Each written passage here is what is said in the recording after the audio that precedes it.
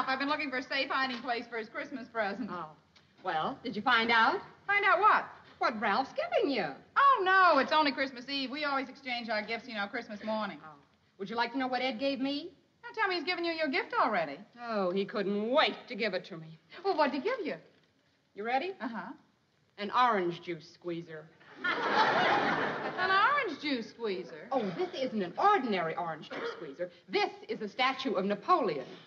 Napoleon? Yeah, you see, you squeeze the orange on Napoleon's head, and the juice squirts out of his ears. Well, Trixie, you gotta admit it's different. Oh, it's different, all right. It's downright crazy. Say, Alice, have you got any oranges? I haven't got a one, and Ed's dying for me to try it out. Oh, yeah, I think so. Let's see. Yeah, let's see. Will these be enough, Oh, Trix? that'd be wonderful. Oh, three swell. Gee, thanks a lot, Alice. Look, honey, I'll see you later. Huh? Okay. Bye. Bye-bye.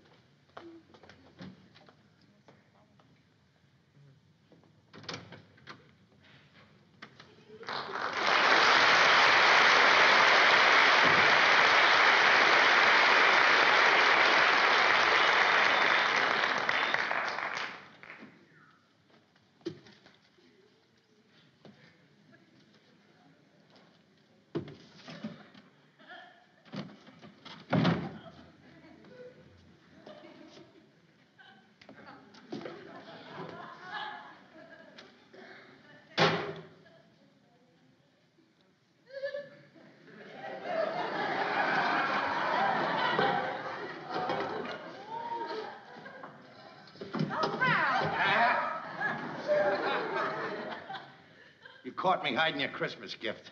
Ralph, I hid your present under there. You got yours under there, too? Yes. There's a riot.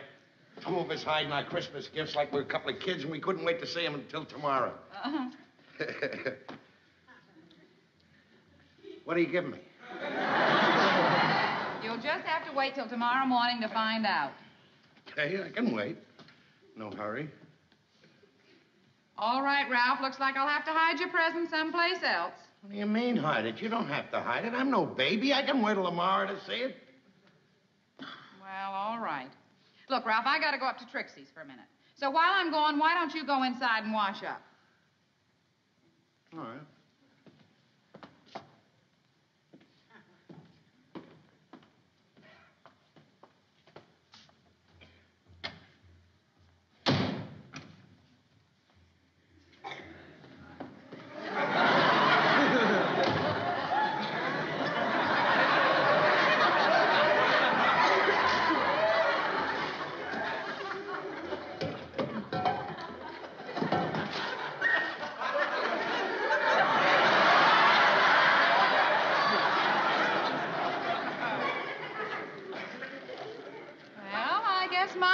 Just have to hide your present someplace else. This looks like I can't trust you, Ralph. You can't trust me. That's a fine thing for you to say. You can't trust me. You're the one that can't be trusted. You said you were going upstairs. Look, Ralph, will you hurry up and finish trimming the tree? People might start dropping in later. Alice! Alice! What do you want, Trix? You got a couple of onions? Yeah, bring them right up. What do you think this is, a grocery store?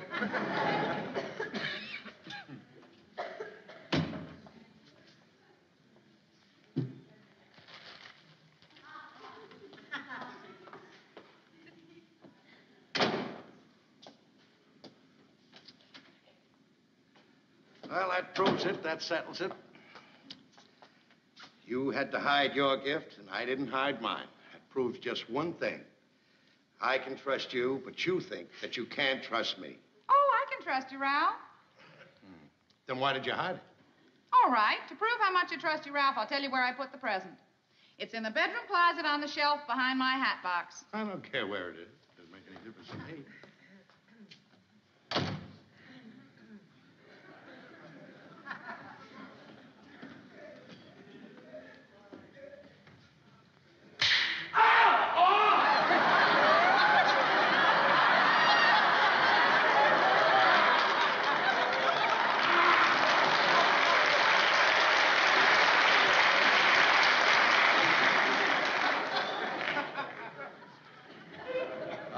Weisenheimer.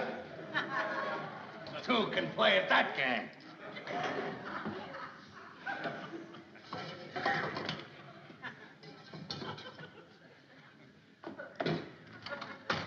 Hey, Merry Christmas Eve.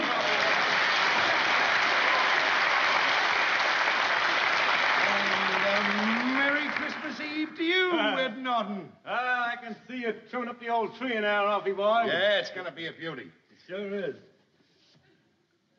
What do you got behind your back? I got a Christmas present for you. Oh, well, hand it over. Huh? I say hand it over. Ain't you got nothing for me? Yes, I've got something for you. Right. 1, 2. 3. Merry Christmas.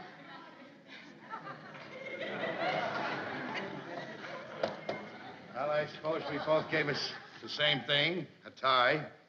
I didn't get you no necktie. You didn't? What's in here?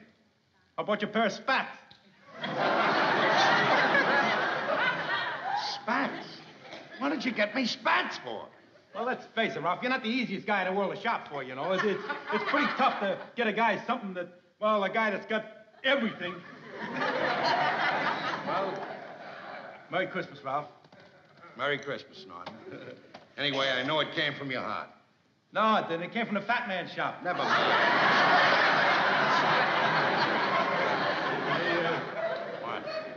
What did Alice give you? Oh, we don't exchange our gifts until tomorrow. Oh, no? Yeah, some kind of a fetish she's got. Oh, yeah. But wait till you see what I got her. Yeah? When she sees this, she flips. Absolutely flips. Where'd you get it? It's under the icebox. Mind if I take a look? Be my guest. I can't wait till she sees it.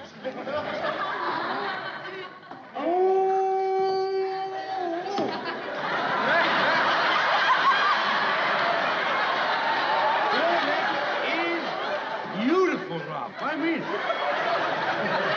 you know something else? You know, it was a smart idea of yours to put that underneath there because in case accidentally if she goes in there and finds it, she'll just think it's a pan for under the icebox. And it's novel, too, you know. I mean, she's not going to get another present for anyone else like this. She couldn't. No one would have a need for two of those. No. Hi, Ed. What's got behind your back? Oh, nothing, Alice. Oh, come on, Ed. I know you got something behind your back. Ain't got nothing at all. Honest. Ed, I know you're hiding something behind your back. Well, jig's up, Ralph. Merry Christmas, Alice. What's this? Oh, look. It's your Christmas present. Not from me, it's from Ralph. Oh, why don't you shut up? Pay no attention to him. He's a nut. That's always been under there. That isn't the gift. I put her gift way in a bag. Oh. Here.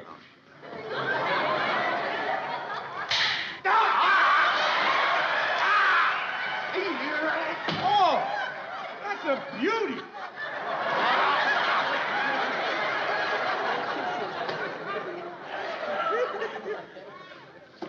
That isn't a gift. This is the gift. Oh, I'm sorry, Ralph. Oh, I see now. You hid the present under there, and you put the mouse trap was a clever ruse of yours in case some dope is stupid enough to stick his hand in there. Wait till you see this thing. I can't wait till you see it. Let me look. There it is. Oh, that is beautiful. Certainly is. What is it? What is it? It's a box to keep hairpins in. See? Got a little secret compartment for bobby pins. Boy, what do I think of next, huh? Yeah. You know, when I bought this thing, the guy told me it's all handmade, you know. It's 2,000 matches glued together. Look at that thing. And he said it was made across the seas, you know. I thought he was kidding me, but right there it says made in Japan. There it is in black and white. I'm telling you, this is something that a girl would not go out and buy for herself. You say that again. And another thing about this, the guy told me that this is the only one of these in the whole world. That at one time this was in the house of the Emperor of Japan. It was smuggled into this country. No kid. I'm telling you. I just can't wait to see the expression on her face when she gets this. I'd like to see the expression on the Emperor of Japan's face when he finds out it's missing. Listen, you're so anxious to give her the gift. Why don't you do it now? Exchange a gift. Trixie and I done it already. Yeah, but she likes to give the gifts tomorrow, you know. Tomorrow may be too late. The Emperor's probably got a bunch of spies on the trail of this thing right now. Maybe you're right. I'm dying to see the look on her kissing when she sees this. Go ahead. Alice, honey! Oh, come in. Yeah? Oh, hi, Mrs. Stevens. Oh, hello, Mrs. Stevens. Merry Christmas. Merry Christmas. I tell you why I dropped by. I'm leaving now for Bayonne to spend Christmas with my sister. And I have a little something for you for Christmas that I wanted to give you. Oh, you shouldn't have. Oh, it's nothing. I just wanted to remember you. Well, I have something for you, too. Oh, well, thanks. Everybody's giving. Well, what do you say if we won't see each other again until after Christmas? We open them now? All right.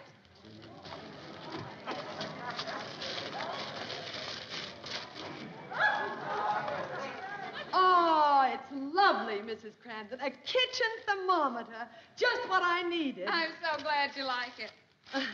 Oh, this is beautiful. Oh, it's nothing. It's just a trifle. I just wanted to give you a little remembrance. Isn't it beautiful, Ralph? It's a box to keep hairpins in. And there's a secret drawer to keep bobby pins in.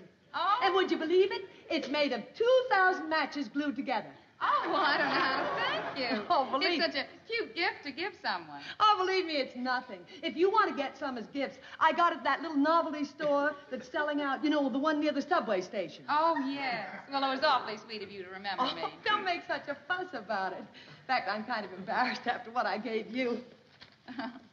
Well, I must be running along. It's an Merry awful... Christmas, everybody. Bye-bye, Miss Stevens. Bye. Merry Christmas. Bye. See, that's a cute little thing.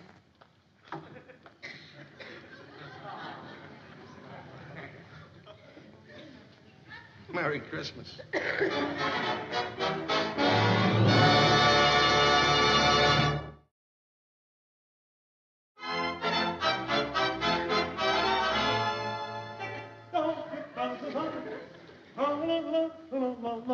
This season's to be joyous. What's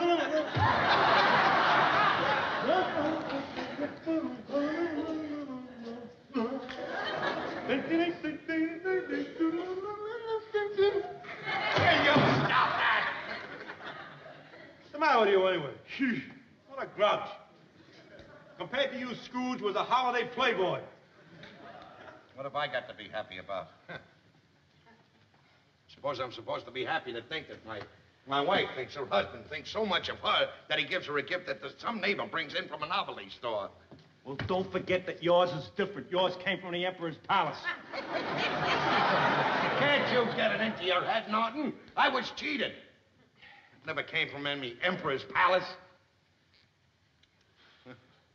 What am I gonna do, Norton? If I only had some money, there's still time to get us something. It's early yet. Hey, have you got any money? Don't look at me. This is Christmas time. Everybody's busted at this time. I'm broke. I ain't got no money. Yeah, I guess you're right. Everybody's broke. Funny part about it is, I didn't have to be broke. I had $22 stashed away, Norton. 22. But I had to be selfish and think of myself. As soon as I got the $22 together, right down I went and I bought the new bowling ball. Always have to think of myself. I could have brought Alice a beautiful present with that $22. Hey, wait a minute. I just thought of something. You know those labels that say do not open till Christmas? Yeah? We get some labels, see? Put on Alice's present, do not open till after Christmas, see? Come on, let's get the labels. Well, wait a minute. What good will that do? Tomorrow's Christmas. She don't open it tomorrow, see? Because you don't give it to her. You sleep all day. Then she's got to wait a whole year before she can open it up again, see? And in the meantime, you can get her another present. You're a riot, Norton. A regular riot. Come in. Hey, Uncle Leo. Merry Christmas, Ralph. Merry Christmas, Uncle Leo. You know Ed Norton. Ah, yeah. Happy Yuletide. Same to you, Mr. Boyle. Same to you. Say, it's good to see you, and I'm glad you came. We got a present for you. Well, well. Hey, pal. Thank you, Ralph. Thank you. Merry By the way, Christmas. where's Alice? Oh, she went out. She's doing a little shopping. Oh, well, I got a little something here for you and Alice for Christmas, too. Oh, thank you very much, Uncle Leo. Hey, why don't you have some coffee? She'll be back in a minute. No, thank you just the same. I got some more stops to make. Tell her I stopped by. Well, Merry Christmas. Merry Christmas, Merry pal. Christmas. Happy Yuletide. Nice guy, that Uncle Leo, ain't he? He's a sweetheart. Yeah. Norton, look at this. A $25 gift certificate for Wallace's department store. 25. Oh, This hey, is the boy, answer to all my problems. You and Alice can really get a beautiful present, huh? What do you mean, me and Alice? This'll do it. I'd give a gift for Alice with this. Hey, wait a minute. Just hold the phone. Just wait a minute. If you use this gift certificate to get Alice a present, isn't she going to get just a little suspicious that Uncle Leo didn't give her nothing this year? You don't understand. When Tuesday comes and I go back to work, I borrow the 25 from one of the bus drivers. Then I buy another gift certificate and I hand it to her. I say it slipped my mind when Uncle Leo gave it to me. Now, look, I haven't got much time. I gotta get right down. Okay. Listen, while y'all going down there, I'll finish trimming up the tree. Take it easy now. Boy, I want to tell Where are you. you going, Ralph? Oh, I'm just stepping out for a little air. Oh. You know who I met downstairs, Ralph? Dum-de-dum-dum.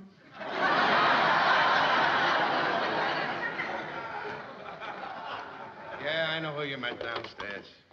Oh, he was up here? Yeah, he was here. He left us this. Merry Christmas, he said. $25 gift certificate. $25 gift certificate from Tommy Mullins. Tommy Mullen?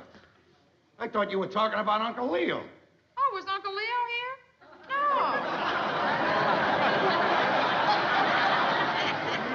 Yeah, he was here. No, I was talking about Tommy Mullins. He's home from the Navy on leave, and I thought maybe he'd run up here to see you. No. Boy, wasn't that sweet of Uncle Leo. Listen, Ralph, I picked up the celery for Trixie down at Krause's, and I got to run up there for a minute. But I'll be right back. All right. I thought you were going out. No, it's too cold out. I'll be right down. 365 days in a year, and that Mullins has got to come home from the Navy. Tough luck, Ralphie boy. Well, I got nobody to blame but myself. It's my own fault. I take $22 that I'm saving up and throw it away on a bowling ball. I could have got her a beautiful gift with that. Wait a minute. That's it. That's it. What are you gonna do? Very simple. I'm going to take the bowling ball, hock it, get the money, and buy her a gift. I ought to get $10, $15 for this thing. Boy, oh boy, you got a knack for getting yourself out of trouble. Just remember, Norton, when there's an emergency, I come out of it. When they made me, they threw away the mold. They had to. You probably broke it.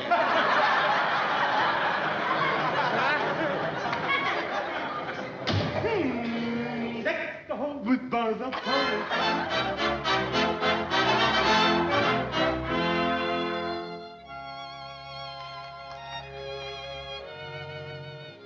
Ralph, Yeah? hurry up, because your breakfast's all ready. Yeah, in a minute. Okay. Boy, I want to tell you something. Your mother certainly has taste in pajamas. Aren't they beautiful? They are. Mother showed them to me. I knew you'd like them, Ralph. Yeah? Come on, honey, sit down. Look, Alice, before we eat, can't we exchange the gifts now? Ralph, the eggs will get cold. So what? It's Christmas. All right, sweetie. I'll go get your present. All right, I'll get mine.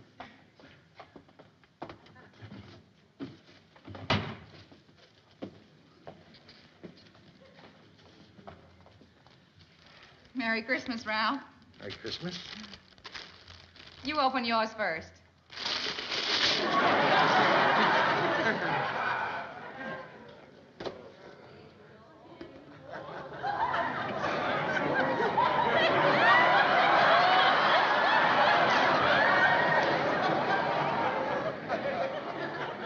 Bowling bag ball. I mean, a bowling ball bag.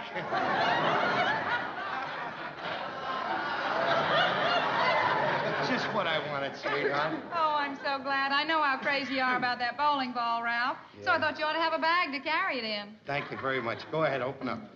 Well, sweetie, why don't we get the ball and make sure that it fits in there? See if I don't have to do that. They're all the same size. They all fit in there. Oh, come on. I just want to make sure it fits. I can't put the ball in the bag.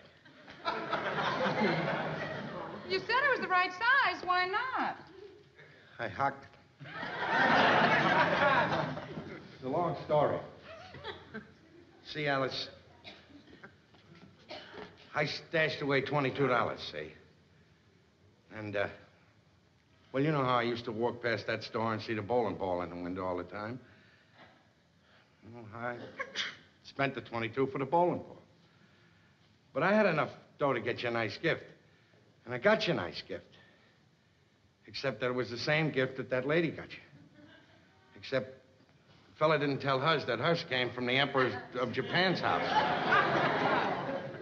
The 2,000 sticks that were glued together. You see, I had the same thing to give you that she gave you. And she was saying it was, you know, little thing you got at the novelty store and everything.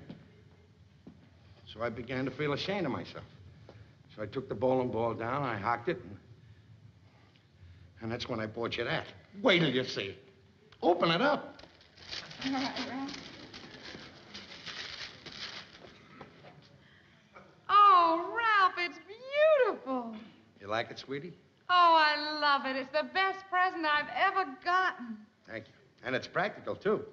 You see, you squeeze the oranges on the pole. The juice floats.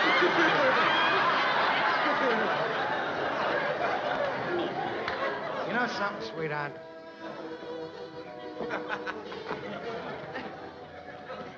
Christmas is, well, it's about the best time of the whole year. You walk down the streets even for weeks before Christmas comes. And there's lights hanging up, green ones and red ones. Sometimes there's snow, and everybody's hustling someplace.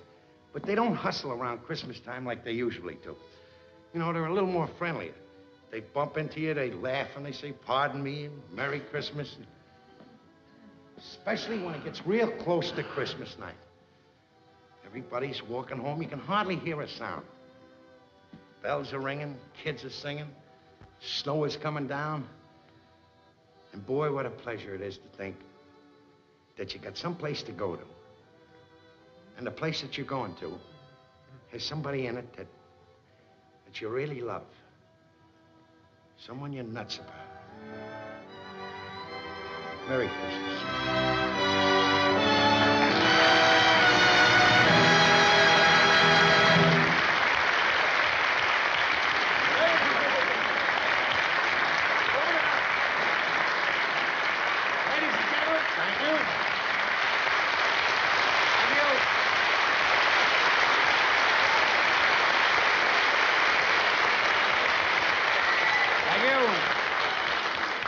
Ladies and gentlemen, we usually don't step out of character, but tonight I think it proper that Mr. and Mrs. Cramden and Mr. and Mrs. Norton wish everybody a Merry Christmas. Would you come in there, Nortons?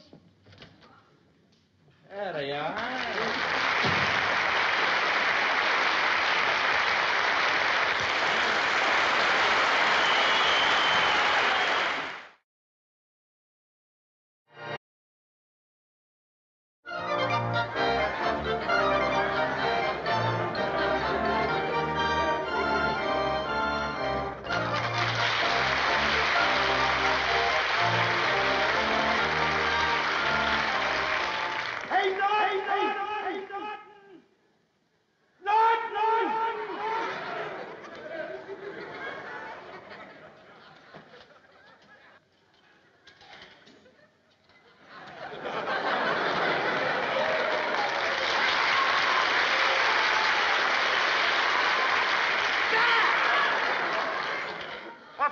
What's the matter?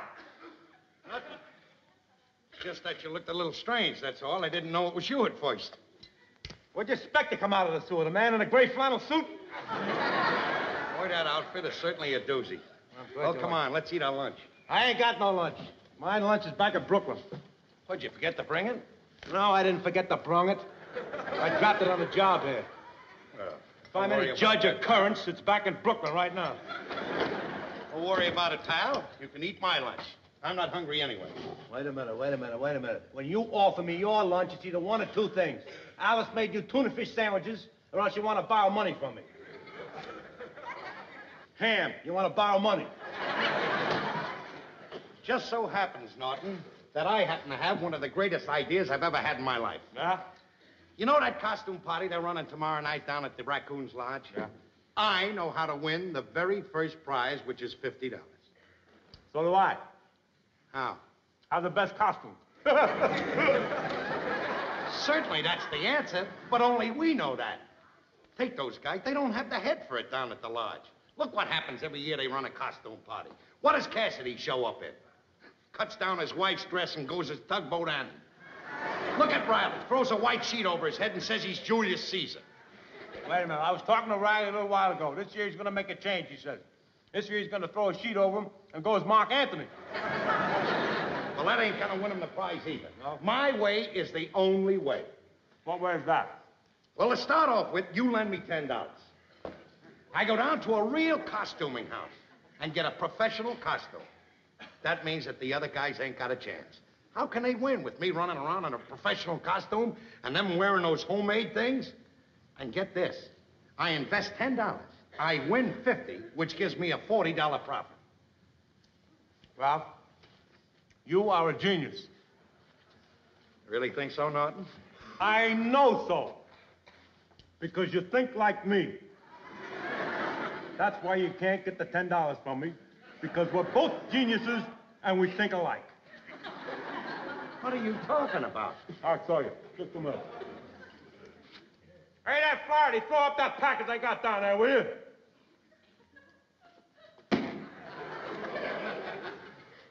You know what's in this here package?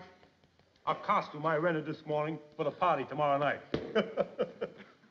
You rented a costume? Certainly I rented a costume. I'm going to win the $50 prize. I told you we both think alike. Norton, you are a snake. Of all the low-down conniving tricks to steal my idea. What do you mean, steal your idea? It was an original idea. We both got the original idea at the same time. Don't give me that. You never had an original idea in your life. Wait a minute, I take that back. You did have one original idea. Your idea for that kid cereal, Pablum on pizza. Just don't laugh. Don't laugh. It's catching on. It's catching on, huh? Well, I just want you to know what you just did. You just declared total war. Not only did you steal my idea, but you used the $10 that I was going to use to put my idea into operation. Just remember, Norton, this is total war. All right, now, wait a minute. Just simmer down. Just simmer down. Look at the facts. Look at the facts. I got this here costume this morning. You told me about your idea a couple of minutes ago. How did I steal your idea? I don't know how you did it, but you did it.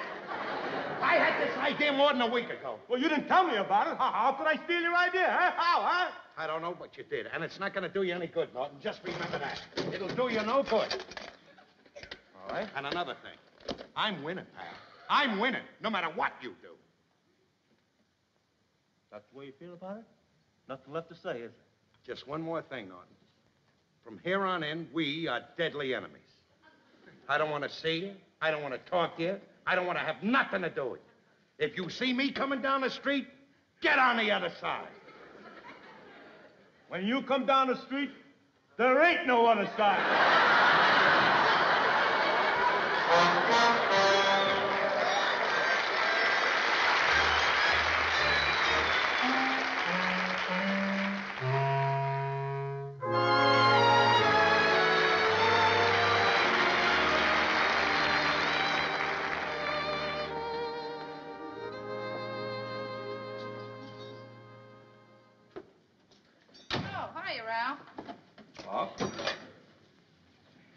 Alice,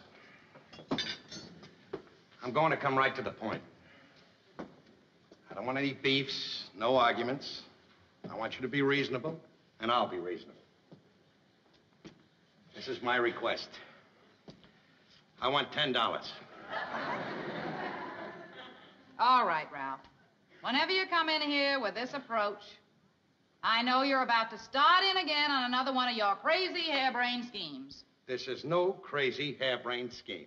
You know that the costume party is tomorrow at the lodge. I know how to win the $50 prize. All I need is the $10 to get my costume. I got it all picked out. I'm going as King Henry VIII. Nothing doing, Ralph. I can't spare the $10. All right. I said I'd be reasonable, and I will be. If you can't give me 10, I'll take 5. For $5, I can go as Billy the Kid. I tell you what I will do. I'll give you a tin can. You can go as Billy the Goat.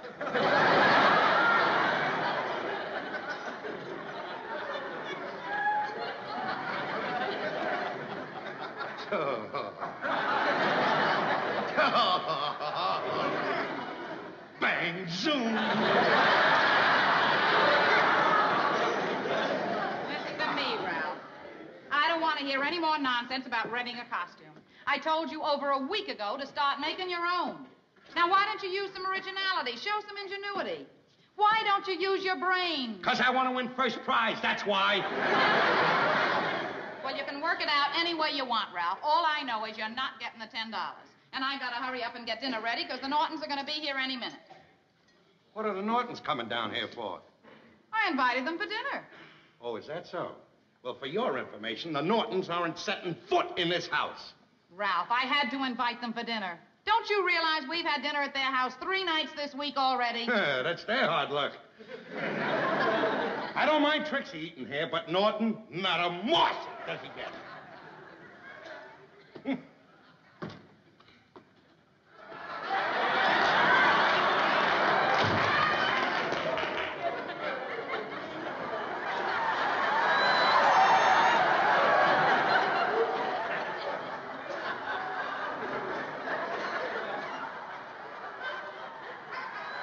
Bonjour, everybody. Happy Charles Boy to you. How do you like it, Alice? I just thought I'd slip it on and see how it felt. Get the feel of it, you know. Oh, Ed, you look wonderful. But who are you supposed to be? I am Pierre-Francois de la Briosky. Well, who is he? Who is he? You never heard of him? No. Oh, he's been a childhood hero and idol of mine since I was a kid. Well, what was he, a king or something? What, are you kidding? A king or something? Oh, Pierre-Francois de la Briosky was a great man. He designed and built the sewers of Paris. Well, it certainly is quite a costume, isn't it, Ralph? That is the most ridiculous thing I've ever seen in my life. Methinks I detect the presence of the green-eyed monster. You don't detect nothing. I'm not jealous of you, Norton. Just remember, any dope with $10 can rent a costume. And on top of it, you stole the idea from me. Peasant? In a word for the immortal Pierre-Francois de Briosky, la plume est bon si t'es bon, les feront les confitures. And what is that supposed to mean? That means wait till tomorrow night and see who the judges pick as winner at the costume ball. You don't frighten me, pal. You think you're gonna win that ball? That gives me a laugh. That gives me a laugh. I'm the one that's gonna win it. Oh, you're gonna win, huh? Up to now, I wasn't interested in going into the contest. Not at all, pal. But just to teach you a lesson, once and for all, I am going into the contest with my own original costume that I will make up myself. It's not because I want to win the $50. It's not because I want to show off my talents, how good I am at originating things, but only to teach you a lesson. Now, what have you got to say to that? Any words of the immortal Pierre-Francois de la Briosky? Le plus... Oh, shut it. Right now, look, you can break it up right now. Dinner's almost ready. Ed, where's Trix? She's upstairs. She's come down in a little while. They can sit down and eat first. I'll wait. Won't hurt me to wait a couple of hours to eat. No, it won't hurt you, but it'll be tough on the farmers. Come on, Ed, you sit down. I want to take a look at the roast.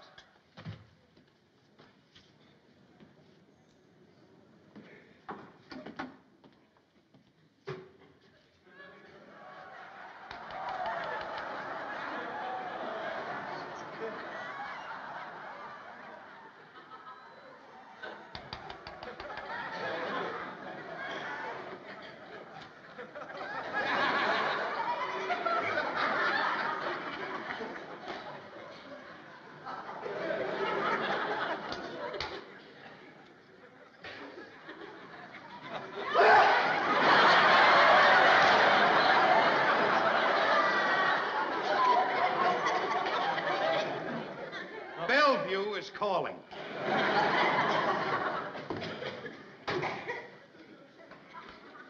Ralph, what are you doing? I'm making my costume. That's what I'm doing. With the icebox door? Yes, with the icebox door. Don't get upset. I'll put it back on tomorrow. But, Ralph, by tomorrow, all the food that's in there will be spoiled. Don't worry about that. Just invite him down. He'll eat it. What kind of a costume can he be making? I don't know, but if he took the whole icebox, I'd say he was going as a junk man.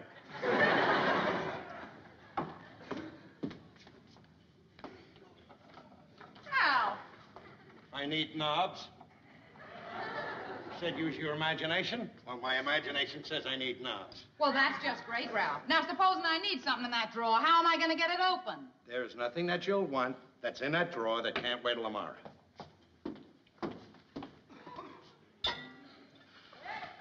Where's the flashlight? It's in with the things that can wait till tomorrow. Hey, Ralph, come on. Will you tell me what kind of a costume are you making anyway? I knew you were going to ask that question. But you'll get no answer from me. You stole one idea from me. You're not stealing this one. Just remember that, pal. It's in the thing that can wait till tomorrow, huh? Who I'd like All to right.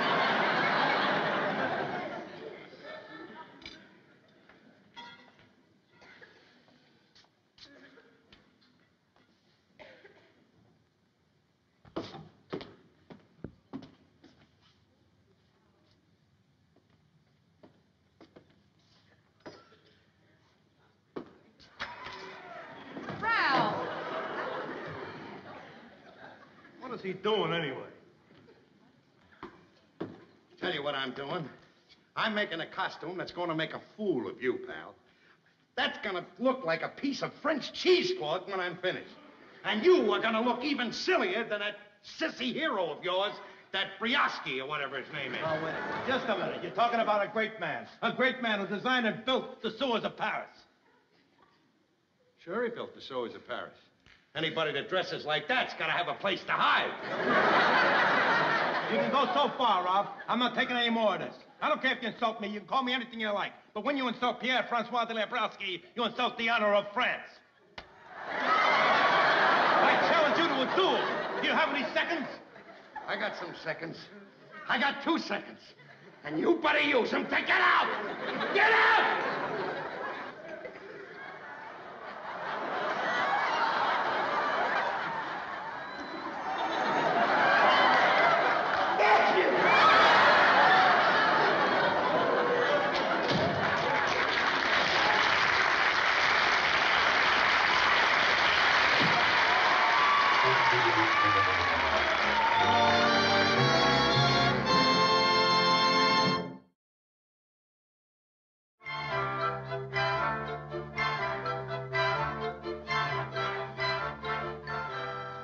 Ralph, can I come in now?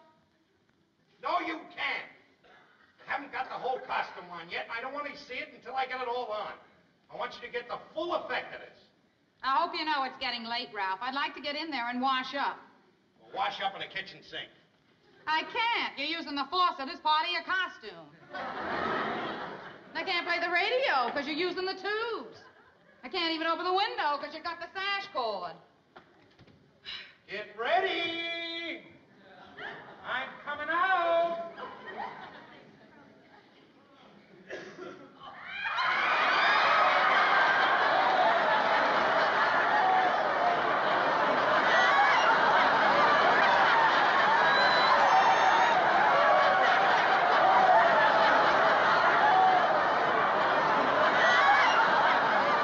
Got your spellbound, huh?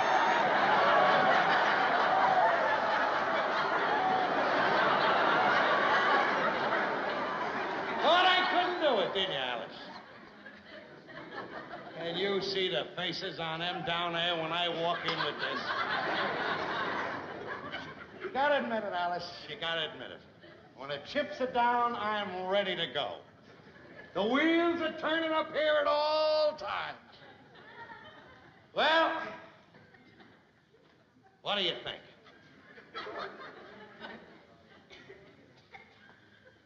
I think you're nuts.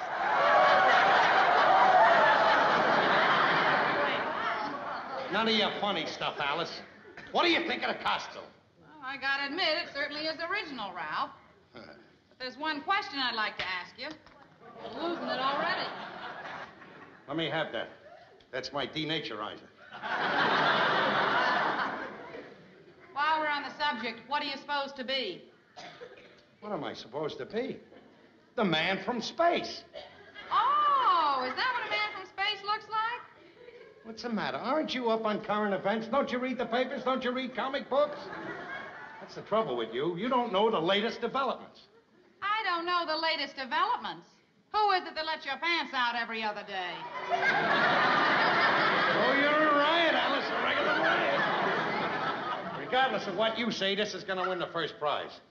They'll know what I am down there. Ralph, you asked me what I thought of your costume, so I told you. I did not recognize you as a man from space, and no matter what you think, the judges are not going to recognize it either. It's just a matter of time, Alice, that's all. We'll be there in an hour or so, and we'll find out.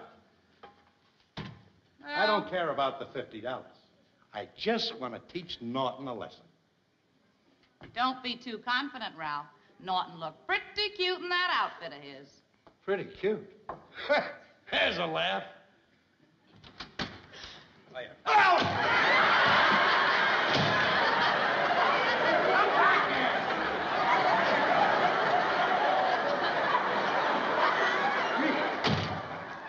Oh, it's you, Ralph.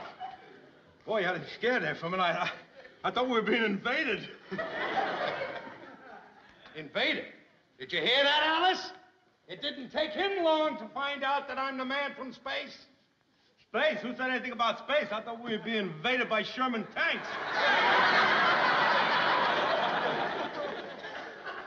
Well, this is what I made from the stuff around the house. Yeah? What's your opinion? Well, frankly, I liked it better when it was furniture. Well, no matter what you think, I'm walking off with the prize. This will make a fool out of you, and your costume alongside of this is going to look like a piece of French cheesecloth. And it's going to make you look sillier than that French hero of yours. Well, if you don't mind, I'd rather not hear you mention that Briosky's name anymore today. Why not? I thought he was your idol, the man who built the sewers. Well, I did a little reading up on him today. He didn't build the sewers. He condemned them. That must have came as a terrible blow to you. Oh, well, c'est la gloire. What have we here? Look who strolled into the lounge. And what's your name, little girl, and how old are you? My name is Alice, and I'm 12, going on 12 and a half. What do you think, Ralph? How do you like it? Where's the other half of that costume? That's all it is, Ralph. I'm supposed to be a 12-year-old girl. Your knees are showing. Of course my knees are showing. A 12-year-old girl's knees are supposed to show. Not any 12-year-old girl that's married to me. You walk into that party, everybody will be looking at your knees. All right, Ralph, I'll fool them. I'll walk in backwards. Ed, I got some awful news. Oh, so Mally could cry. Look, simmer down. What do you mean, cry? Crying never solves anything. Remember the old saying, laugh and the world laughs with you, crying you cry alone? What's the bad news? What? Your foreman called. There's an emergency up at the 225th Street sewer, and he wants you to go up there right away. But I don't want to work tonight.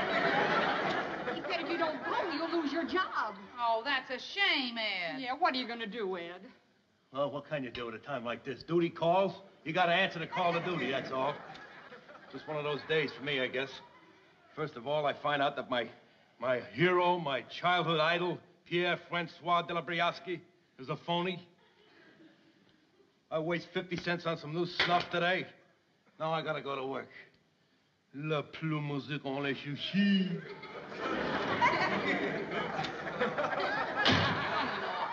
Yeah, poor Norton.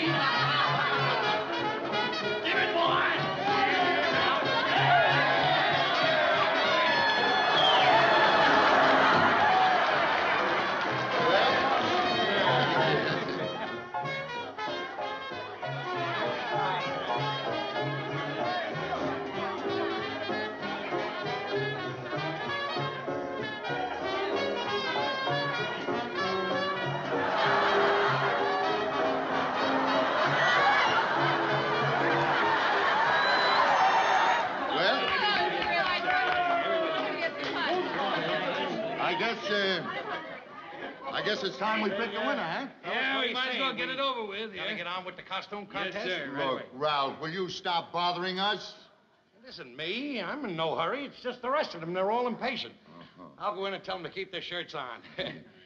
Say, did you happen to get a load of Cassidy's costume?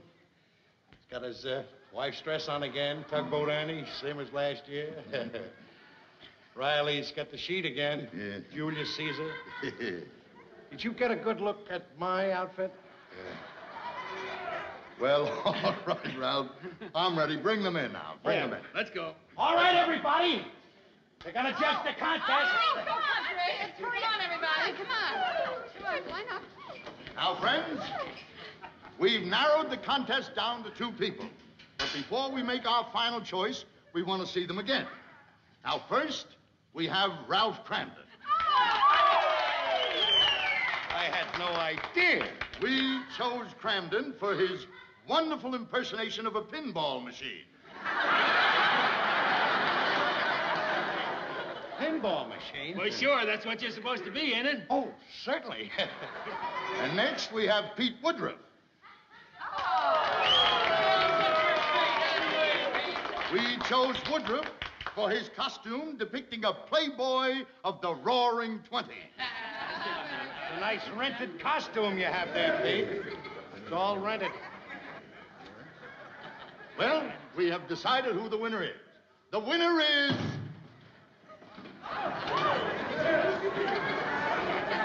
Well, who are you?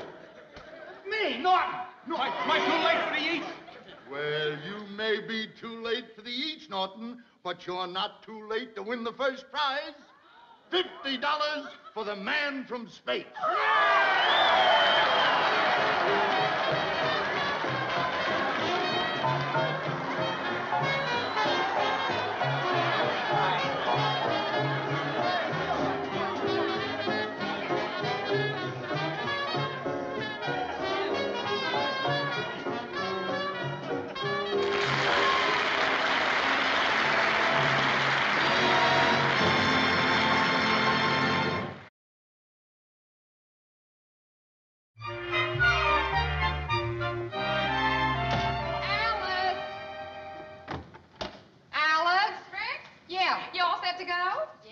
Waiting for my brother-in-law. He's going to pick me up. Oh, good. How long are you going to stay at your sister's? Oh, just till tomorrow afternoon. Say, Alice, I cleaned out my refrigerator, and it's defrosting now, and I was wondering if you'd go up tomorrow morning and turn it back on for me. Oh, sure. I'd ask Norton to do it for me, but every time he looks into an empty icebox, it makes him cry. Oh, look, I'll give you the key. Here it is. All right. I'll have Ed for dinner tomorrow night. Oh, good. I wish I could have him tonight, Trix, but we're going over to my mother's for supper. Oh. See, the whole family's gathering because my Uncle Leo's in town from Utica. You mean Ralph's going along to your mother's with you? Well, he said he was, but I think that was just to keep everything calm until he goes into his act. His act? Oh, sure. He knows we're supposed to leave as soon as he gets home. Yeah. But if I know my Ralph, the minute he comes through that door, you're going to see the most exhausted, worn-out man in the world. He's going to say, Alice, in all my 15 years of driving a bus, this is the worst day I ever had. Then he'll drag his weary body over and collapse in this chair and say, oh, never thought I'd make it. Then to top it all off, Trixie, he'll probably say, I wish I could go to your mother's with you, honey, but I'm afraid you'll just have to go without me. Oh, you're exaggerating. No, it's the way it goes. Oh, that's terrible.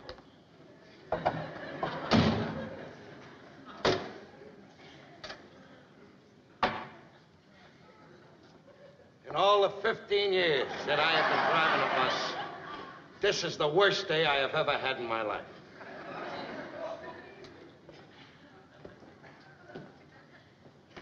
Oh, I never thought I'd make it. Hiya, Trix. Hi. Alice, I'd love to go with you to your mother's tonight, but I'm afraid you'll have to go by yourself.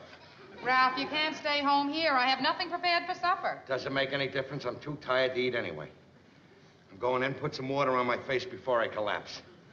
Don't worry about me eating. I haven't got the energy to pick up a fork. My boy is too tired to eat. In exactly 10 seconds, he's going to yell out here, Alice, any leftovers from last night's supper? 1, 2, 3, 4, 5, 6, 7, 8, 9, 10. Alice, any leftovers from last night's supper? He sure sticks to the script. He sure does. That must be my brother-in-law. Harvey, I'll be right down. I'll see you tomorrow. honey. Okay, Trix. Have a wonderful time. Give my I love to will. your sister. Yeah, thanks. Bye-bye, dear. Bye-bye. Didn't you hear me? I asked you if you had any leftovers from last night's supper. Ralph, we're eating at my mother's. I told you I am not going to your mother's. I'm too tired, and I gotta get to bed early. You'll still get to bed early. We'll go to Mother's, eat supper, and come right home. Now, you know I'm not that kind of a man. I'm not the kind that eats and runs. Eats and runs. The way you eat, you're lucky if you can walk. Oh. If I wasn't tired, would you get yours? You're not tired, Ralph. You're just putting on an act because you want me to go to my mother's without you. And I know why. You're going somewhere. You're absolutely right. I am going somewhere. I'm going right to bed. And do you know why? Because tomorrow at 8 o'clock, I gotta take my annual physical for the bus company. That's why. Oh, you finally came up with a new one. A new one, huh? You think it's a lie? Huh? All right. There's the card telling me to report at 8 o'clock. Maybe you'll believe me from now on. Oh, Ralph, I'm so sorry. Maybe I should get you something hot for your supper. No, that's all right. I don't want anything special. I'm too tired to eat. You go ahead. Don't worry about me. You sure you'll be all right? I'll be okay. All right, sweetie. Well, I'll be home early anyway. Don't rush on my account. It's okay. All right. Bye-bye.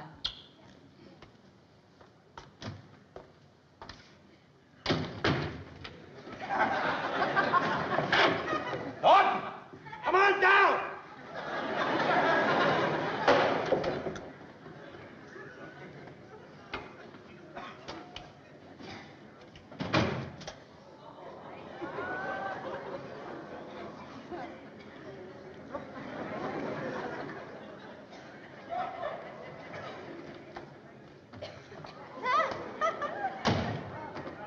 Well, Alfie, boy, and that tonight is the night.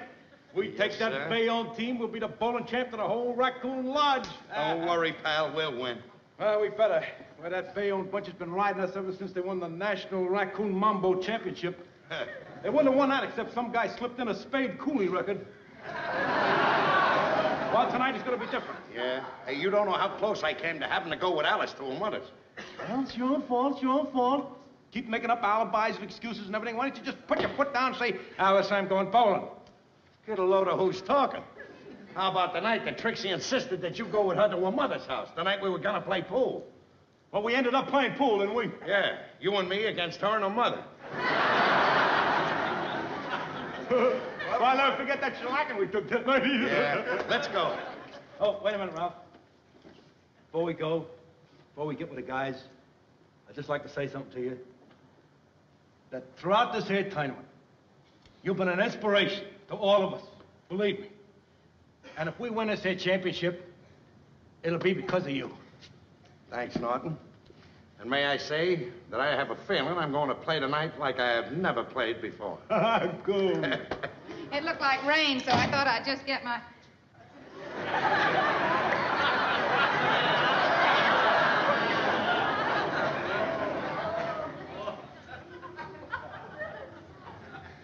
Ralph, how could you do such a thing? I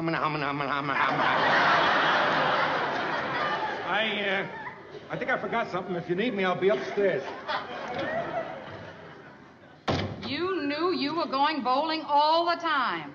Look, Alice, I can't help it. It's the big match tonight. It's the championship game. If it was any other night, I'd go with you to your mother's. Honest, that's the truth. I don't know what's the truth anymore, Ralph. You came home tonight and you said you were tired. That was the truth. You told me you wanted to go to bed early. That was the truth. Then you told me you had a company physical to take in the morning. I suppose that was the truth. That was the truth, Alice. And you've got a company physical in the morning, and yet you'd go out bowling and risk passing it? What do you mean, risk passing? What's bowling got to do with it? What's bowling got to do with it? The last time you went bowling, you hurt your back and you couldn't even straighten up. That was not on account of bowling. It was on account of a cold. That's what you say. Now, you listen to me, Ralph. You are not going bowling. I gotta go, Alice. I promised the guys. The guys? What about me, Ralph? What about your job? What about our future? Listen, Ralph, if you want to go out and go bowling tonight and take a chance on hurting your back, and jeopardizing your job and everything else without passing that physical, well, then just go right ahead and do it. You're a grown man now. There's nothing I can do about it.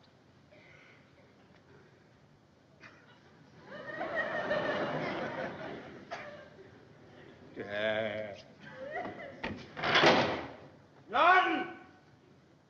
Norton! Call up Schultz. Tell him he's going to play instead of me. I'm not going. I'm not going. Well, are you satisfied? You want to go with me now, Ralph? No, I don't want to go with you. I'm going to bed. All right.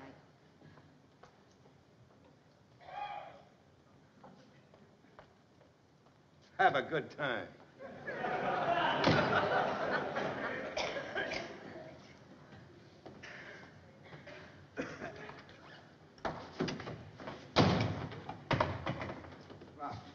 Listen to me, Ralph.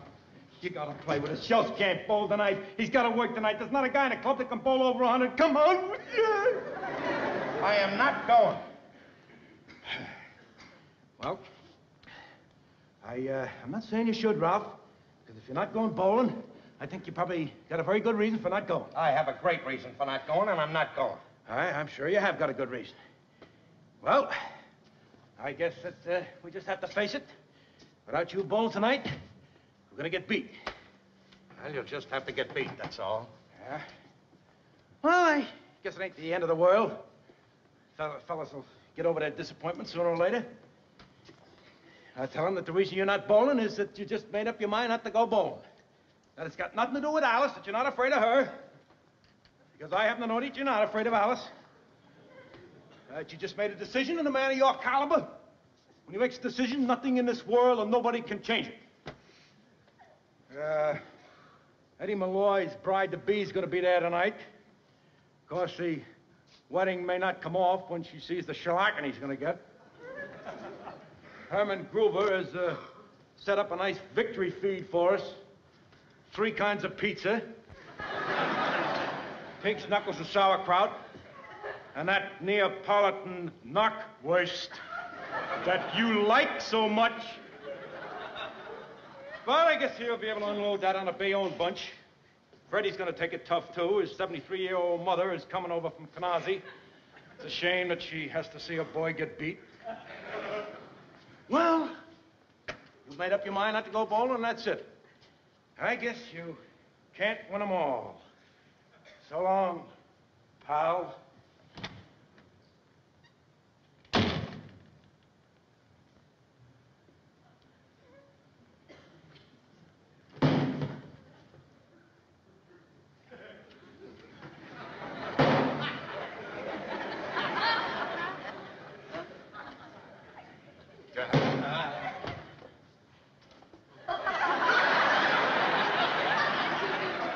I knew that Neapolitan knockwurst would get you. Let's go, pal. Let's go.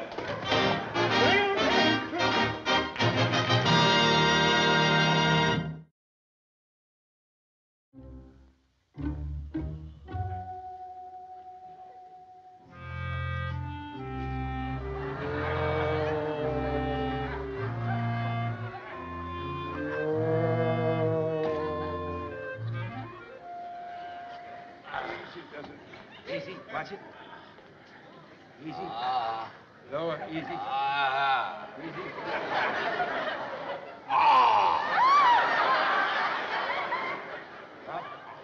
How are you, pal? Is there anything I can get you? A glass of water? Would you say that was yes or no? Ralph, I can't tell you how sorry we are. After all you did for us tonight, look, we'd never have been able to beat Bayonne and win the championship if it hadn't been for you. Get the doctor on the phone. Yeah, he said if there's no complications, it sounds to him like it's a simple wrench back. Now, if Ralph sleeps on a heating pad all night, it could be gone in the morning. But if it doesn't go away, he wants you to come and see him in the morning. Look. Let me take care of it. Will you fellas go? Okay. These are my hands. Take it easy, Okay. Ralph. Take care of yourself. Yeah. Now. So long. Don't slam the door. Easy. How are you, pal? I'm dying. My back is killing me. I gotta do something about my back, Norton, before Alice gets here. She's gonna know I was bowling. I know. That's why I got rid of the guys.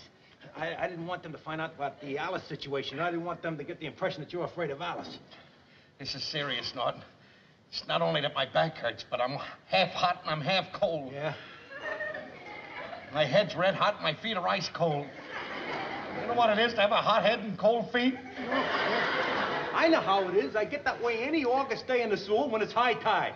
How the beer's going down there? Now, just take it easy. Take it easy. You're all overworked from excitement and shock. I don't feel good, Norton. I'm burning up. Hey, I'll take your temperature. You got a thermometer?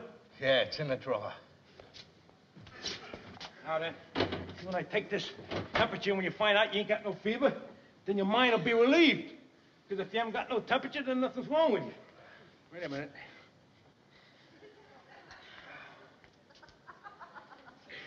Come on, Norton! Wait.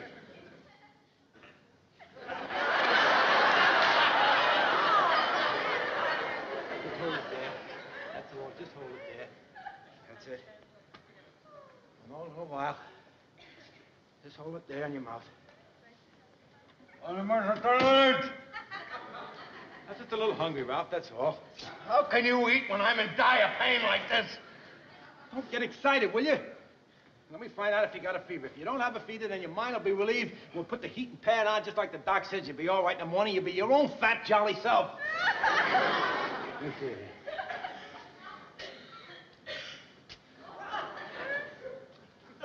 Well, what is it, Norton? Wait a minute. I'm trying to see it in the light. I gotta find that little red line. Wait a minute.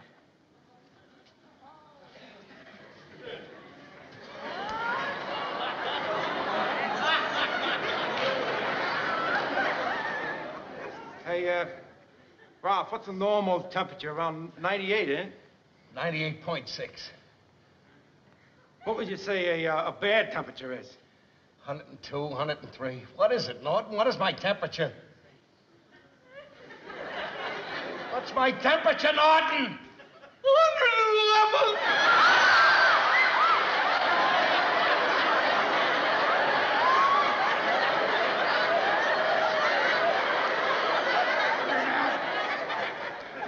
$111?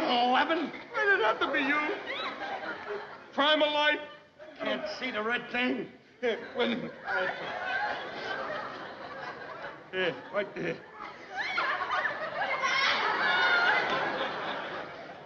Norton, What? did you do that when you looked at the thermometer? Yeah. Couldn't see it. I had trouble seeing it, so I had to hold up the lights.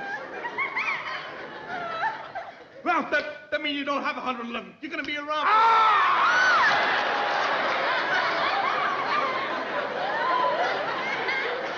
I'm sorry. You got that?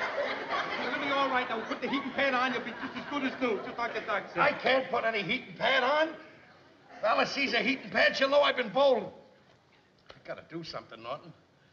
Hey, wait a minute. I think I got an idea. Trixie's away overnight. Come up to my place. Be my guest. You can have the heating pad on all night.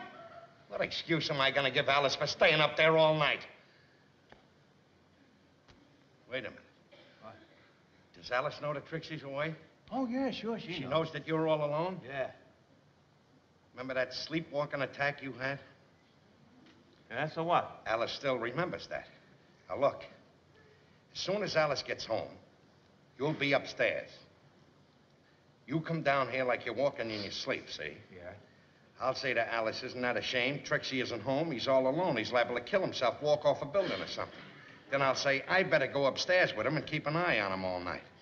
And in that way, we can put the sleeping pad on and everything will be all right. Boy, oh boy, what a brain, Ralph. I'm telling you, the plans you think up, this city is lucky to have you on the side of the law. Look, I better get on my feet and straighten up a little bit so she doesn't notice anything's wrong when she comes in. Yeah. That's it.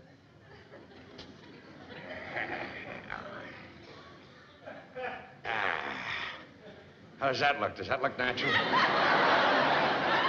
Well, it looks all right if you're practicing to be an airplane spotter. Here, let me help you. Will you stop that? I'm sorry, Ralph, but the way you were standing there, you looked like the Leaning Tower of Pizza. Pizza. It may be pizza. I know pizza when I stand.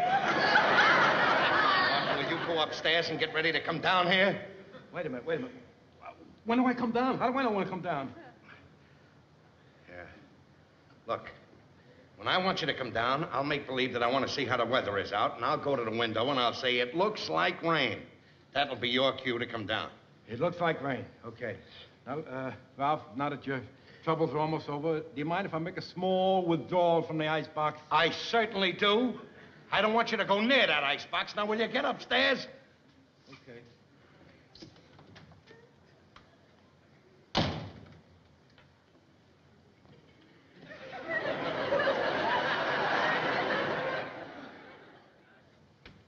I'll see if Ralph's asleep, Uncle Leo. Well, I sure hope he isn't. I'd hate to leave town without seeing Ralph. Uh-huh.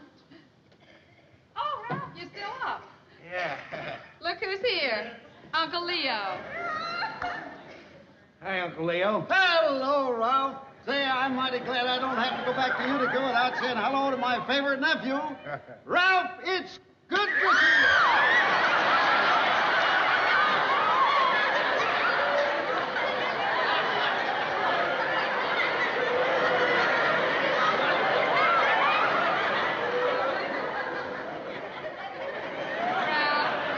Wasn't it nice of Uncle Leo to drive me home so he could see you? Just great.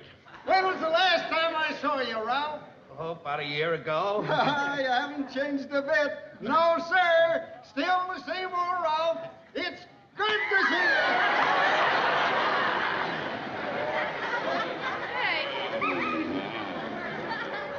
Now, remember, you kids have got to come up to Utica sometime around Christmas. Aunt Sarah will just love to have you. Well, good night, Alice. Good night. Goodbye, Ralph.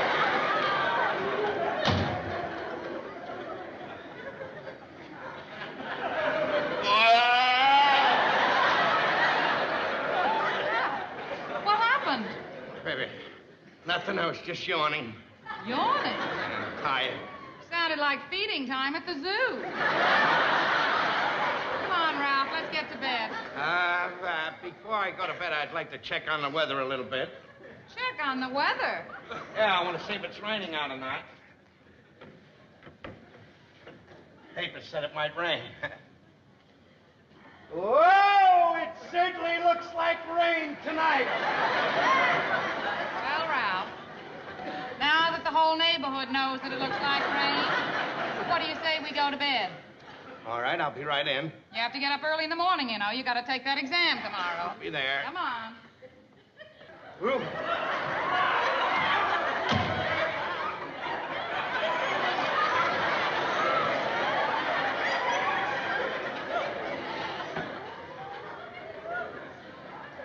Must be walking in his sleep again, Alice. Oh, Ralph, this is terrible. He did it once before. Do you remember? Yeah, what should I do? Well, you can't wake him up. It's very dangerous to awaken a sleepwalker. It is? Yes. But, gee, Trixie shouldn't leave him alone like this. No. When he's like that, he's liable to walk off a building or something. You know, maybe I ought to follow him and go upstairs with him and keep an eye on him all night. That's a good idea, Ralph. I'll get your pajamas. That's fine. Hey, Ralph. There's nothing up in my icebox. Can't I get something to eat? My stomach is full. Stay out of the icebox! I'm hungry. Ralph. I brought you your robe, too. Thank you Because very I much. thought you might get chilly upstairs. All right, sweetheart. Oops, there he goes.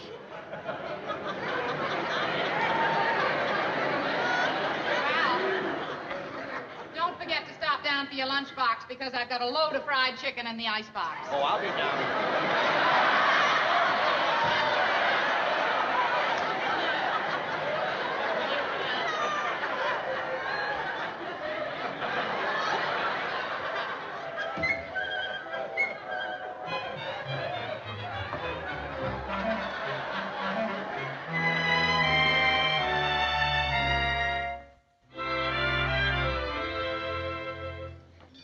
Hi, Alice.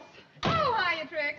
Did you have a good time at your sister's? Oh, wonderful, Alice. But tell me, did you finally get Ralph to go to your mother's with you? No, I didn't. He wanted to stay home and get a good night's sleep because he had to take a company physical this morning. Well, that's sensible. Yes, but you know what I found out? Huh? He was planning to sneak out and go bowling last night. I mean, he was going to go bowling before his physical with his bad back? That's right. Oh, But as soon as I found out, I put my foot down and I said, you just stay home. well, that's what you got to do, Alice. Believe me, these men we're married to, you just got to treat them like children. I know. Wait a minute. Come in. Hi, Alice. Hi, Hiya, Fred. Oh, Trix, how are you? Hi. Ralph here? Ralph? No, he's not home from work yet. Well, then he was able to go to work today, huh? Oh, of course. Oh, his back must be better, huh? His back? Yeah, when we left him last night, his back was hurting him so much, we thought maybe he couldn't go to work today. Alice, you should really be proud of him. Without him, we couldn't have won that bowling tournament last night.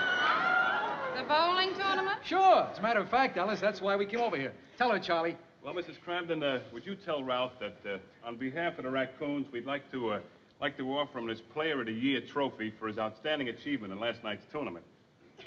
Boy, I'd like to see the expression on his face when he sees this, huh? Yeah.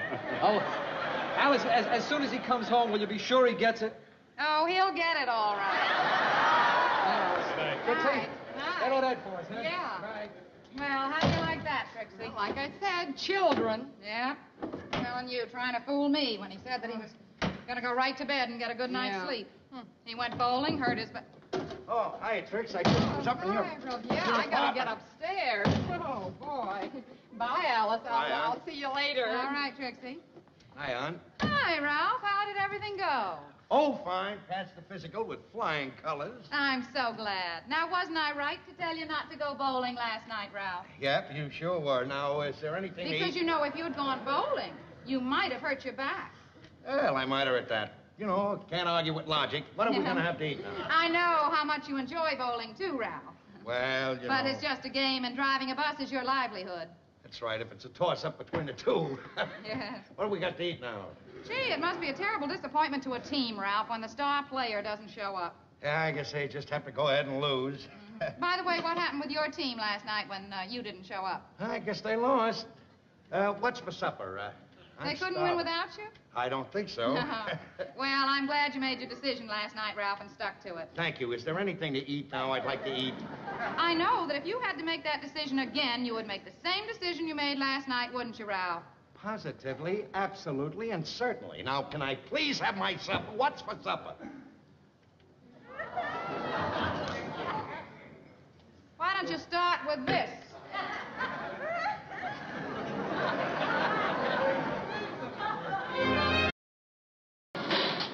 Checking new installation. Bensonhurst 07741. Okay, thank you. Everything's in working order, miss. Oh, that's wonderful. Thank you ever so much.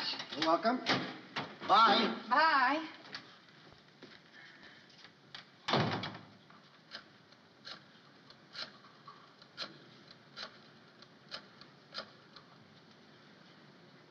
Trixie, this is Alice. Yeah. Guess where I'm calling you from? No, I'm home. In my apartment. Yeah, I got a phone. Just now. Oh, Trixie, it's the most beautiful phone you ever saw. It's black. Yeah, rush right down and see it. Okay.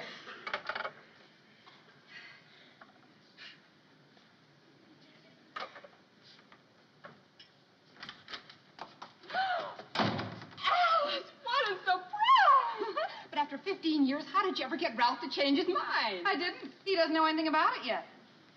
You mean you had this phone put in without telling him? That's right. Yeesh.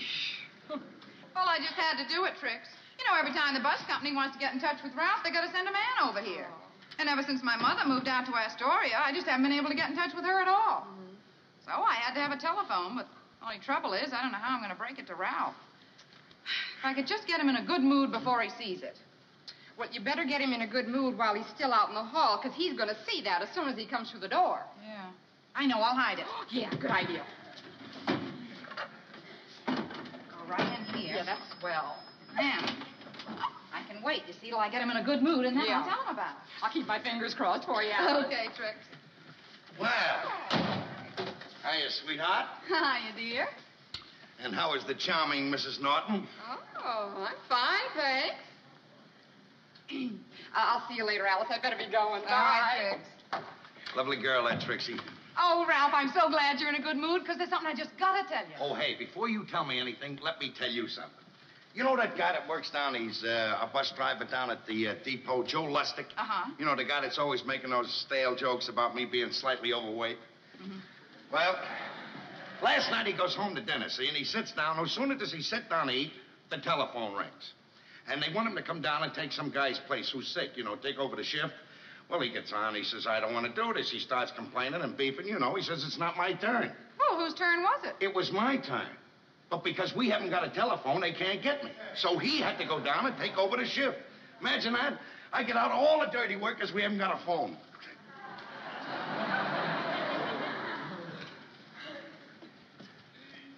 Well, anything to eat?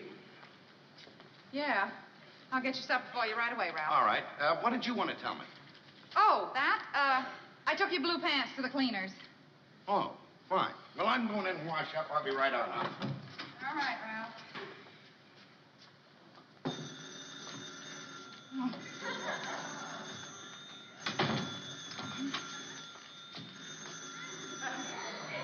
Did I just hear a telephone? A telephone? Oh, yeah, I know. It's the window's open. Could have swore it was right in this room. It sounds that way. Yeah. Well, I don't know why I have to listen to other people's telephones.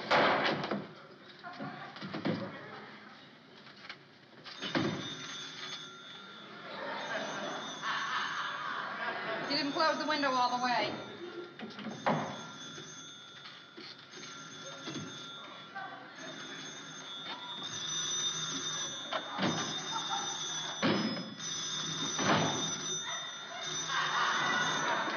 Hello?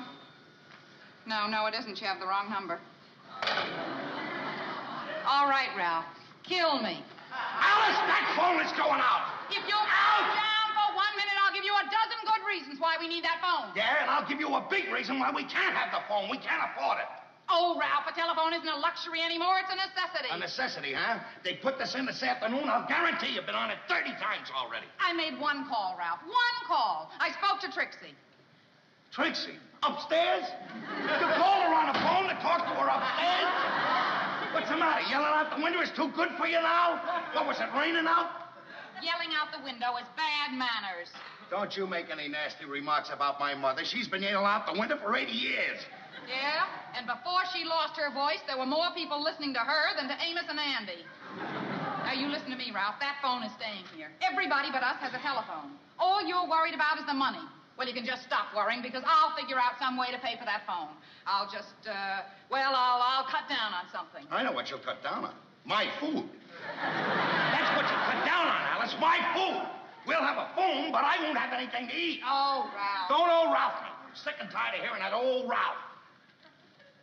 The bills will get bigger and bigger, and I'll get less to eat. I'll start losing weight. Then you know what I'll look like? Yeah, a human being. Oh, are you gonna get yours? Listen, Ralph. If you'd just stop being so stubborn, you'd realize that we do need a phone. It is just as important for you as it is for me. Oh, it has nothing to do with me, because when I'm working all day, you'll be making calls. And then when I'm home at night, you'll be getting them. That phone is for you. You. Hello? Yeah. It's for you.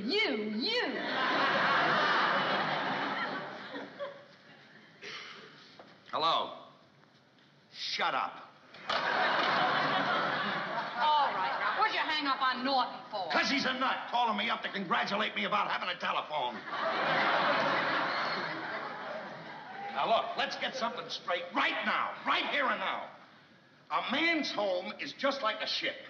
And on this ship, I am the captain. I am the captain of this ship. Do you understand that? You are nothing but a lowly third-class seaman. That's all you are. Your duties are to get the mess, swab the deck, and see that the captain feels good. That's all you have to do. Remember, you're nothing but a lowly third-class seaman. I'm the captain. Where are you going? Seaman Crandon, third class, is retiring to the poop deck until this big wind blows over.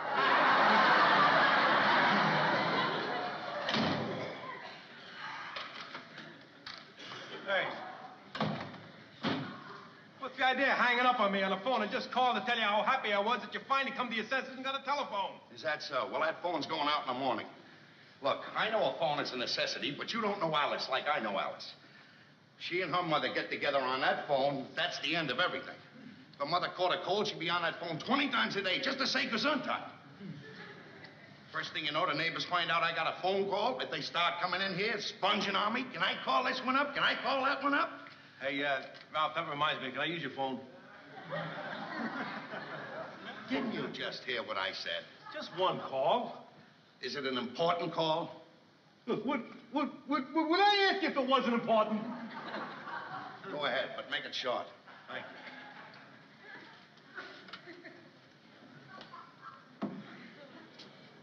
Will you make the call?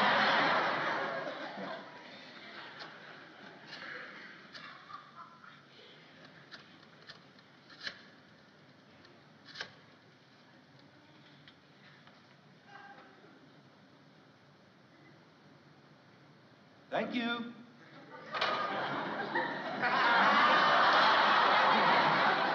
Was that the important call you had to make? Well, isn't knowing the right time important? Besides, I didn't talk too long, did I? You're going to pay me for that call. You're going to pay me for that call. I hate to bring this up, Ralph, but you leave me no other choice. In the past 15 years, you've used my phone a few times, you know. All right. Don't throw that up to me. Just tell me how many times I use it, and I'll pay you for it. All right, I'll tell you.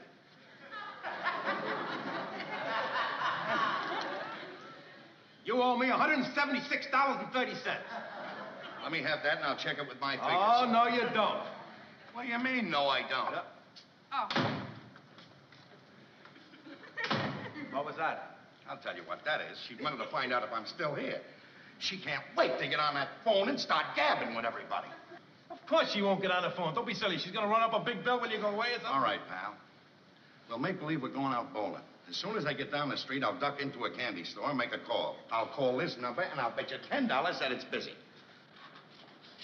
Bensonhurst 07741. Take your... We're going bowling now, Alice. Be back later.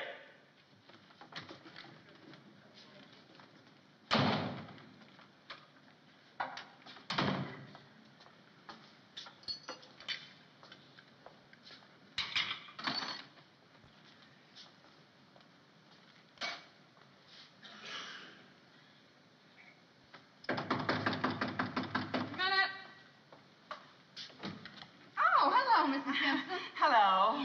I'm sorry to bother you, Mrs. Cramden, but I was hoping maybe you could help me. Oh, sure. What's the matter? Well, a friend of mine's babysitter disappointed them, and well, I was hoping you might know someone.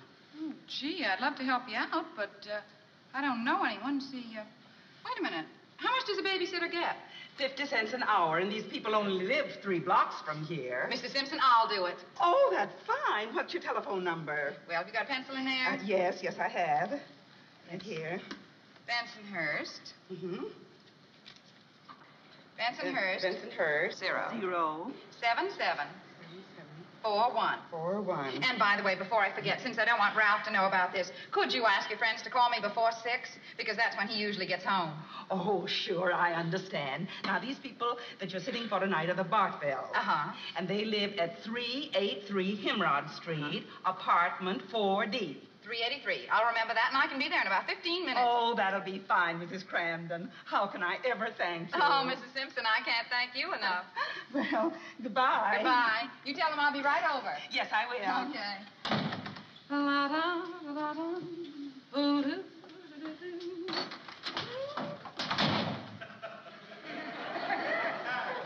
So you heard me coming, huh? And got off the phone. Ralph, I wasn't on the phone. Don't stand there and give me a bare-faced alibi like that you weren't on the phone. I've been calling this number the last 15 minutes, and it's been busy. If I called Bensonhurst 07740 once, I called it 400 times, and each time it was busy. Bensonhurst 07740. That's right, and each time it was busy. Mm-hmm. Well, our number is Bensonhurst 07741. I want to tell you something, Ralph. We've had our differences before. We've argued and we've fought and everything else, but everything was always out in the open. Each one knew how the other one felt. But this rushing in here like this, why didn't you just come in and ask me if I was on the phone? Didn't you think I'd tell you the truth, Ralph? Guess I had the wrong number. I guess I married the wrong number, Ralph.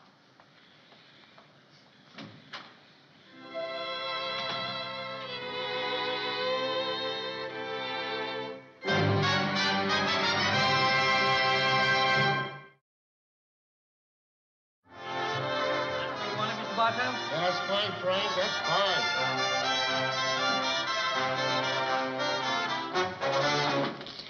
Thank you. Okay. How'd you like the show last night? Oh, great, Harvey, just great. The wife and I have a date tonight. When I called her from the office this afternoon, she still hadn't found a sitter. Say, why don't you call the woman we used last night? Huh? Oh, she's very, very nice. Very, very good. What's her name? Alice Crandon. She lives right near you, too. Look, I'll give you her phone number. Hey, that sounds great. I'll write it down in my book as soon as I get out of the chair here. Great.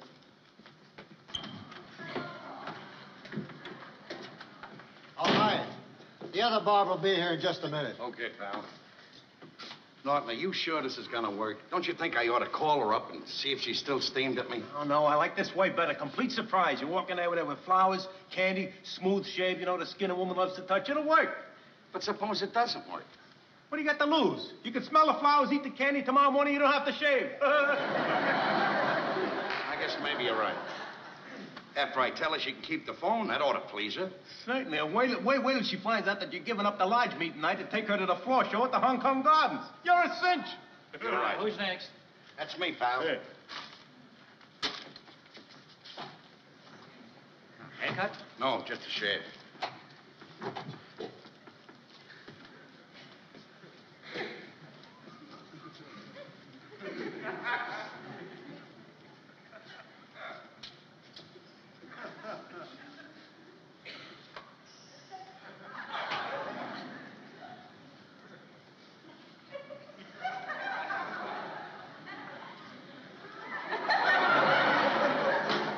What's the matter with you? Don't you realize that this is this man's place of business? How would you like him to come down to the sewer where you're working? How help himself to anything down there? Help himself to what? Sit down and read a magazine. Hey, Ralph. Esquire. Will you sit down? All done, Mr. Wallstetter.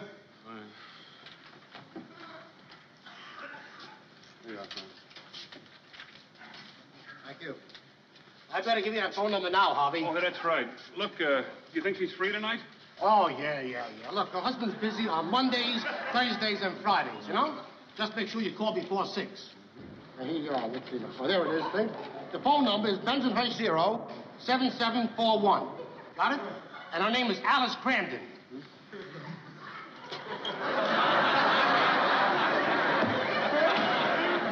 Alice? Who was that guy? Woolsteader, Harvey Woolsteader. Harvey Wallstetter. Wait. Leave me alone. I'm going to take him apart. Wait a minute, Ralph. Maybe he's talking about some other Alice Crampton. Another Alice Crampton? With Bensonhurst 0? Remember last night you were wrong. Maybe you're right. But I got to find out. Wait a minute. If you go home now and accuse her of anything and she's not wrong, she'll never forgive you. All right.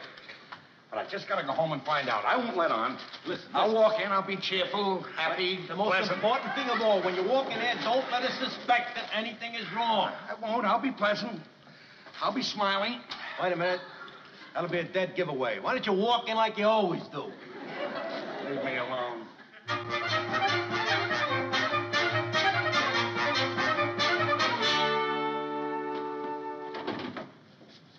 Yes, Mr. Wallstetter, I have a pad and pencil now.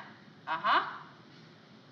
465 Van Buren Street, apartment 3C. Uh-huh. Oh, dear, that's awfully early. You see, my husband isn't home from work yet, and I have to give him his supper, and I'll make it as soon as I can. Goodbye. Hi, sweetie. Well, who are you talking to on the phone? Oh, that was nobody, Ralph. That was the wrong number. Oh, wrong number. Uh-huh. Guess you get a lot of wrong numbers now that you got a phone, huh? Yes, you'd be surprised. Uh-huh. Well, your supper's ready. How about eating? I'm not hungry yet. You're always hungry as soon as you come home from work, Ralph. Yeah, I know, but I thought tonight I'd just sit down and relax a little bit before I ate. All right, you just relax. Are you hungry yet? What is this big rush to get me to eat? Well, there isn't any rush, Ralph. I just know it's your lodge meeting night, and you always like to get there on time. Oh. Well, I'll go in and put my uniform on. All right.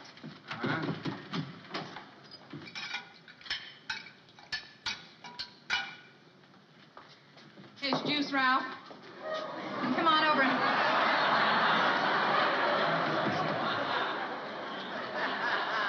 There you go. Better eat your soup while it's hot. It's too hot to eat. Oh, well, then you shouldn't eat it if it's that hot. Here, dear. There you go. What would you like for dessert, Ralph? Dessert? Yeah. Look, why don't you give me some cornflakes and cream, and we can take care of tomorrow's breakfast, too, while we're at it. What is this rush? Was I rushing you? Were you rushing me? What have you got to do that you want me to hurry up like this? Well, all right, Ralph. I might as well tell you the truth. I know it's your lodge meeting night, so there's a movie that I want to see, and I just thought I'd catch the early show. Oh, you're going to a movie? Uh-huh. Well, I'll tell you what. Maybe I won't go to the lodge meeting tonight. I'll go to the movie with you. Oh, no, Ralph. I wouldn't do that. I wouldn't disturb your going to the lodge meeting for the world. Besides, you wouldn't like this movie. What's the name of it? It's, I don't know. Oh, you're right. I'd hate that one. Ralph, I mean, I don't know the name of the movie, but you know it's a love story. And I know you have no interest in love stories. Guess maybe you're right. Well, go ahead. I don't want to hold you up. Oh, you're a dear, Ralph.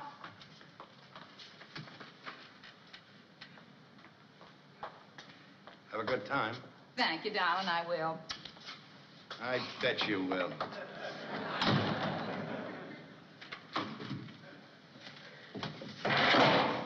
Norton! Norton! What do you want, Ralph? Come on down. There! What are you trying to do? Give me a heart attack or something? Make some noise when you walk in here. Where's Alice? Where's Alice? She went over to see Harvey Waldstetter. That's where she is. She told you that? Oh, no, she didn't say that. Made up some lie about going to the movies, you know. Didn't even know the name of it. What are you going to do? I'll tell you what I'm going to do. I got his address out of the telephone book. I am now going over and take him apart piece by piece. And when I finish with that snake in the grass, I'm going to tell Alice once and for all, that's it. I never want to see her again. I got along without her before I got married to her, and I'll get along without her again. Just say it's all over, it's through, done with. Norton, I don't want to lose her.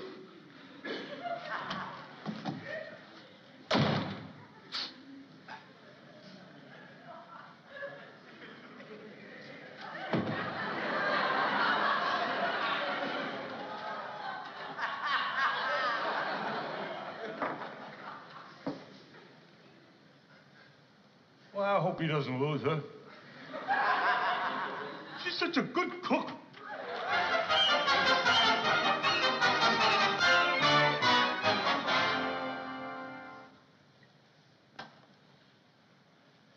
Well, here's to you, Helen. May the next 10 years be as wonderful as these have been.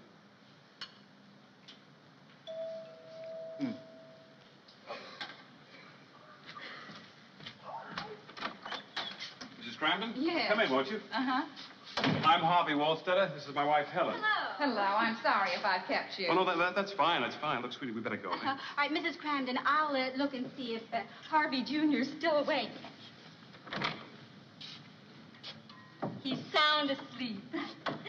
You know, he always sleeps right through. You won't have any trouble with him at all. Well, I'll look in on him later anyway. Good. Have a good time. Thank you very much. Good night. Good night. Night.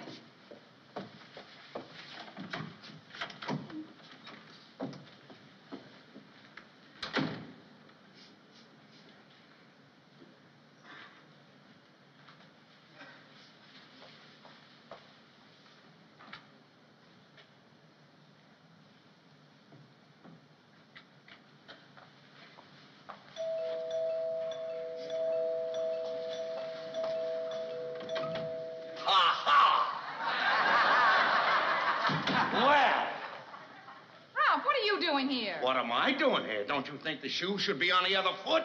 I don't have to ask you what you're doing here. Well, isn't this cozy? Cocktail time, huh? Well, where is he? Where is who? Where is Harvey? Harvey? Yeah, Harvey.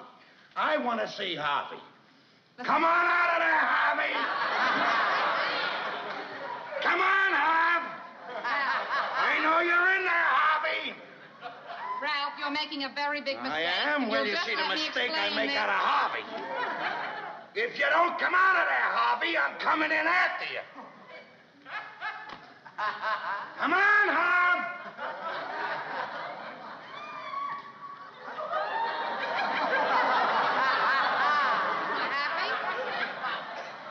You happy now you woke him up? What is that? That's Harvey Wallstetter Jr. I'm taking care of him. You mean you're babysitting? That's right, babysitting. Come on, sweetheart. Go back to bed. Gee, I never knew Davy Crockett was so fat.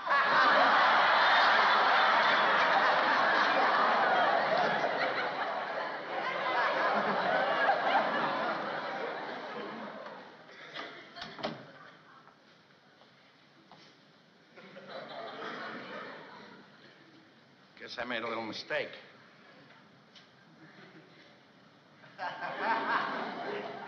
You don't have to say anything, Ralph, because most of this was my fault. I never should have tried to hide it from you. I just thought that if I did a little babysitting a few nights a week, I could pay for the phone myself. That way, you wouldn't have the worry of the added expense. But I never should have done it without telling you. You were right, honey. You're always right. It's just unfortunate that you got a clam like me for a husband, that's all. I don't know what's the matter with me. I don't think there's anybody that's got a better wife than I got.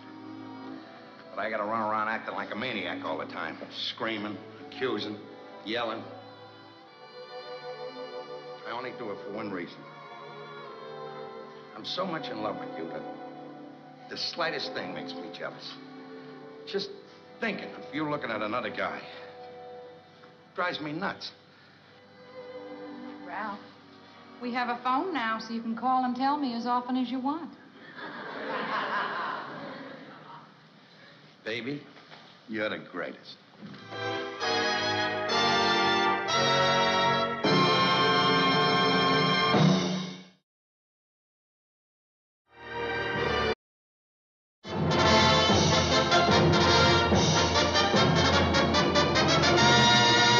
And now, back to Herb Norris and the $99,000 answer, the show that gives away $99,000.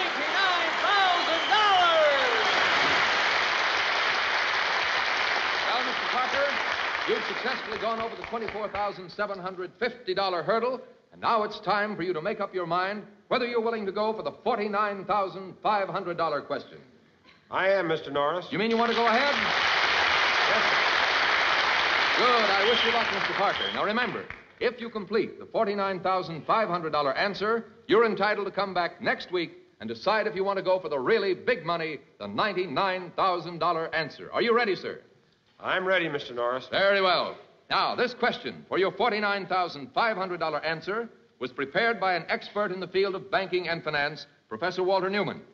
Your question has to do with something you see and handle every day, a dollar bill. Now, disregarding the serial number, tell me how many times the figure 1 appears on a dollar bill, either in numeral form or spelled out. You have 10 seconds to give the $49,500 answer.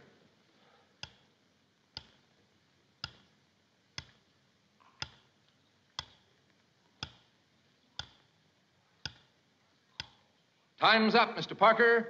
What is your answer? The answer is 25. That's correct for the first part. Now, tell me how many times the word 1 appears and how many times the numeral 1 appears. Well, the word 1 appears 16 times and the numeral 9 times. You're absolutely right.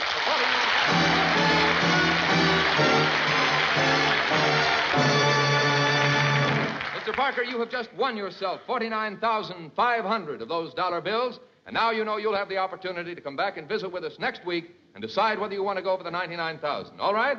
That's fine. Congratulations, sir, and good night. Good night. Good night, sir.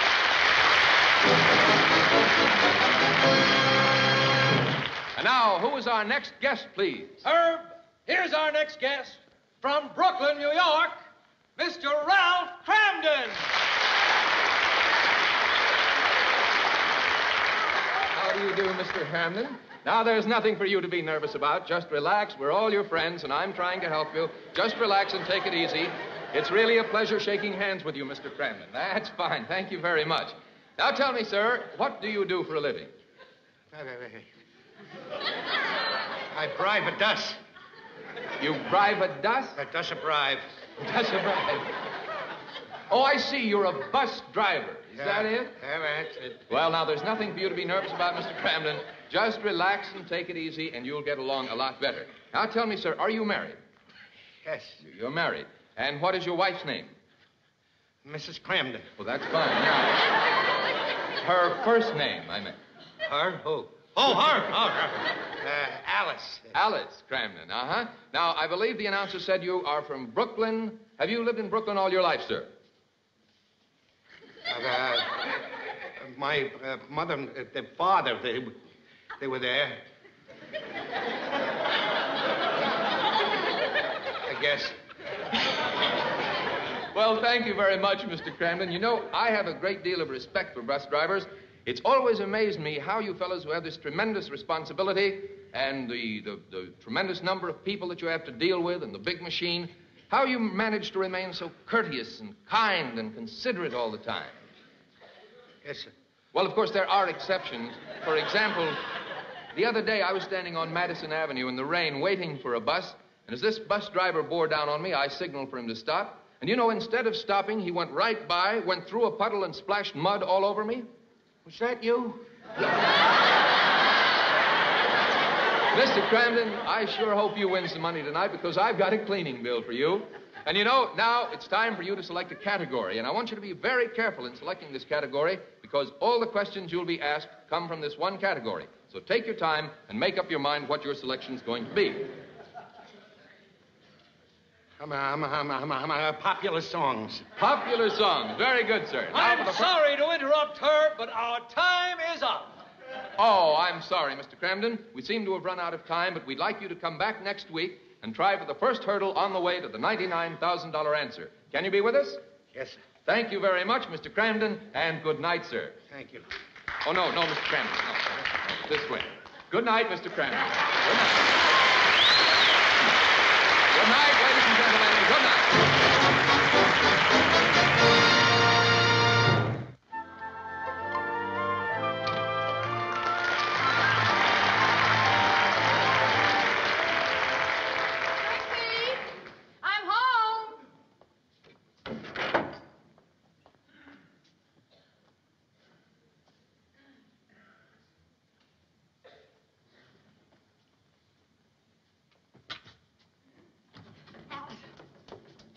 Oh, Alice, I could hardly wait till you got home. Hey, Ralph looked wonderful on television. Oh, Trixie was so excited. Oh, I'll bet. Isn't Ralph here? No, he decided to stay downstairs. He's waiting for people to go by and recognize him. You can recognize him at this hour. Alice, it's dark out. Oh, he thought of that. Look. There he is, standing under the streetlight with his hat off. Hold on a second, but I don't know if I'd act any different. You know, if I were in his place, because, gee, if I were on a big television show and seen by millions of people. Ooh. Oh, listen, Trixie, don't get me wrong. I'm very proud that Ralph is on this show. Yeah. The only thing is, I know Ralph. You know that way he has of steaming himself up and getting over-enthused? You know, he's apt to build himself way up to a letdown, and then he'll just feel miserable. Yeah. But, Alice, just between us, hint to Ralph always to face the camera. Because when he turns profile, brother, he's the biggest thing on television. Say, Trix, what about Ed? Did he see the show? Oh, yeah, he watched it with the boys down at the bowling alley. Look, I bet he'll stop in here to see Ralph on his way upstairs, but I got to get up there now. Look, I'll see you in the morning, huh, honey? All right, night, Trix.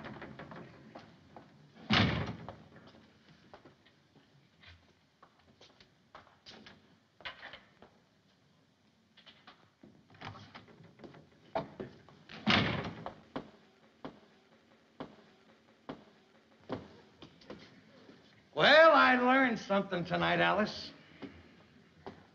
You're never too old to learn something, and tonight I learned something. There isn't one person, not one person in this building that hasn't got a jealous nature. Ralph, what are you talking about? I stood down in front of this door since you left me. Not one person come up and congratulated me.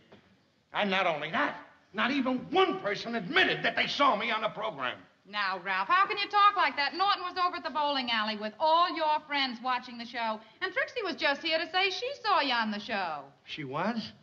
Well, what did she think of me? Well, she said you're the biggest thing on television. You know, that Trixie's a good kid. And Norton's all right, too. They're a two true blue friends. Well, they won't regret it. Because when I celebrate, they'll celebrate with me. Celebrate what? Celebrate the winning of the $99,000 answer. That's what. It won't be long now, sweetheart. We'll be living on Park Avenue. And will you see how different this furniture looks when it's in a Park Avenue apartment? Ralph, aren't you being a little bit too ambitious? You've heard some of those questions. They get pretty tough after the first two. So what?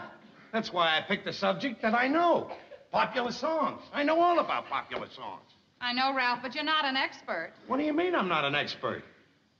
Ever since I was a kid, Alice, I liked music, especially popular music. When I was growing up, that's all I did. I used to eat, sleep, and think music. I wasn't like those other bums around the neighborhood, you know, hanging around the pool room or hanging out in the corner. Not me. Every night in the week, I was up some ballroom listening to a dance band.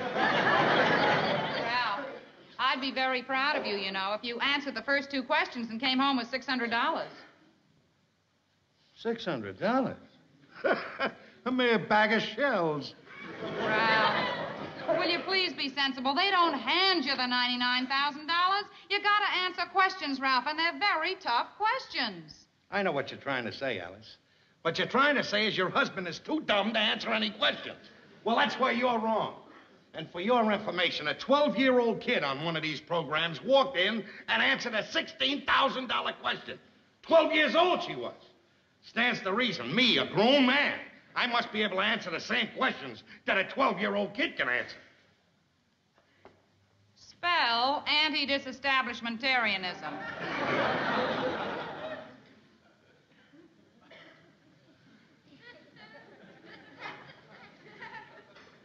I'll spell it.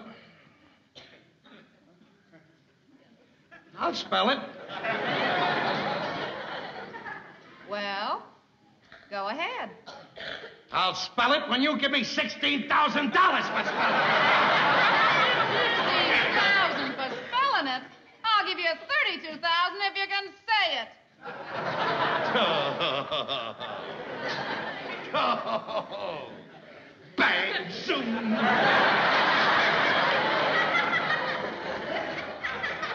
Now, look, Ralph.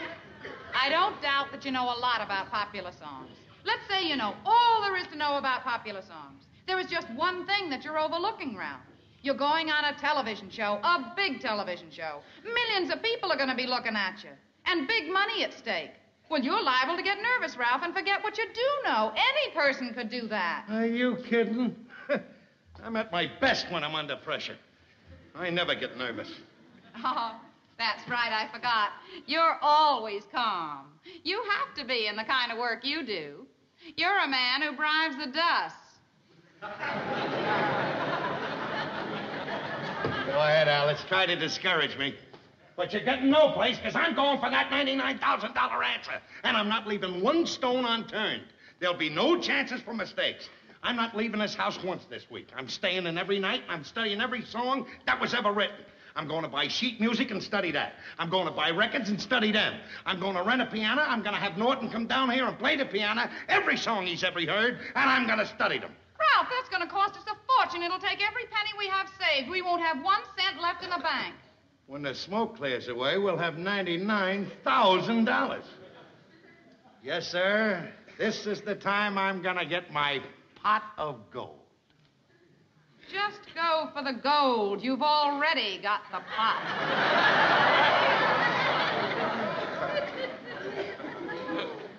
Say it,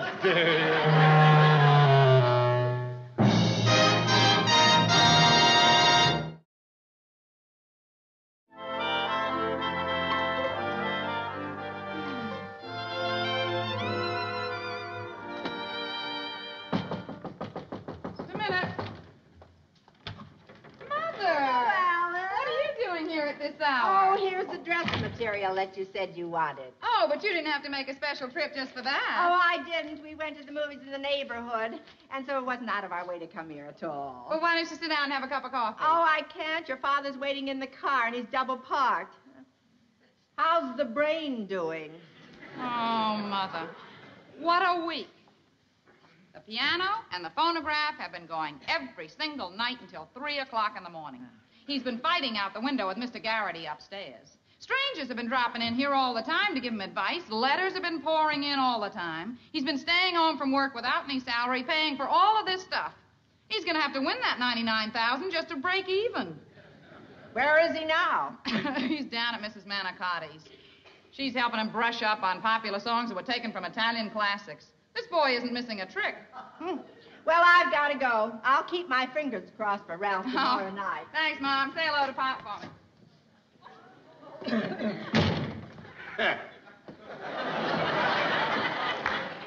What is she doing here? Ralph? Hello, Ralph. Well, tomorrow's your big night. I was talking to Alice about it, and there's just one You thing can save your breath, because I know what the one thing is that you want to tell me. The both of you. That I should quit at the $600 question. Well, I'm not. I'm going on to the $99,000 answer. But, Ralph, before you interrupted me, I was about to say that I hoped you'd go on to the $99,000 answer. Well, Alice, I gotta admit that now and then your mother shows a small, tiny bit of wisdom. As a matter of fact, I can't wait to hear you answer that question. I want to see the expression on your face when you miss it.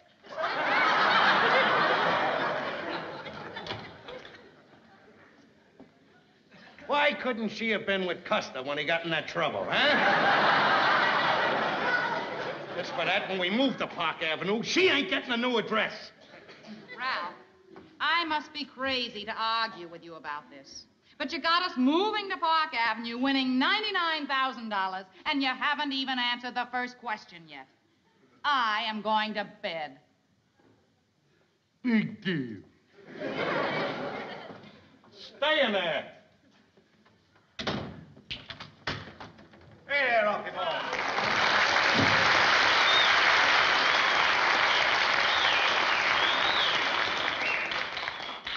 Don't give me land, land, dee-lee-lee-lee, don't dee-lee-lee-lee. I got it. Don't Fence Me In, written by Cole Porter for the picture Hollywood Canteen in the year 1944, produced by Warner Brothers. Correct. Boy, I feel you hotter than a firecracker. When you run into that master ceremonies, he's going to run out of hurdles, you know. How'd you do with Mrs. Manicotti? I left her speechless. Yeah. She did everything in her power to stick me. I guessed the English name to every one of the Italian songs that she sang. Oh, boy. Well, I bought a few old movie-type songs and things like that along. Don't look at the sheet music. No cheating now. Don't have to look, pal. All right. You just play 'em and I'll name 'em. All right.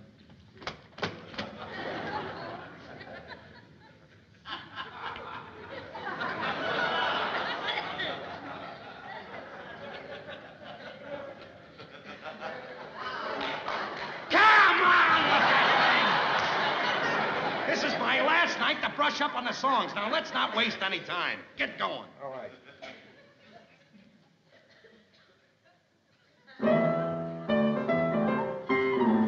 Will you wait a minute, please? Why must you always play da-da-da-da-da-da-da-da before you go in and play the song I'm trying to guess? If I told you once, I told you 100 times. It's the only way I can warm up before I play the piano. A pitcher warms up before he pitches a ball game. I gotta warm up that way before I play the piano. I hope I don't have to tell you this again. Are you ready? Go ahead and play.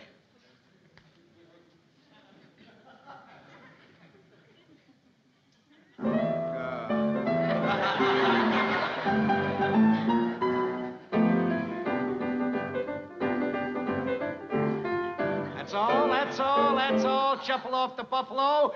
Written by Warren and Dubin for a little picture called 42nd Street. The year was 1932. Absolutely right. All right, here's another one. Don't look at the music now. Don't need it, my friend. Don't need it. Now, this is a little change in tempo. Don't let it throw you. All righty.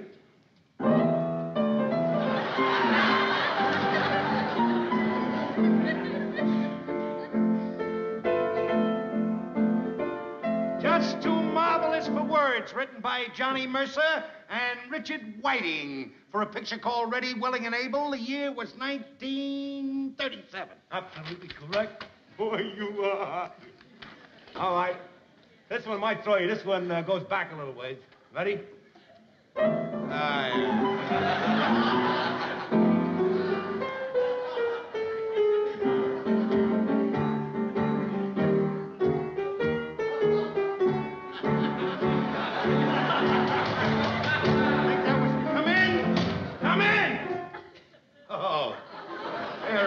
Jealous McGarity. Look, why don't you shut up in here? You're driving everybody crazy. I'm not driving anybody crazy. You're just jealous, that's all. And do you know why you're jealous? Because you know that at this time tomorrow night, my picture will be on the front page of every newspaper in the country. Well, so will mine. For killing you. Ralph. Hey, loudmouth, now you woke up my wife.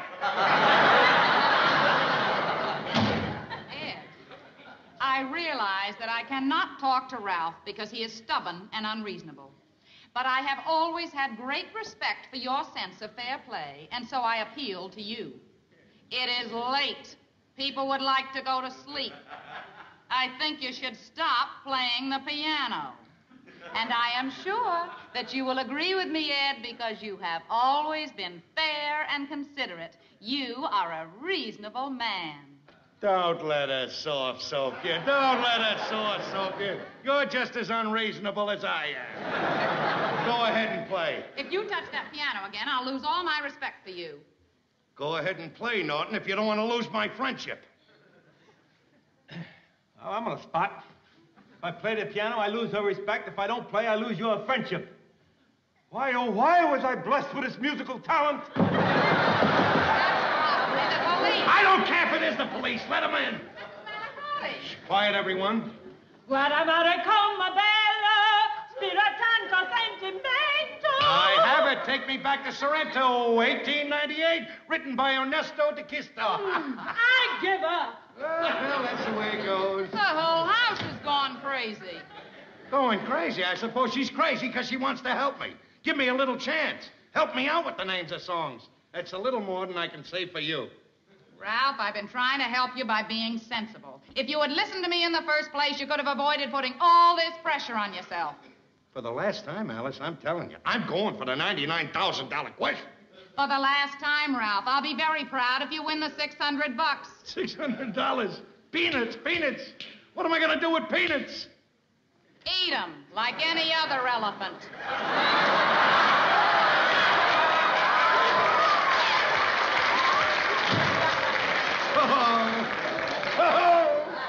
Bang, zoom! Play the piano!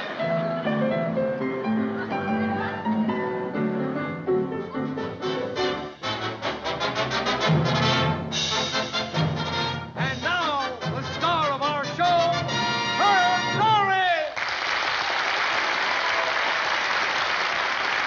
Thank you very much. And welcome to America's most exciting show, the $99,000 Answer. And now, Tom, who is our first guest, please? Herb, our first guest, ready to leap the first hurdle on his way to the $99,000 answer, is our bus driver from Brooklyn, Mr. Ralph Cramden.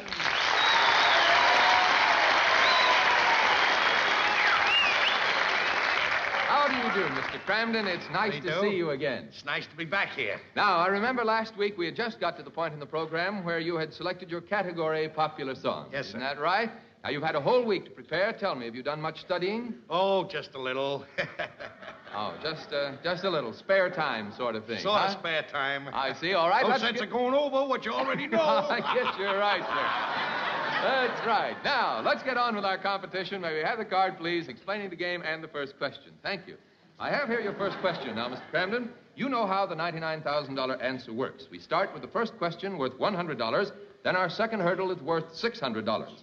After that, our hurdles become higher, and naturally, the questions become a little more difficult. Our fourth hurdle is worth $6,187.50, and if you answer that, the next one is worth $12,375. Now then, we keep rolling along and doubling the money until finally you get to the $99,000 answer. Now, you can stop any time you feel like it and take what money you've won up to that point.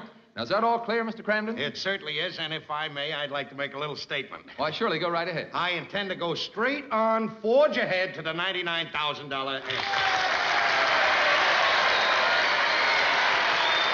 That's wonderful, Mr. Cramden. I think it's only fair to point out to you, though, that you don't need to make that decision now. You can stop at any time you want to and take the money you begin. Well, I made up my mind, and I thought you might as well know it, and I know it, and they know it, and everybody knows it. I see. Well, so tell me, have you discussed this at home? Have you talked it over with your wife? Yes, I did, and regardless, I'm going for the $99,000 answer. I see. Well, that's quite a decision. I guess you really know your popular songs. Well, I don't like this. All right, Mr. Cramden, I wish you a lot of luck, and here's your first question for $100. Are you ready? I certainly am. All right, Mr. Cramden, for $100, who is the composer of Swanee River?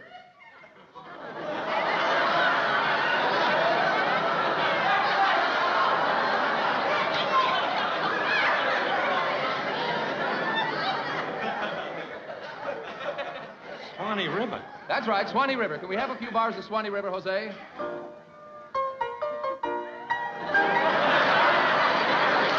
That's Swanee River? That's right. Now, who's the composer? Your time's running out. Hurry up. You better take a guess.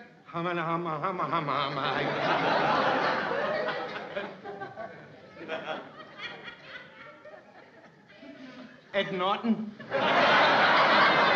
Oh, I'm terribly sorry, Mr. Cramden. No, the correct answer is Stephen Foster. But thanks so much. You've been a wonderful contestant and a swell sport. Goodbye, Mr. Cramden.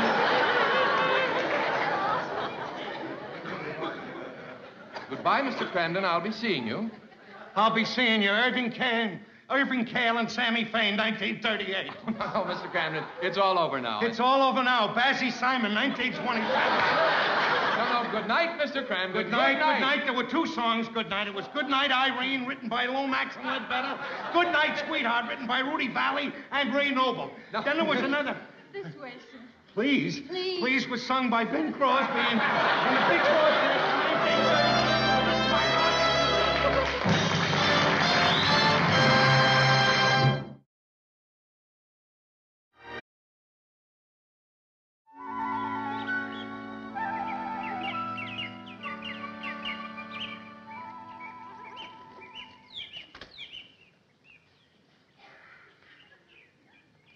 I live and breathe a yellow-bellied sapsucker. Hiya, Norton. Hey there, what do you say, Ralph? Just a minute, I'll be right with you. I gotta make an entry in my bird-watching book here. I just seen a yellow-bellied sapsucker. Bird seen, yellow-bellied sapsucker, place where seen, Central Park. You know, one thing that bothers me. They're not supposed to be within 3,000 miles of here. Well, how do you know it's a yellow-bellied sapsucker? Don't forget, last week you saw a robin with a wishbone in its mouth. You said it was a chicken hawk. Nevertheless, I'm sure this is a yellow-bellied sapsucker. Why are you sure it's a yellow-bellied sapsucker? What else could it be? It's got a yellow belly and it was sucking sap. I don't know why a man of your age watches birds. Why shouldn't I watch them? They watch me, don't they? The only bird that watches you, Norton, is a woodpecker. I look, Ralph, to run of the litter. Look, Norton, I asked to have lunch with you in the park because I got something very important I want to talk to you about. What? I want you to do me a favor. What do you want? I don't know, but somehow or another I made a mistake in the bus today, and I made the wrong change. I must have given somebody a $20 bill for a dollar bill. Now, I got to turn in my receipts to the cashier at 5 o'clock tonight. Will you lend me the money? Look, Ralph, it's not that I'm against lending you money, and you can do anything you want with it. It's just what you don't do with it. What don't I do with it? You don't pay me back. Look, Norton, don't lend me the money. All I want you to do is invest $20 in it. What do you mean, invest? I'll tell you what I mean. Norton, let's face it. I'm a man with big ideas. And sooner or later, one of those ideas are going to catch on. And when they do, I'm going to be a big shot. And do you know what happened to people who become big shots? Yeah, they forget their relatives. No, Norton. They incorporate. They incorporate. I'm going to become a corporation. Do you know what a corporation is? Yeah, I know what a corporation is. When a person or a group of persons duly authorized to sell, distribute shares, become involved with the intention of the stockholders grouping about together with those shares with the intention of selling the shares, comes to an evil interest there. How did you know that? Ever hear of Merrill Lynch, Fierce, Pierce, and Bean? Yes. I got an office right outside of downtown sewer I work in. Well, I'm glad you know what a corporation is, Norton, because then you'll understand what a great opportunity I'm offering you when I tell you that I will send you a percentage. For $20, a 20% percentage of the Ralph Cramden Corporation. I like that. Trixie forgot to catch him. Of course, I can't give you too much stock. I can only sell you a few shares, but, well, I still think you'll make a profit on it. Well, isn't it appealing to you? No, don't. I don't like liverwurst without ketchup. Will you stop with the liverwurst? I'm talking high finance. Look, for $20, you get 20% of all the money I make over and above my salary. Listen to me, will you, Ralph? My mother didn't raise no stupid children, you know. I work hard for the money I earn there, down in that sewer. It's no easy job, you know. Some days I get it right up the head.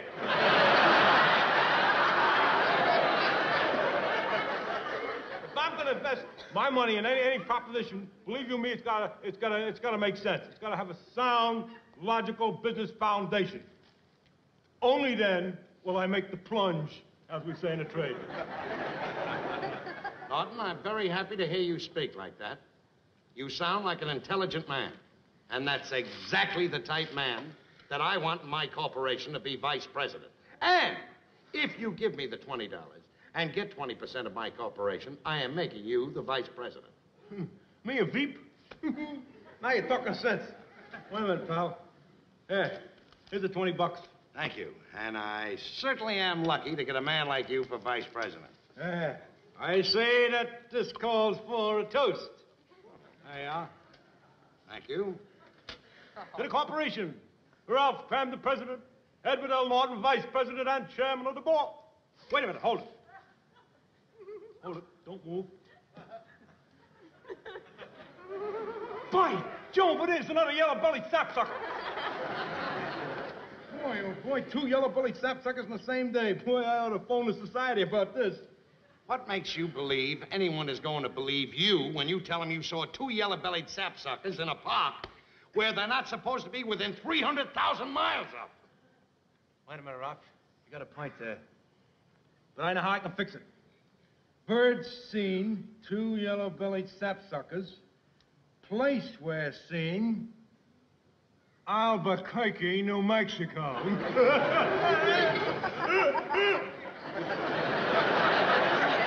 I'm certainly lucky to get a man like you to be my vice president, Norton. Yellow-bellied sapsucker.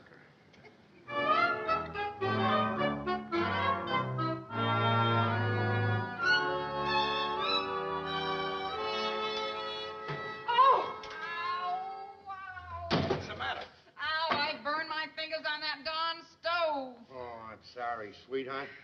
Boy, you're always burning something there. If it ain't your finger, it's my food. It's no joke, Ralph. I'm only kidding, sweetie. There. Feel better now? No, it doesn't. I'm telling you something, Ralph.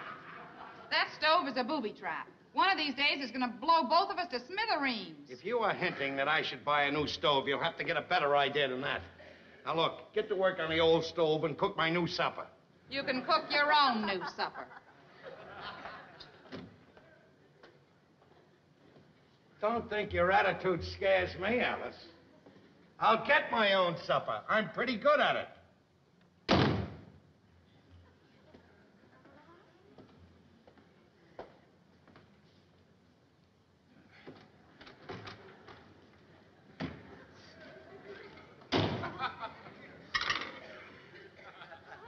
Okay, there, Ralph. What are you doing? Oh, I'm getting my own supper. Alice isn't feeling too good, so I'm doing her a favor. Well, Ralph, I wanted to have a little talk with you about the corporation. I've been vice president for about a week now, and you ain't shown no profit. I had a stockholders meeting with myself, and I come to the conclusion that I'm getting a little impatient. Haven't you got any business ethics? How can you interrupt the president of a corporation while he's eating? All right, I'll wait till you're through.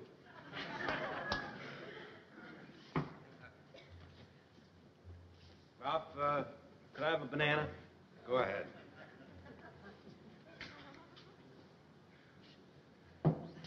Ain't got no bananas. Could I have an apple? Go ahead.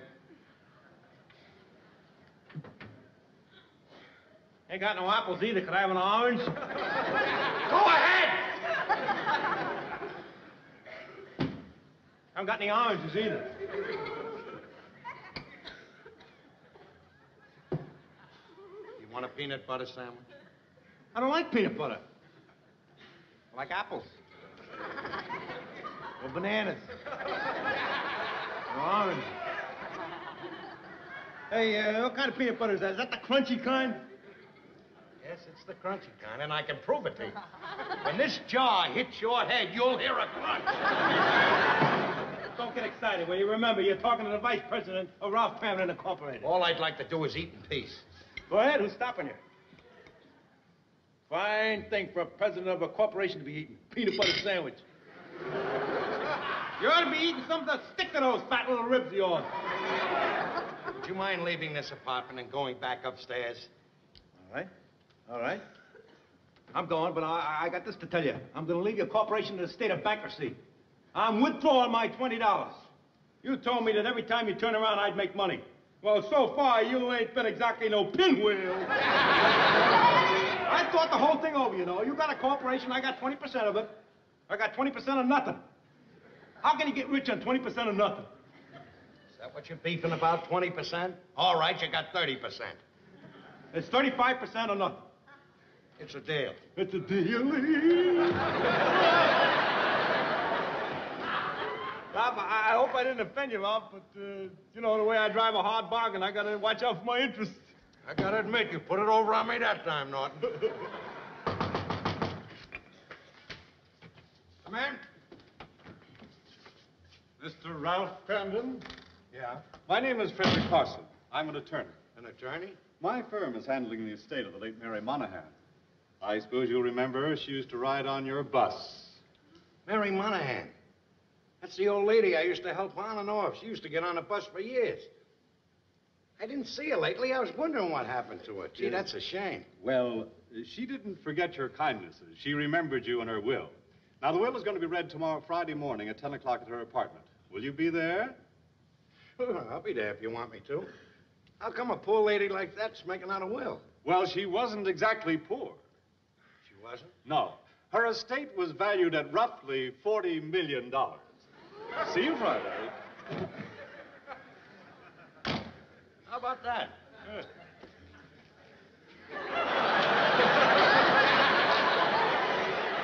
$40 million! Alice! Alice! $40 million! I'm inheriting $40 million! Ed,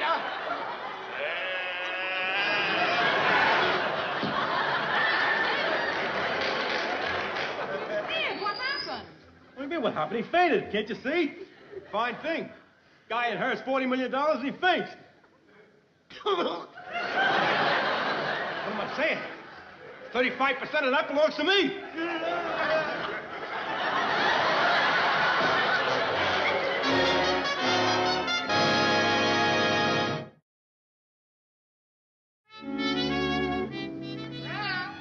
Breakfast ready. I haven't got time to eat breakfast. Well, why not? It's only 8:30. The lawyer said they wouldn't read the will until 10. Alice, why must you hide things where I can't find them? Where's the shoe polish? In the top left-hand drawer. It's not in the top hand drawer. It must be there. It must be, huh? It must be. It must be, but it's not. Don't always say it must be, Alice. What you mean is maybe, not must be. Maybe.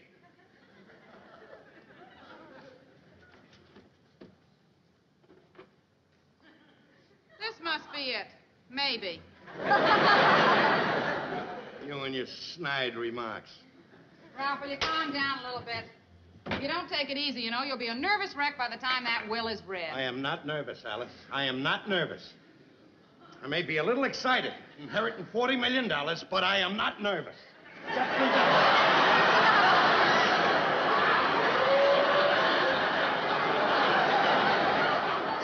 No, you're not nervous, Ralph. You're not nervous at all. You just read in Esquire where the well-dressed man always polishes his socks. I want to tell you something. Ralph, I know you're a little bit excited, but after all, the will hasn't been read yet. We don't know how much she's leaving you. What do you mean we don't know? You keep talking about millions, Ralph. It may just be hundreds. What are you talking about, hundreds? She's leaving $40 million, isn't she? Said in the papers this morning she's only got one other relative. One living relative. A nephew. And she doesn't like him. The paper said she had no use for him. Ralph, that's her own living relative, her own flesh and blood. He might contest the will. Contested? Contested? Hardy, hard. What do you mean, contested? Did he ever help her off a bus and help her on one? You may not realize this, Alice, but in a few hours, I am going to be a very rich man.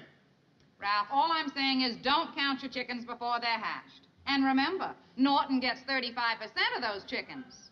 Don't worry, I can take care of him. What do you mean? Ralph, you wouldn't cheat Norton out of his share. Of course not. I'm not going to cheat him. Just going to try to do what's best for everybody. You know how people act when they get a lot of money? They go nuts. You know how Norton is. He's the nervous type. He'd really go nuts if he got his hands on anything. First thing you know, he'd quit his job in the sewer. Next thing he'd do is buy clothes, buy automobiles, yachts, start taking a tour around the world, drinking champagne, eating caviar. First thing you know, he wouldn't come home. Poor Trixie pleading with him, please come home, Norton. Him laughing at her. That'd be a nice thing, wouldn't it? After all she's done for him, pleading for him to come home and him laughing at her. Well, if you think that I'm going to do that to such a nice girl like Trixie, you're crazy.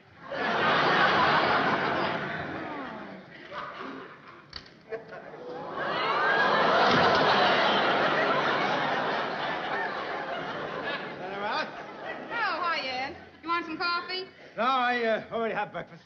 How about a second breakfast? I already had that, too. Be kind of ridiculous to have 3 breakfasts, wouldn't it? Yeah. I'll tell you what I will do, though. I'll start on my first lunch.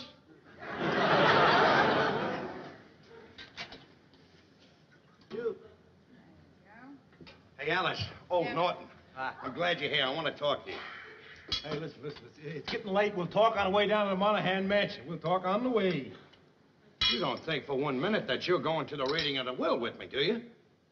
Well, of course I'm going, Ralph. You'll need me. You don't think of the small details, the little things. For instance, did you happen to think of that? And what is that for? The small details, Ralph. You can't come away from that place with $40 million in your pocket. You gotta have something to carry it in. Yeah, there's the vice president talking. Well, are you sure that a bag will hold $40 million? A bag like that? Yeah, this'll do the trick. Is that so? Why don't you make sure? Why don't you run upstairs and cut some paper money into the shape of dollar bills and see if they'll all fit in there?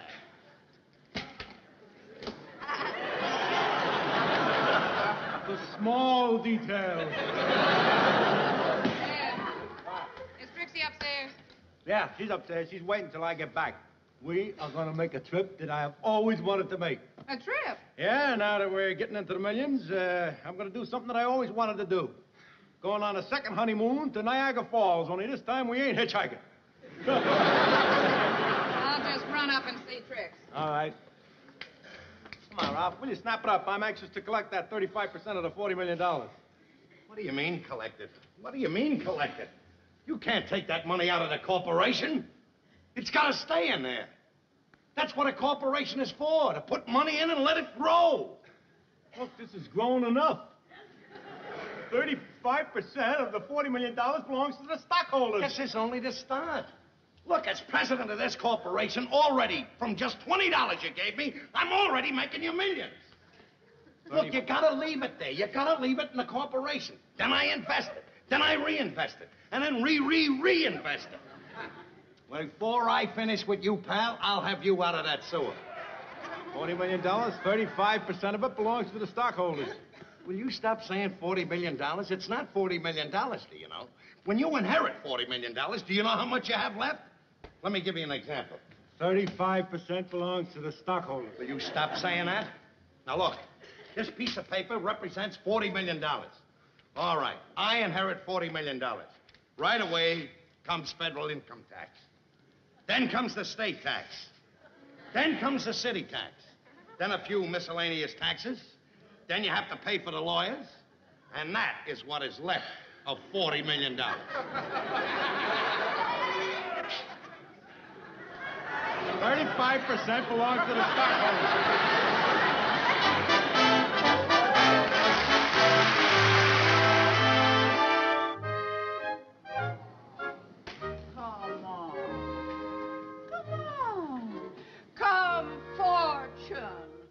Eat your breakfast. Come now, Fortune. You've got to eat, you know. Is everything ready in here? Mr. Carson is going to read the will. Everything's ready as it will ever be. But I'm worried about Fortune Bascom. He isn't eating. Oh, poor little dear. He misses Mrs. Monahan. Come, Fortune. Eat your breakfast. Ah, there's the doorbell. It must be that Mr. Cramden that they're expecting.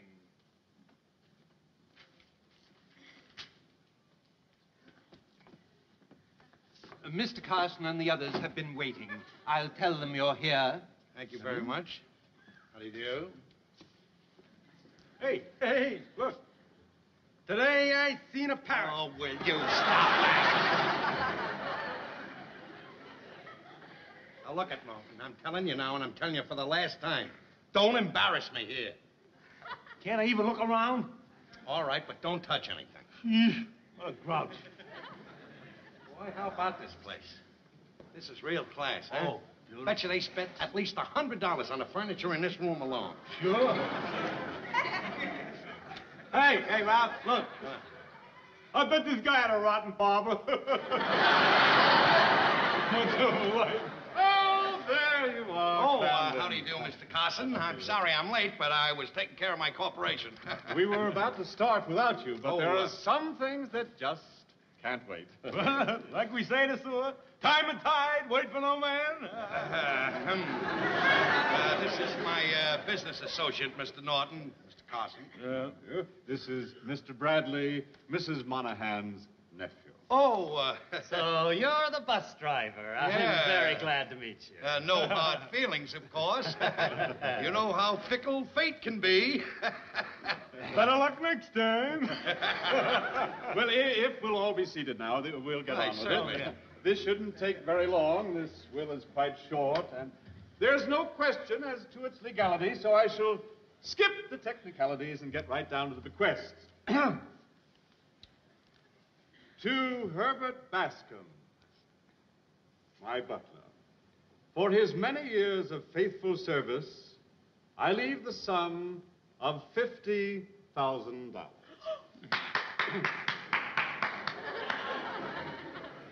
Sorry, a little habit I picked up watching the quiz shows. To my maid, Mary O'Donnell, I leave the sum of $25,000.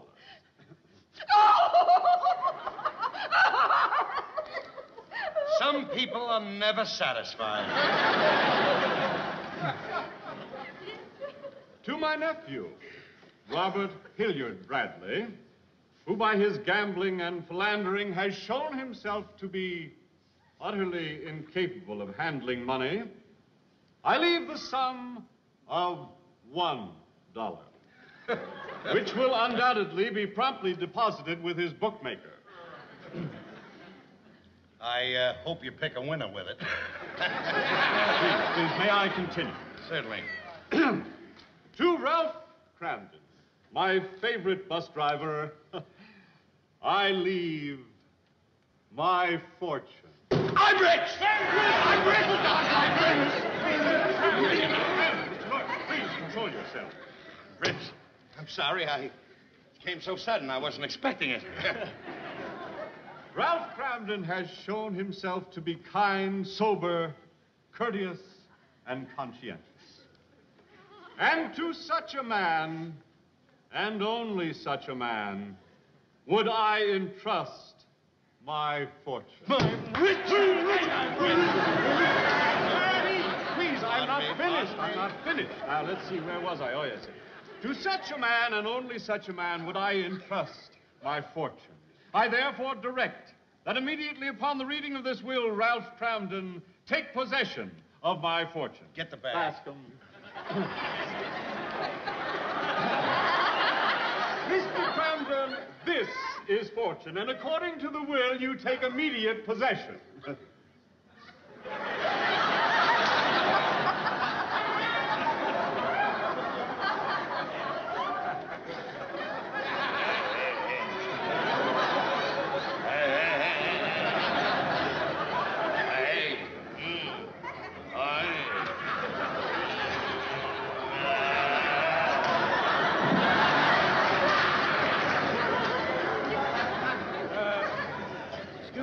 Carson, am I to understand that this is the fortune?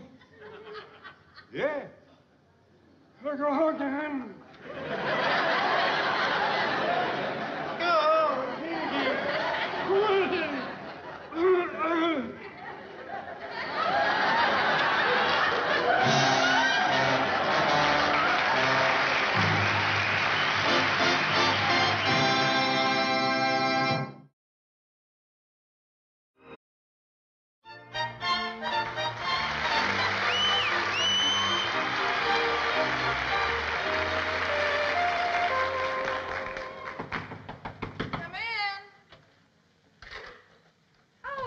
Judy.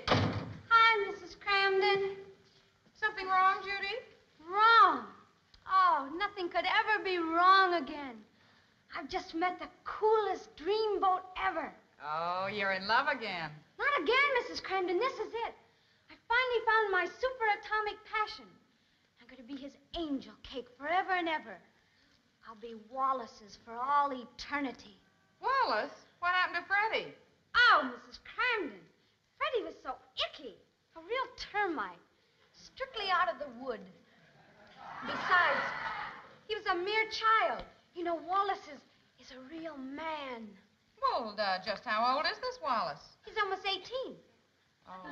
He's a real man of the world, and I've got a date with him tonight. That's why I came up here to talk to you. You see, I hope you don't think I've been too nervy, but I've asked him to meet me up here at your apartment. So as soon as he gets here, would you call me? You don't mind, do you? No, of course I don't mind, but why have him meet you here? Well, he's never met my father, and I don't want to take any chances. Oh. Well, where are you and Wallace going to go tonight, Judy? We're going over to the amusement park, and we're going to go roller skating. See, they're having a bop contest. Uh-huh. And we're going to go on some of the rides, like the roller coaster, the tunnel of love. Oh, boy, you kids certainly have fun. Roller skating, bop contest. Oh, dear, Ralph and I haven't done anything like that in years. Well, I got to be going, Mrs. Cramden. Now, listen, as soon as Wallace gets here, you'll call me, won't you? Yes, I will, and don't you worry. Oh, you're a doll, Mrs. Cramden. Okay, Bye. Judy. Bye-bye.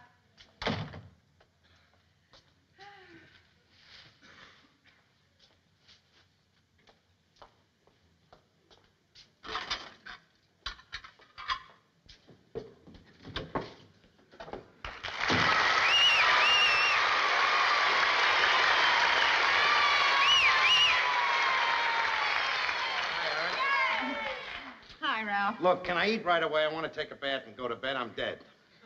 All right. You know, Ralph, I've been thinking. We've been getting into an awful rut lately. Do the same things, day in and day out, never any variation. Yeah. It's a shame, Ralph. But there are a lot of wonderful things that we could do. You know it'd be fun, Ralph? You know what we could do that'd be an awful lot of fun? We could go roller skating. You got any ketchup? It's in the icebox.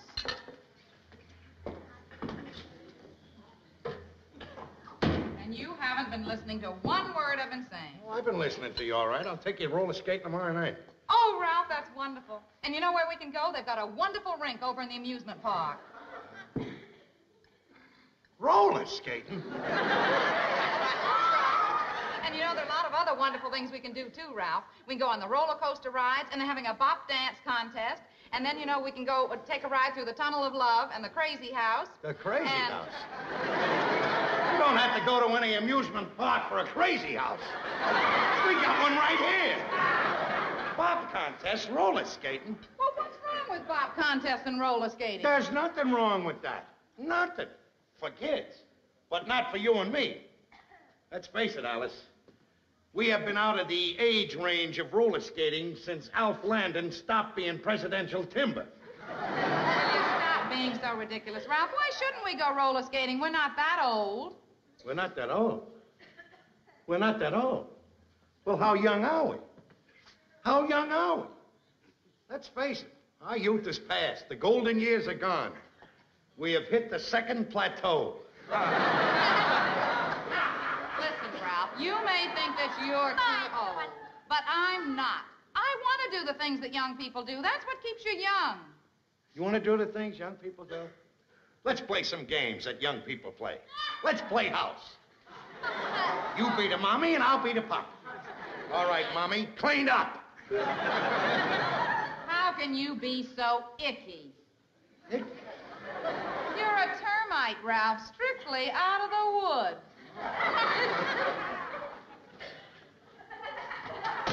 Hey there, up the ball.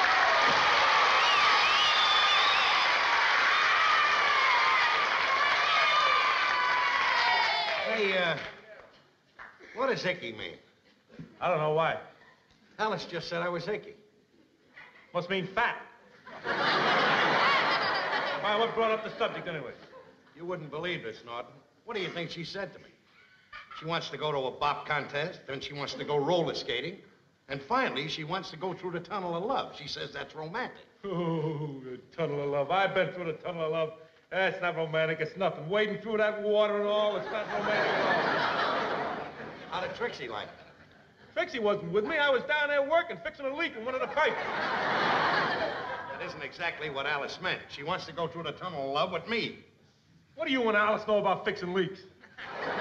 Stop with the leaks. That's not what I'm talking. Come in.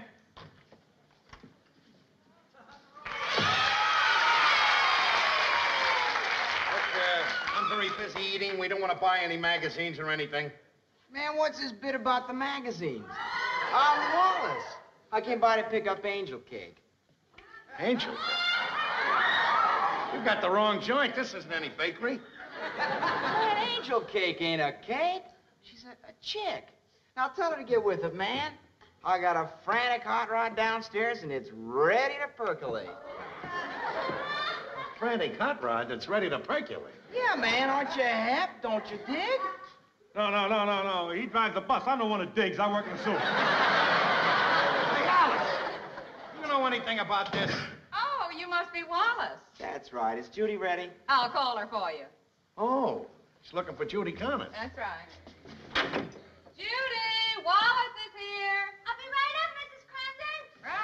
Right. Why doesn't he meet Judy Connors in her house? She was down here this afternoon, Ralph, and she asked if it was all right. I'll explain it to you later.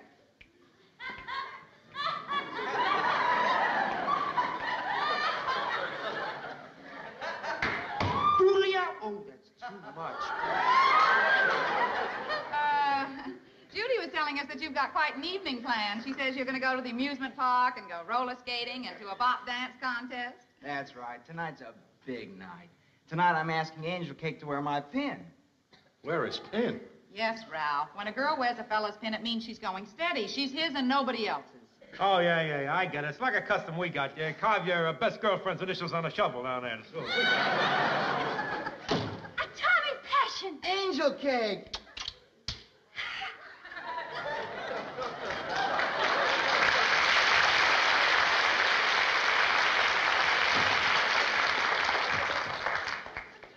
You know what, Ralph? Hard to believe. Those kids remind me of me when I was a youth. I acted silly like those kids. But I guess as time goes on, I grew older and I matured. Yeah, now you're a full-grown nut. There's a lot of full-grown nuts around this house. Now I get the whole thing, Alice. I finally got the picture. What are you talking about? You know what I'm talking about. Judy Connors was up here today, wasn't she? She's the one that was talking about bop contests and roller skating. That's what put the bug in your ear. Well, what if she did? What if she did?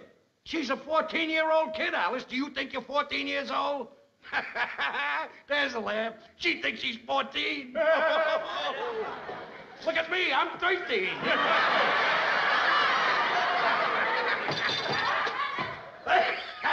Go ahead. Come on, get dressed. We gotta go to the junior prom right away. You can stop laughing, Ralph. If you wanted to make me feel ridiculous, you've done that, Ralph. I admitted I made a mistake. I was trying to be something I'm not. At the same time, Ralph, I didn't think it was so ridiculous trying to recapture the fun that we used to have. I didn't think that I was that old, Ralph, but you've shown me that I was wrong. I just thought that going to amusement parks and dancing and roller skating was the kind of thing that would keep you young. It might have. At least it was worth a try. But you don't have to worry, Ralph. I promise you, you will never have to laugh at me again. I will stop being ridiculous, and I will never, ever mention it again.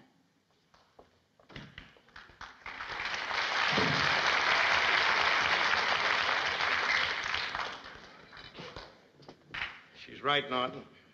She's right. There's nothing wrong with somebody wanting to stay young. It's my fault.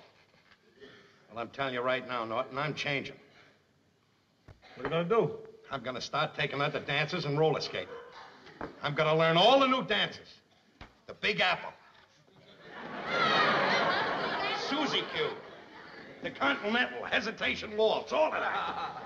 And I'm gonna learn all the expressions, too, like Vodo-Dio-Do, 23 Skidoo. And I'll kiss you later, I'm eating a potato. All of that stuff I'm gonna do. What's so funny? Vodo-Dio-Do, 23 Skidoo. I'll kiss you later, I'm eating a potato. Well, what's wrong with those expressions? Boy, oh boy, how can anyone so round be so square?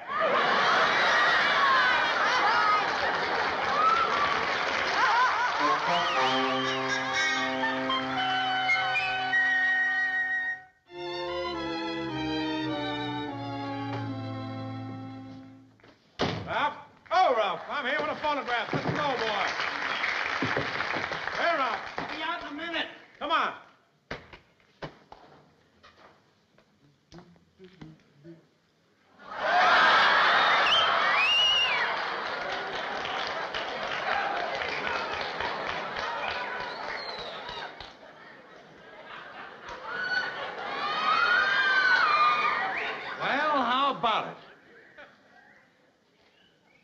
Well, how about it? What do you think? Wait a minute. Just give me a little time to drink this whole thing in. It's like seeing Boulder Dam for the first time. Never mind that. What do you think? Well, Ralph, I guess it's all right. You ain't exactly no ding-dong daddy from Dubas. Well, never mind that. Now, did you get all the stuff to teach me to dance? Yeah, I got the record. Tonight is going to be a big night for Alice and me, and I want to dance correctly when I start. Wait a minute. Where'll I put this? I can't wait to get going. I got a phonograph here, and I got some records. Yeah? Where'll I put this first one on here? This one here's the Hucklebuck. Oh, the Hucklebuck. This was always good for me. There we go now. There we are.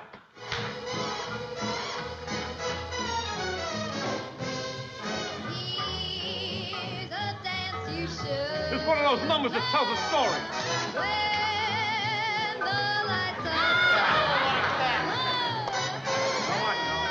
have your baby there. Do the hucklebuck, do the hucklebuck. If you don't know how to do it, boy, you're out of luck.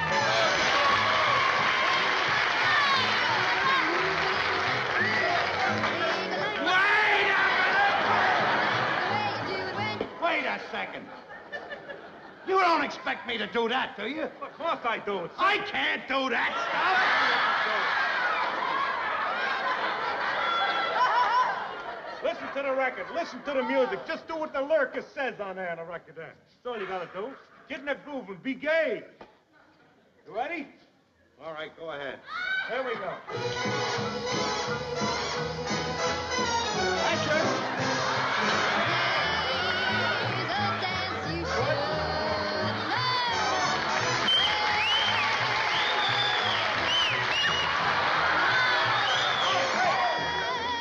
What did you stop me for? I was just rolling then. You're supposed to waddle like a duck. How can I waddle like a duck? Well, it's easy. Just walk like you always do. Now, come on, let's get with it again here. Both of us together. That's it. Here's a dance you Good. should know. Got the knack of it now. That's it. The lights are down. I got it now, Norton.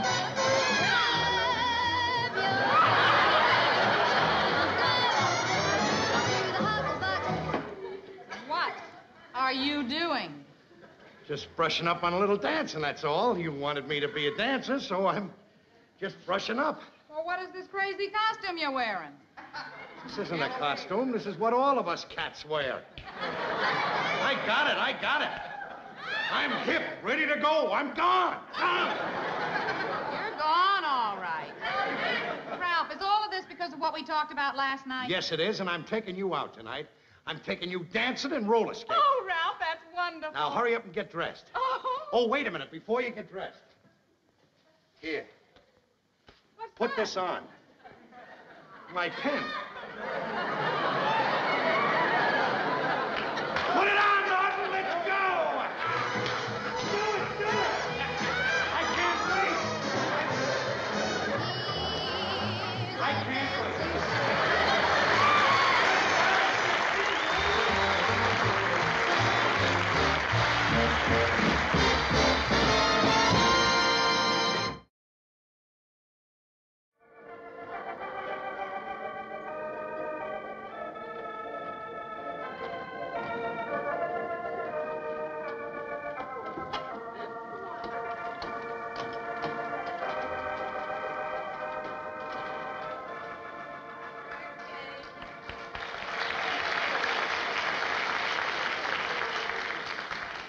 Let's sit here and wait for the boys to come out, huh? Okay, swell. Here comes Ed.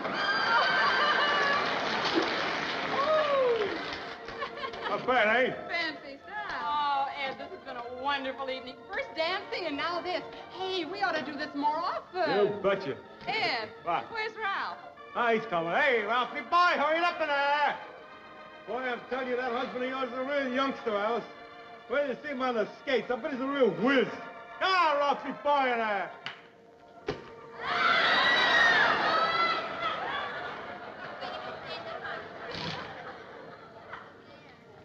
Well, come on, let's go.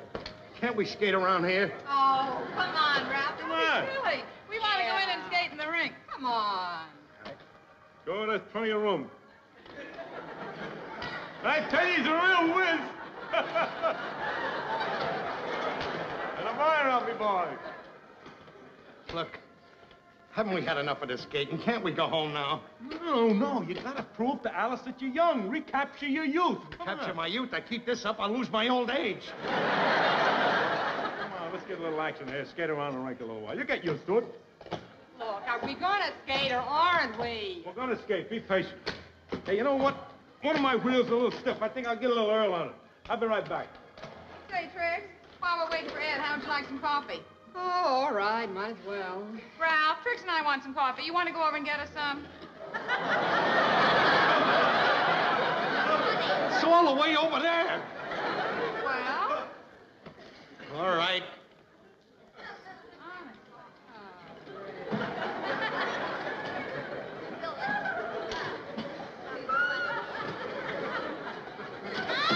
Can we have a couple cups of coffee, please? Yes, sir.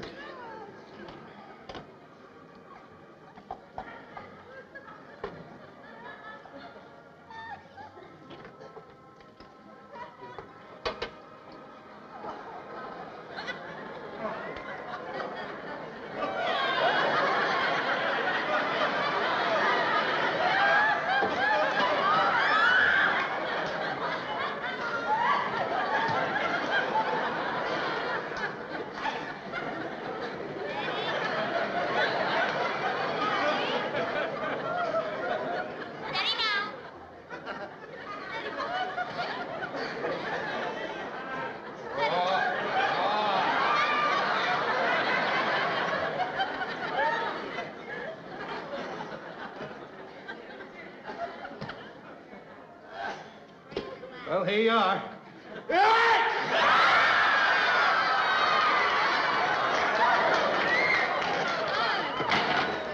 What happened?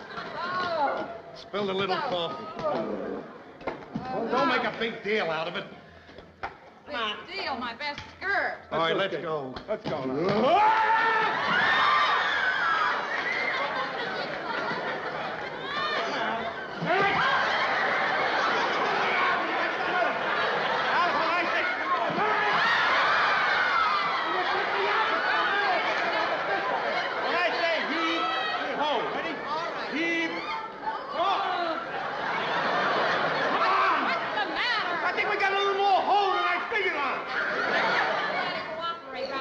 Just try to push yourself up. All right, cooperating. Come on. All right, are you ready? Yes. Oh!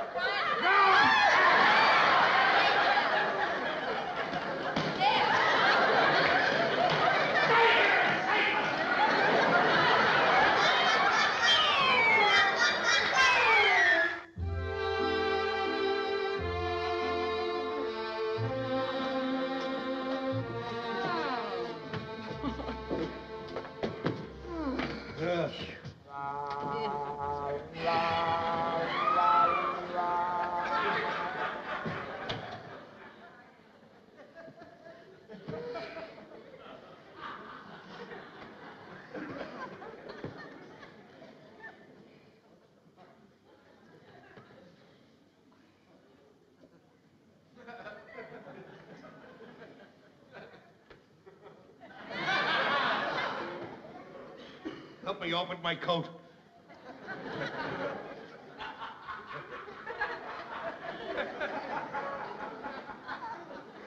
Get easy, will you? I hurt my elbows.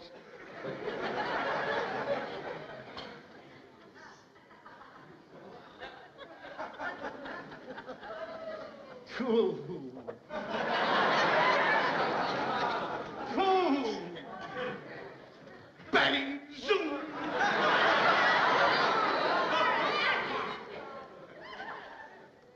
You had to go roller skating, didn't you? Had to go roller skating. I want to go roller skating. That's what it is, roller skating. I could have broke my leg. Ralph. Don't Ralph me. You were the one that said, you know, that you wanted to go roller skating. You were going to take me. I was the one that said. I suppose I come home from work and said, let's go roller skating, huh? You were the one that said it. With the tunnel of love in the crazy house. Roller skating, bop contest. You know how embarrassing it is to fall down in the middle of a skating rink and can't get up? Everybody looking at me. Shut up! You didn't look any too good either, picking me up. It was embarrassing. What are you laughing at?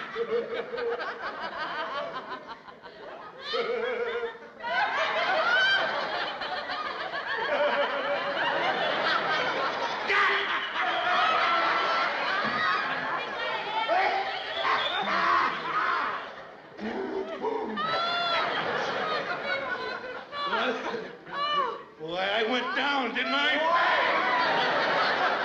What a vibration.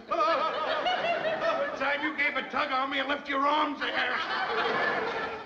Boy, I'm telling you. You know something? I learned something tonight. Believe me, I did. I had a lot of fun. You know, doing all those silly things that we did reminded me of when we really were kids, Alice. Remember that? Mm-hmm. We used to go dancing and roller skating, everything. Loop-the-loops. Remember when it was all over at night? We used to go to the Chinese restaurant and have some Chinese food. Got a whole dinner for 60 cents. I used to order the chop suey, you'd get the fried rice, then we'd split it. I kept asking the guy for bread. He says, we have no bread here. It's a Chinese restaurant. I said, how am I going to push it on a fork? I used to count him. He used to bring the bread. Boy, those were the days, I'm telling you. Ralph, Yeah? you remember the dances we used to go to at the Sons of Italy Hall? Yeah. They had some good bands in that joint, too. Isham Jones, Ted Fiorita, Little Jack Little. Not to forget Basil Fomine. Basil Fomine? Johnny Messner and his toy piano. You know something? Talking like this, it teaches you one thing. Acting young isn't what keeps you young. But if you got some memories, some good memories of when you were young, that's what keeps you young. Thinking about it in your old age, when you were a kid, all the things that you did. That's the whole secret of it. You know, it's a shame.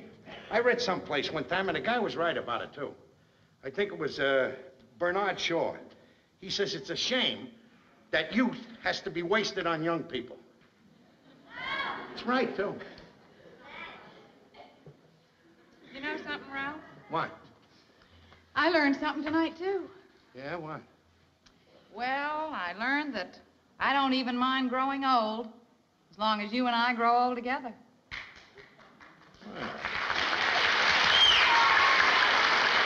Baby, you're the greatest. That's the greatest stuff there, honey.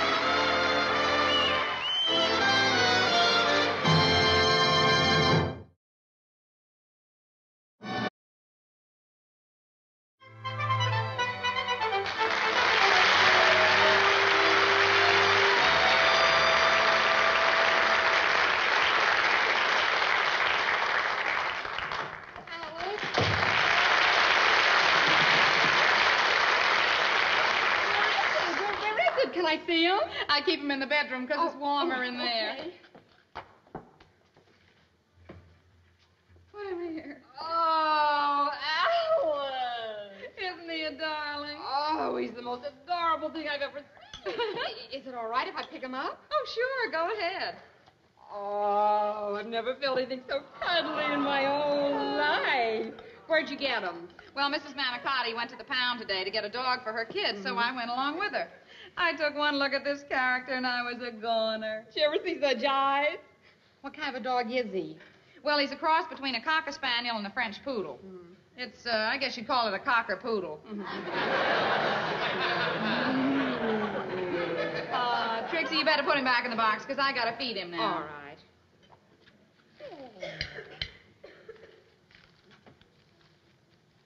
Yeah, look at that. Choice horse meat. Horse meat? Uh-huh.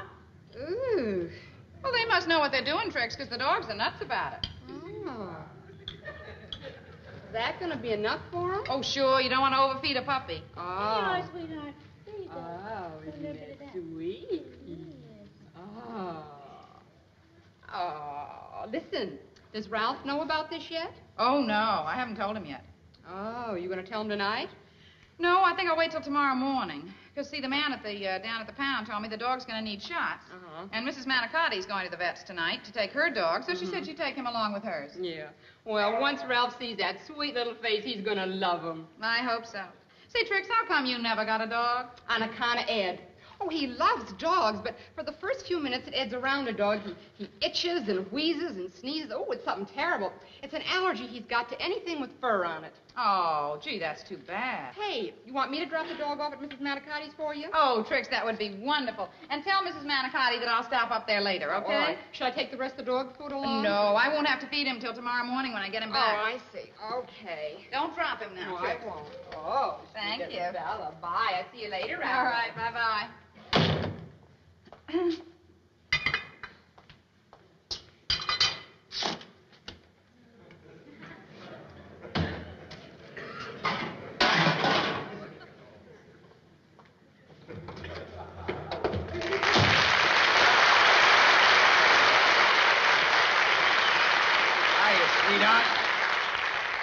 Hiya, Ralph.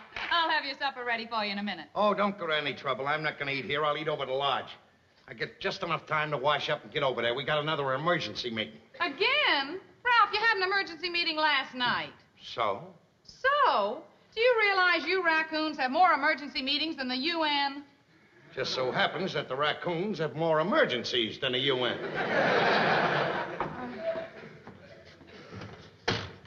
There they are.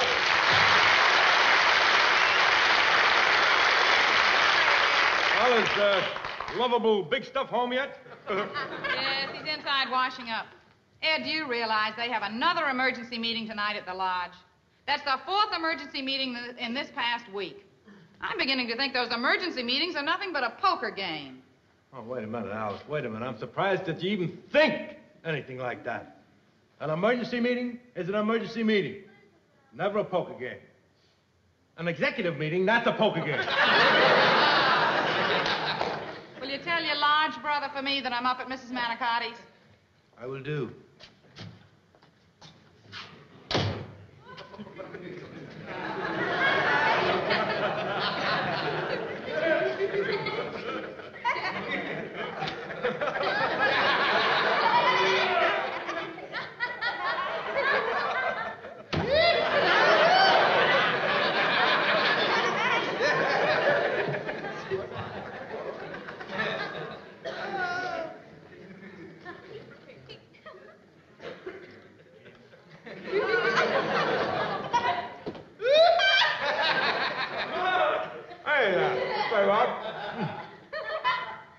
Alice told me to tell you that she's up with Mrs. Manicotti's.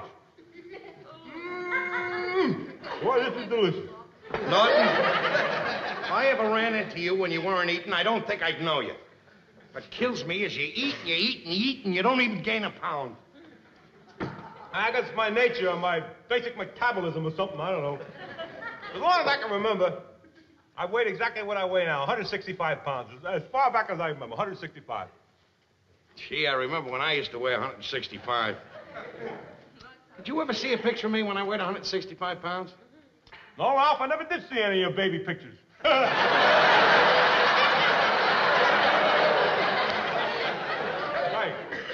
let me tell you, your wife, Alice, really outdid herself with this stuff. This is just delicious. Here. Light it up. Hey, that's great. How about that?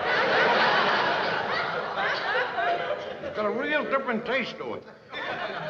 You really can. You're a lucky guy. Anything Trixie ever fixes for me is right out of the can. Now, if this come out of the can, that would be different. This is terrific.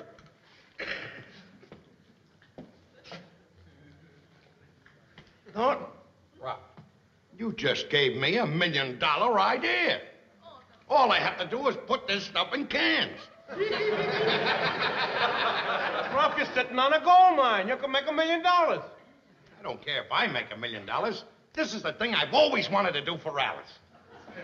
Why should she cook just for me and just have me enjoy it? I could put it in cans and the whole world can enjoy her cooking.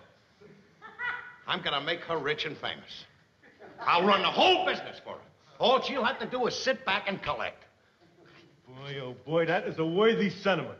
I mean it. Now, all you got to do is get a hold of Alice and get the recipe. Then we're off. Now, that's the last thing I have to do.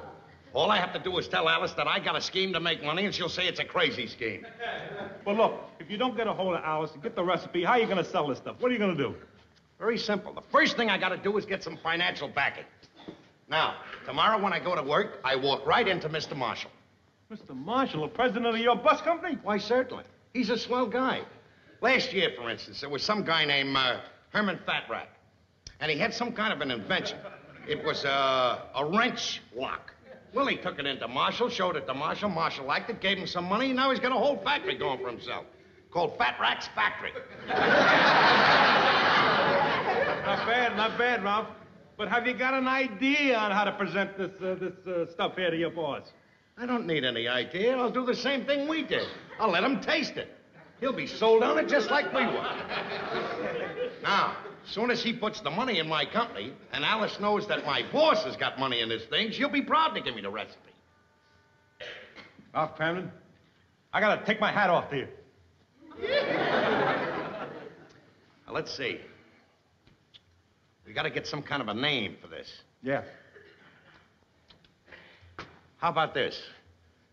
Cramden's Delicious... Now, wait, who? Wait a minute. Hey, you mean Cramden's Delicious. Mr. Marshall is putting up the money for this thing. You got to get his name in there someplace. You're right about that. Hey, how about this? Cramden's Delicious Marshall.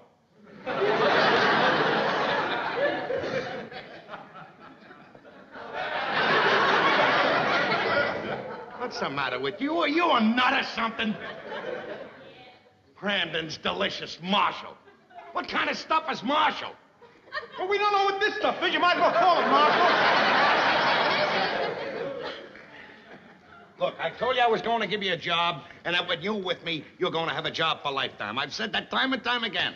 Now that we've got a winning solution to our problems, I'm still going to give you the job. But you're not going to be in the advertising department.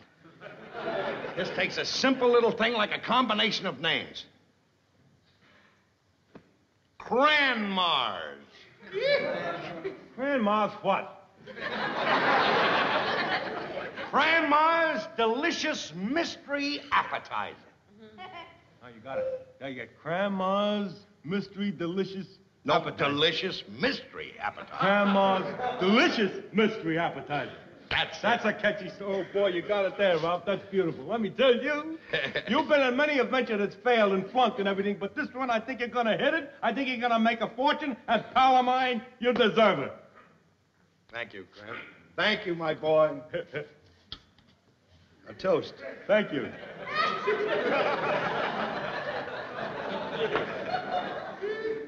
It just goes to prove what I've always said. Every dog has his day.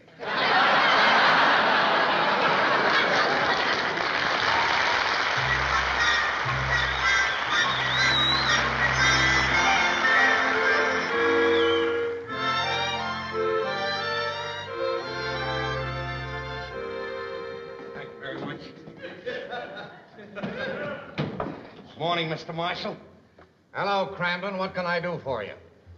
Mr. Marshall, I have $1 million in here. Well, you must have had a mighty good day on the bus.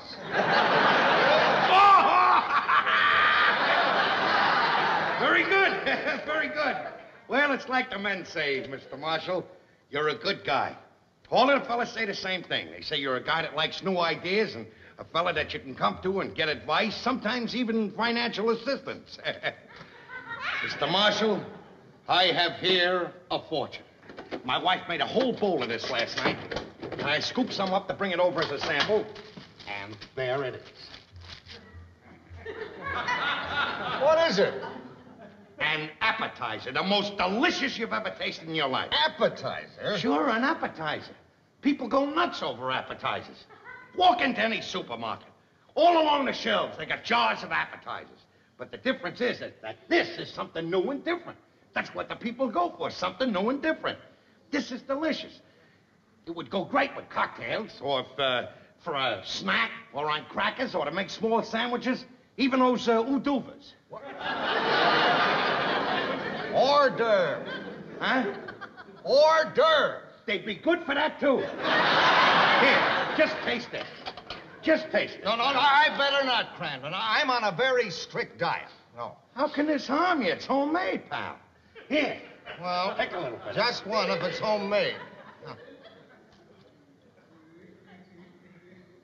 Hey, this is very good. What did I tell you? I never tasted anything like it before. Everybody that tastes it says the same thing, Mr. Marshall.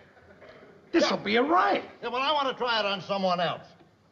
Now, Miss Evans, please tell Mr. Peck I'd like to see him in here for a moment. Mr. Tebbets, too. Cramden, this appetizer has possibilities. If it's handled right, it could be a big thing. Now, tell me, is this your wife's exclusive recipe, or could there be someone else involved, like her mother? Oh, her mother? No, her mother can't cook like my wife. Her mother-in-law's a nice lady and everything, but anything she'd cook, I wouldn't give it to a dog. I'll have another one. Go ahead, pal. Eat it up. There's plenty of crackers. Here they are. See me, J.M.? Yeah. You both know Ralph Cramden. Look, I wanted your opinion. Now, taste this appetizer and tell me what you think of it. What's this all about, J.M.? I'll explain later. Just tell me what you think of it. Hey, this stuff was great. It was very good. Yeah. I know I've never tasted it before, but there's something about the aroma I recognize.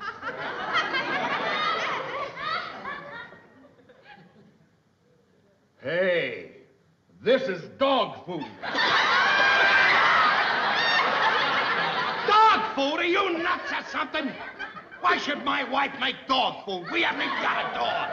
Look, I could be wrong. Anybody can make a mistake. Well, you certainly are wrong. I don't think I am. But if you want to make sure, I'll get Charlie. He raises dogs. Charlie. Boy, jealousy sometimes, I'm telling you. Well, it better not be. Yes, Mr. Peck? Charlie, do you know what that is? I should know. I've been using this for years. It's dog food.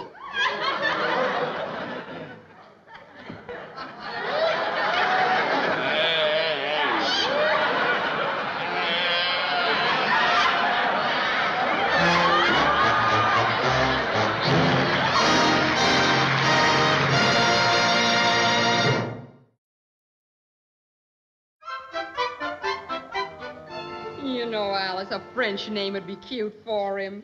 Well, I'll worry about a name for him after I get Ralph to agree to let me keep him. I told you you're worrying over nothing. Once Ralph gets a look at that little face, he's got to fall in love with it. Well, I hope so. You know something, Trix? I never realized what wonderful company a little pup is around the house all day. You know, this day just flew by. Sure. That reminds me, I got to be getting back upstairs.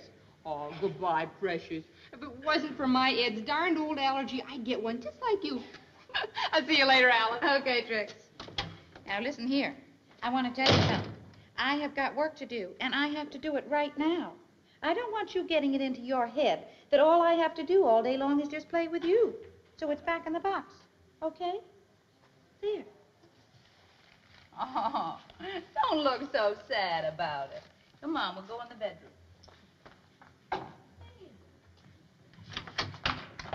Hey there, Ralph. Oh, hi, Ed. Aren't you coming home a little early today from work? Oh, no, I've been showing up to work an hour earlier. We're breaking in a new man there. Been with us a week. He's still wet behind the ears. Ooh. Say, tell me, Alice, has Ralph tried to get in touch? Excuse me. Has Ralph tried to get in touch with you? No, bless you. Excuse me, has he tried to get in touch with you about anything today? No. Have you got a cold, Ed? I didn't have a minute ago. Pass me here, will you? Here? Yes! What? This usually only happens when I'm around dogs. You got a dog? Yes, I have, Ed. Maybe you better go. Oh, no. I'm all right. It's just whose dog is it? It's mine. I got it at the pound. But please don't say anything to Ralph about it before I do. He doesn't think we should have a dog in the apartment. Oh, no. I won't. I like the look of the dog, if you don't mind. Well, do you think you should, Ed? Oh, I'm all right. It's just after the initial attack is over, then I'm all right. I want to look at the pooch. Hi there, little poochy boy. Oh, what a beautiful dog this is. Hey. He looks like one of those make-believe toys, you know, like you wind up. He's beautiful. I hope Ralph will like him as much as you do, Ed. Oh, boy, I'm telling you, when Ralph sees this little fella, he'll go out of his mind. Put him back in the box, because I got to feed him now. Supper in bed, huh? Boy, they talk about a dog's life.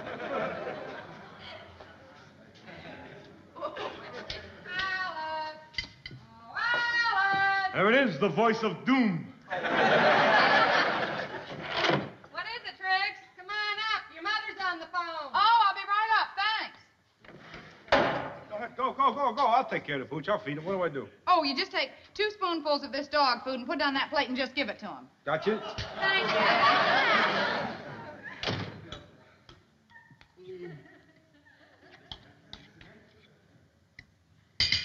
Here it comes, Poochie. Here's your dim-dim. Boy. Heat up.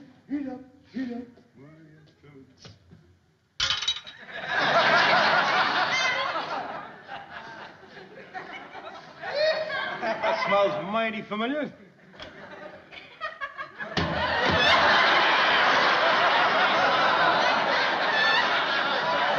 Grandma's delicious mystery appetizer. All right, where is she?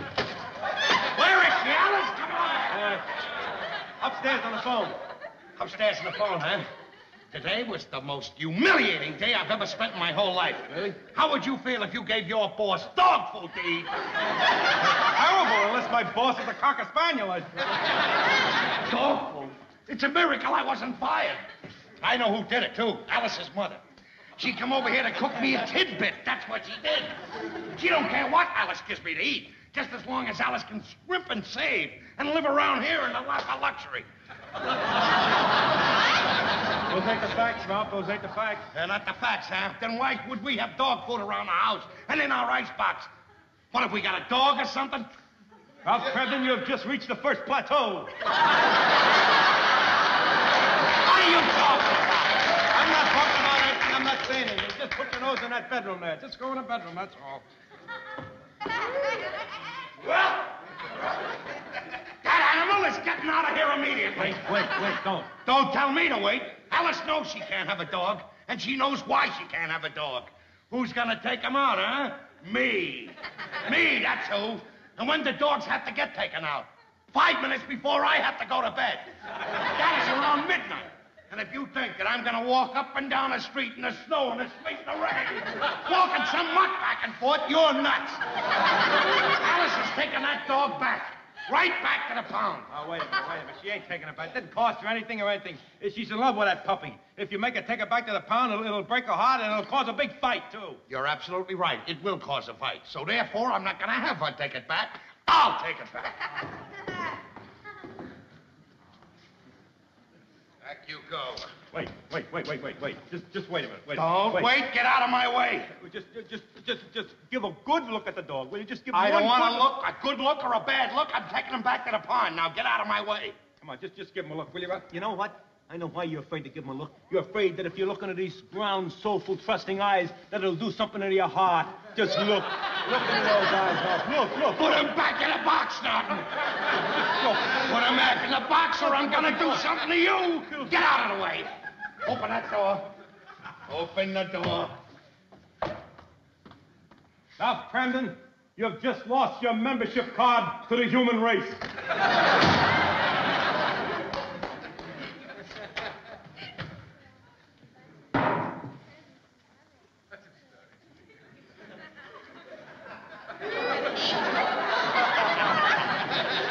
I still say it's the best appetizer I ever tasted.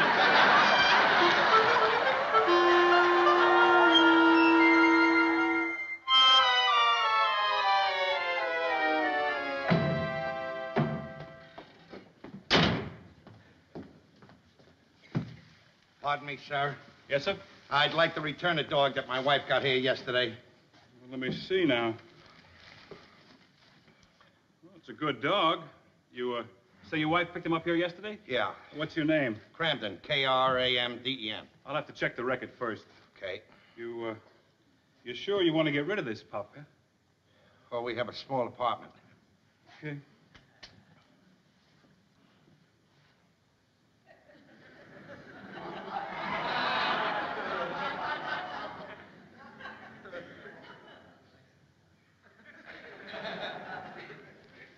Yeah, come here.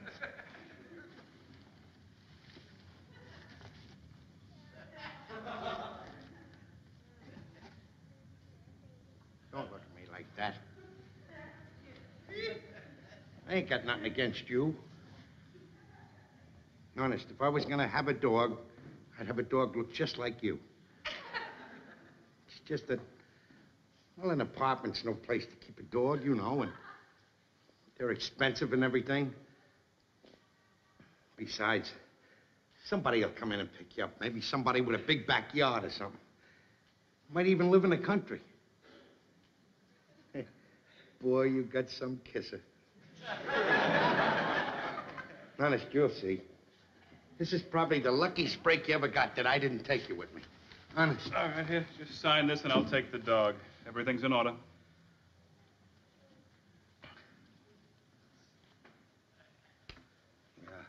Thank you. There we go. Up you go, boy. That's it.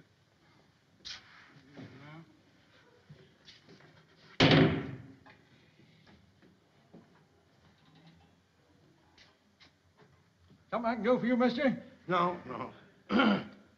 Say, tell me something. I just brought a dog back here. Will somebody pick him up and give him a good home? I hope so. What do you mean you hope so? Well, a lot of people come here for dogs, but There ain't always enough people to take all the dogs we got here. We're only allowed to keep dogs here 5 days. We got a couple here now. They've been over the limit. Over the limit? Yeah. Well, what happens to them then when they're over the limit? Gotta be destroyed. Hey, wait a minute. You mean that dog I just brought in here, my dog, is gonna be destroyed? All right. Wait a minute! Wait a minute! Hey, come back. Who do I see about getting a dog back?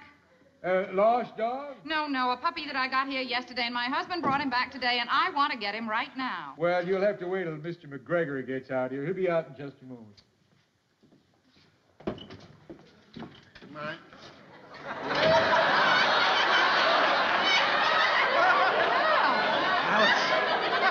What are you doing with my puppy and these other dogs? Look, I hope you're not gonna get mad, but I fell in love with him. And these other two are over their limit. Come on, I'll tell you all about it at home. Come on. Wait to see these little ones. Did you see the new one? Let's take a look at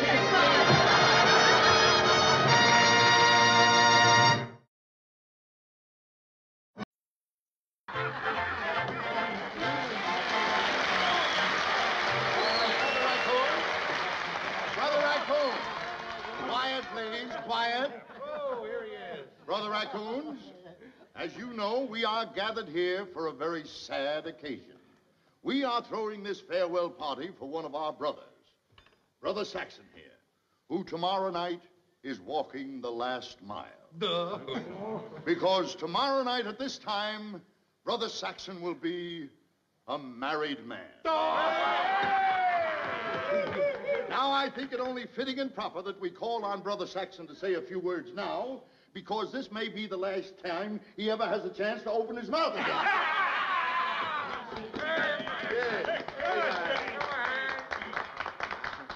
I know. Fail already. Don't worry about him. Go ahead, brother. I know that all of you brothers must have been joking about the things you said about marriage tonight. I'm very happy. That's because you ain't married yet. Wait till tomorrow, You are a riot.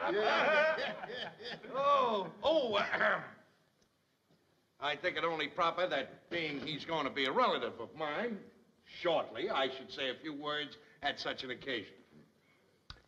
Gentlemen, I am sorry to say that I feel very sad tonight, because I am largely responsible for the predicament that he's going to be in starting tomorrow.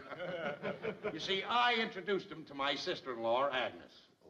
So it is obviously my fault, because you can see that he doesn't know what he's doing. I'm very happy. Hey, that proves it. He's stoned. Well, there is a silver lining to this cloud. However, I think that I end up with most of the silver in this cloud. You see, he's marrying my wife, Alice's sister.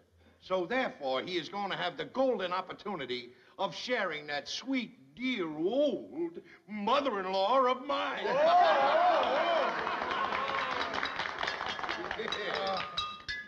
Gentlemen, it's hot tonight.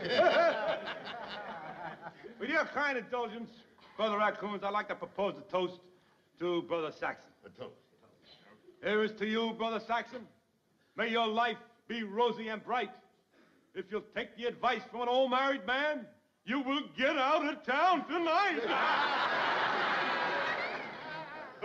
And now, Brother Raccoons, now that the dinner and the speech-making is over, I propose that we go into the club rooms for a little entertainment.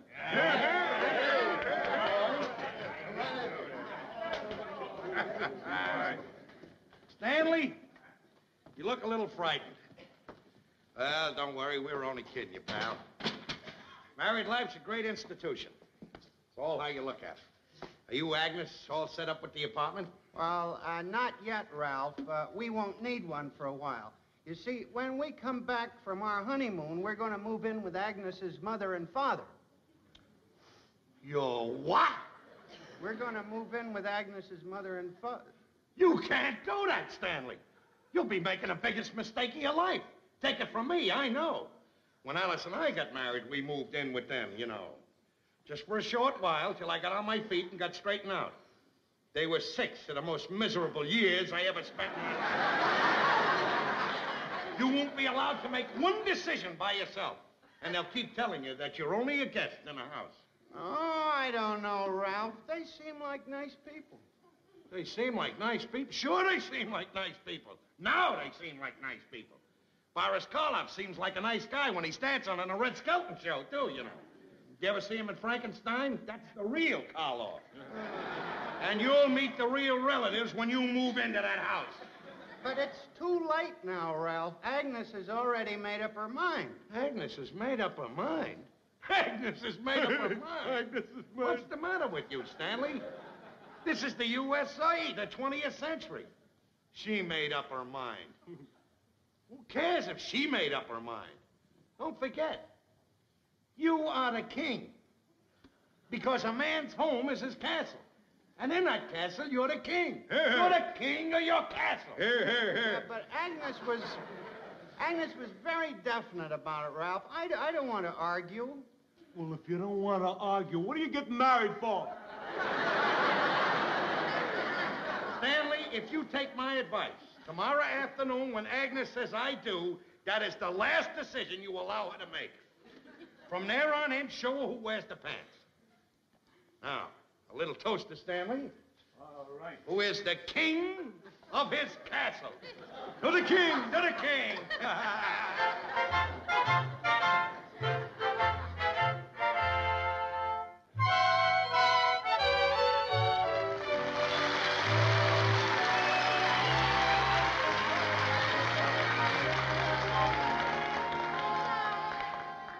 Ralph, I can't get over what a lovely bride Agnes made. Ralph? Ralph? Go ahead and laugh. Go ahead, Garrity. Laugh all you want. For your information, I did not rent this from an undertaker.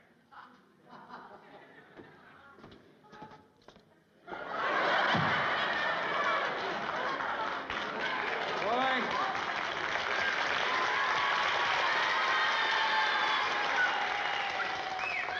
I want to tell you something. The neighbors that live in this house certainly kill me. You'd think they never saw anybody in a top hat before. Oh, they're just jealous, Ralph, because you look so good. You can say that again. I was just thinking, Ralph, what a beautiful bride Agnes made. Yeah, she did at that. Well, why shouldn't she? She's been practicing for 20 years. I never saw a dame so anxious to get married in all my life. Ralph, how can you talk like that? Agnes had plenty of chances. Stanley wasn't the only one who wanted her to get married. There were plenty of others. Oh, sure there were. Sure there were plenty of others. I can name 3 myself. A mother, a father, and a caterer. I didn't mean that, Ralph, and you know it. My pearls are caught again. Yeah. Agnes was just waiting for the right fella to come along. She was waiting for the right fella. Waiting for the right fella. Did you see what she did at the reception? Threw away her bouquet, and from force of habit, she ran and caught it herself. She did not. She didn't, huh? No, her foot slipped. Her foot slipped. Wish my foot could slip like that. I'd be playing center field for the New York Giants. All right, Ralph, that's enough about Agnes. She's married now, and she's very happy. Yeah, you're right, sweetie. She is happy. She sure is in love with that Stanley, too, and he's in love with her. That's the main thing. That's like you and me, see? We have arguments and everything, but you know that I love you, and I know that you love me. That's right, sweetheart. That's all that counts. I'm going to make some coffee, Ralph. You want some? Nah, I'm tired. I didn't think that reception was going to last that long. I'm going to bed. Oh, and by the way, I'm going to put this in a box. The first thing in the morning, take it back to McLeod's. Because if I help 1 minute after noontime, I got to pay a whole day on it. So All take right. it right back. I will, Ralph.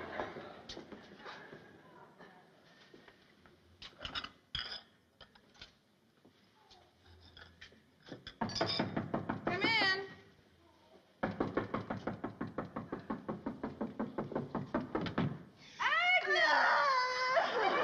What's the matter?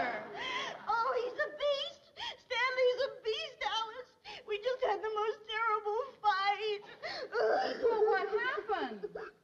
Oh, now, come on, Agnes. Now, crying's not going to do any good at all. Hey, what is she doing here? Please, Ralph, Agnes and Stanley have just had a terrible fight. A fight? Already? At least we waited till we got on a train.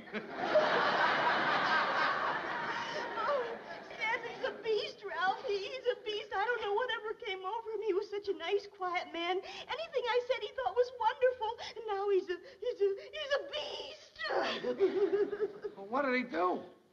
Well, after the reception, he just changed. He suddenly started talking crazy. He said we're not going to move in with Mother and that he was king of the castle.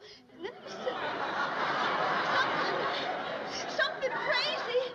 Something like Boris Karloff dancing on the Red Skelton show. About this being the 20th century. Why, Ralph, what do you suppose made Stanley change like this? What are you asking me for? How do I know what made him change? I think I had something to do with it. Don't be silly, Ralph. It's just that he's a friend of yours. Alice, can I stay here for the night? I'm too ashamed to go home to Mom and Dad. Now, wait a minute, Agnes. You're married now, and no matter what, your place is with your husband. He's a beast. I never want to see him again as long as I live. Oh, well, as long as you feel like that, maybe you better stay overnight. I tell you what, you and I can take the bedroom, and Ralph can sleep out here. That's right, sweetie. You go ahead in there. Wait a minute! You're going where and I can sleep where? Oh, all men are beasts. Please, Ralph. Now, that's enough now, Agnes. I'll loan you one of my nightgowns, and you better get right to bed. Oh, dear, there's only one left. The rest are in the laundry. I tell you what, you take this, and I'll wear a pair of Ralph's pajamas. Oh, thanks, All right, Miss Dorothy Dix, fixer of marriage problems. Fix my sleeping problem. Well, why don't you bring the cot up from the cellar? I can't because the cot is busted in the cellar. Well, Ralph, can't you sleep on something out here? Sure I can, sure. Bring the bed from in there, put it out here, and I'll sleep out here. Don't worry, there's plenty of places to sleep here. I can sleep in the sink if you want me. Not only can I get a good night's sleep, but I can wash up at the same time. Even sleep in the oven or in the icebox. I got it. I'll sleep with my head in the oven, my feet in the icebox. Then I'll have a hot head and cold feet. Just to break the monotony, I'll switch around every hour or so. Ralph, it's only for a night. Now, by tomorrow morning, Agnes will see things differently. This is a very crucial point in their marriage, Ralph.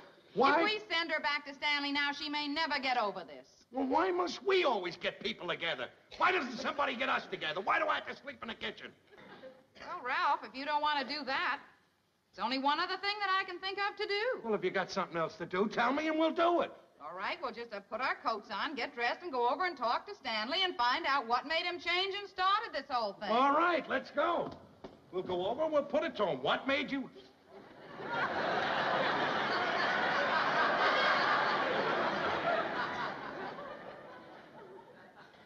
Go ahead to bed. Ralph, you just said... Go to bed.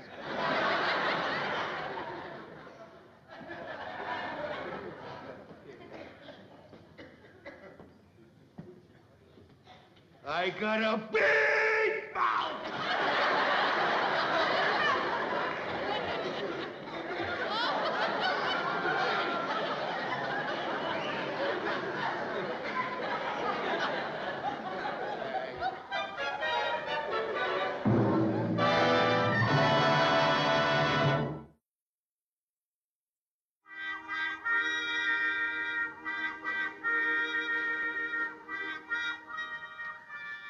I'll put some coffee on now, Agnes. You just stay right in bed and rest a while. Oh, thank you, Alice.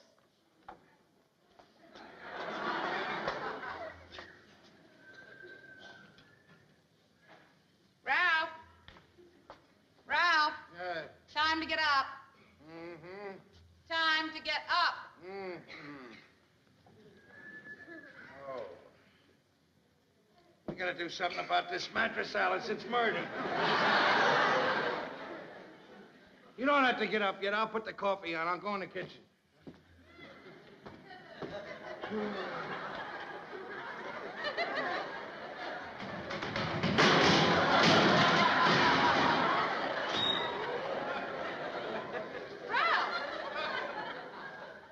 What happened? I fell down the stairs. That's what happened. What is the bedroom doing in the kitchen? Aha. Has she gone? Oh, sure, Agnes. Try the blue one. I think that one will fit you. Yeah, you can wear one of my suits, too, if you want to. Hey there, Alfie boy. What's a good word?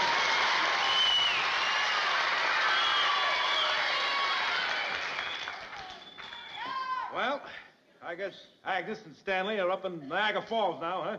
Yeah, well, if Stanley's up there, he's up there alone. She's here. Agnes is in the bedroom. Agnes is here? They had an argument, a big fight, right after the reception. Boy, let me tell you something. I heard of husbands and wives taking separate vacations. The first time I ever heard of separate honeymoons. They're not on their honeymoon. They had a fight, I'm telling you. She's got to get out of here. Well, now, look, is she going to leave here or is she going to stay? I'm afraid she's not going to leave, Ralph. And the way she's talking, she never wants to go back to Stanley again. She never... What, do I got to sleep in the kitchen for the rest of my life? Please, Ralph. She's going through a terrible ordeal right now. She's going to come out here any second. Now, please, whatever you do, don't do anything to upset her. Now, just try and say something pleasant, something that might cheer her up a little bit. And you too, Ed. No. Well, look, Alice, you can count on me. Oh, well, don't you look nice, Agnes? Yeah. Boy, you look nice. Well, hello, Agnes. By the way, I ain't seen you since the wedding. Congratulations.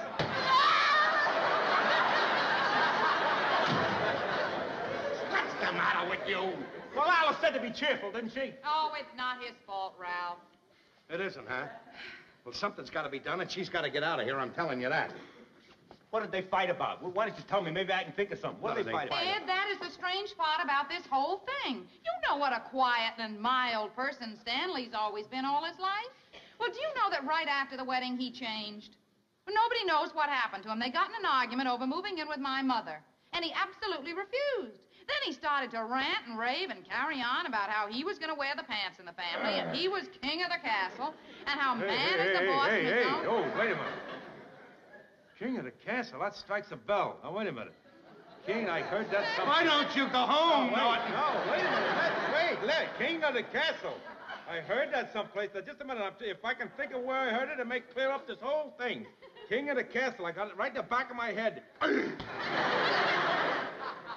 What'd you do that for? You said you had it in the back of your head. I was trying to get it out. Who cares where you heard it or what it was? Doesn't make any difference what kind of an argument we had. Our problem is to get her back with him. I got it. First of all, she thinks Stanley's a beast because he started to boss her around, right? Want to be the master of the household, the head of the whole thing. That's why she thinks he's a beast, right? All we have to do is make Agnes believe that all husbands are that way, and she'll think he's normal, and she won't think he's a beast. What are you talking about? Look, tonight we invite Stanley over here for supper. We don't tell her anything about it. Now, I'll come home from work. As soon as I come in, I'll walk right up to you, and I'll start giving you orders. Do this, do that, do this, do that. And you say yes, sir, and no, sir, and do all that. And she'll see what goes on. She'll realize how husbands are, and she won't think Stanley's a beast. Good. I can help out, too. I'll come downstairs a little later, and I'll say that I gave Trixie some orders to do, and she did them because she agrees with me that a man is boss of the house, eh? Beautiful. Oh, it's the silliest thing I ever heard of. It is? Well, have you got a little better solution to this? Go ahead, tell me about it, we'll do it. Well, that part of it's just plain crazy. I will admit it's not such a bad idea getting the two of them together here for dinner. You bet your life it's a good idea. And it'll work. Mark my words. Take it from me. Just listen to him, will you, Alice? Because a man is king of his castle. A man is boss of the family. I think I know where I heard it, Ralph. The king of the castle. Get out!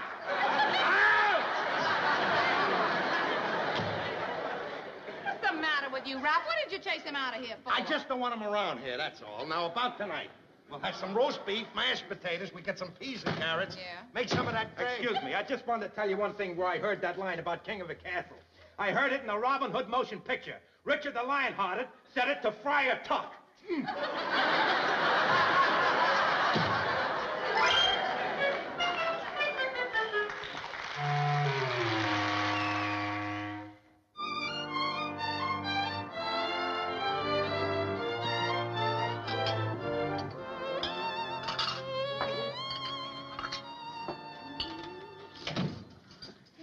Gee, Alice. I didn't know you were setting the table. I would have helped you. Oh, that's all right, Agnes. I'm almost finished anyway. You said 4 places. You having company? Well, I was going to tell you anyhow, Agnes. Come in. Stanley! Agnes, sweetheart. I knew this would happen if you just saw each other. Oh, Stanley, I'm so happy. I never should have left you, not even for a minute. Can you ever forgive me? Forgive you? It was all my fault, darling one. I should never have talked the way I did, sweetheart. I never should have listened to Ralph. Well, that's all past now, sweet face. We're together again, and that's what counts. Stanley, what was that you just said about listening to Ralph? I never should have listened to him, Alice. The other night at the bachelor party, he was telling me I should lay the law down about moving in with Agnes's mother and father, and that I should let Agnes know right away that I was king of the castle and boss of the family. How dare he interfere like that? Oh, I knew it couldn't be Stanley's fault. It's all your husband's fault, Alice. Oh, just wait until he gets home. No, he's a beast. Well, I see that you're home. I didn't think you'd get here so soon. Back together again, eh? I'll be with you in a minute. Now, look here, Alice.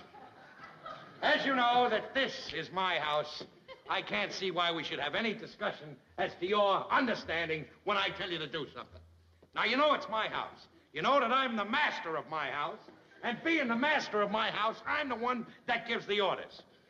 I gave you an order. The master gave you an order this morning. But as I look around, I see that my order from the master wasn't carried out. Now, the master's wife is supposed to obey. Why didn't you obey and have my robe and slippers laid out so that when I come home from a hard day's work, they're there for me to slip into conveniently? Tut, tut, none of your feeble excuses. I can see that you're ashamed of yourself. The master forgives you. I'll not say another word about it. Just run in there, get my robe and slippers, and I'll call the whole thing off. The master has spoken.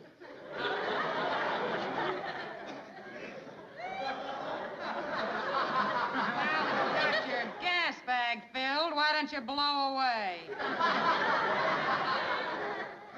What's the matter with you? Don't talk to the master like that. We never get it.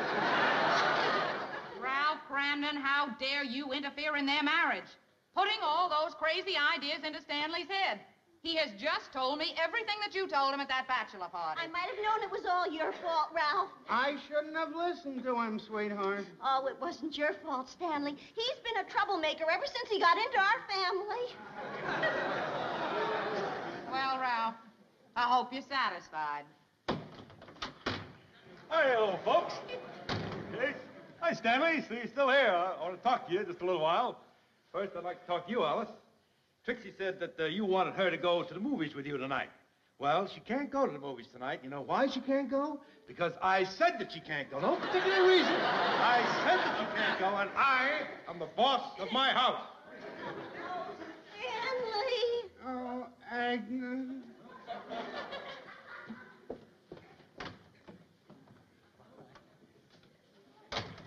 Alice, I had no idea it worked so fast. Would you mind leaving the premises? All right. I see that it's another one of your well-calculated plans that went to pot.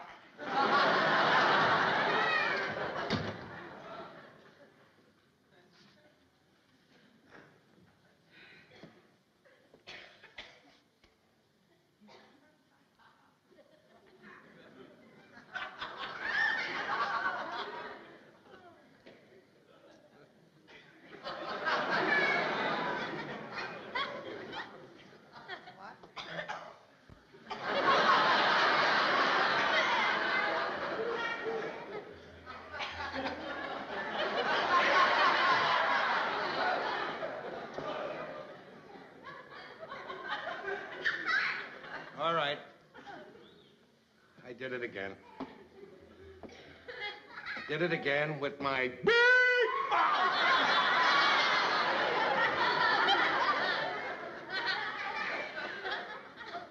lesson, though, this time. A real good lesson.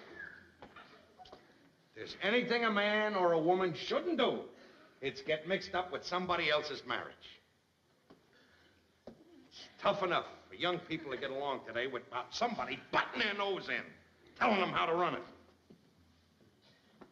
They can do it. Everybody else has done it. They need no help. Nobody, do this, do that, do it this way, do it that way. They can handle the whole thing by themselves. We did it. We had our arguments, but we settled them ourselves. And do you know why? Because there was nobody around to pick and pick and pick at us. That's why. Imagine me telling somebody how to run their marriage. You know what I'd do if anybody tried to tell me how to run our marriage? Ho-ho! Bang! Zoom!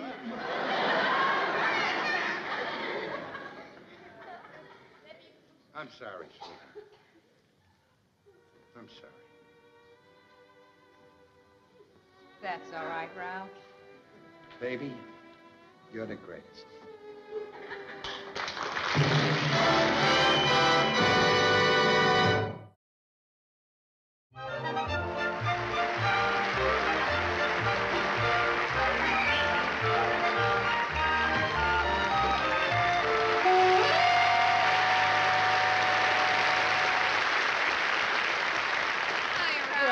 Sweetheart, I see you have my favorite dessert, chocolate fudge cake. Yeah, but it's not for you, Ralph.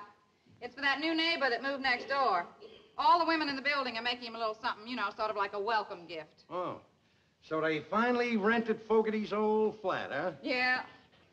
When did they move in? This afternoon, only it's not a they, it's a he. Oh, yeah? What kind of a looking guy is he? Oh, I don't know, Ralph. He's kind of tall and has gray hair. Why don't you go over and meet him after supper? I will. Listen, honey, I've got to go up and get the wash off the roof. Would you mind keeping an eye on the stew for me? All right. Okay. I'll be right down. Okay, hon.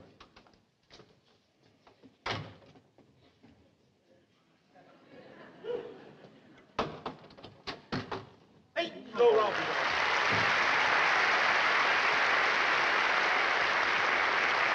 Hey, there, Ralphie boy.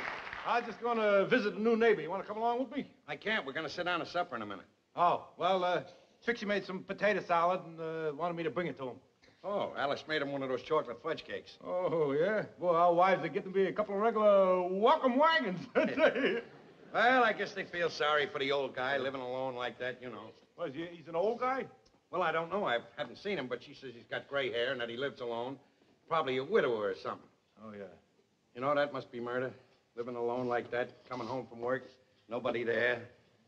Well, I know. I think I know sort of what it must be like. I had an old uncle that was a bachelor, you know. Every time he come home from work, nobody there. But what made it worse was he was a night watchman, see? Even when he went to work, there was nobody there. You know, we don't realize how lucky we are. At least when we come home every night, there's somebody there. Yep. Every night, there's always somebody there. Some nights there's two of them, Trixie and her old lady. Yeah, but you know in your heart and soul, Norton, that you wouldn't trade your place with that guy next door for anything in the world. Well, I'll tell you one thing. There's one consolation. He won't be living alone much longer. What are you talking about? After he eats Trixie's potato salad, he'll be needing a new nurse, and he won't be living alive. Well, guy like that, I'll tell you what. Why don't we go after supper? We go next door and play a game of checkers with him. You know, old guys like games like that. Good idea. Yeah? Oh, pardon me, I was, just wondering if I could borrow a hammer. I'm just moving in and I have to open a crate. Hey, how do you like that? We have two guys moving in today, him and the old guy next door. But I took the apartment next door. Oh, allow me to introduce myself. My name is Carlos Sanchez. Oh, how are you? You, moving in next door? Yeah. An old guy, this boy looks pretty well preserved. You don't exactly look like the type that cares for checkers either. Don't mind my friend, he's a little confused. Somehow or another, I got the impression that you were much older. Oh. Pardon me, my name is Ralph Cramden. This is my friend Ed Norton. He lives upstairs. Oh, you must be Trixie's husband. Yeah, I'm not Trixie's husband, yeah. I met her a little while ago. A very lovely woman. Oh, thank you. You got to meet quite a few people there in a short time, didn't you? Well, I kind of like to know who my neighbors are. Oh, well, you better get to know Trixie and me pretty fast because we may be moving tomorrow. Oh, really? Trixie never mentioned it. Trixie don't know it yet. Don't you think you might have made a little mistake moving into a strange neighborhood like this, you know, knowing nobody, with you being all alone and everything? And besides, you know, this is kind of a noisy neighborhood. You might not get much sleep at night. Oh, well, thanks for the warning, Mr. Crampton, but that don't bother me. You know, I won't be around here very much at nights. I work nights. What are you, a garbage man? No, I'm a dancer. Dance? Yes, I do a mambo and South American specialty. Well, I guess I won't be seeing too much of you fellows. You probably work days and are around here at nights. I'm just the opposite. I'll be working at nights, and I'll be around here all day.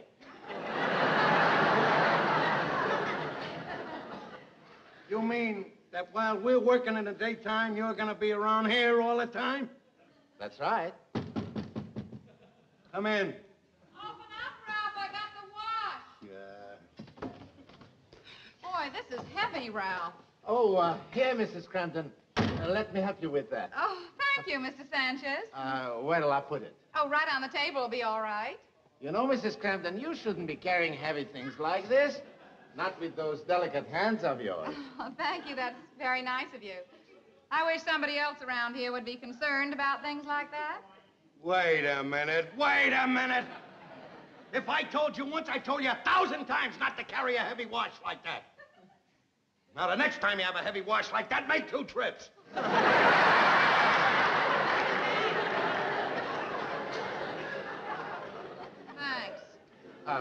Here, Mrs. Crampton, you must be tired. You better sit down. Oh, thank you, Mr. Sanchez. And, by the way, Mrs. Crampton, if we're going to be neighbors, stop that Mr. Sanchez. It's Carlos. Oh, all right, Carlos. By the way, what about having supper with us He tonight? can't have supper with us tonight. He's opening some crates in there. That's what he come in here for, a hammer. I'll get it for you right now, pal. Here's your hammer. And if you don't mind, hasta la vista. Well, I guess I better be going. And, thanks for the hammer, Mrs. Crampton. What are you thanking her for? I gave it to you. Oh, yes. Thanks, Mr. Crampton. All right, casa mananas. Mr. Norton, give my best to Trixie. Supper for Alice. He certainly is sweet, Ralph. Such a gentleman.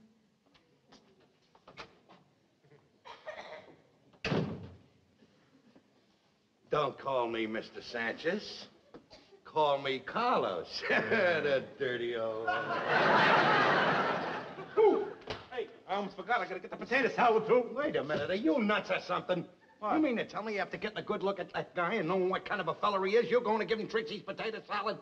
Well, certainly. This'll fix his wagon. Before I started eating Trixie's cooking, I was a regular Clark Gable. Norton, you're beautiful. Now, listen, Ralph. As long as we're neighbors, you don't have to call me Norton. Call me Eduardo. Together.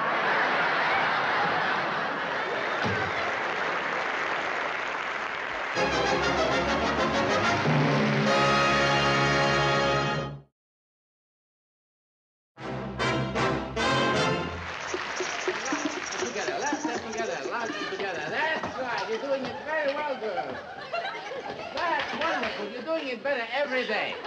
Now I'm going to put on some mambo music, and we'll see how it sounds with that.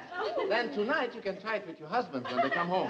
Let's see, what have we got here? Tito Rodriguez, claves for mambo. Oh, pardon me, Carlos. You think I have the hip movement all right? Oh, that's fine, Mrs. Manicotti. That's just fine. You are going to be a wonderful mambo dancer. All right, here we go.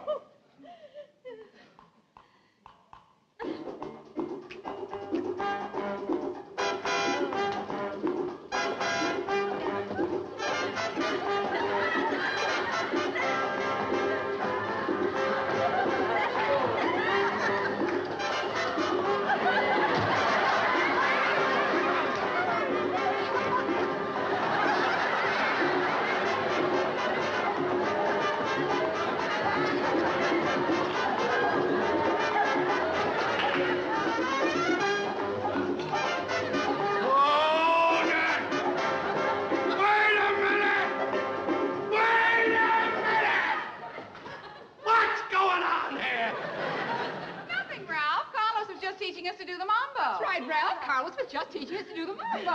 Oh. Carlos was teaching her to do the mambo. Oh, that puts a different light on everything.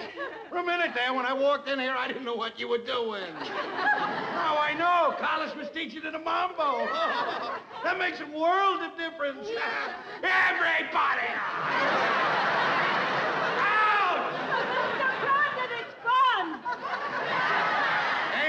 At your age, should be ashamed of yourself. Now out! All right, girls, I guess we better call it quits for today. Quits for today? You'll call it quits for today? Tomorrow, next week, next month, and next year you'll call it quits. And as for you, Rudolph Valentino, out!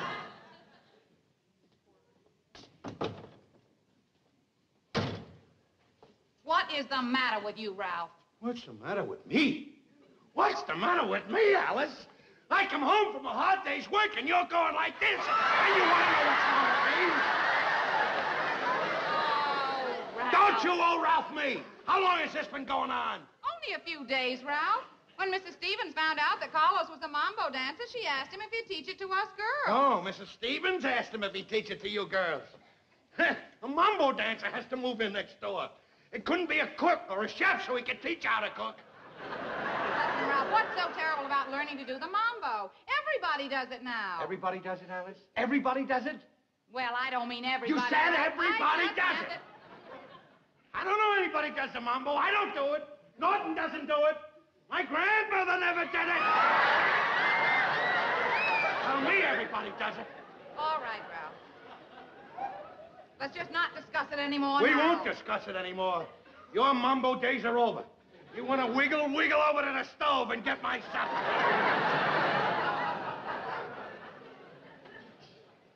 Mambo. No. Wait a minute. What's that? Tuna fish. We're going to have tuna fish salad. Tuna fish? What am I, a cat or something? Why can't I have a hot meal? I'll tell you why I can't have a hot meal. Because you're doing this. All right, Ralph. I guess the lesson lasted a little longer today, and I lost track of the time. Oh, is that why? Because the lesson lasted a little longer? I suppose every man in this building's going to have a cold meal, including him. Well, let me tell you something. I know whose fault it is. I know whose fault it is. It's Carlos's fault.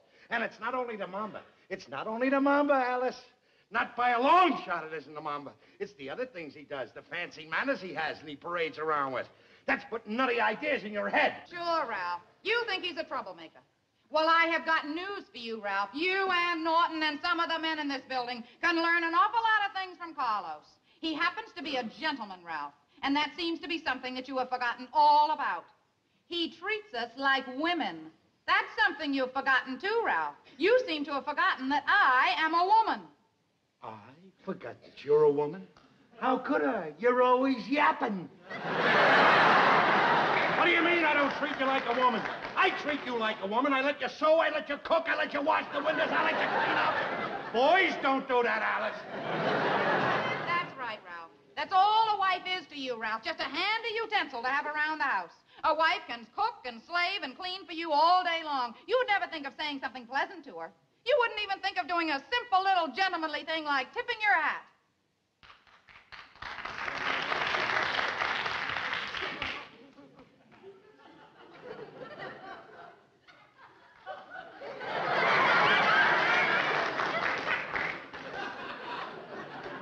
Now, get my stuff!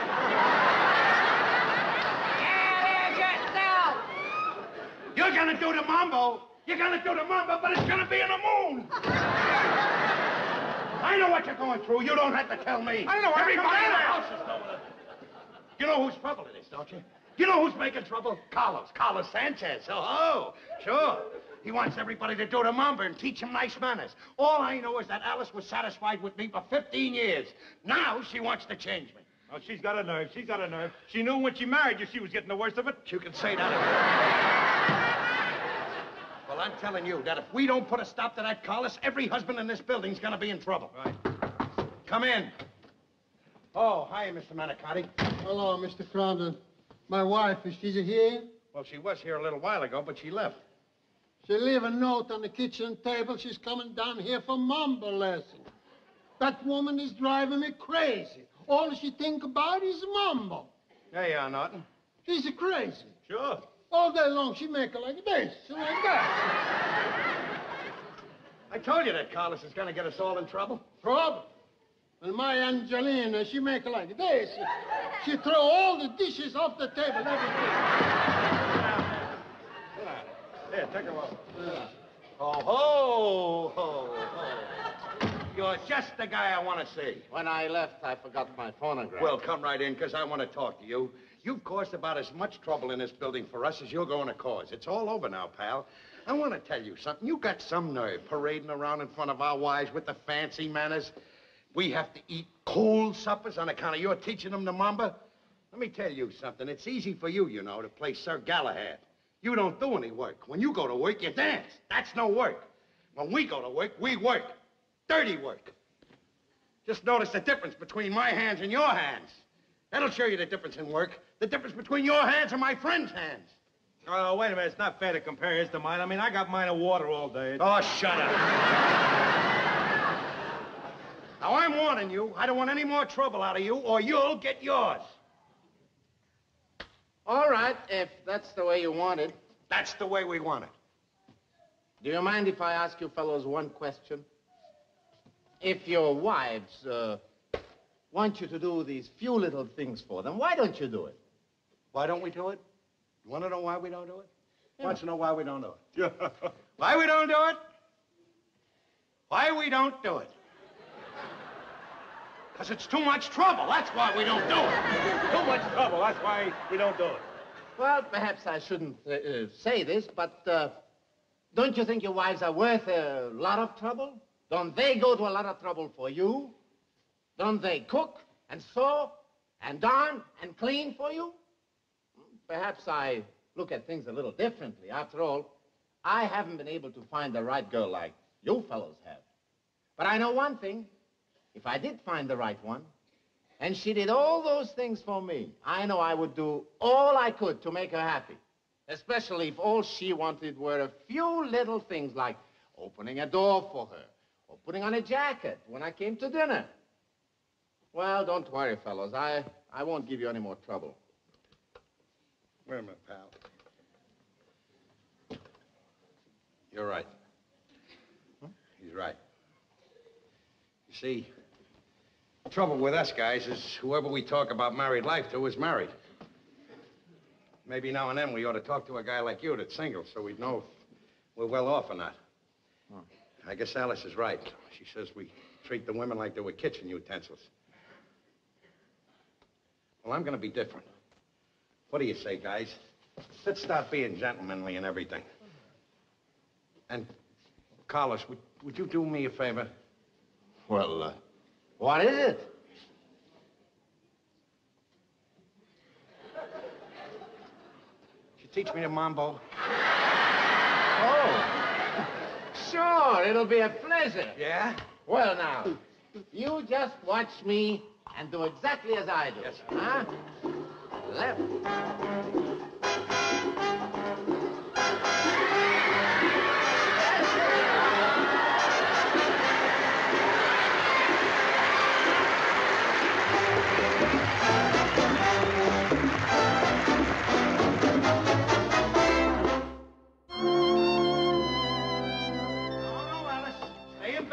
Stay in bed, sweetheart. Don't forget, it's early Sunday morning. We don't have to be to church till 11 o'clock. You just stay in bed, and I'll fix breakfast and serve you in bed. But, Ralph! Now, tut-tut, sweetheart. Just lay there and relax, hon. All right, now. Let's see, now. Where are the pots? Alice? I'll get one for you, Ralph. All right. Here.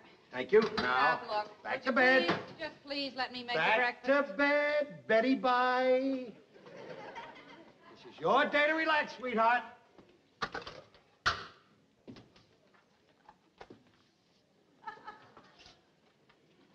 Stop buying these cheap matches.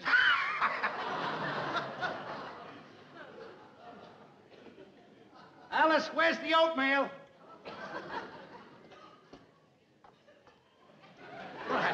All you have to do is tell me. Ralph, look. Thank now, you. wait a minute. Now, look. You go in and get dressed. Please let me Tut, make the tut, tut. Get back into bed. But, Ralph. I'll have it ready in a jiffy. Betty, bye. Oh, you're a good one.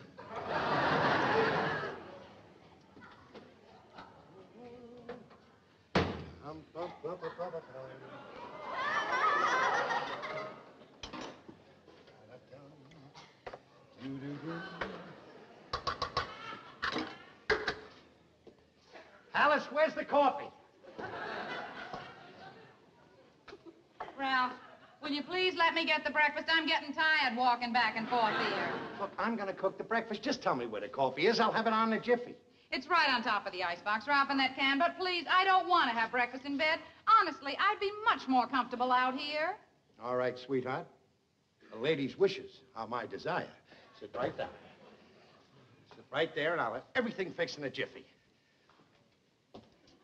Well, Ralph. What? While you're fixing the breakfast, I'll just go in and make the bed. No, stay right here while the oatmeal's cooking. I'll go in and make the beds. Alice, where are the sheets?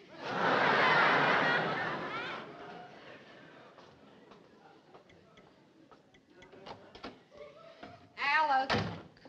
Alice. Be out in a minute, Trix. Oh. Ah, Trixie, you didn't even wait for me. Let me do it. Oh, Hey, Ed. out there, let me do what I try to do. Oh, Ed. Boy.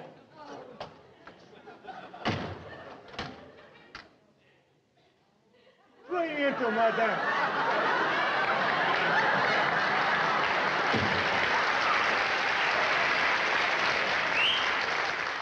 Hiya, Trix. Hiya. Hello, Mrs. Cramble. It's nice of you to have us. My, what a beautiful place you have here. By the way, mambo, anyone? Not now, Ed.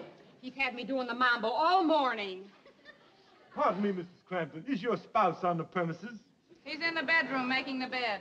Oh, what a gentlemanly thing to do. If you will allow me to take my leave, I will retire to the boudoir and join my bosom companion.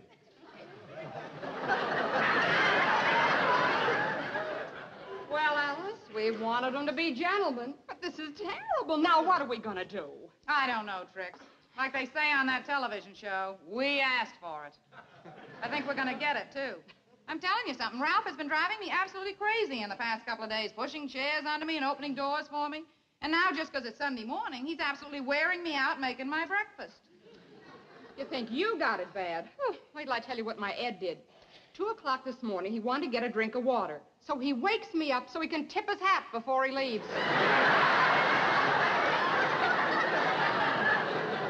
Now, really?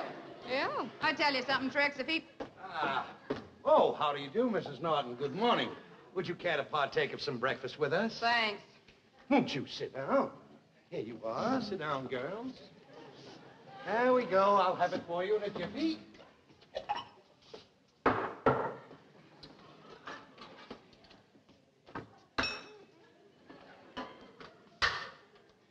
Done to a turn.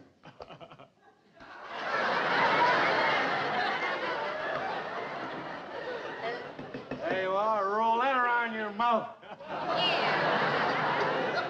Ed, why don't you take this? Oh, no. It's gentlemanlike to wait. I may wait till tomorrow. Is there anything wrong, Alice? Oh, no, Ralph. Nothing at all. Well, let me get you some more, then. No, Ralph. What? Please. Please, Ralph. Don't do any more cooking for me. And if you don't mind, would you do me another favor? Please don't push any more chairs under for me, and don't open any doors, and please don't tip your hat anymore either. Well, I don't understand this. I thought you wanted me to be a gentleman. Well, I thought that's what I wanted too, Ralph. But I found something out. I found out I've been a pretty lucky girl. 15 years ago, Ralph, I married a man who was absolutely perfect for me. Only I haven't had sense enough to realize it. Would you mind doing me a big favor, sweetie? Would you go back to being the way you were? Want me to go back to the way I was? You too, Ed. Go back to the way you were. You mean it, too? Open the door. I want to go home. I'll see you later, Alice. Okay, Wait a minute. Come back here. Things are like they used to be. Follow me. Are you, sure that you want me to go back to the old Ralph Cramp? I'm sure. All right, then listen to this. Get something in your head, Alice. I'm the king here, remember that. This house is my castle. I'm the king. Remember that. King, king, king. You are nothing, a peasant. This is my house, my castle. I'm the king. Get my breakfast.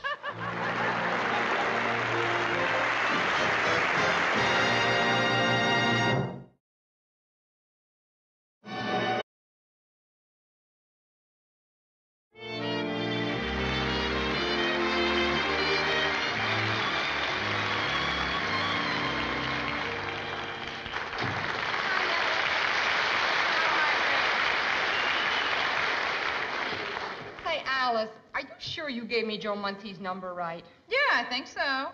There's still no answer. But I got a hold of everybody else, and they're all coming. They'll be here tomorrow night at 6. Oh, that's wonderful. I hope you remember to tell Bill Cassidy not to breathe a word of this to Ralph at work. I want this to be one birthday that's really a surprise for Ralph. Oh, you don't have to worry about Bill. He told me that if he had his way, he wouldn't even tell his wife about the party. Oh, well, now listen, to make sure that it doesn't leak out, Trix, don't even tell Ed. Ed would be sure to tell Ralph. Yeah. Now, I've got my shopping list all made out for tomorrow morning. I'm going to serve sandwiches, ice cream, coffee, punch, potato chips, peanuts, chocolate cake with happy birthday to Ralph on it. Well, on second thought, I better make that coconut cake. Why? Ralph's crazy about chocolate cake. That's just it. I bought him a new belt for his birthday, and I want to make sure it fits the day after. Oh. Well, you could always exchange it for a larger size. There is no larger size. If this belt doesn't fit Ralph, then it's back to safety pins. Oh, gee, Alice, the boys will be coming home pretty soon for the lodge meeting, so I got to get back upstairs. But look, honey, if there's anything else you want me to do for you, just let me know. All right. Thanks a million, Trix. Okay. Good night, Alice. Night.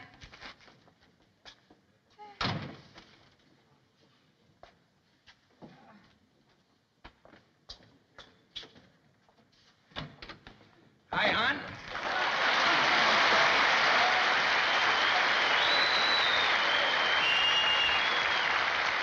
Come on in, Norton. She's up.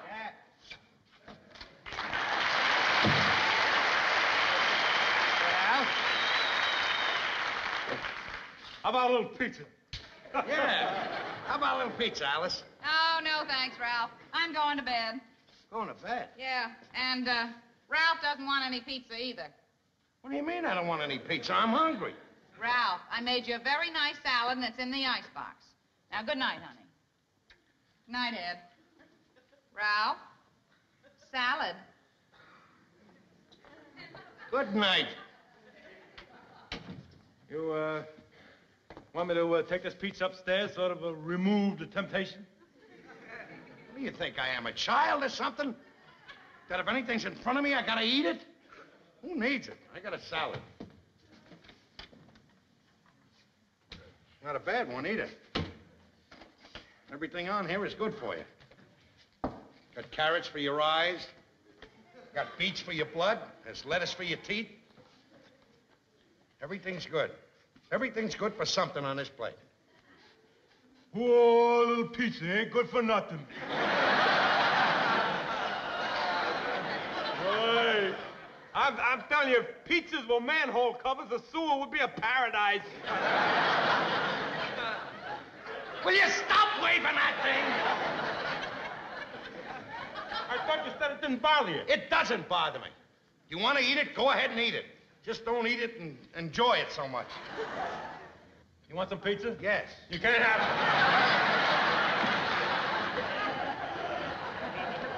It's not that I'm selfish, that I don't want to give you any. It's not any good for you, that's all. I didn't ask you for a half a pizza or a quarter of a pizza or even an eighth of a pizza. All I want is a teensy-weensy little piece to find out what it tastes like. Well, all right, I guess a teensy-weensy little piece won't hurt.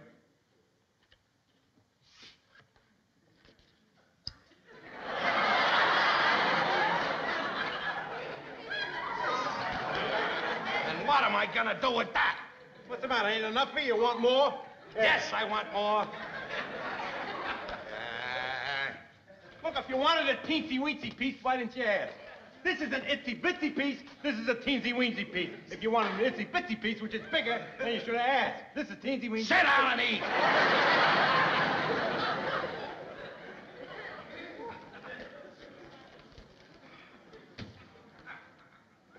Hey. What do you make of this?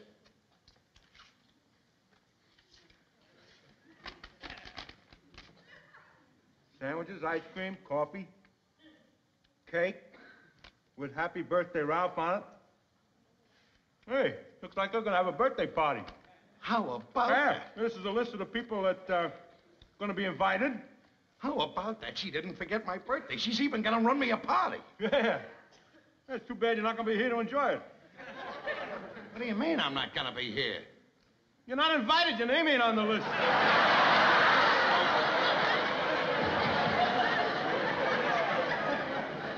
How about that? She's running a surprise party for me. I haven't had a surprise party in my whole life. Well, it's too bad you've seen this, Ralph. I mean, she went to a lot of trouble to order the groceries and inviting all these people.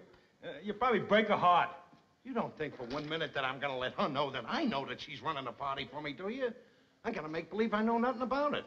You know, I'll act surprised. I'll come home tomorrow and I'll say, oh, what a surprise. No, you don't do that. Look, listen to me, will you? You come home tomorrow night, you open up the door. There in front of you is a sea of faces. You're flabbergasted. You get choked up. You're right up to here. Your eyes start welling up with tears. You can't talk. You can't even find your voice. And then you finally... Look, let me be you. I'm coming in the door now. You tomorrow night coming in. Now watch. Right, see.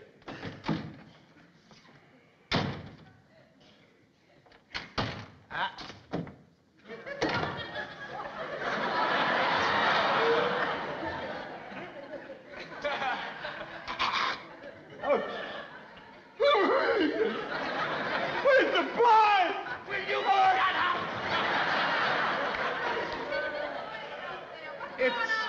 Oh, you woke her up. It's nothing, Alice. Nothing at all. Norton was just showing me something. I just giving him a little acting lesson, Alice, when he comes home tomorrow night. Nothing. Go to bed, hon. Shut up and eat your pizza. Salad.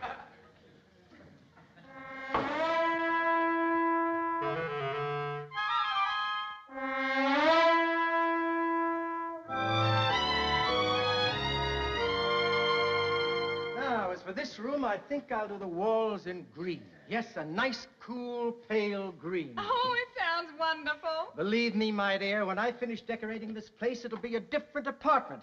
Now, all that remains is for you to okay my choice of materials for the drapes and furniture. I've got some samples here. Uh-huh. Hi, Hal. Oh, Trix, the most wonderful thing has happened. I'm going to have my whole apartment redecorated. no. Yes. This is Andre. He's the interior decorator for Morgan's department store.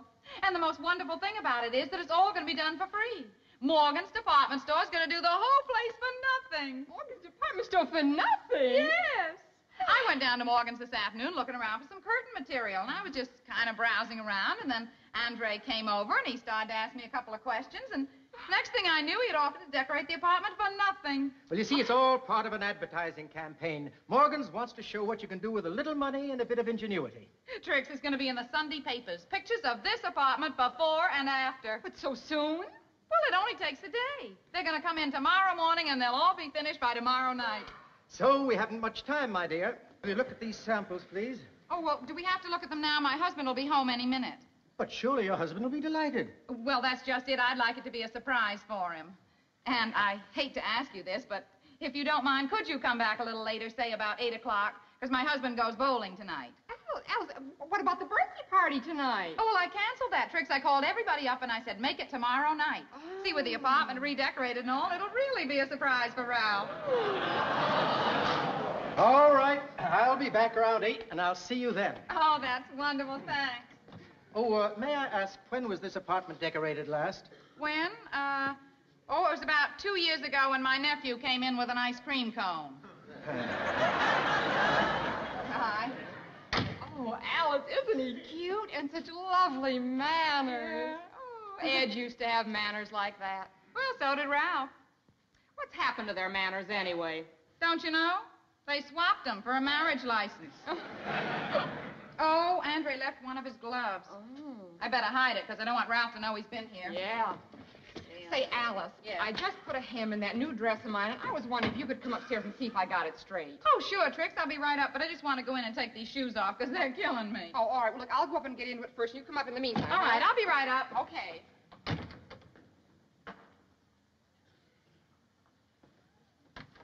Oh, what a surprise!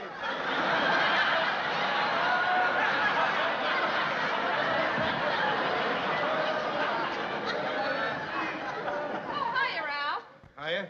I'll get your supper ready for you right away, because I know you want to go bowling tonight.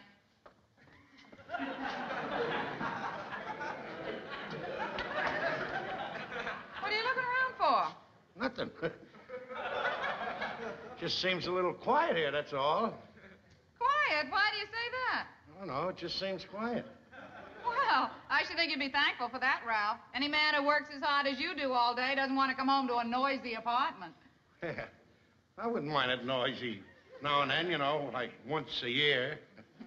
Well, I've got to run up to Trix's, Ralph. Oh.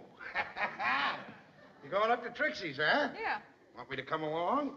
What for? I'm only going to look at the hem on her dress. Oh, gotta look at the hem. Uh-huh. All right, I'll wait down here. I'll be ready when you call me.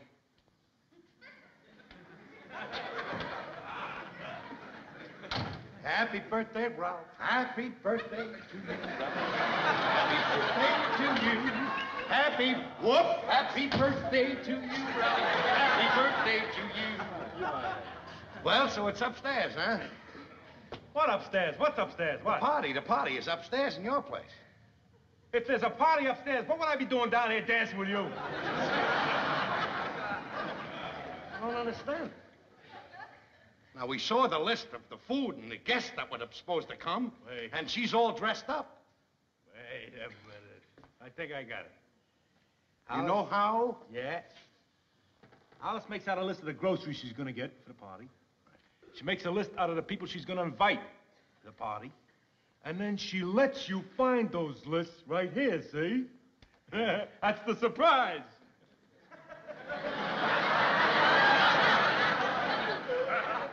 What? There ain't gonna be no party! Get out! Get out!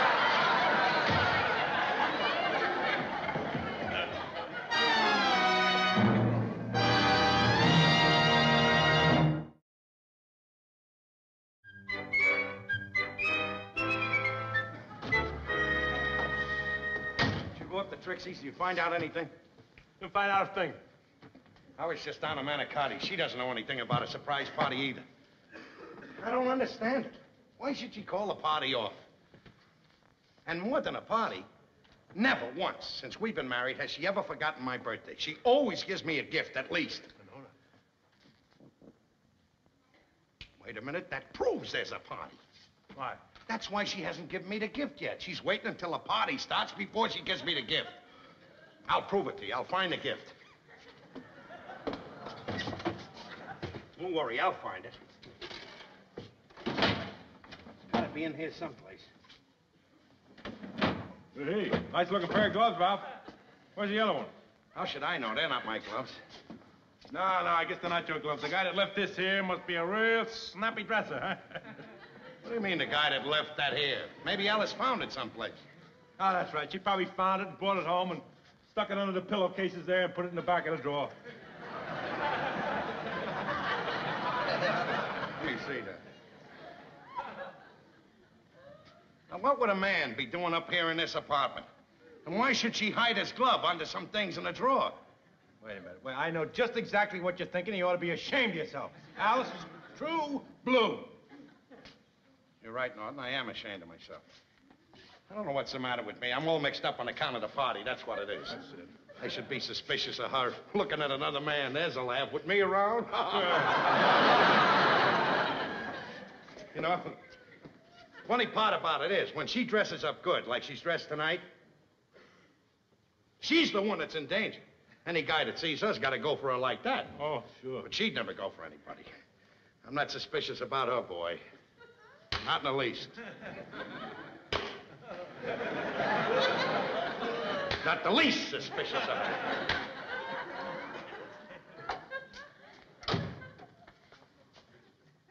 What are you doing all dressed up? Dressed up? You mean this old thing? What do you mean, old thing? You've only had it a couple of years. Why are you wearing it? I decided I'd break it in. And besides, Winston Churchill was here to tea, and I couldn't greet dear old Winnie in just anything. I'll only be a minute, Ralph. I gotta match up some thread for Trixie, and then I'll come right down and fix your supper, because I know that you want to go bowling tonight. What are you gonna do when I'm out bowling tonight, Alice? Same as usual.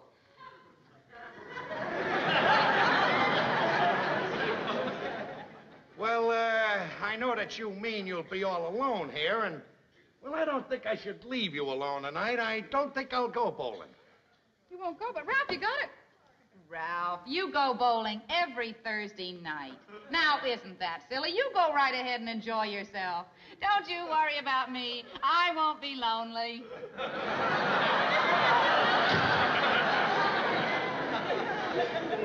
There is something strange taking place in this house.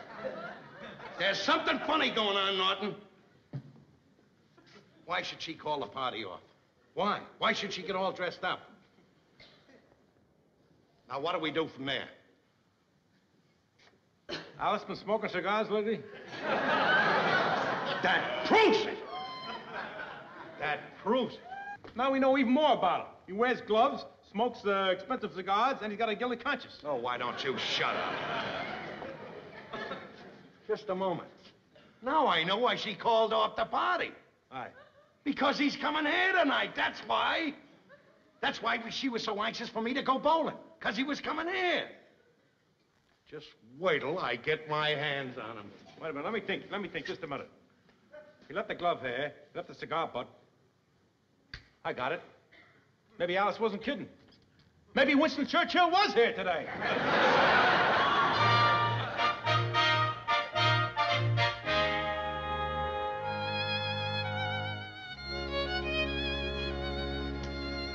Ralph, it's 7:45. You're going to be late for bowling.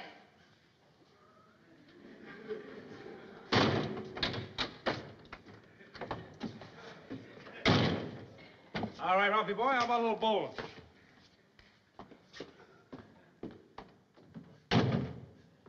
What is the matter with you? Here, my home is being broken up, my happiness destroyed, and you want to know if I'm ready to go bowling. Oh, I'm sorry, Ralph. How about shooting a little pool?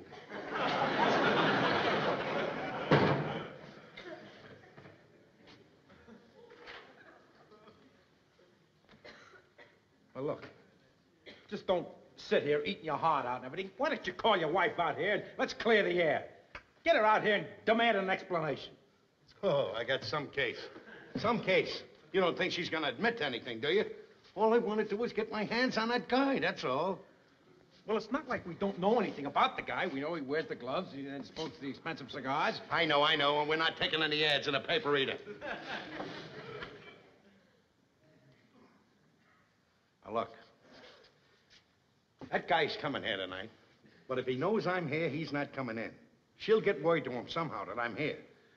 All I have to do, if she wants to play that game, I can play the same game. She's anxious for me to go bowling, so this guy can come here and she can have a meeting with him. Okay. But I'm gonna fool her. I'm gonna fool her, Norton. I'm going bowling. But I'm not going bowling.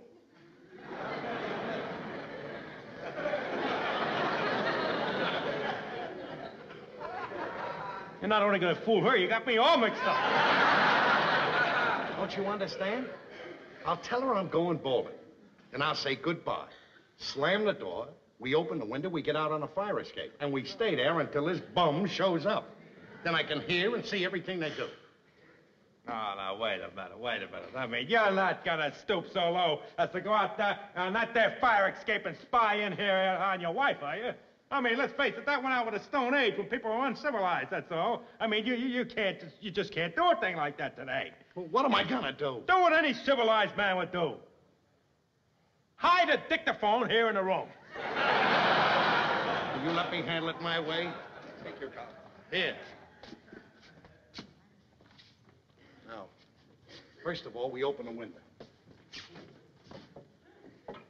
It's stuck. Hold it. Help me with this thing. All right, now. Alice! Alice, honey, I'm going bowling now. All right, Ralph. Have a good time. Okay. I'm going too, Alice. I don't be anybody here to bother you. Don't worry if I'm not back early. I'm going to stop off after I play and have a little salad. All right, honey. Take your time. Okay, I'm going now.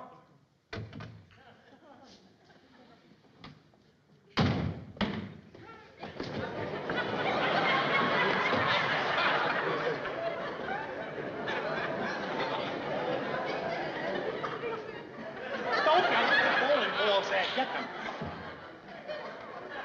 Come on.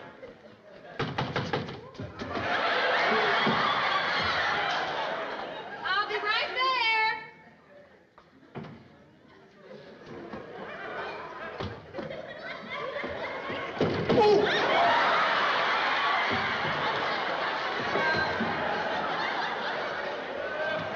Oh, hello. Come in, Andre. Hello, my dear. Is it safe to come in? Is your husband gone? Oh, yes, it's safe. He's gone. He won't be home until late. Oh, good. You know, I feel a little uncomfortable about this. I usually like to get the husband's approval. Well, you know, right after you left, I was kind of thinking it over, you know, when you left this afternoon, and I thought maybe I'd tell him, but it's so much more fun this way. All right, my dear, but you know, sometimes the husband comes up with a pretty useful suggestion. Well, I really think this way is best. You know, Ralph has such old-fashioned ideas. He'd just make things difficult for you. I see. Well, I've got it all arranged for tomorrow morning. What time does your husband leave? Well, usually about 7. 7? I don't suppose it's possible to get him out any earlier, is it?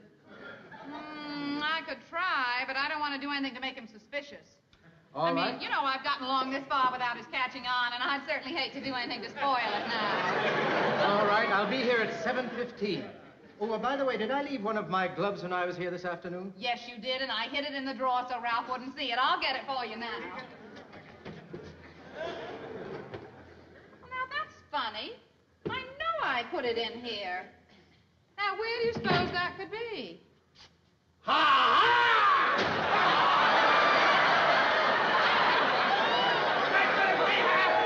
tell you where it is, right there. And I'm gonna stick it right down your throat, you gigolo. Ralph. Don't you rough me. So I'm old-fashioned, huh? I got old-fashioned ideas and I'm difficult. Well, you see how difficult I make it for him to put his hat on. He ain't gonna have any head. I'm through, Mrs. Cranston. You're through, all right. Will you help me out here? Let me out of my way. Just one moment. You listen to me. I don't want to listen to nothing. Out of my way. You listen to me. I'm going to tell you what you've just done, Ralph. We were going to have this whole apartment redecorated. New drapes, new rugs, new furniture, Ralph. That gigolo, as you call him, happens to be Andre, the interior decorator from Morgan's department store. And Morgan's department store, Ralph, was going to decorate this entire apartment for us for nothing, for an advertising stunt. Wasn't going to cost us 1 cent, Ralph, not 1 penny. And you had to go and spoil everything.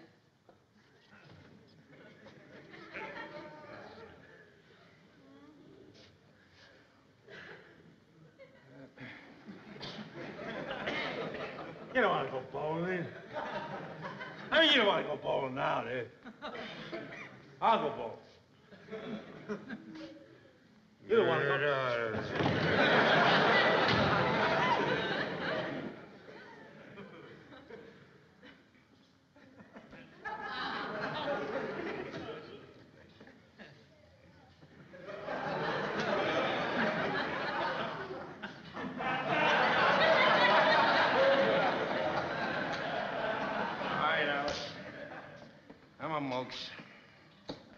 I did it again. Sorry if I'm jealous, but just the mere thought of any guy even looking at you is enough to drive me nuts. I don't know what to say or what to do, and I wouldn't blame you if you never spoke to me again.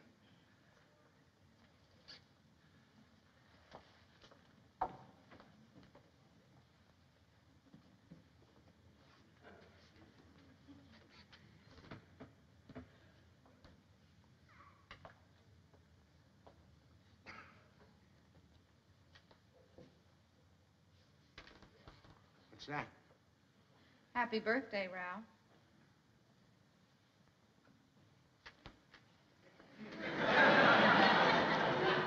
Baby, you're the greatest.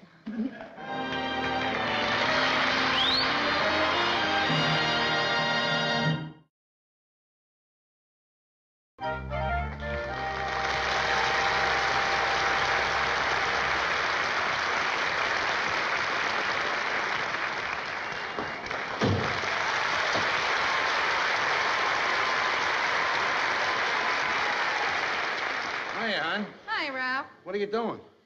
Well, you know how for the past year you've been promising me you'd clean out the bedroom closet? Yeah?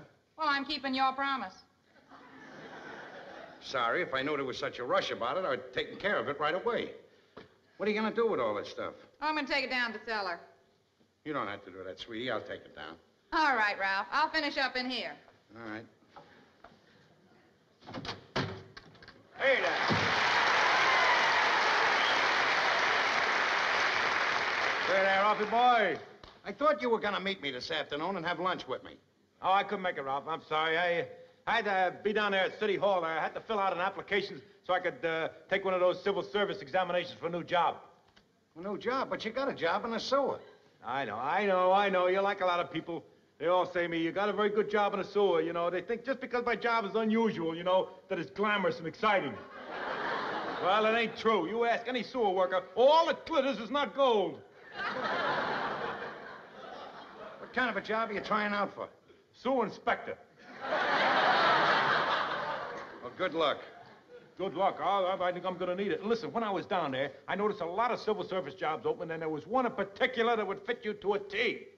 Just right in your alley. Senior clerk in transit authority.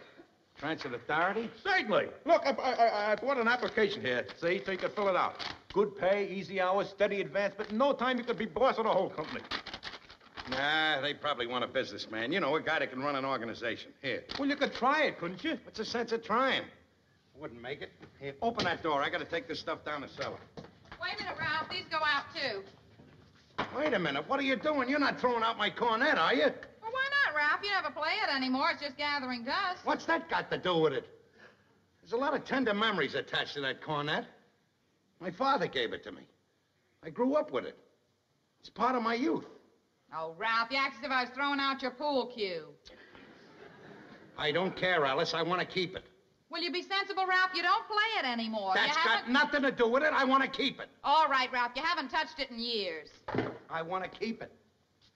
Okay, he's right, Alice. He hasn't touched his toes in years either. He still wants to keep them. You do me a favor and stay out of this.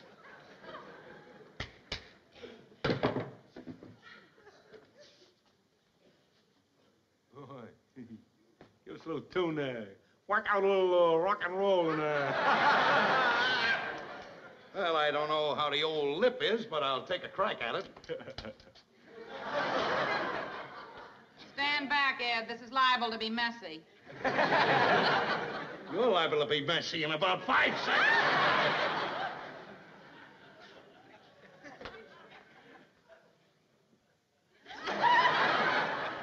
Not so loud, Ralph. You'll disturb the neighbors. Maybe this is one of those high-frequency cornets that only dogs can hear.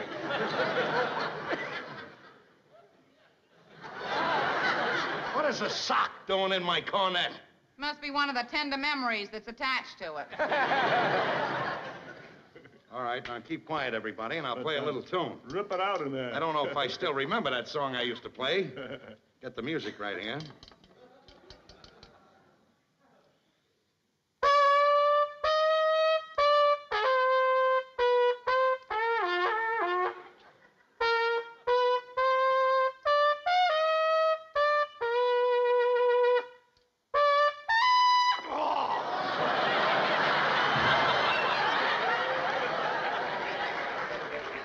I could never hit that high note. You know something? I liked it better with a sock in it. I'd like you a little better with a sock in you. Hey, hand it over. Give me a try at it. You play the cornet? No, I know. I never tried, but let's have it. Are you crazy? Gabriel, would you mind getting the clothes down to the cellar? I'd like to set the table. Do me a favor, will you, Norton? Will you take that stuff down to the cellar? I'm going to fool around with this. You're going to play that song again? Yeah. I'll be very happy to take this stuff.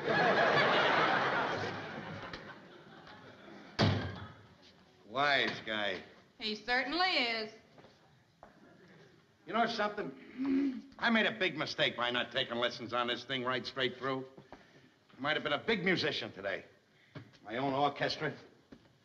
Maybe another Harry James. That's the story of my life. I could always make great starts, but I never finished. Never finished anything. Could never hit the high note on anything I tried. You know, one time my uncle wanted to make me an architect. You know, I was very good at designing things and building things. Gave me some free instruction. Then the Charleston come out. I quit architecture to take a couple of dancing lessons. Never stuck with anything. Never hit the high note. I might have been the guy that built the Empire State Building if I'd stuck at that. Come in. Excuse me. My name is Gunther. This is Mrs. Gunther. How We're sorry to intrude, but I wonder if we could ask a favor of you. What is it? Well, maybe you'll think this is silly, but... You see, we used to live in this apartment. You used to live here? Yes, many years ago.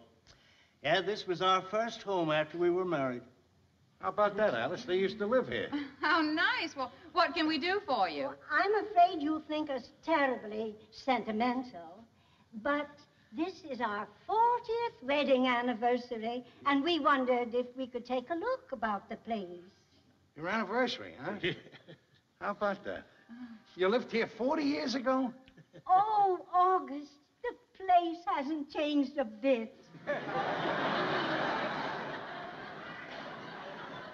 August? August Gunter? You're not the August Gunter that makes the donuts, are you? I am. Are you that guy? They're my favorite donuts. I eat them all the time. I'm glad you like my product, Mr. Crandon. Well, dear, have you seen enough? I suppose this place must have a lot of memories for you. Oh, yes. We were very happy here. Would you like to see the other room? May I? Of course. Is the view from the back still blocked by that laundry? Oh, no, they tore that laundry down. Now you can see the kitchen of the Chinese restaurant. I envy you, Mr. Crandon. You're young. Life and opportunity lie before you. Oh, things may look a little bit difficult now, but when you've moved on to higher things, you look back and you realize that you enjoyed every moment of the struggle. Say, tell me something. How did you become a success? Would you tell me? Well, gladly. One day, well, it was in this very room, as a matter of fact, I decided that I was going to be a success. And I said, nothing is going to stand in my way. Right here in this room, huh? Yeah. Well, I knew that to be a success, a man had to have certain qualities. So I took stock of myself. I made a list of my weaknesses and my strong points. And then I concentrated on eliminating the weaknesses and building up the strong points, making them stronger. And from that moment, Mr. Crandon, I have never let an opportunity get away from me. You did that right in this room, huh? Took stock of yourself. Yeah. Made a list of all your faults. You never made a mistake again. Well, I did make one mistake. I loaned my brother-in-law money to go into business. What kind of business was he in? The donut business. Oh. Thank you very much, my dear. And thank you, too, Mr. You're very Crandon. welcome, Mrs. Gunter. You've been very kind. Thank you. Well, shall we go down there? Yes. Well, nice to have seen you. Oh, Happy anniversary. Yes, happy anniversary to you both. You've been very kind to us. Perfectly all right. Good day to you. Bye-bye. Bye. Gee, aren't they a sweet couple, Ralph? Is this a private parade, or can anybody march in it? Alice, I am gonna be a success. You are. I know I said it before, but this time I really mean it. Now I know why I haven't been a success up to now. Now I know. That Mr. Gunter opened my eyes. It's my fault that I haven't been a success. My fault. But things are going to be different from here on in. Things are going to be much different. I'm going to take stock of myself. I'm going to list my mistakes and my strong points. Oh, Ralph, what's happened to you? I've never seen you like this before. There you are. The change has taken place already. Even you're amazed. I'm going after success. I'm not going to wait till it hits me. I'm going out and grab it. This application that Norton brought in. A job as senior clerk. That's me. I'm going to take that job. I'm going to pass this test.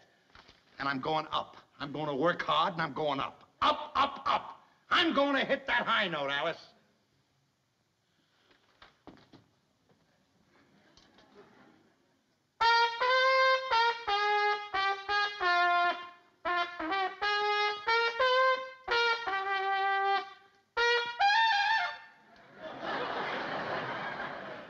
Don't worry, I'll hit it.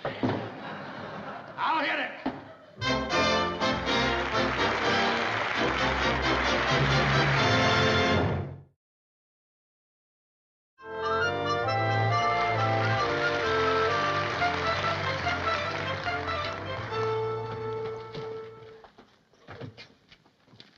Where you going with that?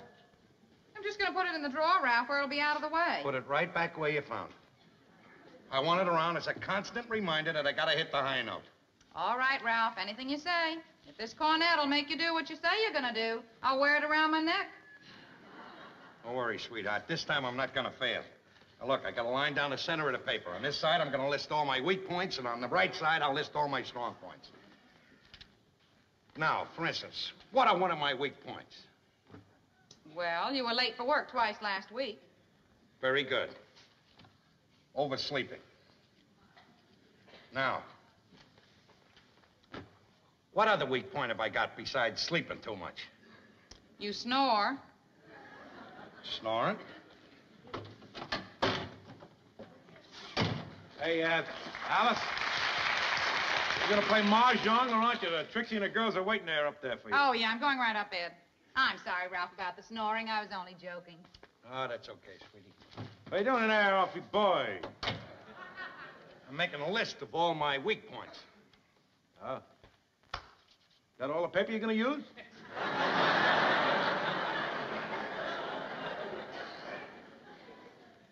Ordinarily, the old Ralph Cramden would have got steamed at that remark and probably put you out. But this is the new Ralph Cramden, and temper has no place in his nature.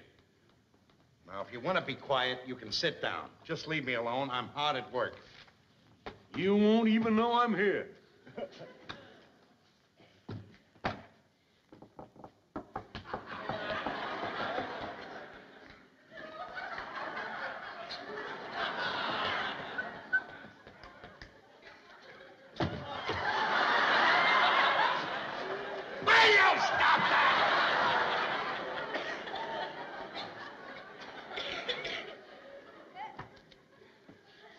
This is important to me.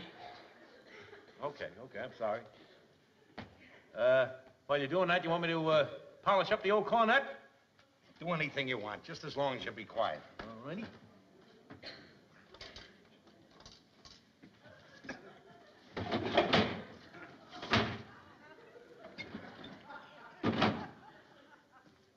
Why do you keep the cornet polished? I haven't got any cornet polish. Use something else to polish it. All right, as my granddaddy used to say, there's always hope when you got water and soap.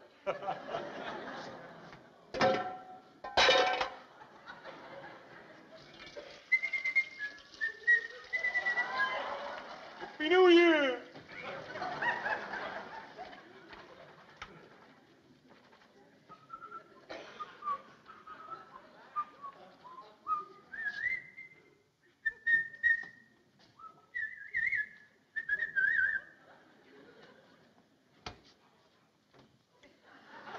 Well, I tell you, this ought to blow like a bell now, huh? I'm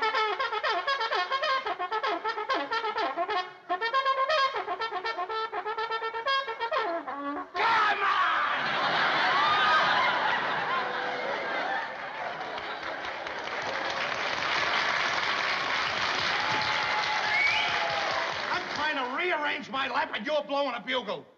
All right, I apologize. I'm sorry. I know what you're going through. Why don't you let me list down your bad points? Why should I let you list them? Because I can be more honest. It's more impersonal. A person don't look at himself like others see him. You remember Dickens? Maybe you're right about that. All right, let's try it. Here, you list my bad points, and I'll work on my good points. All right. You list the good points, I'll list the bad points. All right.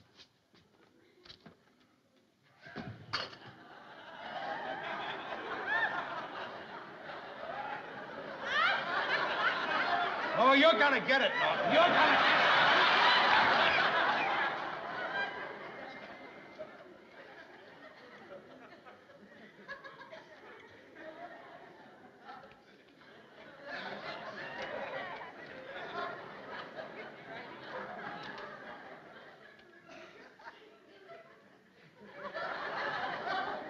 All right.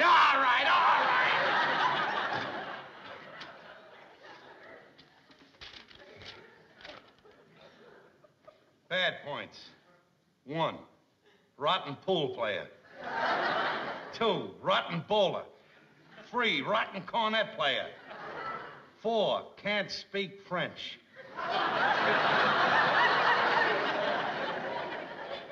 5, doesn't pay his debts.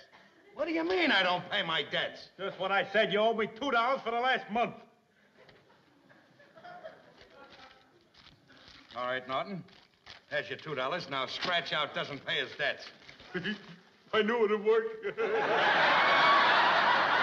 All right, that's about all of that. Let me see what you You're wrote. not supposed to put anything stupid down like I don't speak French. This is important to me. I know it's important. I know. Let me see what you wrote down. I haven't put anything down yet. You haven't, huh? Got so many good points, I don't know where to start. Yeah. I'll put down your good points. Ralph Cramden's good points.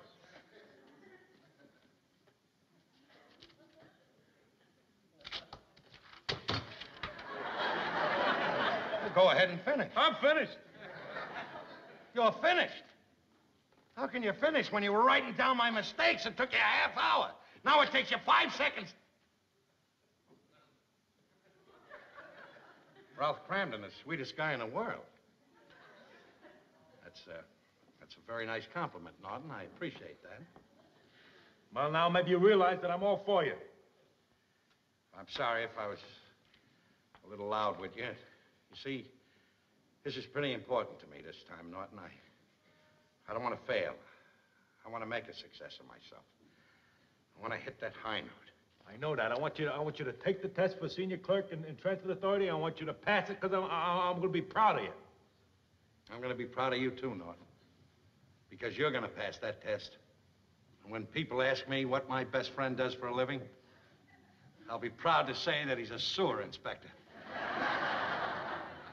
Boy, I'm telling you, hey, wouldn't it be something there if both of us got these jobs? You'd be the senior clerk in transit authority. I'd be the sewer inspector. Boy, I'm telling you, we'd have the city running like clockwork. You up above there running things and making things move along, and me down below there making things move along.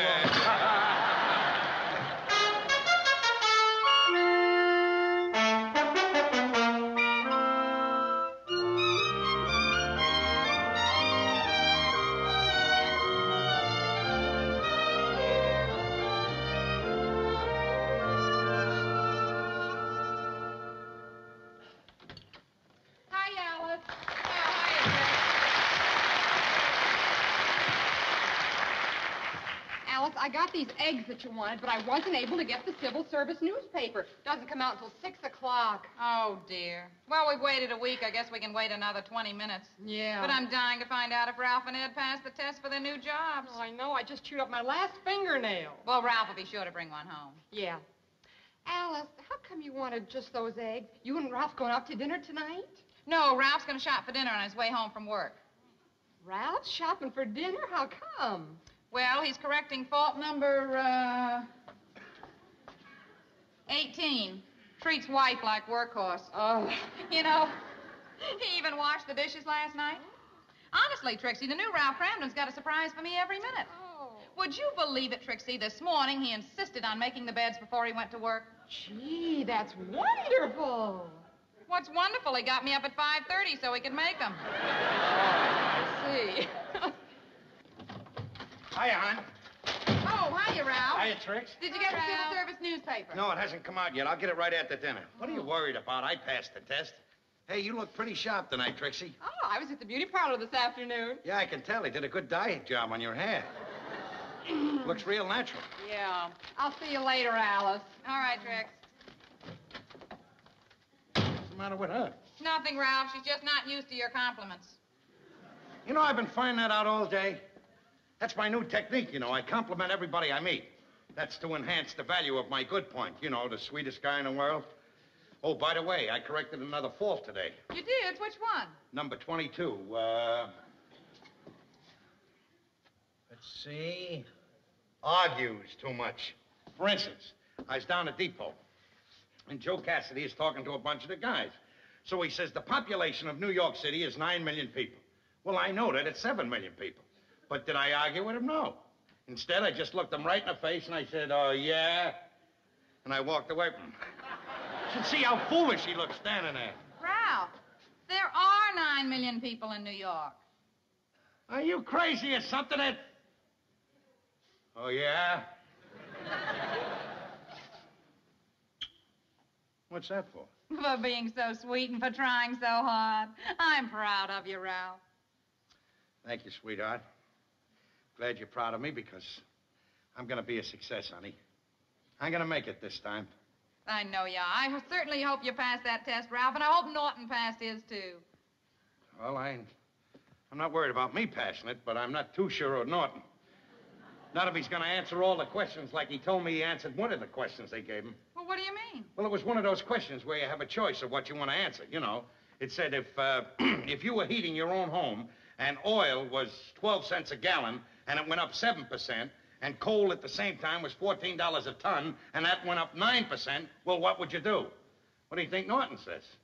Pack up and move to Florida. I'm going in and wash up. I'll be out. All right, Ralph. I'll get the table ready. Oh, hi, Ed. Oh, you got the paper. Yeah. Read it and weep. Ed, you didn't pass the test for sewer inspector.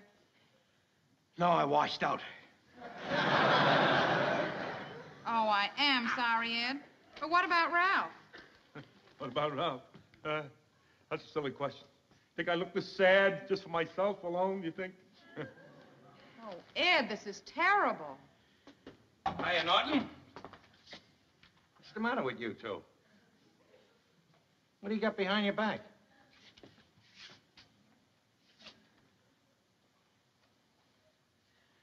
I didn't pass the test, huh?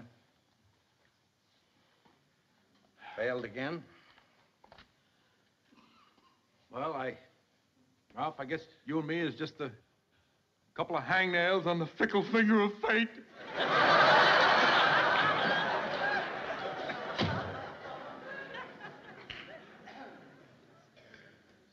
Ralph. Don't say anything. Don't say anything, Alice. I know how you feel. You know how I feel. Boy, what a mokes I am. I'm gonna make good. I'm gonna list all my weak points, and I'm gonna list all my strong points. I'm gonna be a success. Not gonna be a failure anymore. Why, that's a laugh. No, it's not a laugh. The new Ralph Cramden is a wonderful man. And what he's done in the past few weeks, Ralph, isn't foolish, and it isn't a lot of malarkey. And I'm not going to let you tear him down just because you had one disappointment. Don't you see, Ralph, you can't win the very first time. You got to keep trying and trying. So you didn't pass the test the first time. There's always next year and the year after. I like the new Ralph Cramden, and I'm not going to let you give up. And if the old Ralph Cramden ever shows his face around here again, I am going to hit him right on top of the head with this cornet.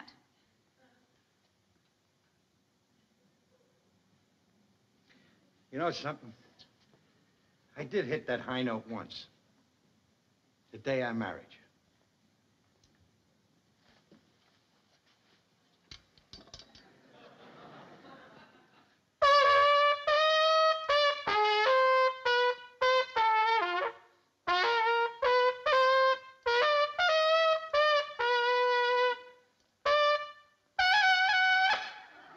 Well, that's a little piece of it, Alice.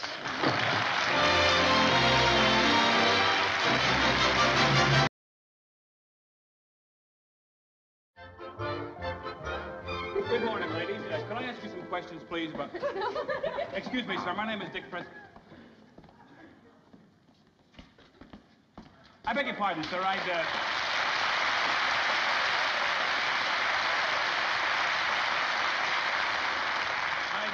like very much to have a few moments of your time, if you don't mind. I realize both you gentlemen are on your way to work this morning, but my name is Dick Prescott. I'm the questioning photographer.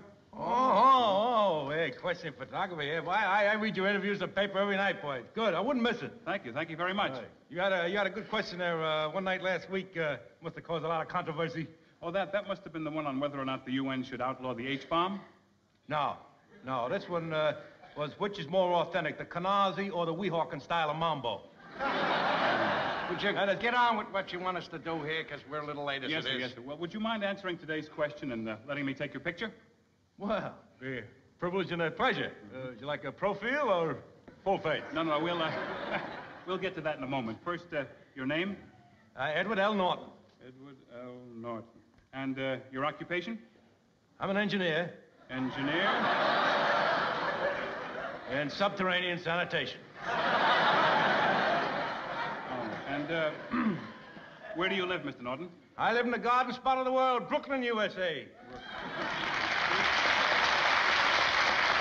Now, Mr. Norton, today's question is, in your house, who is the boss, you or your wife? I'd be very happy to answer that question. In my household, I am the boss of the household. I think that any man that is afraid of his wife is not a man. And I can't stress this point too strongly, that a husband is the boss. Yes? Don't quote me, because if my wife reads that, she'll kill me. But if I don't quote you, how can I print it? Can't you just use my picture? Well, Norton, you just proved to me something that I've suspected about you for a long time. What? You're afraid of Trixie. Oh, wait a minute. You're in no position to talk to me like that. No. You're not inferring. All I know, pal, is that if he had asked me that question, I would have said without hesitation that I am the boss in my household. I'm the one that gives the orders. I'm the one that makes all the decisions. On the day we were married, I said two things. One, I do. Two, I'm the boss. Pardon me, sir. What is your name? Ralph Cramden. Ralph Cramden. Mr. Cramden, I'm going to print what you just said. Okay? Go ahead. Go. Answer him. Go ahead, big shot. Go on. Go ahead and print it. He's a bus driver, and he lives in Brooklyn. Bus driver in Brooklyn. Now, let me see. Just hold that. Thank you very much, Mr. Cramden. You'll be in tonight's paper. Goodbye, men. What are you laughing at? I'm just picturing what you're gonna look like in a French Foreign Legion uniform. Are you trying to tell me that I'm afraid of Alice? I know you. We're buddies for a good long time, Alf. I know you pretty good. Now just take a little advice, get on a phone and call that newspaper and tell them to hold the presses. Stop the presses and don't print that statement. Oh, no. Not me, Norton. That's the kind of a thing you do, but not me. And that's the difference between us, Norton. That's the difference. I am a boss. You are a mouse. Well, I got one more thing to say. I'd rather be a live mouse than a dead boss.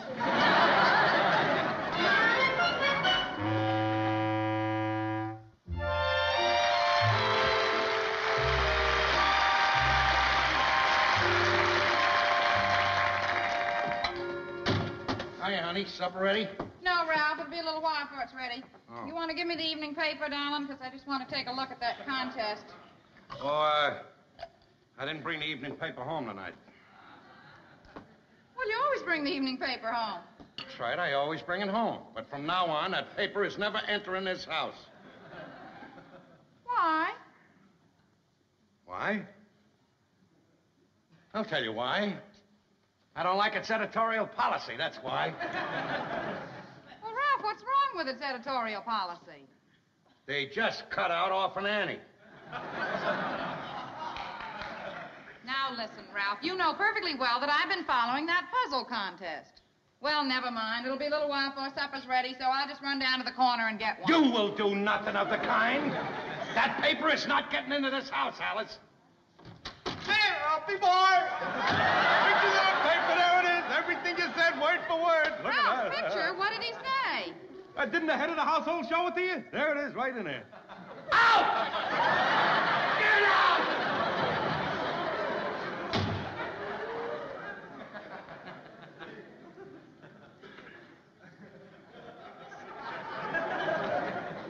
How could you, Ralph? How could you? 5 men, Ralph.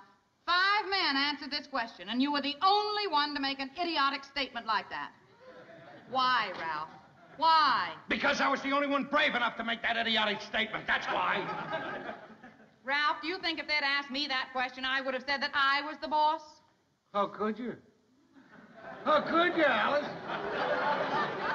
You're a woman, remember that. Women aren't bosses. Men are bosses. Men, they do it all.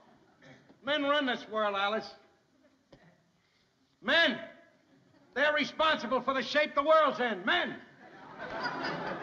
Well, I'm sure glad to hear one of you admit it. Just kills you, don't it? Just kills you that you're a woman. And instead of being a leader like a man, you gotta be a follower. That's what women are, you know, followers. Men, they've done it all. Done it all. All the great inventions, men. Men have done all the great things since the beginning of time. Give you a perfect example. There'd be no America if it wasn't for Christopher Columbus. There'd be no Christopher Columbus if it wasn't for his mother.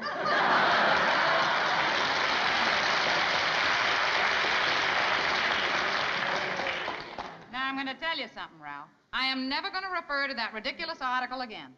But I want you to understand something once and for all. There never was and there never will be a boss in this house. Now, let me straighten you out about something. There has been, there is, and there always will be a boss in this house, and that boss is me. I'm glad Norton brought the paper down. I'm glad you saw it. Because today is the day that I was emancipated. I'm the boss, Alice, and you might as well get it into your head. And I'm glad about it.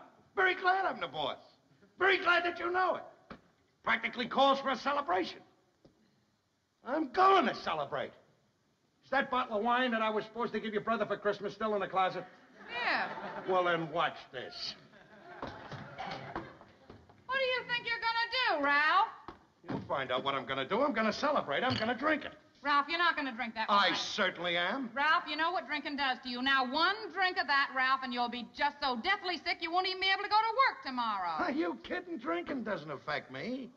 Oh, no? Then how about the time we ate in that Hungarian restaurant? You had a 2-day hangover from a slice of rum cake. Now, you're not touching that bottle, Ralph. Don't you ever tell me not to touch anything in this house. Just make sure you don't touch anything in this house. Now, I'm going up and get my pal Norton, who I rudely threw out of here. And he's coming down and celebrate the emancipation. How do you like that? Ralph, what did you say to my friend? For once, Trixie, you're right. I was out of place when I said anything to Norton. What'd you throw him out of here for? Because I made a mistake. I'm very happy now that he came down here and brought this whole thing to a head. Because now she knows it and I know it. And you know it. I'm the boss of this house. And Norton's the boss of his house. And I'm going up, bring him down, and we're going to celebrate the emancipation. Ha! Ha! Alice, what is this all about? Here. This appeared in tonight's paper. Now Ralph's out to prove that he's the head of the house, and he's making a test case out of it. He's going to get Norton to bring him down here, and they're going to drink this bottle of wine. Oh, this is terrible. Well, what am I going to do, Trix? I can't let Ralph drink that. We'll have to think of something or they'll both get sick. I got it. What good will that do? They'll just go out and buy another bottle. Oh, no, they won't. I'm going to fill this bottle up with grape juice. Just wait Grape and see. juice? Oh, Ralph, no, it's grape juice? Oh, of course not. Take this a sec, thanks. Ralph? Not the kind of drinker he is. Here, Trix. You'll never even know the difference. And besides, the bottle is still going to smell like wine. Yeah. See, I better fill it all the way up. Only trouble is, do you think Ed'll know the difference? Oh, don't worry about him. He gets tipsy from reading the label. Besides, Alice, I think all they're really interested in is having one drink, just to prove that they can get away with it. You know what I mean? Yeah. Now, let me just get rid of this, Kate. Put it here. Come on, my pal. Right this way. Out of the way, girls. Some men are gonna do some drinking. Sit down there, pal. Thank you.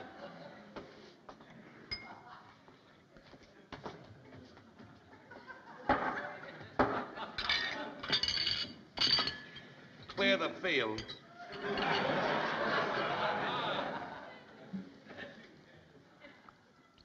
Oh, nice looking bottle of wine, eh? Norton, I propose a toast. The first toast to my wife, who finally has found her place.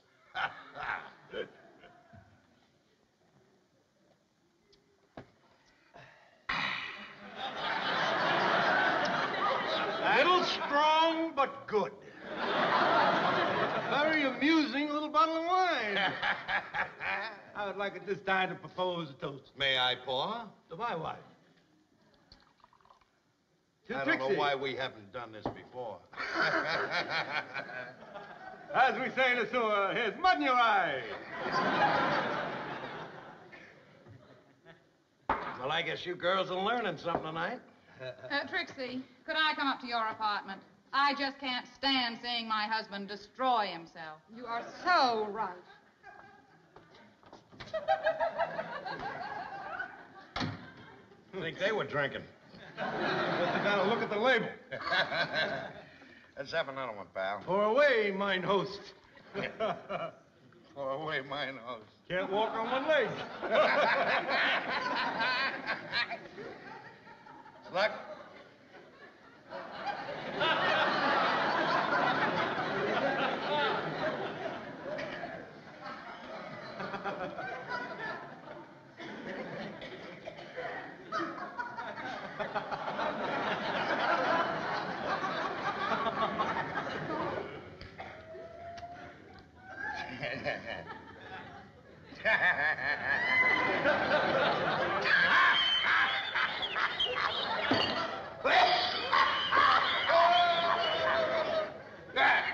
What are you laughing at?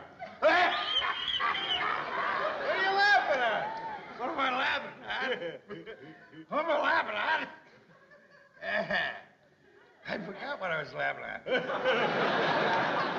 Yeah, what's the difference as long as we're laughing? Pour out another one now.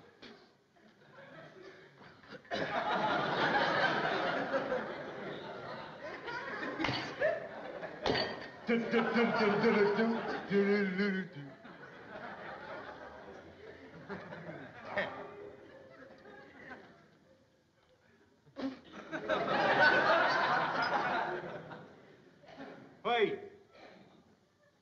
Nah, never mind.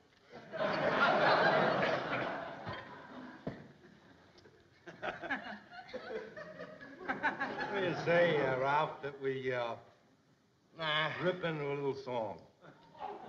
Oh, son, I'm feeling beautiful. You know why I'm feeling beautiful? Well, I'll tell you why. I can't wait to see the face on Joe Fencerblower tomorrow when I go to work. Ever since the night we were playing poker, I know. and I had to leave early, and he says he's got to leave early because his wife won't let him stay out. You remember that? How? Sorry. No, I mean, Wait till I see him a bus tomorrow. driver, but Joe Fencerblower. Wait till I see him tomorrow. That's the thing. Don't let you get upset. All over Joe Fencerblower. He repeats everything. He hasn't got a mind of his own anyway. Here's to that poor, misguided soul, Joe Fencerblower. Joe Fencerblower. Hey, son. He sure is.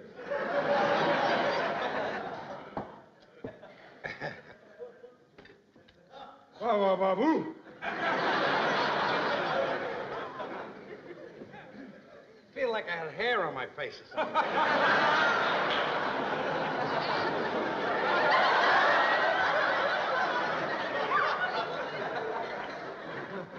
that's wine on the table as somebody was just stabbed upstairs.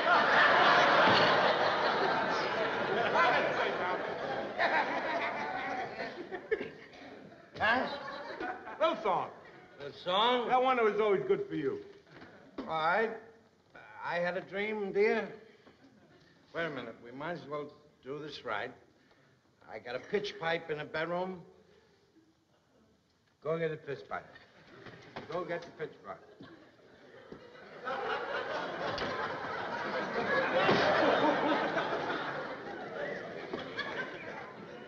Everything's going real fast. The table ain't level.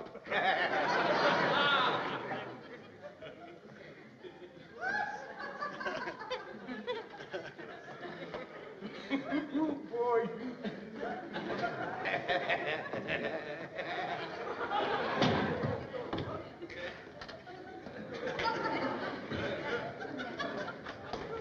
Somebody stole the bed. You don't need any pitch pipe. I had a dream, dear. You had one too. You walk.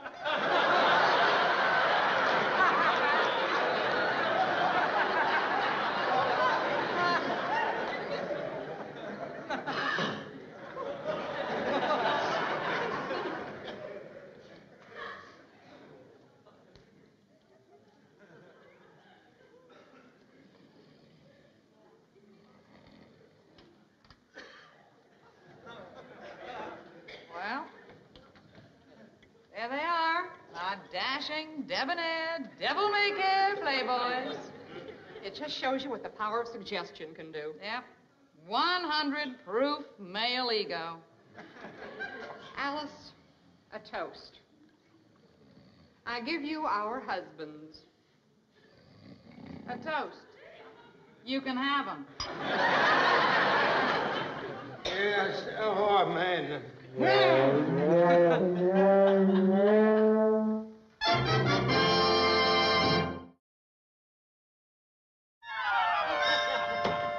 Fred, how do you like this for a clincher? The day I got married, I said only two things. I do, and I'm the boss. Did I have that Crampton figured wrong? I didn't think he had the nerve. Is he working today? Yeah, he always works half a day on Saturday. Harry, I gotta hang around here and shake his hand. Yeah. I tell you. Hey, fellas. Oh. Ralph around. I'm supposed to meet him here. Norton, you're just the guy we want to see. What? Yeah, give us a lowdown. What did Cramden's wife do when she read the newspaper? I'm very happy to announce that in his house, Ralph Cramden is king. Oh, she crowned him? No. On the contrary. He proved to me last night that in his house, his word is law. No kidding. Yeah. I saw it with my own eyes. I heard it with my own ears. Oh, boy, do I want to shake the hand. I'm very very proud to shake the hand of the man who said what you said. What courage. I tell you, I really mean it. You're twice the man I am, Ralph. Yeah, with about 20 pounds left over. Well, I didn't do anything any other brave or intelligent man would Now, do. you keep punching. You keep So punching. long, Ralph. See you Monday. on Monday, huh? Nice couple of chaps, those guys. I tell you, they admire you, know, they worship you, and deservedly so. Yeah. Boy, you know what? I'm glad I only have to work a half a day today. What a head I got. Yeah, I had a little hangover myself. I couldn't hardly get my head through the manhole, you know. Fortunately, when I got up this morning, there was something in the icebox straightened me right out. What? Cold grape juice. I gotta remember that for the next time. Yeah. It wasn't bad at that, though, was it? Hey, I got a news flash for you. I'm gonna play a little pool with you this afternoon. This is Saturday afternoon. I thought you went shopping with Trixie on Saturday afternoon. I don't care when it's Saturday afternoon. I told Trixie to go shopping by herself. I'm gonna play pool with you. I said you either like it or you lump it. Very good, pal. You're beautiful. She lumped it. Hey, hi, Norton. Hey, Wendy. Joe Benstable, just the guy I wanted to see. By any chance, did you read the paper last night? Yes, I did, Cramden. You got away with some kind of a fluke. But before I believe that malarkey I read in the paper, you got to prove it to me. Well, I wish there was something right now I could do to prove it to you. Well, there is a way. A very simple way. If a guy's really the boss of his house, it isn't any trouble for him to call up his wife and tell her he's bringing home a friend for supper. Is that all you want? $10 you can't do it. You got a bet. Oh, yeah, I'd like a little piece of that. I'd like a little piece of that. I got another 10. All right, you. Now, what would you like to have to eat tonight? Oh, I'm not a fussy man. Just some soup, roast chicken with stuffing, rice, a little salad on the side, and a little dessert and coffee. You got it, pal. Be there at 6. 6 o'clock. I'll see you. That's the easiest money we ever made. You can say that again. Now I got to call up Alice. She's over her mother's. Go ahead.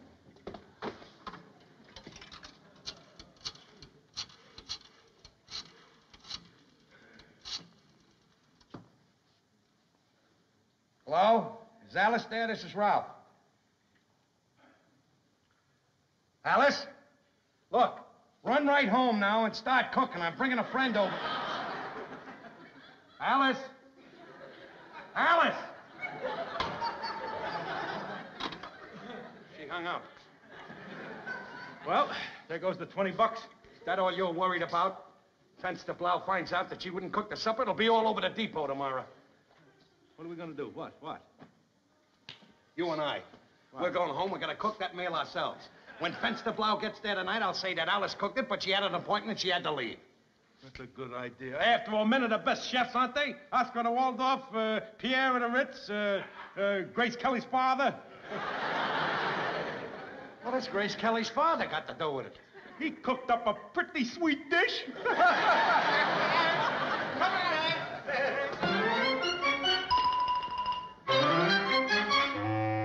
How's the chicken coming?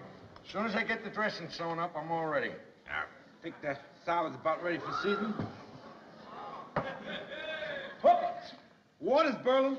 Where's the wild rice? It's right in front of you. How much do I put in here? Well, there's 3 of us. It's a small box. You better put it all in case it's too much. I won't eat it. Okay.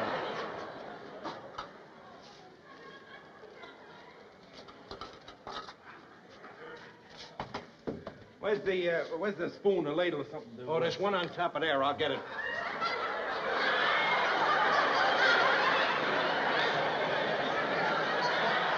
You got a new watch, Bob? Shut up! Get the chicken in there. Hurry up. We'll be here any minute. No sense to hurry up. I'll have this thing ready by the time he gets here. All right. I'll just turn it up full. Cook it twice the time. There you go. Well, the soup's on. The chicken's in the oven. We got the salad. Yep. Got the dessert already in the icebox. I want to tell you something. Every husband should cook, just to show his wife that she's dramatizing the difficulties of cooking. Look, we went out, did the shopping, got the food all prepared, put it in the oven, and it's all ready to go, and we've only taken 2 hours in the whole job. That's right. They make big... Hey, what's the light? Look out! Oh, hey. Wait. Boy, that is the wildest light I've ever seen.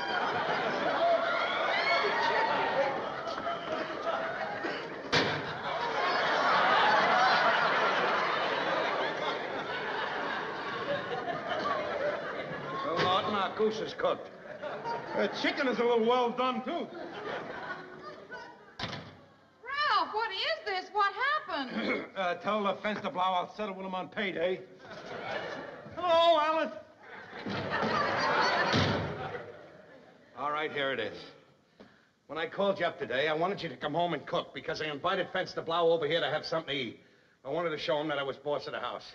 But when you hung up on me, there was nothing to do but me to come home, cook it, and say that you cooked it when he got here. All right, Ralph. Did it ever occur to you that if you'd asked me to cook supper instead of ordering me to do it, that I would have been very happy to cook supper and you could have had him over here?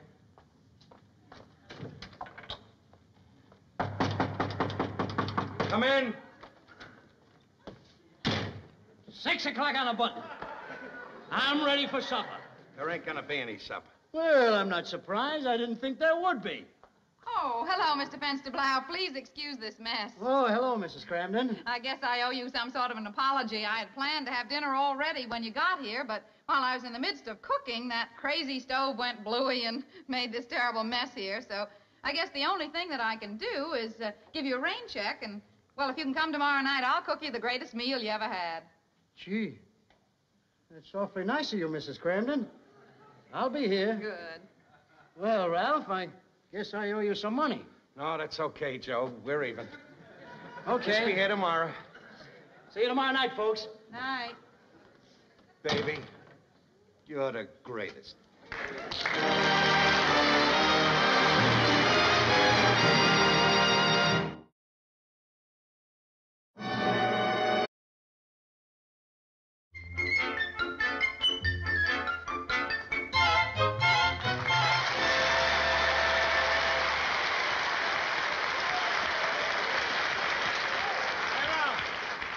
Oh, Ralph in there, Ralphie boy! Hi, Ed. Oh.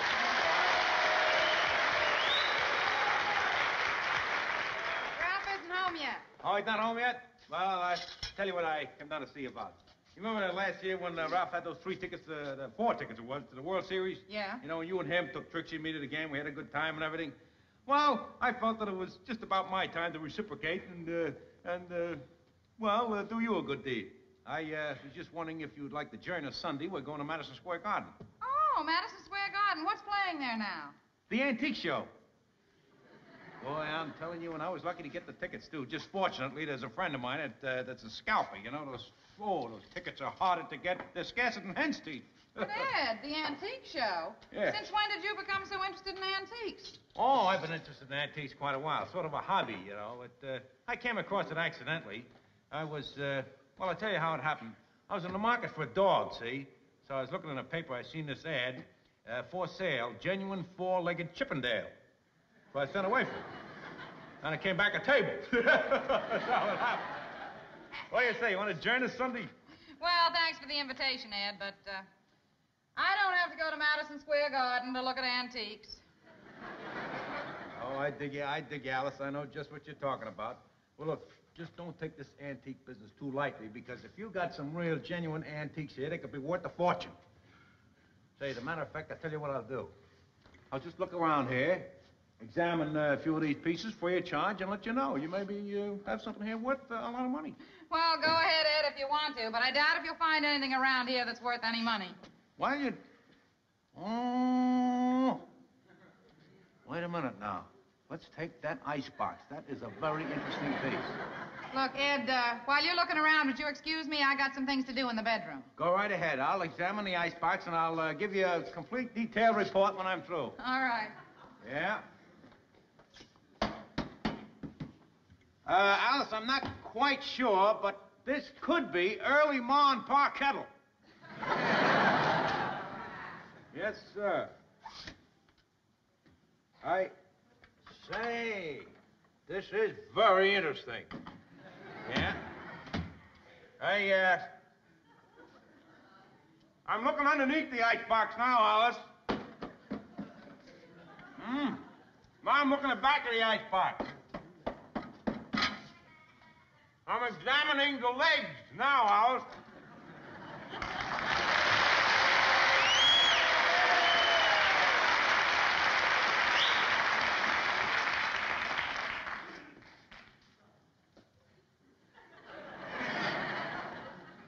Dum-de-dum-dum.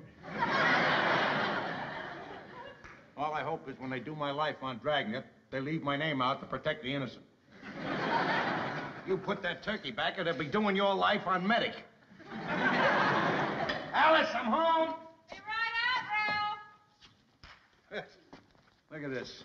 Ah, boy, this kills me. Bills, bills, bills. Why doesn't anybody send me a letter or something? Well, there's a relief. Postcard. Wonder who it's from. Pretty sneaky, the gas company, to send a bill on the back of a postcard.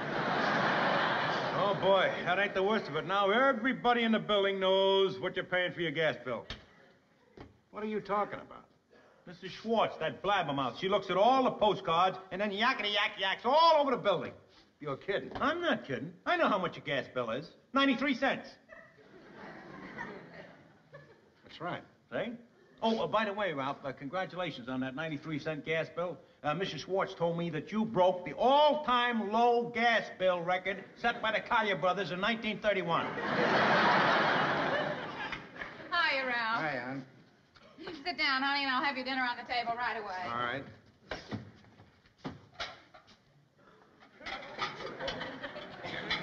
Norton, don't you have to go upstairs and have supper? I already ate. Well, aren't you going to be a little uncomfortable sitting here watching Alice and I eat? Oh, thank you, Ralph. You put it that way, I'll be glad to say. All right, now, I'll have a little order of spaghetti and meatballs, light on the marinara, heavy on the shoot, one with a feather in it to hold the meal. I thought you already ate. Look, let's face it, Ralph. Dizzy Dean warms up in the bullpen before the game, but he still pitches. There's plenty of food, Ralph. Hey, What? here's a little letter.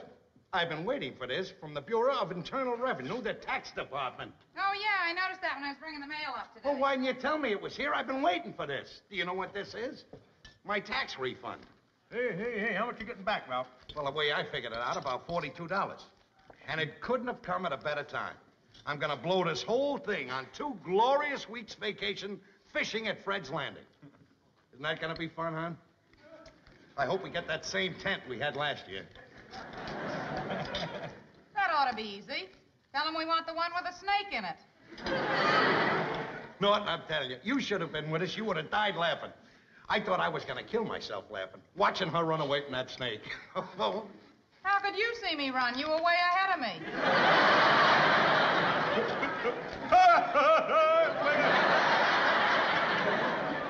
Shut up, Dizzy Dean, and eat your spaghetti.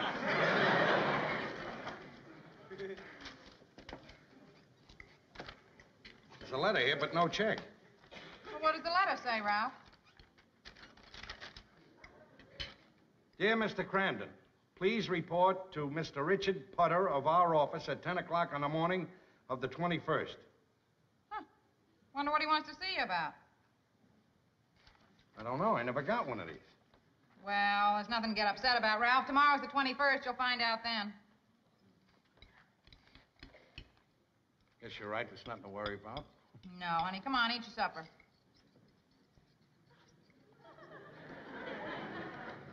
Couldn't be anything important. Sure it isn't. What could they want?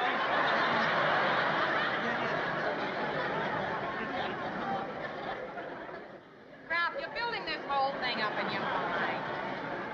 It's probably nothing. Probably nothing. Probably nothing? Look, Alice, if it was nothing, they would have sent me a letter saying, Dear Mr. Crampton, don't come down tomorrow. What do you mean, nothing? This isn't the Girl Scouts, you know. They don't want me down there to buy cookies. This is the United States government, the Treasury Department. They don't want me down there to shake hands with the Secretary of the Treasury. You got any ketchup, Ralph?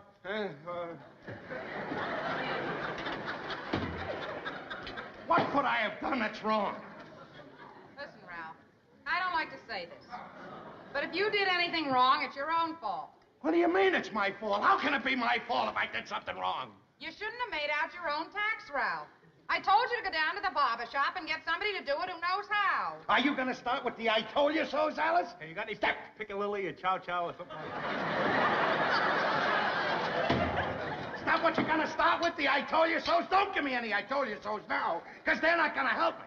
Listen, Ralph, probably the only thing you did was deduct something that you shouldn't have. So now you have to pay tax on that deduction. They're just going to take the money out of your refund.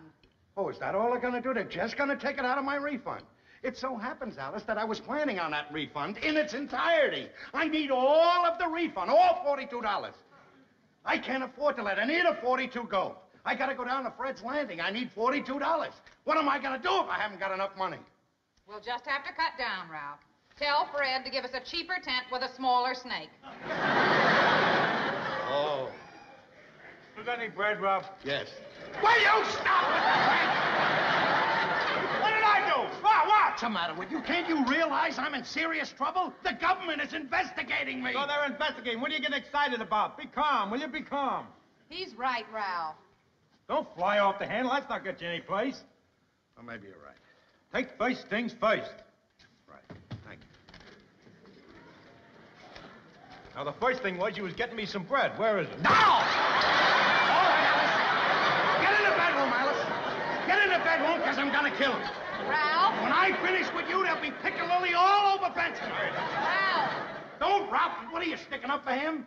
What, don't you realize how serious this is? They're investigating me. Ralph, being investigated is not the end of the world. You are not the first person who was ever investigated. You're darn right. The jails are full of them. All right. Starting on going to count to 5. And when I get to 5, you better be out that door. Now I'm going to count. I'm not as scared of you. If you could count, they wouldn't be investigating your taxes. Get out!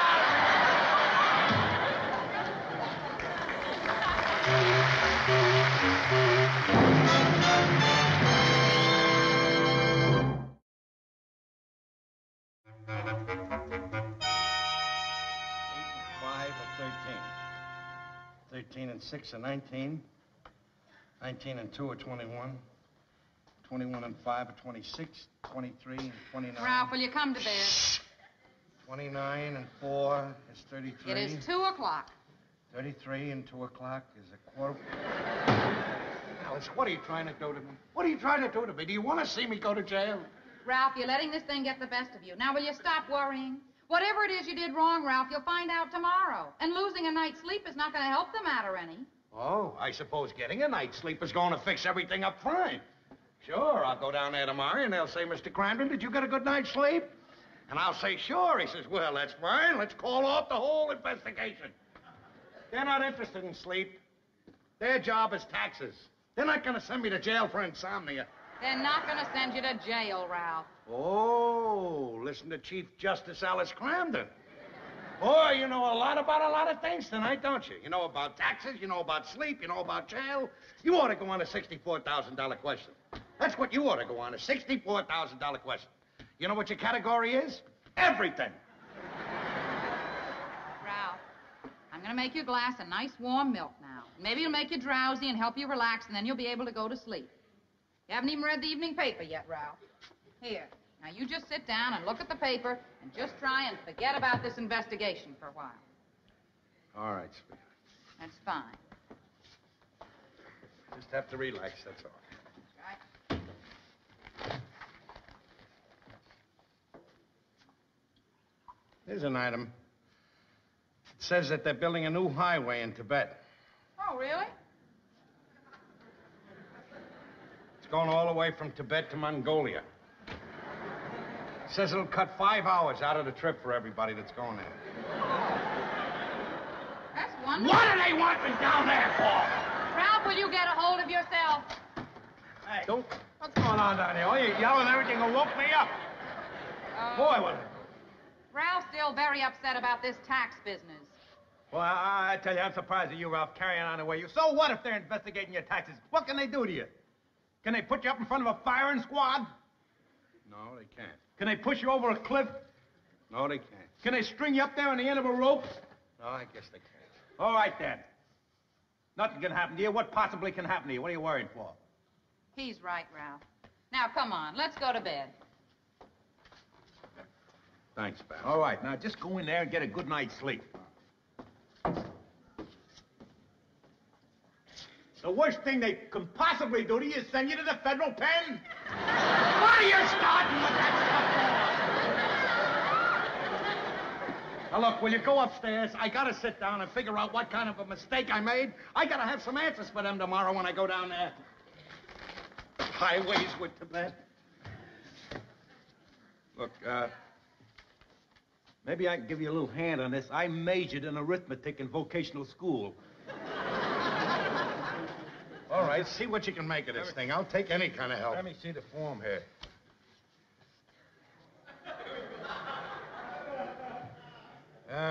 What is this amount here?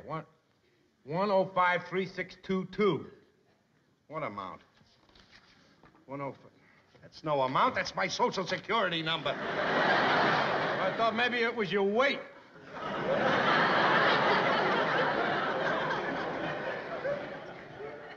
Now, would you tell me why I put my weight down on an income tax report? How should I know? You're the one there being investigated. Wait a minute. Look, maybe I made a mistake on one of these business deductions. Now, you listen, and if you think that I'm entitled to what I deducted, you let me know. If not, let me know that, too. Now, I took off the cost of my cleaning the uniform. Right. My union dues. My driver's license. Now, I took off $80 I spent entertaining Freddie Muller. You know, every time there was an opening for traffic manager. Yeah.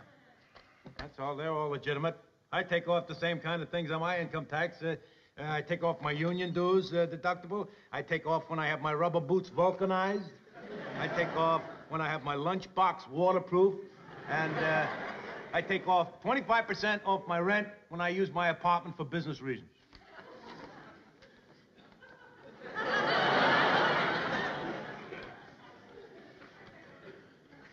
Business reasons?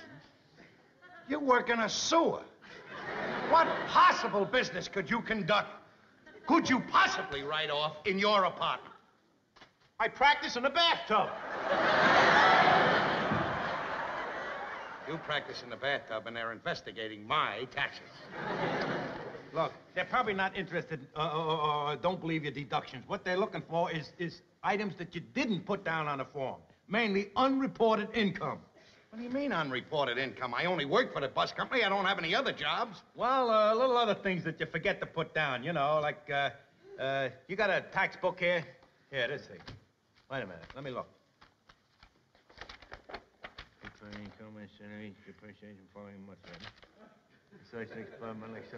Come on with that thing! No. Here we are, here. Examples of income that must be reported. Salaries, well, we know that's okay. Did you have any income from annuities, rents, mortgages, or chattels? Chattels? What's a chattel? I don't know. I guess it means, did you make any money selling livestock? How can you think that I made any money selling livestock? All right. So far, so good. Now, here's the next item. Income from interest on loans, bonds, or bank accounts. You have to pay a tax on interest of bank accounts? Oh, sure, of course. You got to pay a tax on everything. It's income. Get your bank book.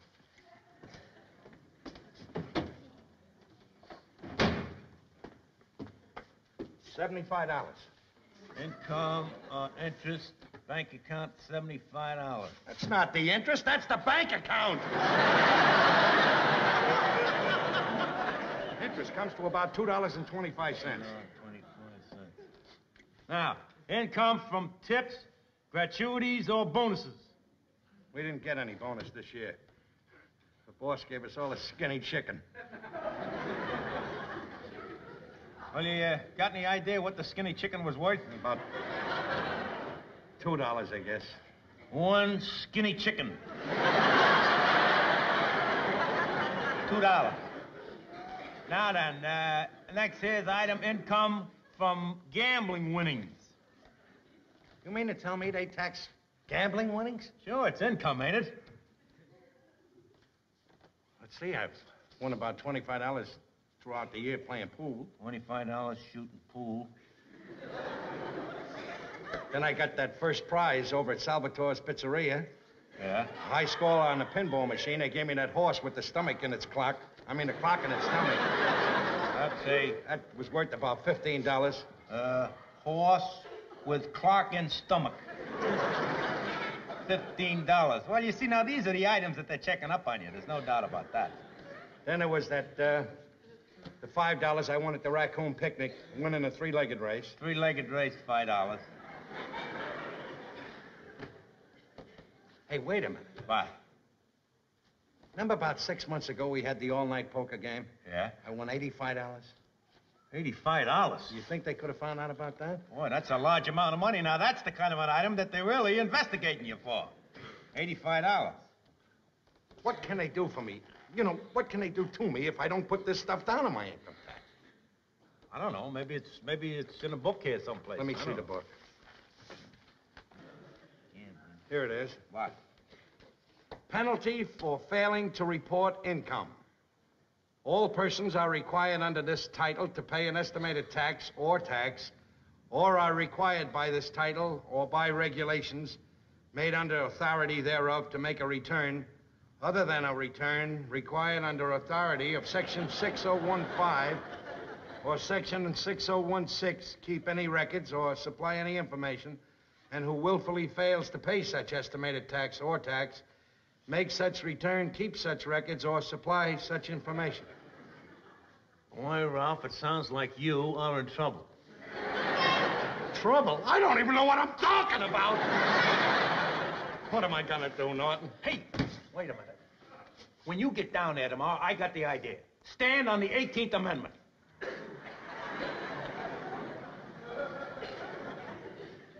Are you nuts or something?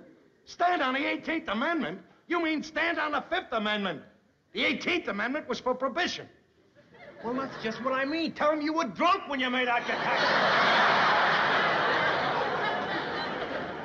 You know what this means, don't you, Norton? Oh, yeah. You know what it means. Sure.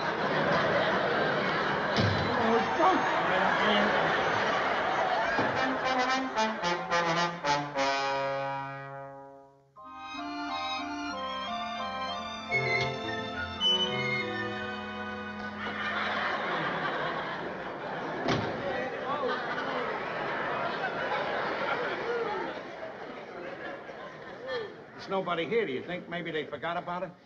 They don't forget about nothing. Just let's sit down, try to relax. Be calm, don't be nervous. I want you to know I appreciate you coming down with me. Do you think for 1 minute that I'd let you come down here by yourself in the state that you're in? Now, just try to relax. Be calm. Don't be nervous. I've been thinking it over. What am I worried about? What have I got to worry about? I'm an American citizen. Yep. Got my rights. I'm a taxpayer. If you were a taxpayer, you wouldn't be down here right now. Well, I'm telling you this. If they get anything out of me, it's not going to be out of me that they get it. Let him find out. I'm not telling him anything. If he wants to find out anything, let him find it out. I'll be no help to him. Just keep calm and cool. Calm and cool. Mr. Cramden. Hey there! Which one of you men is Mr. Cramden? He's Cramden. I'm clean. You just step over here, Mr. Cramden. Here we are. Ralph Cramden. Now, Mr. Cramden. What did you say? No, that's just his way of remaining calm and cool. No, it's... I didn't do it. I didn't do it. I know you didn't. I know you didn't do it. That's why we called you down here. Huh? Your signature, Mr. Cramden. You didn't sign your tax form. Now, all you have to do is to sign it right here, and then you can go. You mean all I have to do is sign this, and I can go out and go home, and there's nothing else? That's all, Mr. Cramden. Oh, baby.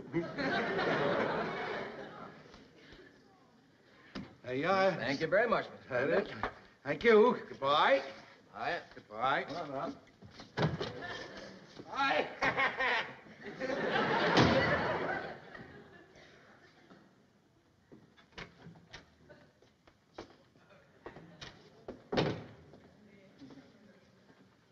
I gotta tell you something, Mr. Potter. I didn't put everything down on my income tax. Not because I didn't want to put it down. I just didn't know that I was supposed to put it down on account of I didn't ever had any of those things that he told me about that I have to put down. I wouldn't cheat the government. Cheat the government? Well, certainly not. I wouldn't cheat him. I just didn't know about these deductions. You know, for instance, there was the horse with the clock in its stomach. There was a skinny chicken. And there was a three-legged race at the raccoon picnic. I didn't put any of that down.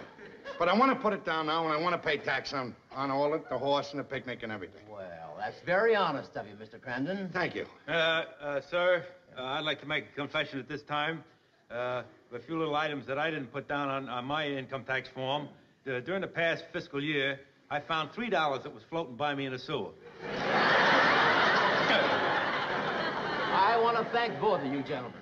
Now, you can list your additional income on this form here, mail it in to me, and I'll see that it goes on your record. Oh. Thank you very much. And I want to thank both of you gentlemen for your honesty. Thank you. All right. Thank you, sir.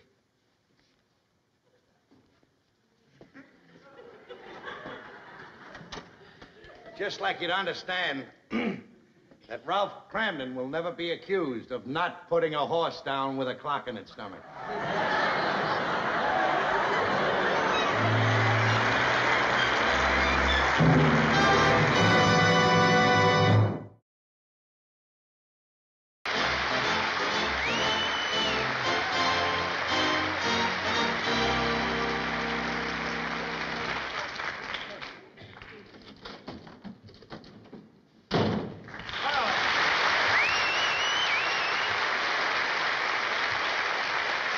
How you doing with the work there, Mr. Treasurer? Fine. What are you doing down here? Oh, I told Trixie I'd pick her up here. By the way, is the Women's Auxiliary meeting over yet? Every 5 minutes, they're calling me to go in there and listen to one of their crazy suggestions. Well, what kind of suggestions they got? Oh, something about they want to put on a show and sell tickets, and that way the lodge can get money. Well, now, wait a minute, Ralph. That ain't such a bad idea, you know. Are you kidding? If the Raccoon Lodge put on a play, the only way they would make money is to let everybody in free and then charge them to get out. Well, listen, all I know is I heard some pretty good things about that Faversham guy in there. He's put on a lot of shows for various organizations, made a lot of money, and besides, he told Trixie that a lot of those gals in there have got pretty good acting talent. Oh, that's a lot of baloney. Sure, he tells them that because he wants to put on a show and make a buck himself. I went in there, though, and I made a little speech. I said, look, I'm the treasurer of this organization, and I'll take care of all the financial troubles. I have all the answers. I will solve all the problems. How are you going to do it? I haven't the slightest idea. I know one thing. If this lodge doesn't get some money soon, there isn't going to be a lodge. Did you hear what happened yesterday? What? The Acme Finance Company come in and took out the pool table. The day before that, they come in, took out the television set, the phonograph. The day before that, they come in and took out the piano. What are we going to do, Norton? Well, we could hold our meetings at the Acme Finance Company. I should know better than to discuss anything with you. I just got one question to ask you, that's all. I'd just like to ask you as a treasurer. I'd like to ask you this question. Why don't we have any money in the treasury? It boils down to one thing. Nobody will pay their dues. That's what I'm doing right now. I'm writing a strong letter to every member. Go ahead.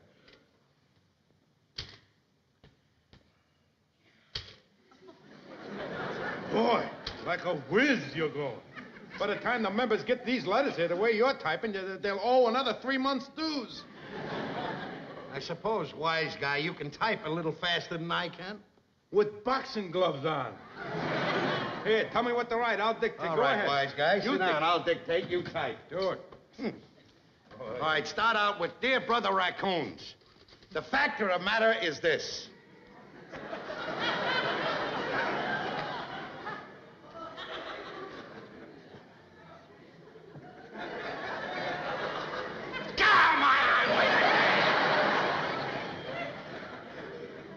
Go. Brother Raccoons, the fact of the matter is... Come on. Where did you learn to type that fast? When I got out of the Navy, I studied typing under the GI Bill, and I happened to be the best in the class. Well, why didn't you get a job in the office instead of taking a job down the sewer? Well, I just couldn't stand the thought of being cooped up in a stuffy office, that's all. Dictate. All right, Dear Brother Raccoons, the fact of the matter is this. I need a strong line to start with, something that will grab their attention as soon as they pick up the letter to read it. Hey, how about greetings? Greetings? Yeah, the draft board did pretty good with that one. Never mind. I got a better idea. I won't send the letter. I'll call everybody up individually on the telephone. Pack this stuff up. Reverse the charges. Oh.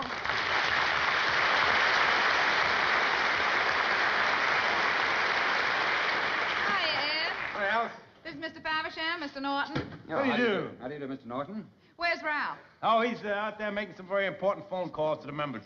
Oh, do you think you can get him to come in here for a minute, Ed? Mr. Faversham wants to see him, and it's important. I'll do what I can. Or don't. All right.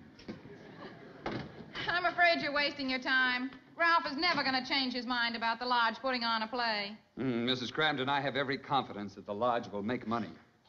And in fact, I've thought of a way of convincing Ralph not only of becoming part of the lodge, and not only of okaying the play, but being in it himself.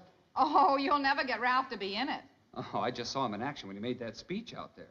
He isn't exactly the shy, retiring type. No, I should say not. Just give Ralph a party in a room full of people, and he's the first person to do a hula with a lampshade on his head. But doing a play with a ladies' auxiliary is a different matter, you know. Well, I think maybe I can get him to do it. Well, I wish you luck. I don't know how you're going to do it, but you probably want to talk to him alone, so I'll go back to the meeting, and I'll keep my fingers crossed for you. Look, Mr. Faversham, if you're here to try to talk me into doing a play, it's out of the question. Out of the question. That is perfect. Perfect! What's perfect? The way you entered this room. The way you spoke those words. Mr. Cramden, you have great command. Why, Mr. Cramden, let me tell you something. For years, I've been looking for an actor like you. I've seen actors work with them for years, and they don't even know how to make an entrance like that. That's so. Would you do me a favor? Would you go out and come in again and speak those same words with that same wonderful natural quality for me, please? If you want me to do it that bad, I'll be glad to.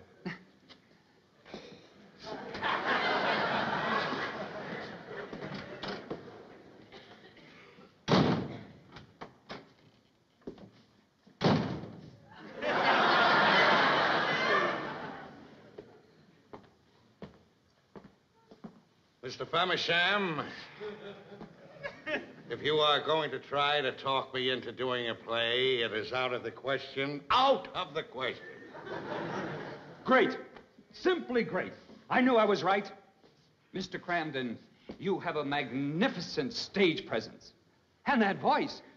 Mr. Norton, did you notice when he came in how his voice filled this room? I did notice that the room got a little crowded. I didn't realize the voice. You know, Mr. Cramden, it's hard for me to believe that you haven't had previous acting experience.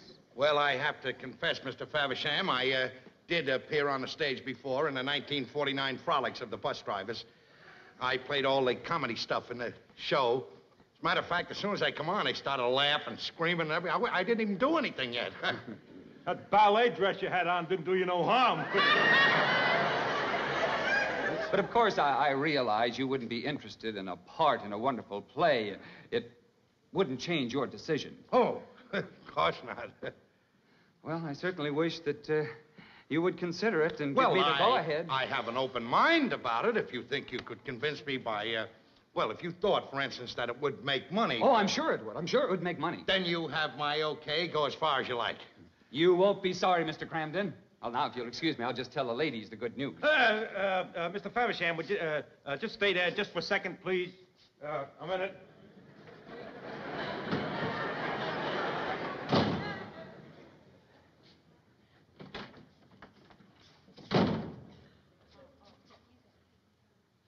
Mr. Faversham?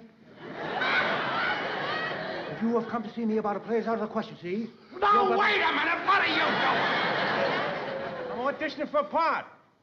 Oh, well, the auditions will be later in the week. We'll call you then, Mr. Norton. Oh. Thank you very much. Well, if you'll excuse me, I'll see you both later. Certainly, Mr. Faversham. Hey, you know something?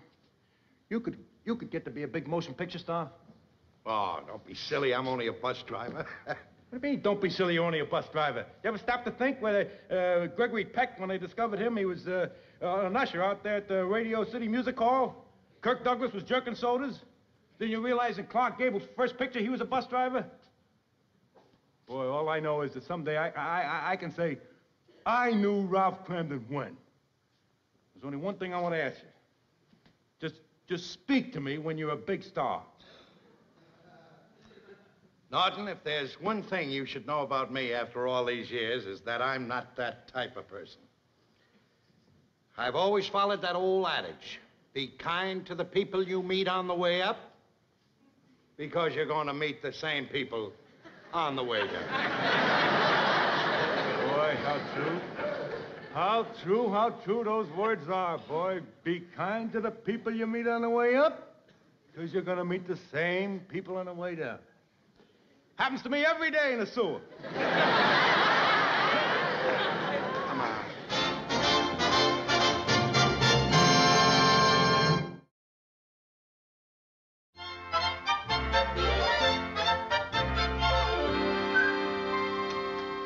Hi, Alice.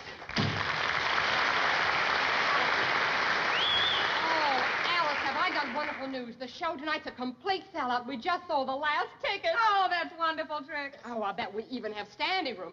You see, as soon as word got around Bensonhurst that Mr. Faversham's friend, that Herbert J. Whiteside, the big Hollywood producer, was going to be in the audience, the tickets just sold like hotcakes. Oh, that's marvelous.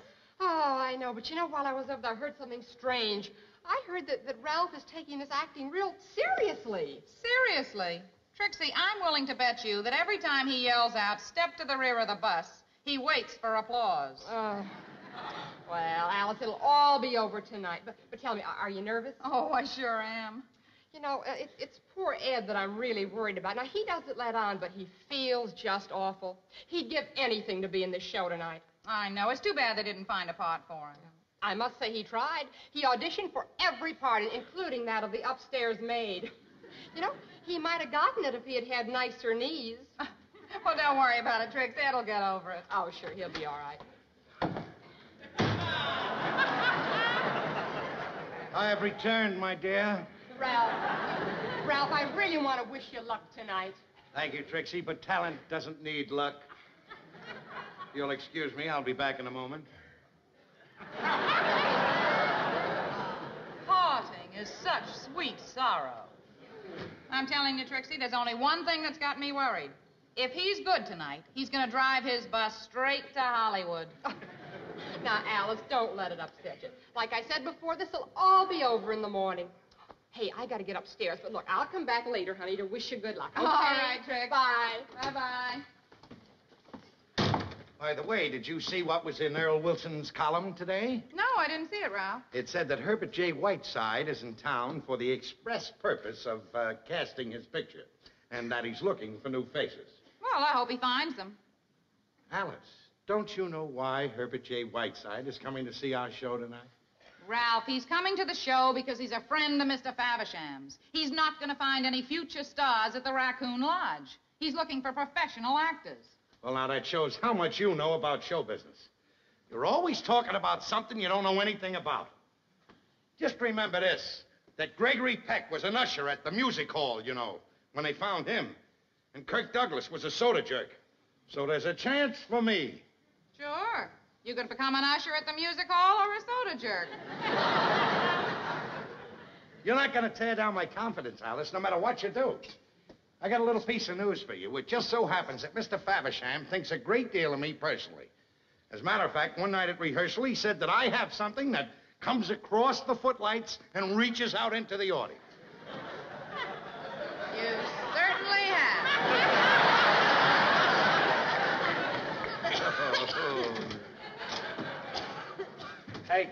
Hey, Ralph, did you hear the news? Joe Hannigan's got the flu. He can't be in a play tonight.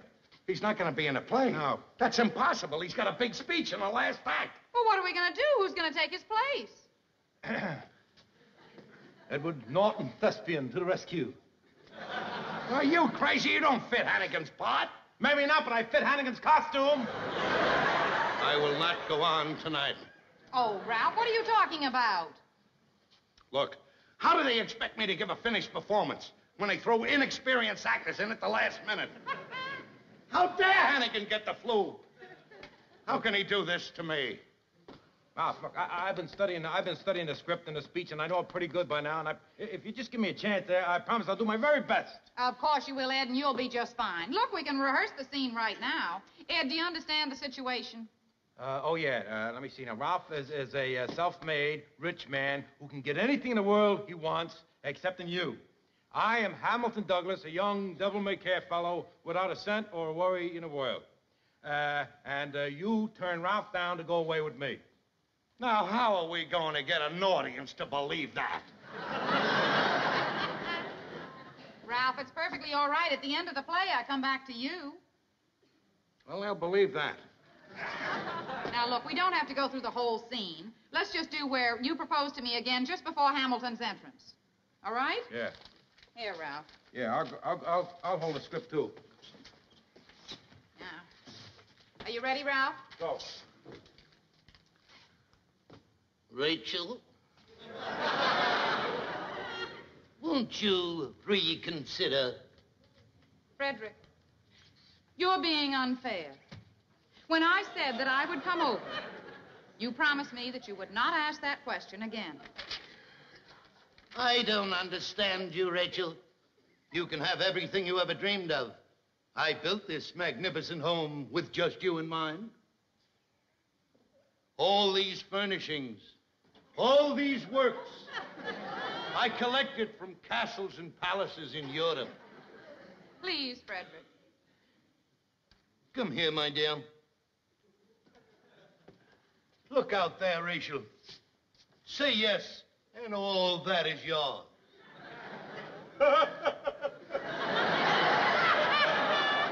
Now, what are you laughing at? What does Rachel want with a Chinese restaurant and a pizzeria? Come on, Ralph. Come back here. We'll start right from where we left off. Come on, we have to rehearse the scene. Come on. Now, do it right. Frederick, you're a wonderful man, and I'm very fond of you. But I love Hamilton. Are you sure? Yes. All right. Call him in. No fighting, please. I'm a fighter, Rachel. But I'm also humble and a good loser. Hamilton, come in. Frederick understands. Hamilton, you're a lucky man. You've got the greatest woman in the world. Be good to her. Oh, if I didn't think I could make her happy, I would never have told her that I love her. After all, love and happiness is all I have to offer her. I don't possess a mansion, a villa in France, a yacht, or a string of Peloponnese. I'm glad to hear... A string of Peloponnese? Where do you see that? Right there, a string of Peloponnese. That's a string of polo ponies. That's all. Oh, it isn't my fault. They put the right one together.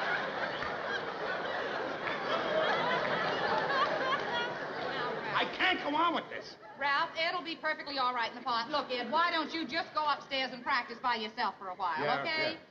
Yeah. Love and happiness are all I have to offer her. I don't possess a mansion. I can't do it with him, I tell you. He makes me blow higher than a kite. Ralph, will you please relax? I can't relax. I don't even know if I know the ending or anything. All right, Ralph, if you're nervous about that, we'll do the ending right now. We'll rehearse it now. We'll start from where I come back to you. Where am I? You sit right here in this chair. You know. And I come in. Wait a minute now. I find it. All right. You got it? I'm sitting. Frederick. Rachel. Frederick. Rachel, you've come back? Yes. I finally realized that I love you, even though you are rich. Oh, Rachel, how long I've waited to hear those words. In spite of all of my possessions and all my wealth, I realized that without you, I was poor. Nothing meant anything to me.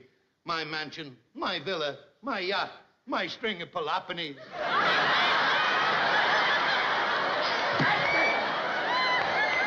Now he's got me doing it. And I won't be able to get rid of it either. I know I won't. Now, look, call up Faversham. Tell him to get somebody else besides that nut upstairs. Ralph, he can't do that, and you know it. Will you please calm down? The show is tonight. All right, the show's tonight, and I know the show has to go on. I'll do a performance tonight, but I want to go on record right now as saying that the only reason I'm doing it is so that those people who spent their good money to see me will see me. Thank you. Now, listen, Ralph, let's just both sit down and relax a little bit. You know there is such a thing as being over-rehearsed. You're right. I don't want to lose my voice. And one thing you've got to promise me. Don't have a fight with Norton before the show tonight. There is no point in upsetting yourself. All right, you're right, you're right. Hey, Ralph, Alice, I'd like to get an opinion. Trixie is no help at all. I thought maybe you could help me out. Oh, what is it, Ed? Well, now, just look at me now. Wait a minute. Now, you got it? Yeah. Now watch.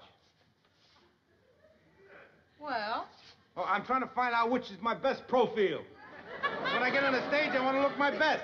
Why don't you stand with your back to the audience?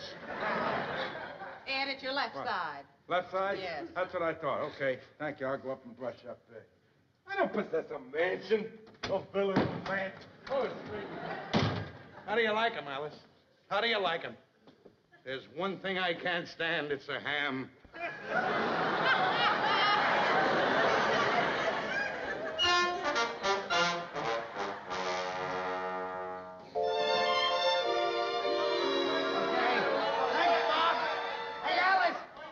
Get dressed. As soon as I get dressed, I'll knock on your dressing room door. Boy, oh boy. Come in. Congratulations, Ralph. Oh, hiya, Fred. As chairman of the entertainment committee, I want to congratulate you and thank you for the benefit of the whole lodge. The show was a big financial success. How was my acting? Everybody was fine. Ralph, for the first time in 7 years, the lodge is out of the red. That's swell. How did you like my acting? Oh, fine. You were good too. Ralph, what a way to raise money. We got to do this every year. Yeah, look, you were sitting right alongside of Herbert J. Whiteside. What did he have to say about me? Well, to tell you the truth, I was concentrating on watching the show, Ralph, and I... Come in? Oh, Ralph, excuse me, but Mr. Herbert J. Whiteside wants to talk to you. Is it all right if I bring him in? Oh, yes, bring him in. I'll go get him. Do you know what that means, Freddie? Do you know what that means? He's in town to cast one of his pictures. He wants a new face. That's me, Fred. Oh, that's wonderful. I wish you the best of luck. Thanks. The best of luck, Ralph. Hey, wait a minute, Fred. I want you to realize this.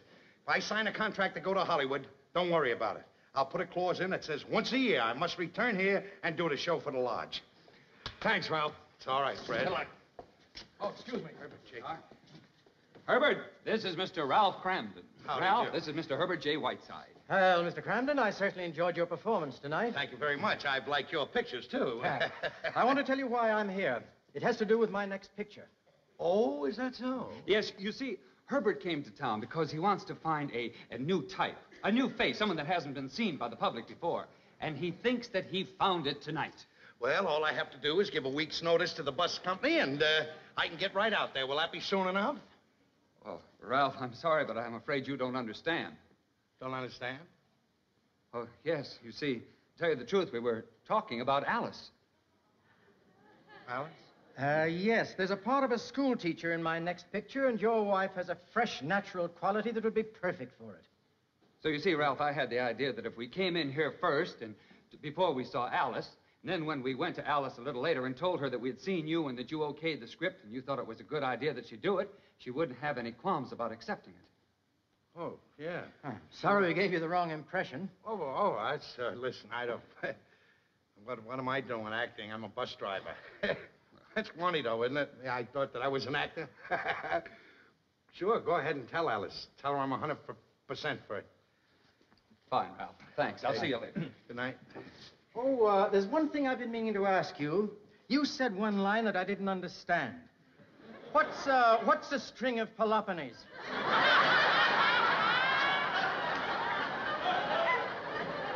I made a little mistake. I should have been polo ponies. Oh, one of those. Oh, well, they all make them. See you later.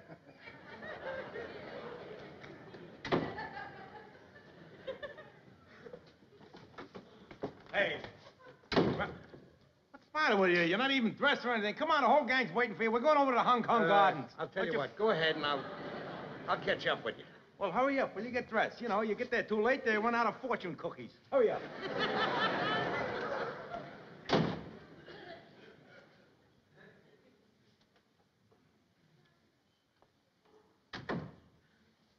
Ralph, Oh, hi, Alice. Mr. Faversham and Mr. Whiteside just came in to see me, and they told me what you said. Yeah, I know. Isn't that wonderful? Isn't that just great? I turned them down, Ralph. What do you mean? Why did you turn them down? You're a great actress. You're natural Ralph, and everything I'm else. no actress. What do you mean natural? Do you know which scene they liked the best, Ralph? The love scene. You know why it was so easy to be natural in that, Ralph? Because I wasn't acting. I was telling you, Ralph, that I love you.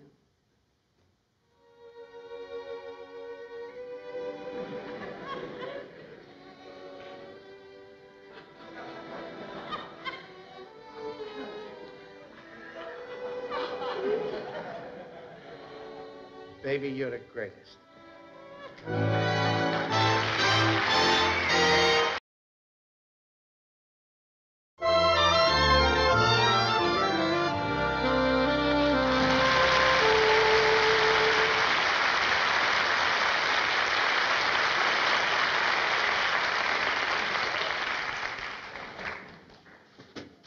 Hi, Ralph. Oh, hi, Fred. Go downtown? No, I'm waiting for Norton. He's going to go home with me. Where's Bradstead? I thought every night you rode home with him. Yeah, but at the last minute, Marshall called him in. Mr. Marshall called him in, wanted to do some special report of some kind. Poor guy's got tickets for a show tonight. Oh, why didn't he tell Marshall he had the tickets? Did his day's work. He can go home if he wants. Well, you know how some guys are when the boss asks them to do something.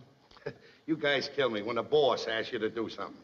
Can't you get it into your head that the boss is a human being just like anybody else? The boss. Now, look, Ralph, a guy like you can do it. I know that. But some guys can't. That's the way it goes. Well, I'll see you tomorrow, huh? Okay, Fred. See you later. Evening. Mr. Marshall. Good evening. Hey, John! John, will you check with the garage and find out what's happened to my car? Thanks.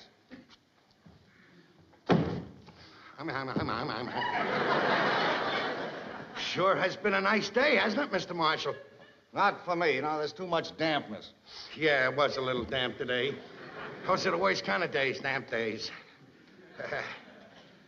Gee, those new buses that you put on the line, they sure are great, boy. I'm not happy with them. Those transmissions are pretty bad. Yeah, I gotta go along with you. Those transmissions, that's probably why they're so difficult to handle. Hey, Cramden, I've got something to talk to you about. Look, if it's about that Dan I put in the bus, it wasn't my fault. What bus? What Dan? Well, Oh, never mind about that. Oh, no, Mr. Gordon has informed me that you're the best pool player in the bus company. I'd like you to help me. Me? Help you? Yes. As an anniversary present, my wife gave me a pool table. Now, much as I've always desired to play, I don't know the first thing about it. I've never played pool. Never played pool? You mean you never hung out with a bunch of kids in the corner and went up the pool room? No. When I was young, I was busy playing football, basketball, going to school. And when school was over, my parents took me for a trip around the world. I was never in a pool room.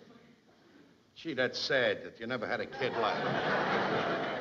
Well, I was thinking, Cramden, in the light of your great proficiency, I might impose on you, and you might give me a few pointers. Well, I'd be glad to, Mr. Marshall, anytime you say. Well, if it wouldn't be inconvenient, could you come over tonight? Sure, I'll be there tonight. I'll be glad to come. Boy,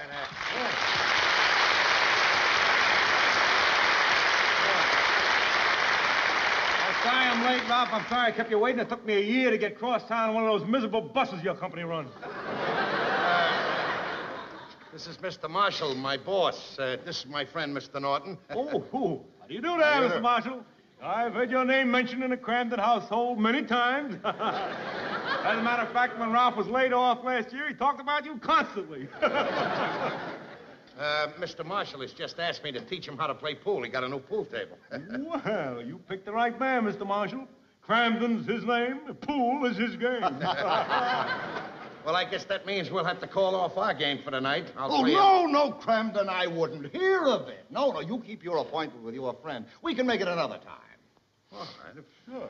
You don't mind if we call it off tonight, do you? No, sure. So I've got a better idea. Say, why don't both of you come over? I think I could learn more about the game by watching the two of you play. Oh, there's my car. Yeah, I'll be expecting you at 9 o'clock. 1149 Park Avenue. See you later. Yes, sir, Mr. Hi, Mr. Marshall. Mr. Marshall. Now, look, Norton, tonight is an important night to me, and I don't want you to ruin it. Look, I understand the situation. I'll be on my #1 behavior. I'll mind my P's and Q's. Don't worry about it. Boy, what an opportunity. You know, this is how you get places. Socializing with the higher-ups. Don't I know it? Don't I know it? Boy, let me tell you, if it wasn't for a game of golf, I wouldn't be where I am today. What are you talking about? Well, you remember during the Depression years, you know, when you couldn't get a job? I picked up a couple of bucks caddying at a golf course. See, that's how I got my job in the sewer. Oh, you mean you caddied for a sewer official? No. As a matter of fact, the guy I was caddying for at the time was a wholesale butcher. He got up there at the first tee. What a pair of mitts on him, you know. Gets up there at the first tee, takes a whack at the ball, goes over the fence, out of the course, and down the sewer. Well, Johnny on the spot, I go scrambling down there in the sewer, and I met the foreman. He took a liking to me and hired me. I got the job.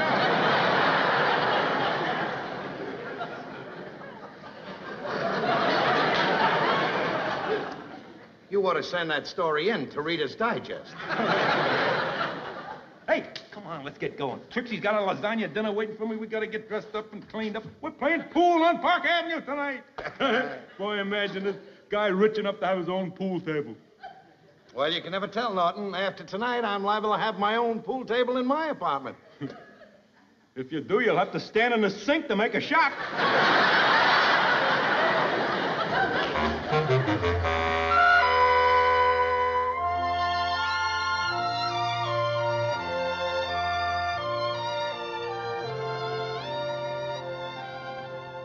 Just make yourselves at home, gentlemen. Mr. Marshall will be here presently. He's in the library. What? He's in the library. Oh, he ought to be here soon. The library closes at 9. May I take your hats, gentlemen? Oh, certainly. Here you are. Thank you. I'll be careful of that. I just had it blocked. Oh, what a spiffy joint, huh? How about this? Hey. I bet your furniture in here cost a couple of $100 at least. Easy. Hey, get a load of this thing. A toppin' caught by J.J. Marshall, April 1939, Key West, Florida. Oh, about that. Look at that thing. Huh? That's the funny thing. My boss has got one of those in his living room. When was he in Florida? Never. He killed it in self-defense down the sewer one. Hey. Oh, this. What's that? First prize, International Dog Show, awarded to Mrs. J.J. Marshall. Well, she might not be attractive, but she's a very lovely woman. It's for breeding dogs. Oh, boy. This is beautiful. Wonder what this here for? Oh, well, that's to open and shut the drapes. Open and shut the drapes? Don't open and shut the drapes. Must be stuck.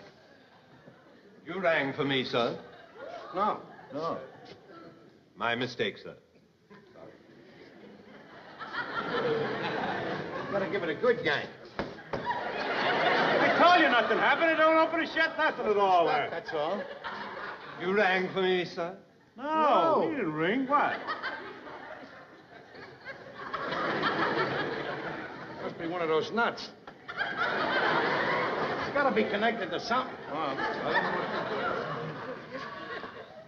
Oh, boy, this is a beautiful table. Level, beautiful. Boy, I hope it don't throw my game, that's all. Now, look, no matter what Mr. Marshall does tonight, every shot he takes, compliment him. Encourage him. I know the situation tonight, Ralph. Don't worry about a thing. And may I take this opportunity to wish you a lot of luck tonight, because this may be the first step up that ladder of success. Thank you, Norton.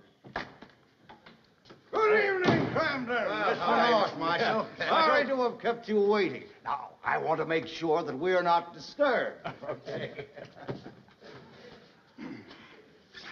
You rang for me, sir? Yes, Roberts, I won't take any phone calls. Very good, sir. I didn't like that. It was tied to the butler. Well, Ralph, I'm in your hands. What do we do first? Well, the first thing to do is to pick out a cue. Yeah, get the old cue stick. Here you are, Mr. Marshall. Here you are, Norton. Thank you. Then the next thing you do is to chalk up. Here. Yes, just like this. That's it. That's so that in case the tip is slippery, you chalk it up and then it won't skid off the ball. That's it. Chalk up.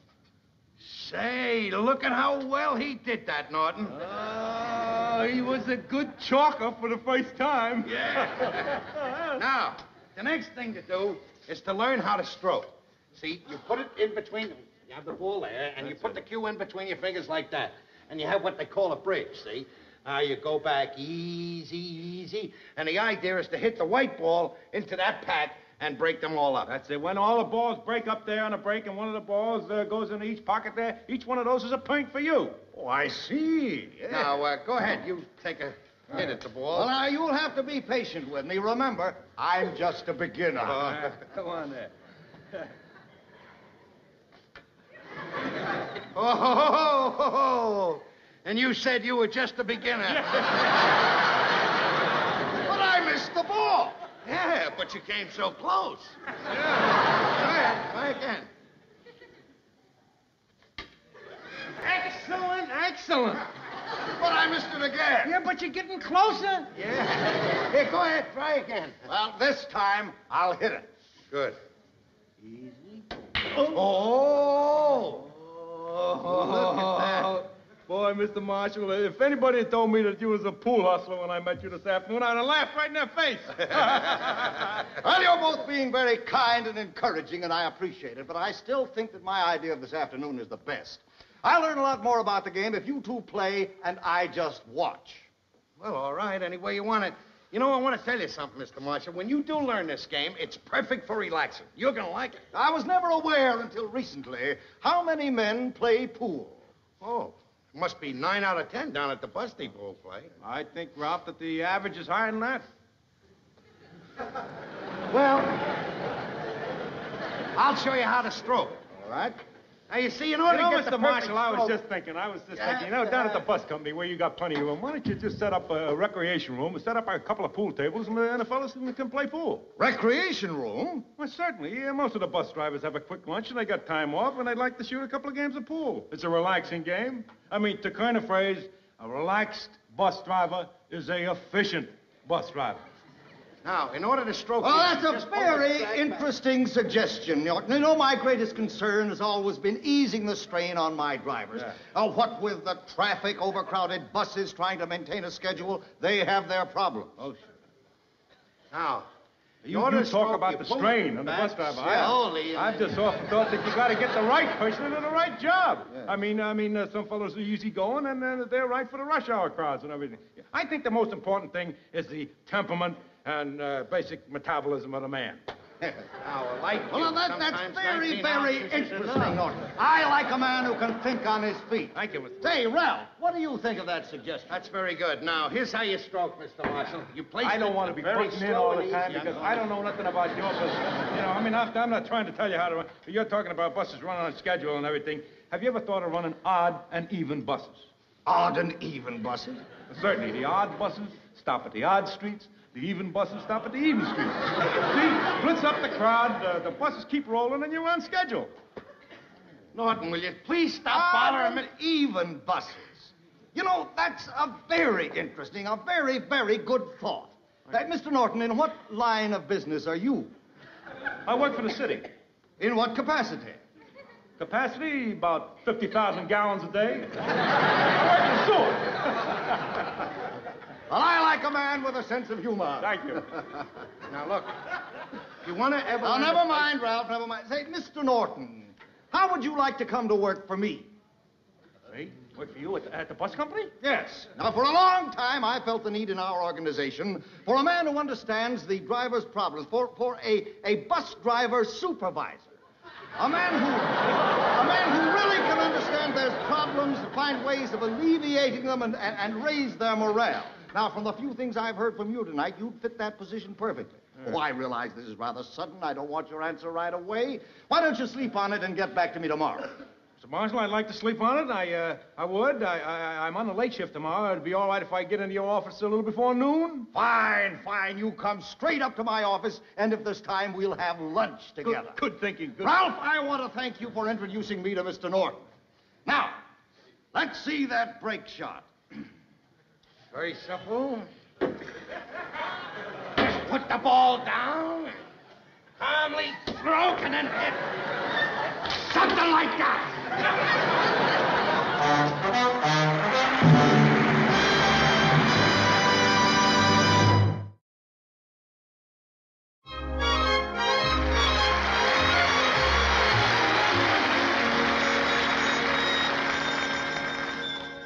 Trixie, what time is it? 10:30. Hey, I gotta go downtown shopping tomorrow. There's a big sale on men's shorts, 89 cents a pair. Norton could sure use some. So could Ralph. What sizes they got? Oh, all sizes, 32 to 50. No, nothing there for Ralph. Oh, Alice, would you please sit down? Your coffee's getting ice cold. Oh, Trixie, I haven't got the patience to sit. Ralph was so enthused and so hopeful when he left here tonight that, I guess it's just sort of catching. Oh, and Alice, wouldn't it be wonderful if Ralph became an executive of the company because of tonight? Oh, Trixie, on the strength of spending one evening with your boss, you don't become an executive, you know. I guess that would be a little too much to hope for. But I'll bet tonight's one night Ralph is never going to forget. I'm sure of that. Well, gee, I better get back upstairs, Alice. You know, I still haven't made those 3 corned beef sandwiches for Norton to take to work tomorrow. Oh, thank goodness I don't have to bother with that. Ralph has his lunches in a restaurant. So does Ed. Well, what are the 3 corned beef sandwiches for? That's what he eats on the way to lunch. Oh. Bye, Alice. Bye, Trix. Oh, hi, Ralph. Ralph. I don't ever want you to see that girl again. And I don't ever want the name of Norton mentioned in this house again. Well, Ralph, what happened? That sneak. That Benedict Arnold. Oh, Norton? I told you never to mention his name in this house. Well, will you tell me what happened, Ralph? He talked Marshall into giving him a job. A job with a bus company? Then why are you so upset? Because he's going to be my boss. Your boss? That's right. Marshall's making him a supervisor over the drivers. Norton? Yes. I asked you not to mention his name in this house. Well, Ralph, how could you know who I mean. How could he talk Mr. Marshall into offering him a job like Very that? simple. He walks into Mr. Marshall's house and he starts making idiotic suggestions. And with every suggestion, Marshall's going along with him like a dope, believing everything he said. You mean he offered him a job on the basis of his suggestions? Oh, sure he did. If I live to be 100 years old, I'll never forget tonight. I can hear every word Marshall said to him. Why, you'd be perfect for the job, Mr. Norton. My, that's a wonderful suggestion you made, Mr. Norton. Oh, Mr. Norton, I like a man who can stand and think on his feet. Norton works in a sewer.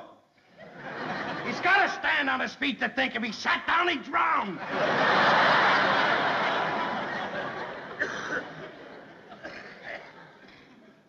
Ralph, sweetie, we have to face this thing realistically. Now, if Mr. Marshall offered him a job on the basis of his suggestions, he must have thought pretty highly of those things. And in that case, Ralph, that's what's upsetting you. It's a blow to your pride. It is not my pride, Alice. It is not my pride. Well, your status hasn't changed, Ralph. Your job is still the same. Let's face it, Alice. Let's face it. When he comes to work for the company, I quit. But why? I got my pride. Ralph, have you talked this over with Ed? I should say not. We came out of Marshall's house, I turned my back on him, and I walked right away from him. Well, Ralph, what makes you so sure he even wants the job? Maybe by this time he's thought it over and decided not to take it. After all, Ed's very happy at the sewer, and he's due for a promotion. Maybe you're right. He likes that job he's got. If he left the sewer, he'd be like a fish out of water. What am I getting all upset about? Oh, Alice? Oh. I know it's very late. Excuse me for coming. Well, I got to talk to you. I figured on talking to you on the way home, but you left me kind of sudden-like. Excuse me, miss. It's a very ticklish situation, and just a few things that you and me have got to straighten out. Now then, I know that all the boys down at the bus company realize that you and me are very good friends. Therefore, if I get this position, naturally, they're going to think that I'm going to favor you. Now, that's bad for you, it's bad for me, it's bad for the company. So, I figured that for the first couple of months, you could call me Mr. Norton.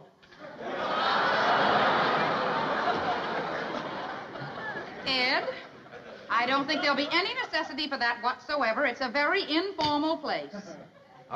You got a point? You got a point, Alice? That's right. You could call me Ian.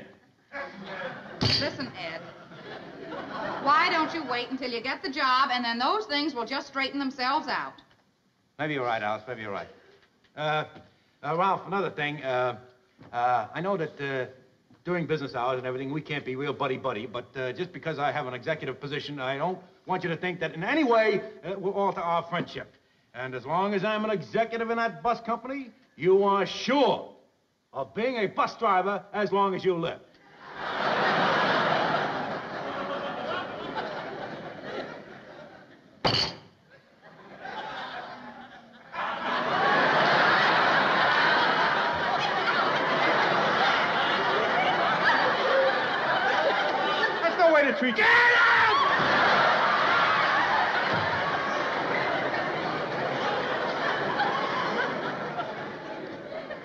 settles it. I'm quitting.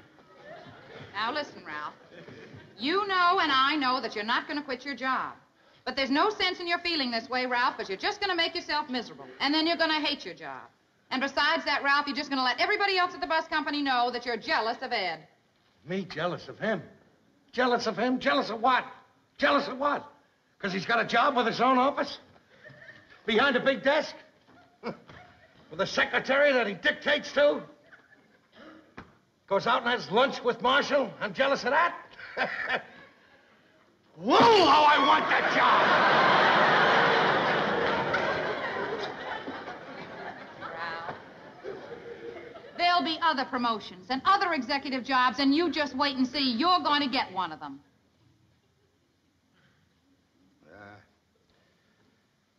What's the use of kidding, Alice? You picked the loser. I'm never going to be any executive. Never going to be anything but a bus driver. 16 years I worked for that company. Where am I? Same spot I was in when I started. Norton meets the boss one day, makes a couple of suggestions. Look where he gets. It's the difference.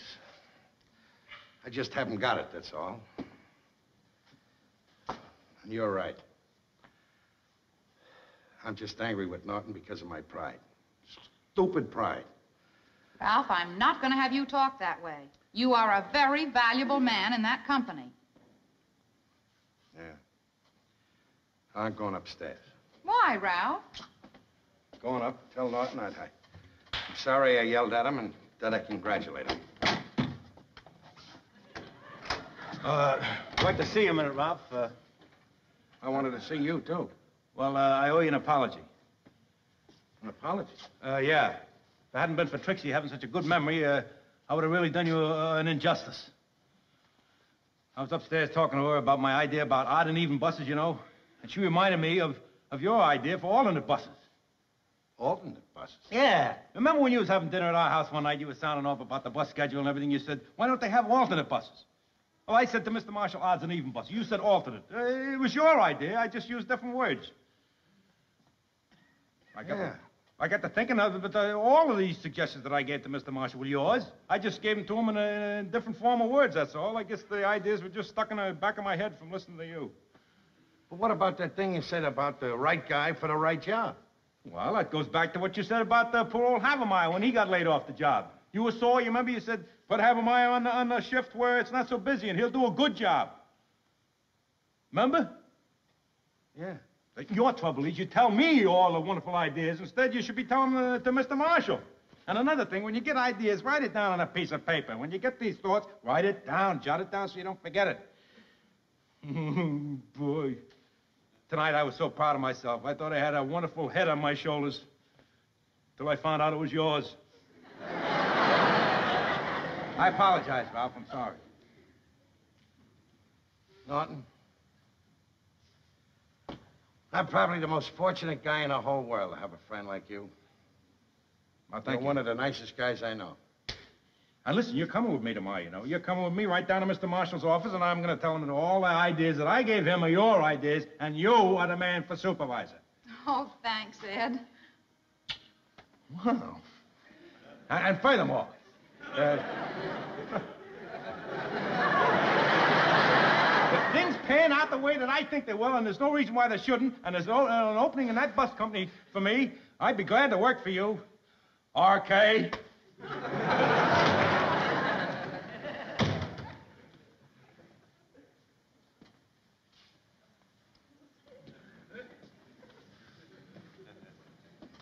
Guy's a pretty nice guy, ain't he? One of the best guys in the whole world. You better write that down, Ralph, before you forget it. I'll write this down, too.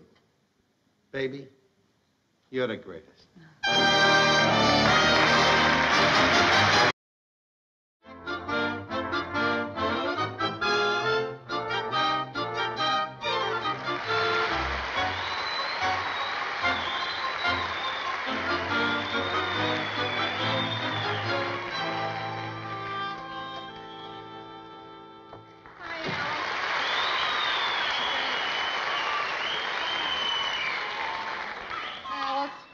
can of corned beef hash you wanted. Oh, thanks, Trix. It's awful nice of you to pick it up for me. Sure.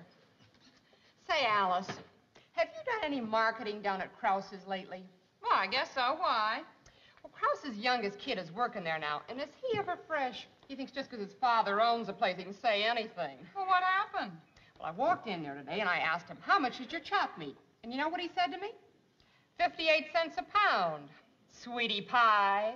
Gee, that is fresh. Why didn't you tell old man Krause about it? I did. And you know what he said? Don't worry, I'll take care of it, honey. Oh, I'm telling you, Alice, ever since the war, these butchers don't know how to treat a woman with respect. Oh, and speaking of someone not treating a woman with respect, my Ed'll be home any minute. Oh, Trix. I gotta get up there and cook some supper. Oh, Alice, I almost forgot what I wanted to ask you. Look, while Ralph and Ed are away on the raccoon convention, why don't you come upstairs and stay with me? Oh, thanks, Trix, but I already told my mother I'd stay over there with her. Oh. Gee, I wish just once the fellas would take us along on a convention. Oh, not that I care anything about those silly old raccoons, but it'd be nice to go to Minneapolis and get away from here for a while. Well, you can just forget about that, Trix. Every year we ask them, and every year they refuse. I know. I don't suppose I can force Ed into taking me. After all, he saved up his own money out of his allowance. He's got almost $50. No. How much did Ralph save? About 50 cents. It'll be the usual thing any night now. He'll be coming home asking me to give him the money to go. Alice, that puts you in the driver's seat. Don't give it to him unless he takes you along. Oh, no, Trix. I made up my mind. Ralph would rather not go than take me with him. And I've been able to save some money out of the housekeeping, you know, so I figured he's been working pretty hard this year, and if this is his idea of fun, well, he deserves it. Well, all I know is if I were in your shoes, he wouldn't get the money unless I went along. Well, I'm sort of inclined to agree with you, Trix, but no, I made up my mind. I'm going to tell him as soon as he gets home tonight. Hey there.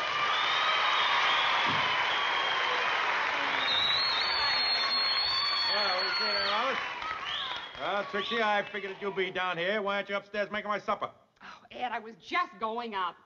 Hey, Alice, why don't you come up with me? I'm going to call Mildred about the card game tonight, and with you there, we could settle everything. Oh, okay. If you don't mind, Alice, I'll hang around on the premises here and wait till Ralph gets home. All right, Ed. By the way, what is for supper? Chopped meat. Oh. Oh, and that reminds me, Ed. What? You know that young Krause kid that's working downstairs for his father now? Yeah? Boy, has he got some nerve. I walked in there today and asked him, how much is your chopped meat? Yeah. And you know what he said? What? 58 cents a pound. Sweetie pie. Boy, oh boy, you're not going in that shop again. I don't blame you for getting mad. What a nerve. 58 cents a pound for chopped meat.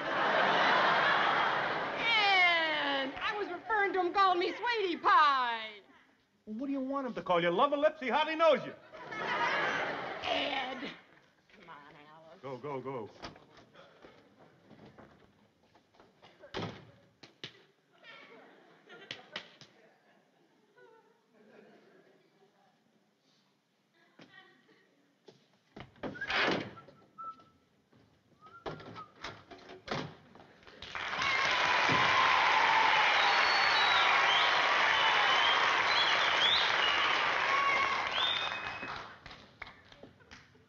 What are you doing? Right, be right with you.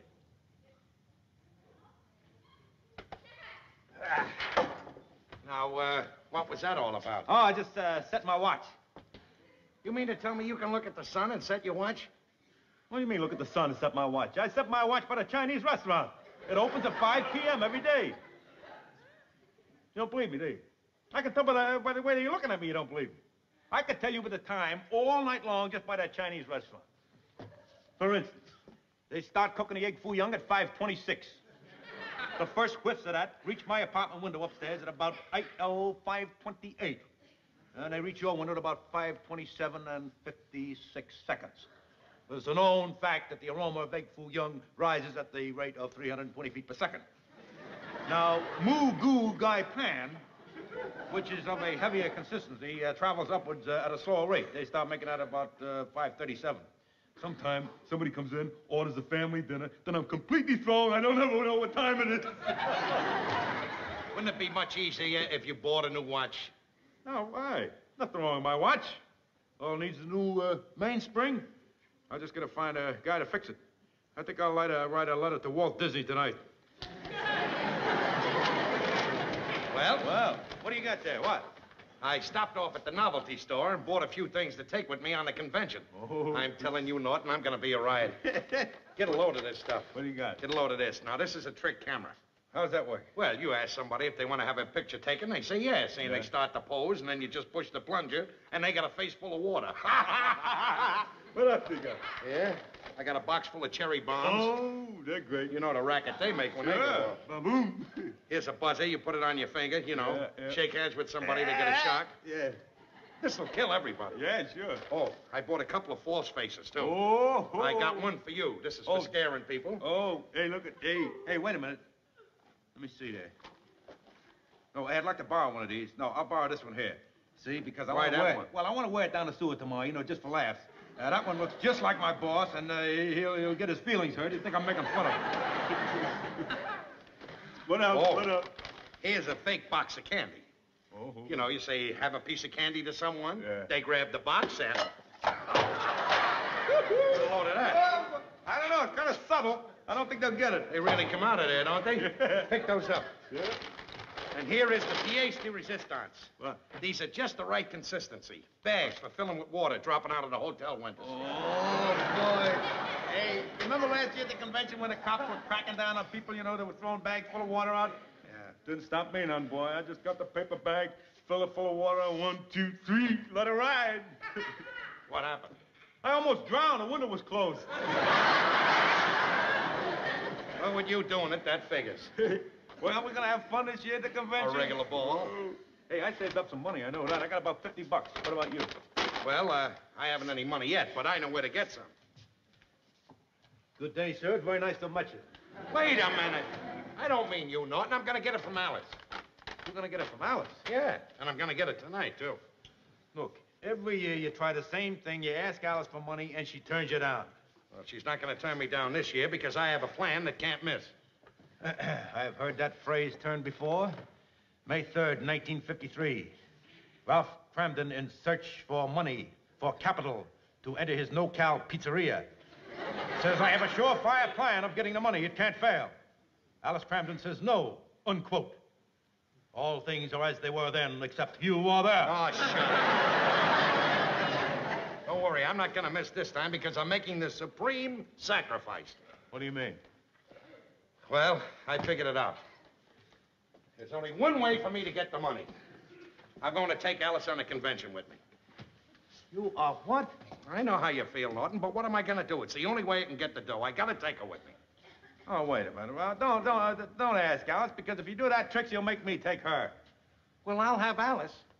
But I don't want to take Trixie. She was away with me once on a trip. Boy, she was on my neck all the time, nagging. I couldn't go bowling. I couldn't shoot pool. She just ruined everything. When was that? On our honeymoon.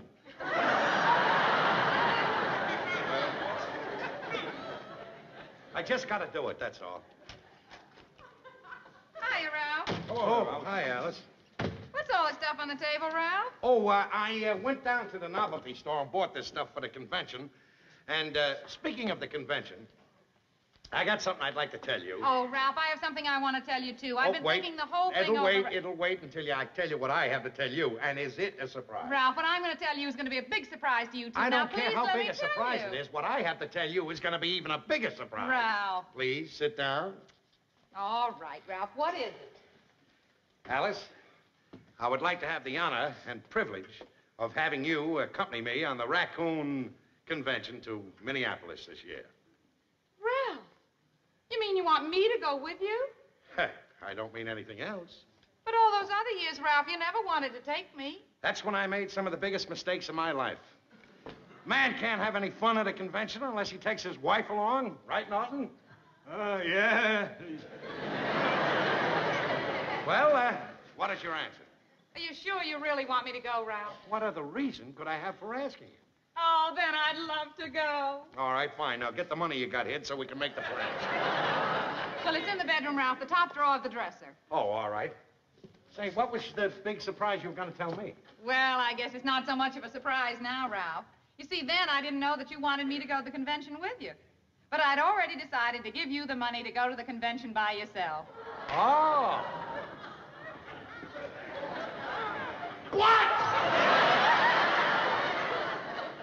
I'd already decided to give you the money to go to the convention by yourself. Oh, we're going to have such a wonderful time, Ralph. I tell you what, I'll go in and get the money, and you sit down here and figure out exactly what we're going to need.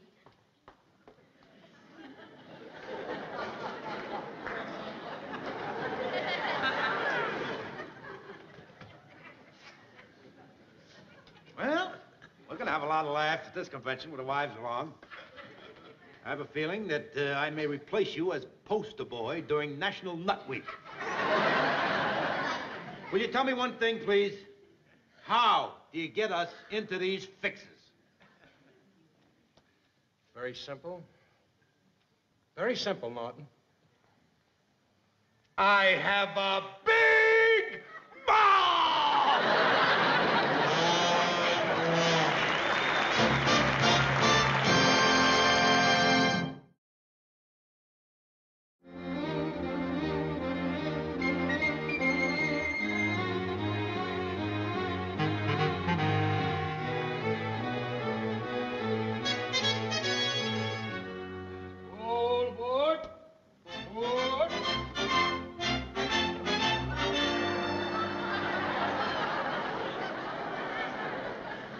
I found it. It's upper 3 and lower 3.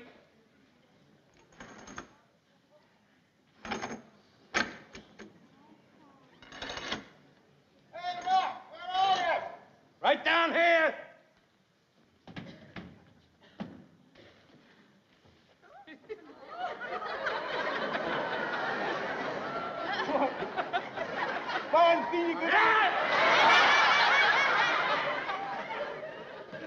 What is the matter with you? What? You trying to give me a heart attack or something? Running in here wearing that mask? Having a little fun, that's all. I want to try it out. See how it All works. right, have fun. But wait till we get to Minneapolis. We'll be there tomorrow. Oh, another thing. What happened to you in the station? I looked all over for you. Oh, I stopped at one of those novelty counters there in the station. You know, I got some more stuff. Oh, I got a lot of good stuff. You know. Well, never mind that. Where are the girls? Huh? I say, where are the girls? I don't know. I thought they were with you. What do you mean with me? I left them in the coffee shop. Oh. Well, I don't know. They're on the train. They're probably looking for us. Well, we have nothing to worry about. They got the tickets. They know where the birds are. Certainly. Let's get rid of the bags. What time is it? Quarter. Come on, Stop. the train is getting Hey, ready stop. to leave. It stopped. I don't know what time. Well, ask somebody and find out what time it is. Conductor, Yes, pardon sir? me. Are there any Chinese restaurants in the station? Will you? We'd like to know what time it is. Oh, certainly, certainly. Just about 11:15. We'll be pulling out any second now. Pulling out any second. Wait a minute, conductor. Yeah? Did you happen to see our wives as you were coming through the train? Mine is a red-headed one. His is a blonde.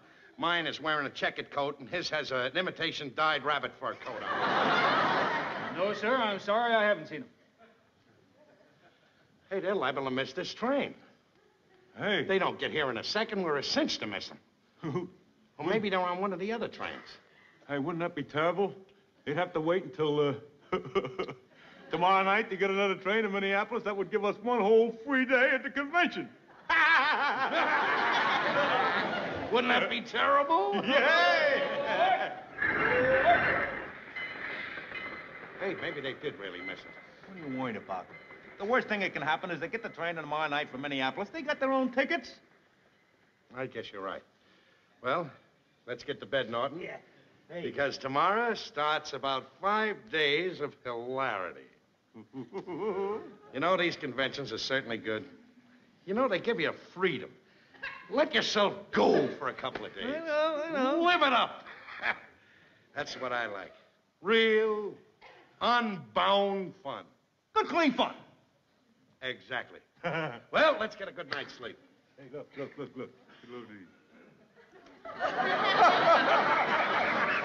Why, what fun I'm going to walk along the street in Minneapolis, see? I tap somebody on the shoulder, say, pardon me. They look around to see who it is, and I go, boo! Let me see those, huh? Try them on for size. They're all right at that. Give you a good effect. Yeah.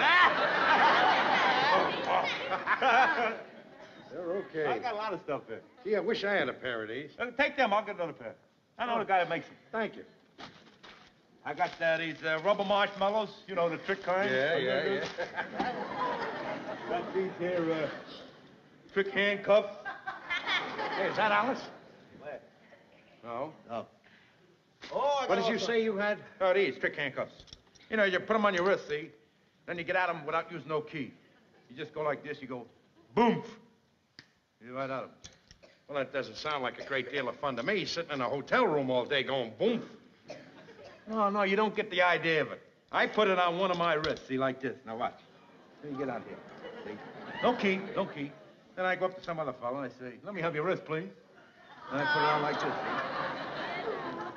Now I let it go on there for a while. We're yakking it up a little. Pretty soon he gets a little panicky, you know. He's wondering, well, let's get him off. So I start looking for the key, you know, like there's a key to it. But there ain't no key, you know. So I'm looking all over, and then he gets real good and panicky, you know, because he's handcuffed him. So I'm starting looking. When he gets real scared, then I just go, boom, and they're off. And that's supposed to be funny? Oh, yeah. Personally, I think the bulging eyes are much funnier than the handcuffs. You do? Now, would you mind saying boom and let us get out of here? All right. Boom. Come on, say boom and get me out. Boom. You're not bumping right, Norton. I'm bumping right. Watch out the way you bump. Let's do it together now. 1, 2, 3, boom. All right, I had enough of the bumping. Now get the key out and open them up. There ain't no key. You gotta bump your way out. I'll bump you out of the whole car. Oh, come on, bump me out of I don't it. understand it. I work with a clerk. That's the thing with 1, 2, 3, bump, and we're out of it. Just wait a minute. Just be calm. Take it easy. Have a marshmallow. Thank you. What's the matter with you? Don't pull any tricks on me. They work good, don't they? Very funny. Now, wait a minute. Come on. Wait a minute. Maybe I can step on it now to stamp it out. Force it. Wait a minute. Get your foot out of there, Norton. Get it out of there. Get your foot out of there. I can't get it. Now, look, Norton. I'm going to give you one more bump. And you better get me out of these handcuffs. All right. 1, 2, 3, boom. All right, that's all. Now, look. Let's get to bed. When we get to Minneapolis tomorrow, we'll get a hacksaw and we'll get out of the handcuffs. Okay. Guess we'll have to... Yes, we'll both have to sleep in the bottom berth. Get those bags out of the way. Why does this have to happen to me? Get in there.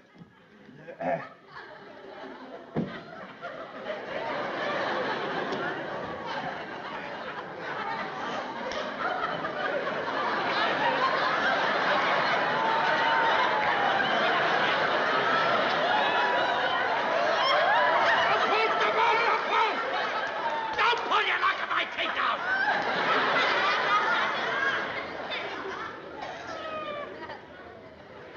Good night. Night.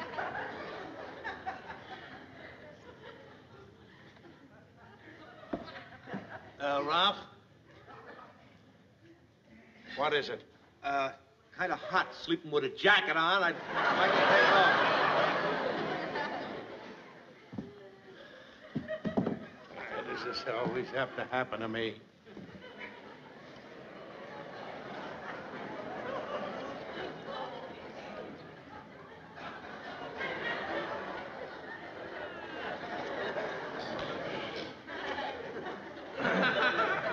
I wonder what went wrong.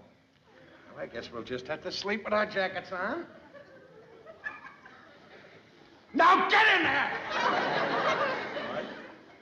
Want to give it another boom? Get in there. Now watch out for my teeth. Yes.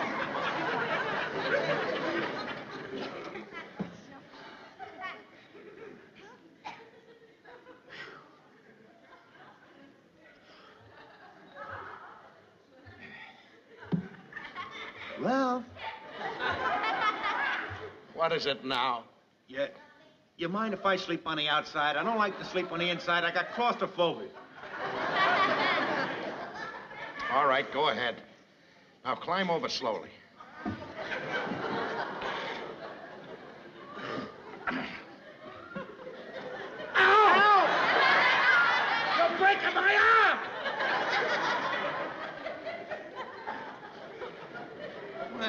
my coat. Now, will you go to sleep? Yeah.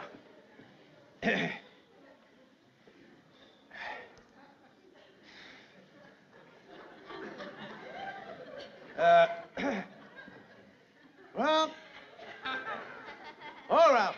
What do you want, Norton? I can't sleep on my back very well. Get out! Get out! Get out! Get out! You can't sleep in your back? Oh, I can't. Get up there. Get up! Yeah? Get up! Get on your stomach. Hey, look. Never mind that. Bring your arm over.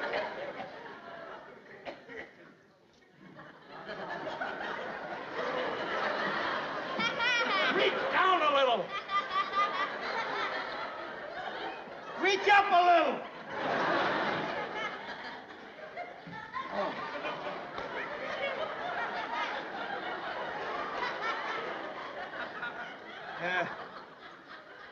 Hey, I wonder where the girls are. I wonder if they really missed the train. You know, if they did, I'm glad they did, because if they were along, there'd be nothing but trouble. You shut up and go to sleep.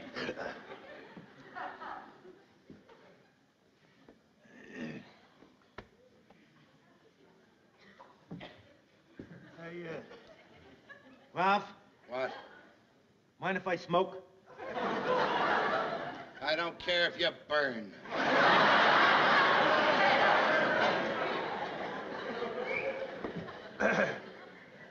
Do you have a cigarette? No, I don't have a cigarette. There are some in one of my suitcases right underneath your bunk. Would you mind getting me one? All right. Get down. Huh? Get down. Down? Get down. Get down. All right. Get under there. Get him out.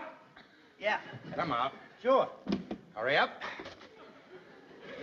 All right. Now, I want to ask you a question. Right. You got the cigarettes? Oh, yeah. All right, now. I want you to go up there, but before you go, I want to know a few things. Are you thirsty? No. Are you hungry? No. Everything's fine? Sure. Okay. Now that I've asked you that, get up there. Get up there.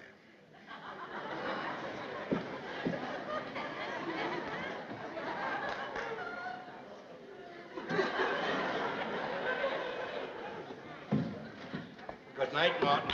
Right. Ow!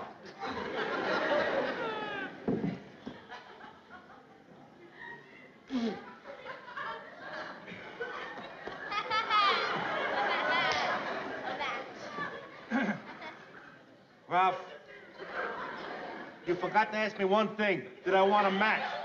Get out! Get down! Now, look, this is the end. Gentlemen, what seems to be the trouble? What seems to be the trouble? I'll tell you what the trouble is.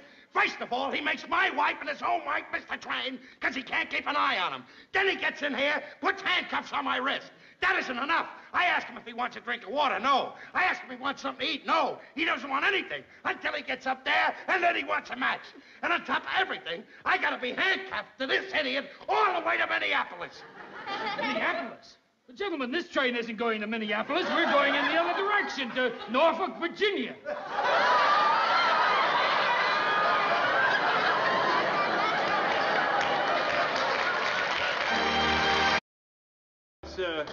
Let's take a shot of him from here as he's coming out of the building after a day's work, huh? You know, I've taken pictures of big shots, movie stars, kings. I have never run into a ham like this one. What do you expect? Yesterday's an ordinary bus driver. Today he's going to have his picture taken, getting free-page spread in Universal Magazine. Tomorrow he's being honored at City Hall. It's got to affect him. Big deal. He won an award as the safest bus driver in the city. Sure, it's a big deal. It's the biggest thing that happened to a bus driver. Look, you all set? Yeah, bring in the man of the hour. Okay. Mr. Crandon, you can come in now. Oh, look, make it natural, huh?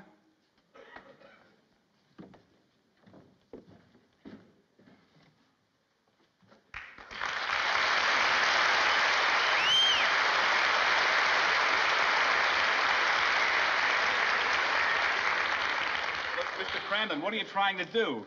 Well, I thought that would be a good pose, you know, for the cover of your magazine. Look, Mr. Cramden, this picture isn't going to be on the cover. This is just one in a series of articles dealing with the big days in the lives of people in various lines of work. Well, when you wrote the story about Marilyn Monroe, you had her picture on the cover. If you get into a bikini bathing suit, we'll put your picture on the cover. Now, look. Mr. Cramden, just stand there as you are, and we'll take the shot until you just come out, huh? Charlie, go ahead.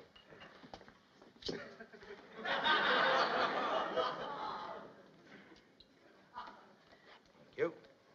Well, if that's all, I'm going back to the office. Okay, Charlie, fine. See you tomorrow at City Hall. The commissioner's office. Yeah, 12:30 sharp. Well, Mr. Cramden, can we finish this interview over a cup of coffee? Oh, well, I'd like to, but like I said, I'm waiting for my friend that I told you about, Ed Norton. He's going to meet me here. Well, I guess we can do it here. Mr. Cramden, something you said struck me as being very strange. Now, you've just won the award as the safest bus driver of the year, and yet you say that you felt that bus drivers don't get the recognition they should. Well, that's right. You see, this award that I'm getting is a special award. You know, it's not an award that's given out all the time. And like cops and firemen, they get awards all the time. And I think that a bus driver is just as much of a public servant as they are. Yeah, but those awards are usually given out for bravery in the face of extreme danger. Now, when does a bus driver have to show bravery in the face of extreme danger? When? All the time. Uh-huh. Only the other day, a lady got on my bus. She's got a dog. Must have been 6 foot high. It's one of those French poodles, you know, with the Italian haircuts. Yeah. So she tries to get on the bus with the dog. I said, wait a minute, lady, you can't bring that mongrel in here. She says, what do you mean, mongrel? It's a pedigree. I said, I don't care what it is. Pedigree or a mongrel, it can't get in the bus. Well, what did she say to that? She says, how dare you? She says, this dog is worth $10,000. Well, then what did you do? I said, if he's worth that much, let him take a cab. Hey, you're up, boy.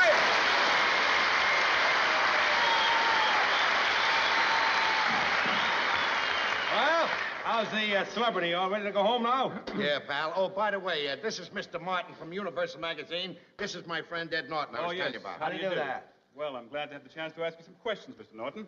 Well, if the category is Ralph Cramden, I'm willing to take a shot at the $64,000 question. Well, let's see. Now, to begin with, your close friends? Well, I am as close as anybody can get to Ralph Cramden. We've known each other for a long time. Now, tell me, how long ago did you meet? Oh, I'd say 150 pounds ago. You're a riot, Norton, a real riot. Mr. Norton, tell me something. What kind of work do you do? Well, I'm employed by the city. I see. In a white-collar job? No, you'd say it was more of a white-collar job. I'm a underground engineer. He works in the sewer. That's a layman's way of putting it. Well, Mr. Norton, tell me something. Have you ever ridden in your friend's bus here? Oh, yes, I ride my friend's bus every opportunity I get the chance because I'm assured of a comfortable, smooth, safe ride. Mm-hmm. And besides that, he lets me ride on the bus for nothing.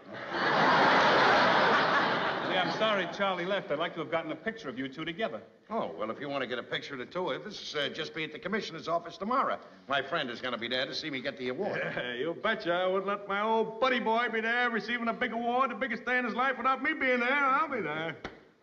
And by the way, our wives will be there, too. You can Well, take a that's picture fine. of them. Tell me something. How about the women? Are they close friends, too? Oh, they're inseparable. Well, that's fine. Well, Mr. Cramden, according to my notes, you're very consistent. No, you're steady. That's it, steady. Hey, wait a minute. That's the angle I'll feature in my story, your steadiness. Now, 14 years with the same bus company, happily married, and all of you good friends throughout all those years. Oh, well, the four of us get along like the Three Musketeers. Well, I'll see you and your wives tomorrow afternoon at the commissioner's office. Okay. Mr. Norton? Nice to meet you. Mr. Cramden? Glad to have seen you, Mr. Pleasure. Martin. Thank you. See you, man. All right. Good report. Well, I don't mind telling you one thing, Ralph. I'll tell you, I've been worrying all day long. What a day I've been putting through. What are you worried about? What am I worried about? This is the last day. This is the last day before you receive the award. You've gone all this time with no accidents. Now, I mean, what would happen to you, the thing would happen, you get an accident. That's the logical thing to happen to you and ruin the whole thing. That's ridiculous. One day is just the same as another to me. Well, I don't care. Just for safekeeping, when I got up early this morning, I crossed both my fingers on both hands. And it's not easy working a shovel this way, I'll tell you that. Hi, Ralph. Oh, Hey, say, Norton. hey, Fred. Tomorrow's a big day, huh? Yeah, Fred, and you're just the guy I want to see. Huh? What about? Well, I got to go down to the commissioner's office tomorrow, and I'm bringing Norton and his wife, and I'm taking Alice with me, and I'd like to go in class. Would you lend me your car? Well, let me see. I'm working tonight. Clemens will give me a lift home. I'm going to sleep all day tomorrow.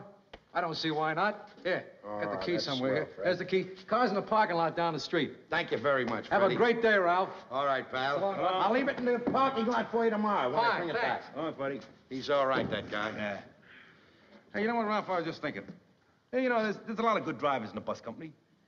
You've been driving now for 14 years without an accident. I mean, how come some of the other fellas haven't been able to do that? How do you account for that? Well, Norton, it's like everything else.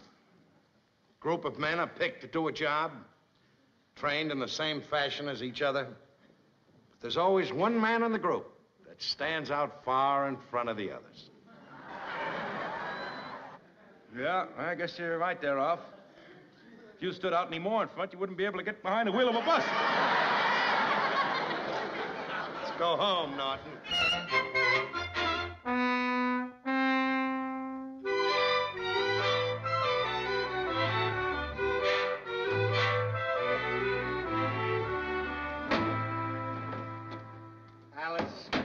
Alice, where did you put my belt?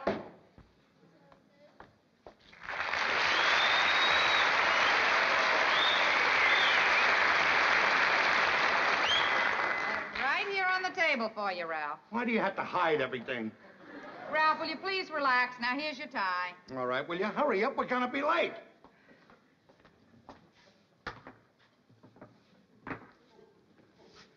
Are you sure this tie is gonna match my new jacket?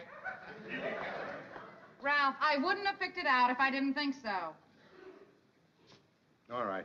Will you hurry up and get dressed? Ralph, I could have been dressed a long time ago if you'd only let me alone. Now, will you do me a favor? Just calm down and stop being so nervous. I am not nervous, Alice. I am not nervous. You're just saying that to make me nervous.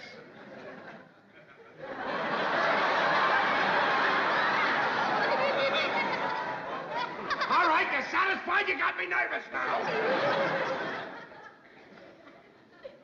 Alice, I don't like the way these shoes look. Where are my other ones?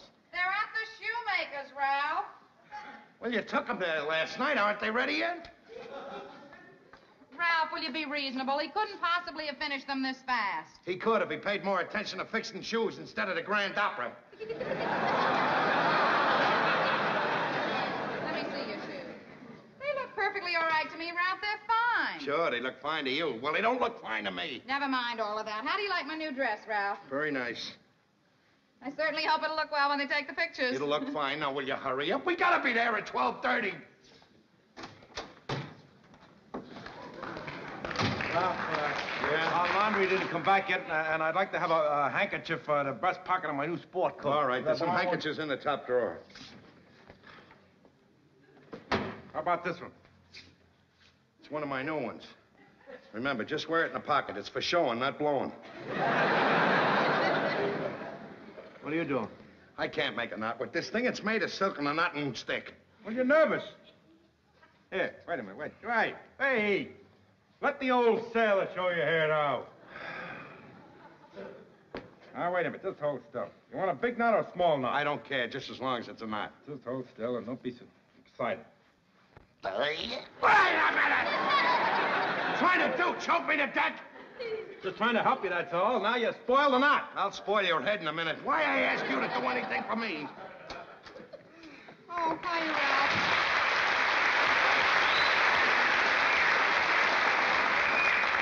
And, honey, what have you been doing down here so long? I'm all ready. I've been helping Ralph there tie his tie. All I got to do is put on my jacket. I'm all ready. Oh, Ralph, is Alice ready? I don't know what she's doing in there. She's been dressing for 3 hours and a half. Will you come on? Oh, well, if I gotta wait, I might as well be Hey, Ralph, how do you like my new dress? It's all right. Didn't I see you wearing that before? Oh, you couldn't possibly. I just bought it. I like it, Ralphie boy. That's an exclusive creation. Oh, yeah, honey, please go up and get your jacket. I'm going. Hiya, Trixie. How do you like my new... Oh, Trixie. Hey, don't those dresses look alike?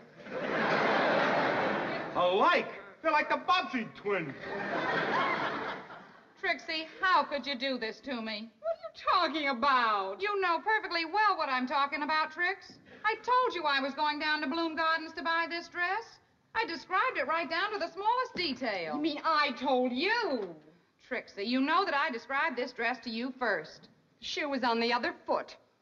Oh, you gonna start on the shoes now? Now, wait a minute. There's nothing wrong with wearing the same dress, is there? What? Well, look, it's very simple how to fix this whole thing up.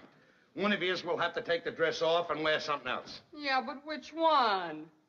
I guess you better go upstairs and change your dress, Trixie. Mine fits. I'm wearing this dress. I'm wearing this dress. Well, I'm not going if she's wearing it. I'm not going if she's wearing that dress. Oh, but... What are they doing? Look, Ralph, you and Alice better make plans. Go there without us. You know how I'd like to be there to see you get the award, Ralph. Look, Norton, you gotta go up and talk Trixie out of taking that dress off. I'm too young to die. Here it is, the biggest day of my life, and everybody's ruining it. Well, look, Ralph, I'll do it. Only for you. I wouldn't do it for nobody else, but I'll do it for you. Into the valley of death rides the 600. Alice, will you come out here? I want to talk to you for a minute. It's no use, Ralph. I'm not going to change my mind.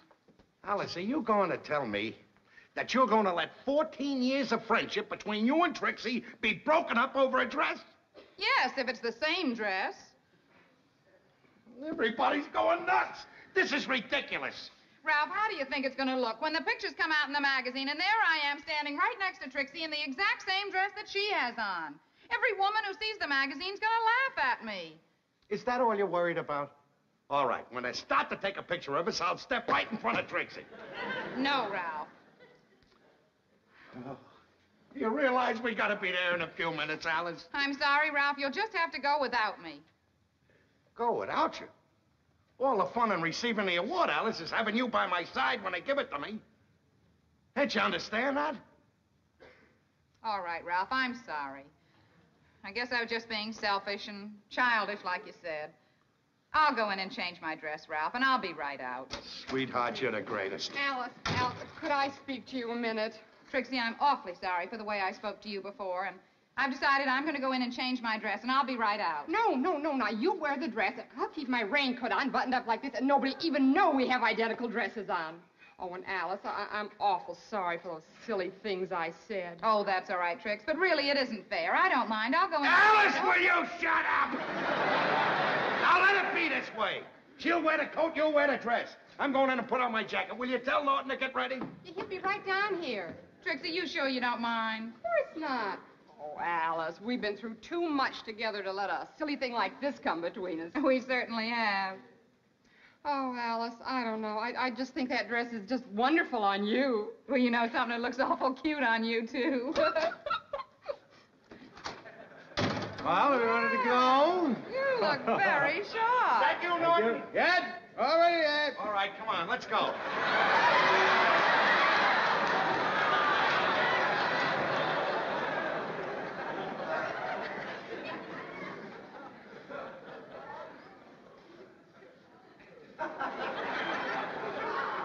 You sneak. I am not going out of this house till you take that coat off.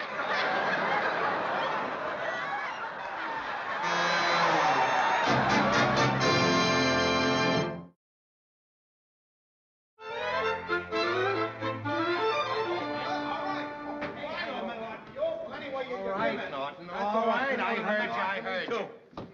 After all, you want to get dressed up nice? So do I. And you were big enough to say, Norton, you wear the jacket. I mean, I know you like the jacket. You like the looks of it. It looked good on you. It was nice, but you let me wear it because you're a friend of mine, and I want to thank you, and I appreciate it. You're welcome, Norton. I admit, I got the build for it, for this particular type of garment. All right, Norton, now let's get going. Come on. Ow. Oh, What? I'm going to have to go upstairs. What'd you do? Well, I just took a step and my heel came loose. If I take another one, it's going to fall off. This is a plot. What's a plot? This whole thing is a plot against me. Everybody's plotting against me. We're late. All right, Ralph. Just go and bring the car around while we wait for Trixie. That'll save time. Yeah, I'll hurry. Go, hurry. Get your hair fixed. I know how she hurries. Come on, give me the keys. I'll go get the car for you. What do you mean, give you the keys? Give me the keys. I'll get the car for you. You're driving to the Safe Award dinner. You're a little nervous and you're upset. Let me get the car. I'll chauffeur you. I'll drive it for you. It'll be better off. Are you trying to put the jinx on me? No, I'll set I'm the not car trying to put myself. the jinx on you. Will you please leave him alone? He's a little jumpy. I know. That's why I offered to drive the car, take the strain off his nerves, that's all. Well, he'll be all right. You know, Ralph. It's just that this is such a big day for him. Well, I know it's a big day. Going down there to City Hall, getting the award, meeting all the muckety-mucks, the commissioner, the mayor, Universal Magazine, interviewing them all. I know. Just between you and me, Ed, I'm a little nervous myself. Well, This could mean a lot to Ralph's career, you know. Certainly it could. Hey, I wasn't going to mention this, but somebody I heard down at the bus company, somebody said that somebody had an idea of putting a plaque on the front of Ralph's bus saying, "You are now driving in the world with the world's safest bus driver, Ralph Cramden." Oh, a plaque like that. Ed, you can tell me, who got the idea? Ralph. Well, I'll be very glad when we get there. Boy, so will I. What is keeping him, anyway?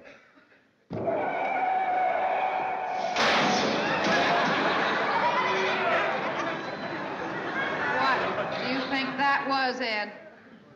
I don't know. I'm afraid to look. It can't be, Ed. It just can't be.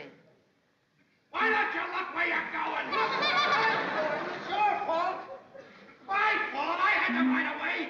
Why don't you learn how to drive? Look what you did with my car. Your car? How about my car? Oh, Oh, boy. Ed, I feel very faint all of a sudden. All right, take it easy. Take it easy now. Alice, sit down and rest. Wait a minute. I'll be right back. You pulled over the Lucky thing I had another pair of the same color. What's the matter? Ralph had an accident. Oh. I'll find one. Yeah, go ahead and find a cop, because I'd like to see one. You're gonna be sorry for this. I'm gonna be sorry. Are you kidding? Where did you get your license? In a raffle? I'll show you. Helen, you wait in the car. I'm getting a policeman. Go ahead and get a policeman. I want a policeman, too. Wait a minute. There's nothing in the world that you want less than a policeman. Don't you realize that? What are you talking about? This wasn't my fault. Well, a policeman will get here. He's got to make a report, don't he? He goes over the accident, makes a report, gives it to the paper. A newspaper reporter gets it. I can just see the headline.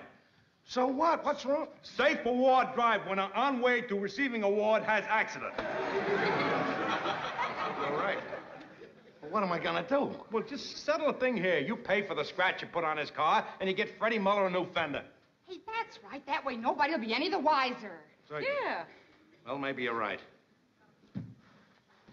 Why, yes, there's never a policeman around when you need him. Now, look, pal. What are you getting all upset for? Yeah, well, it's your fault. Who cares whose fault it was? We don't need a policeman. We don't need a cop to settle this. Look, all I did was scratch your fender.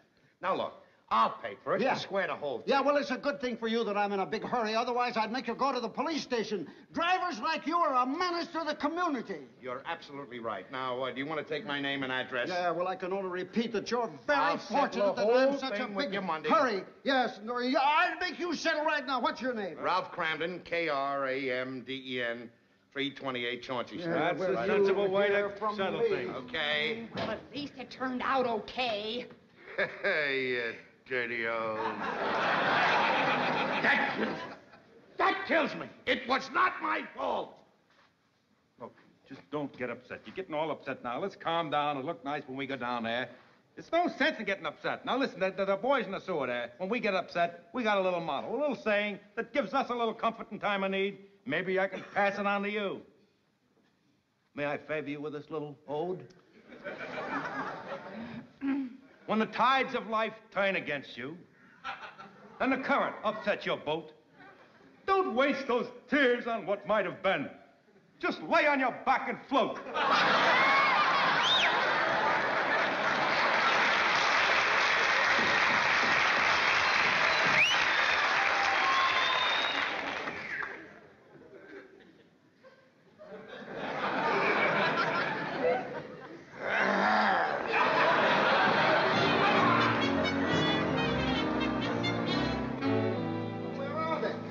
They should be right here. All right, gentlemen. They'll be right here in a minute. They're on their way up now. Just relax. Come on. Here they are. There they are. How are you? All Right over this way, please. All right. Over this way. Over here? That's right. Mr. Cramden, is any particular type of pose you'd like? Oh, we're going to take a pair. Oh, all right. Let's see, how are you? You want to arrange? You can arrange it yourself, sir. arrange it?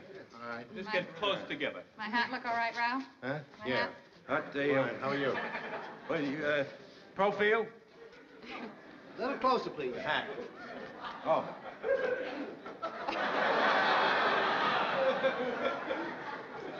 All right, folks. Hold it. That's it. That's very much. wonderful. Thank you. Mr. Cramden, I want to congratulate you. And the city is proud of your record. Thank you very, very much, sir. Yes. Oh, by the way, Mr. Cramden, I'm very sorry that the commissioner won't be here himself to give you the award, but he was taken down with a sudden attack of the flu. Well, who's going to present the award? Well, I've arranged to have Judge Lawrence Norton Hurdle take the commissioner's place. Judge Hurdle? That's right. Hollerin' Hurdle. Hollerin' Hurdle? Yeah, he's a traffic court judge, famous for his $50 fines and 50-minute lectures. Oh, yes, that's right. He's very strict about traffic offenders, but there's nobody in the world he admires more than a careful driver. Well... He said he'd be very honored to give you the award. Thank you very much. Yes, now I'll get the judge. Oh, by the way, after you get your award, I'll take you upstairs and let you meet the mayor. Oh, I'm so proud of you, I always sweetheart. wanted to meet the mayor, I'll tell you that. His Honor, Judge Hurdle. Judge Hurdle is my friend.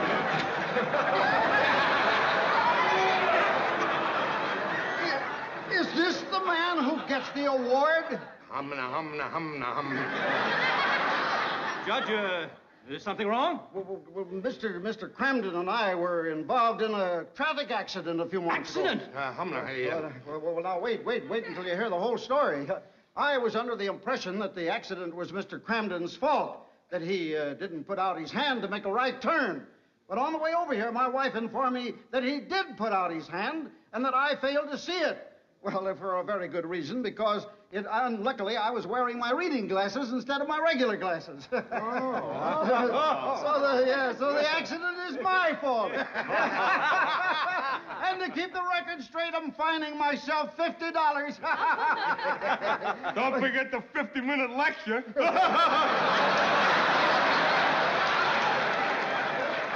Mr. Cramden, it gives me real pleasure to present to you this award as the year's safest bus driver. Boy, Ralph, good boy in there. Thank you. May I say thank you very much in presenting me with this award. I know that I am not worthy of it, but still I would wish to accept it on behalf of all the other bus drivers in the country who drive buses. Glad to see that people realize that a bus driver hasn't got an easy job of it, and that the safety of the public is always the uppermost things in their mind. And once again, I want to thank you and you for presenting me with this, and thank you fellas for taking the pictures. Now, if you don't mind, I'd like to go upstairs with my wife and my friends and meet the mayor. Yes, this way. Okay. Thank you very much. Here. Nice speech, Ralph. Bye.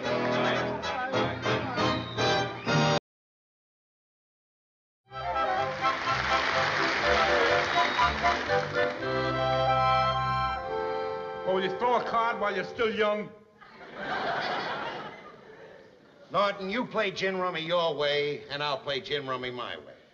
My way is the scientific way, and it takes a lot of figuring. For instance, I noticed that you picked up a queen before, and I know you picked it up to make a run of 3 queens. I also know that you have a run of clubs.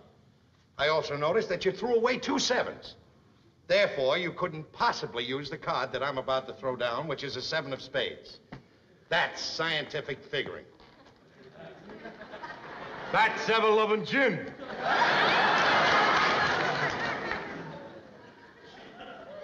See there.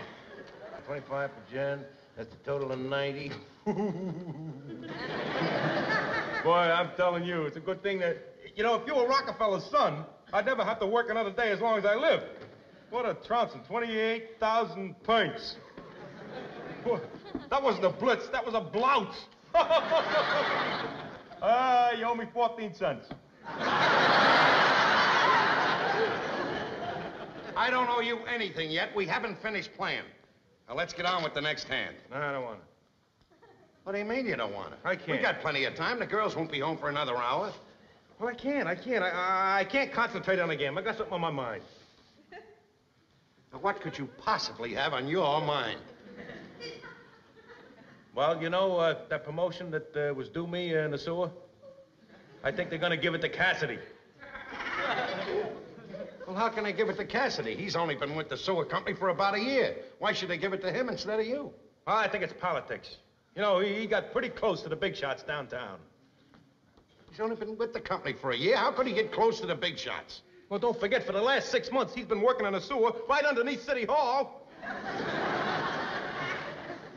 You're just looking for an excuse, Norton. You could get that promotion if you wanted it. All you have to do is go in and sell yourself to them. Tell them how important you are to their organization. Well, I don't think I have to do that, Ralph. I think they appreciate what I'm doing, the job I'm doing. Just go in and tell them that this is your future. And your future isn't next year or next month or next week or even tomorrow. Your future is now, right now. And that's when you want the promotion, right now. Well, supposing they don't want to give me the promotion? Then you scare them to death. Tell them you quit. Tell them after 17 years in the sewer, you're finally washing your hands of the whole thing. You think that'll scare them, huh? Certainly it'll scare them. They know they need you. They know it. And what's more important, now you know that they need you. Thanks to me. All right. Now, let's go on with our game. No, I don't want to. No, I can't.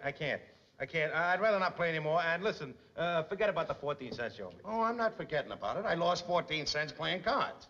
And I'm going to pay it off. All I want is a chance to break even. Now, we'll play one more hand, double or nothing. No, I don't want to play. I don't want to play particularly double or nothing because when you win, then you always start yelling and screaming at me.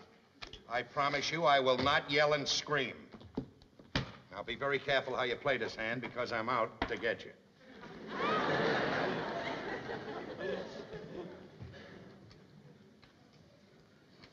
It's your pick.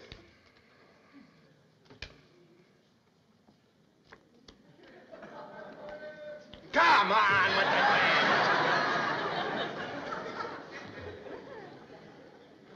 Gin.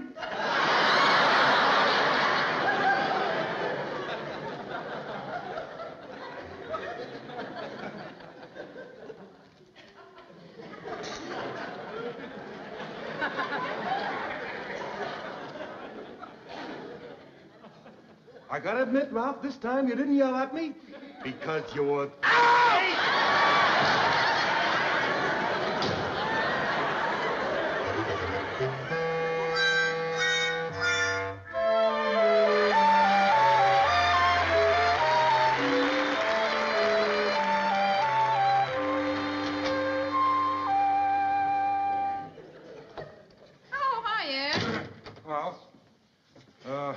Ralph home yet? No, not yet, Ed. You had your supper already? No. I haven't even been upstairs. Is there something bothering you, Ed? No. What, me? No. What, bothering me? No. Well, I got some delicious goulash. How about trying some?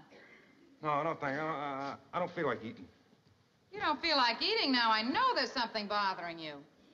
All right, Ed, now come on, out with it. Something go wrong at work today?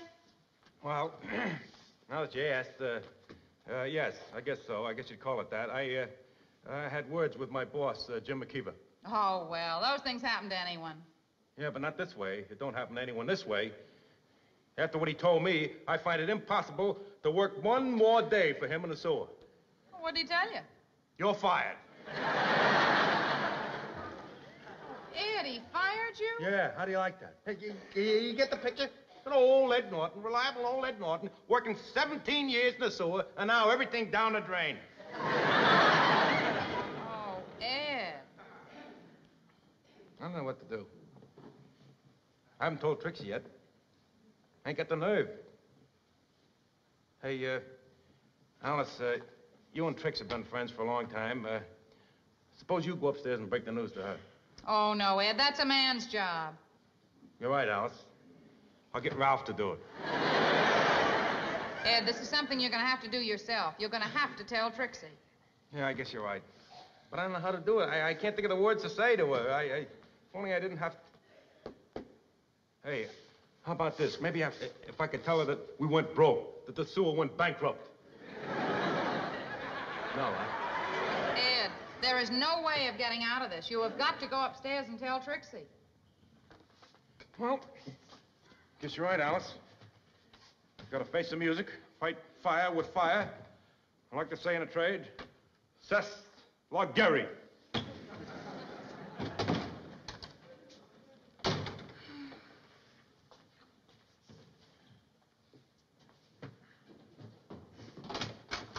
Hiya, hon. Oh, hiya, Ralph. Ralph, I got awful bad news for you. What? Ed was just down here, and he told me he was fired. What? Yeah? He threatened his boss, told him he had to have a promotion or else. Now, I wonder who could have talked Ed into doing a thing like that. Yeah, I wonder who could have done a thing like that. Well, you know, it couldn't have been Ed's idea. It doesn't sound like him at all. I know what it probably was. Probably one of those big mouth characters. You know how those big mouths are, Ralph. Yeah? So easy always to tell somebody else, you know, butt into somebody else's business. Those big mouths all the time can figure out everybody else's life, but they never have the courage to do it themselves. Now, wait a minute, Alice. I got courage. What? I mean, if I told somebody to quit their job, I wouldn't do it unless I had the courage to do it myself. Well, thank heavens you're smart enough to mind your own business. Did he tell Trixie yet? Well, he just went up to tell her, but he's awfully worried about how she's going to take it. Wonder what he's going to tell her. Well, what can he tell her except to say that he was fired? What worries me is how the two of them are going to manage. Boy, I just wish that I could get my hands on whoever it was that gave Ed that advice. Oh, How does Trixie feel, Ed? I chickened out. I couldn't tell. I was standing outside the door there, and I just couldn't think of anything that could come into my head to tell her. I don't know. I chickened out. I thought maybe I'd go across the street and get her some flowers, you know, make her feel better. Boy, I stopped and think of how everything went wrong today. You know, Ralph, I got to work this morning. I said to the foreman... There's no sense of rehashing it. It'll only make you feel worse. Just forget about it, and you'll get over it like that. I guess you're right, Ralph. The past is gone. We got to concentrate on the future. That's it. Well, guess I'll go get some flowers. Listen, Norton. What? If you ever should be short of money or anything, you know, just have to ask me. Oh, thank you, Ralph. No, I got a couple of bucks. Well, if there's anything you want, you know where I am. Okay. Sweet kid. Oh, Ralph, I'm glad you're such a good friend to Ed. He and Trixie really need you now. We're going to have to do everything we can for him, Ralph. Yeah. Anything they want. Oh, almost forgot. I came down to tell you something I almost forgot to tell you. I just don't want you to feel sorry about me losing my job on account of you giving me the advice. All I'm trying to tell you is that it was good advice, and I'm sorry that things turned out the way they did. Well, I'll get the flowers.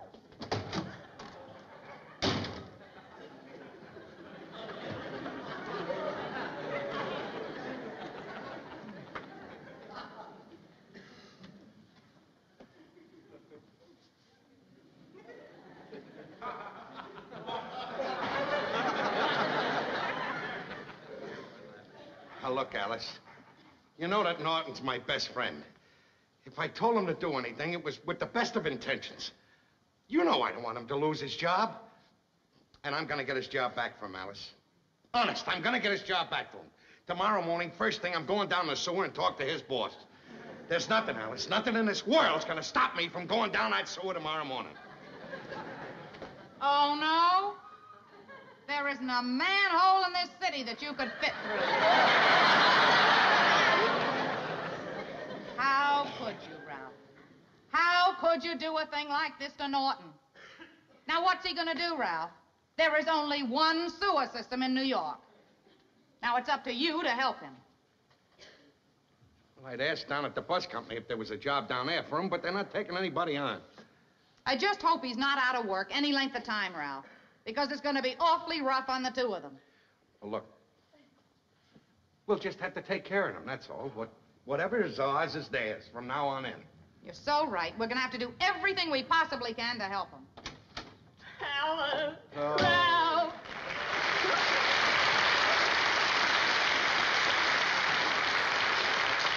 Ed's been fired. Oh, I wondered why he hadn't come home. Poor Ed. 17 years down that sewer, and this is how they treat him. Trixie, how did you find out about it? One of the fellows from the sewer called to console him. Oh, I wish he was here. I hope he's all right. Oh, now take it easy, Trix. Ed's all right. Oh. Yeah, he's okay. As a matter of fact, he just went across the street to get you some flowers. Flowers? Yes, he was worried about how you were going to take the news. Worried about me? But I was worried about him. He's had his heart set on being made foreman. Oh, poor Ed. Who would have thought this could happen? Oh, it must have been a terrible shock to him. Ed, darling! Trixie. Oh, honey. Listen, don't be discouraged. The worst thing that sewer ever did was letting you go.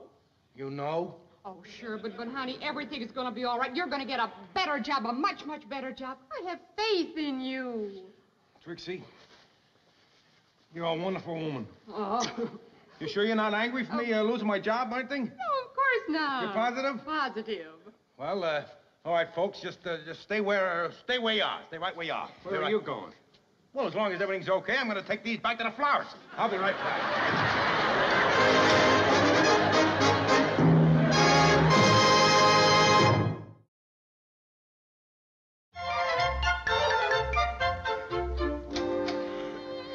Hi, Alice. Oh, hi, Trix.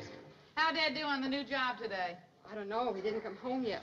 Oh, Alice, I was so nervous waiting upstairs alone, I just had to come down here. Oh, I'm glad you did. You know, Alice, it's awfully important that Ed does well on his first day. After all, he's been through these past 2 weeks without work. He needs a lift. Oh, Trixie, don't you worry about Ed. He'll make a fine salesman. He's got the perfect personality for it.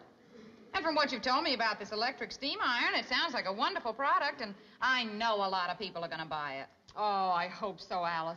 You know, if he does well, he might forget about losing his job. I know. Ed's tried to hide it, but he's really been pretty blue about this, hasn't he? Oh, I'll say. And it started me thinking, Alice. You can take the man out of the sewer, but you can't take the sewer out of the man. Trix, you sure you don't want to stay for supper? I got a nice thick steak. Alice, do you realize we've eaten down here every night for the past 2 weeks? Oh, well, so what? It's just as easy to cook for 4 as it is for 2. Thanks anyway, but we're going to my mother's. Well, don't you ever get the crazy idea that you two are imposing on us. Say, you got any vinegar upstairs? No, I haven't. Well, I got to run down to the grocer's and get some, but you stay right here because I'll be back in just a second, Oh, okay? Yeah.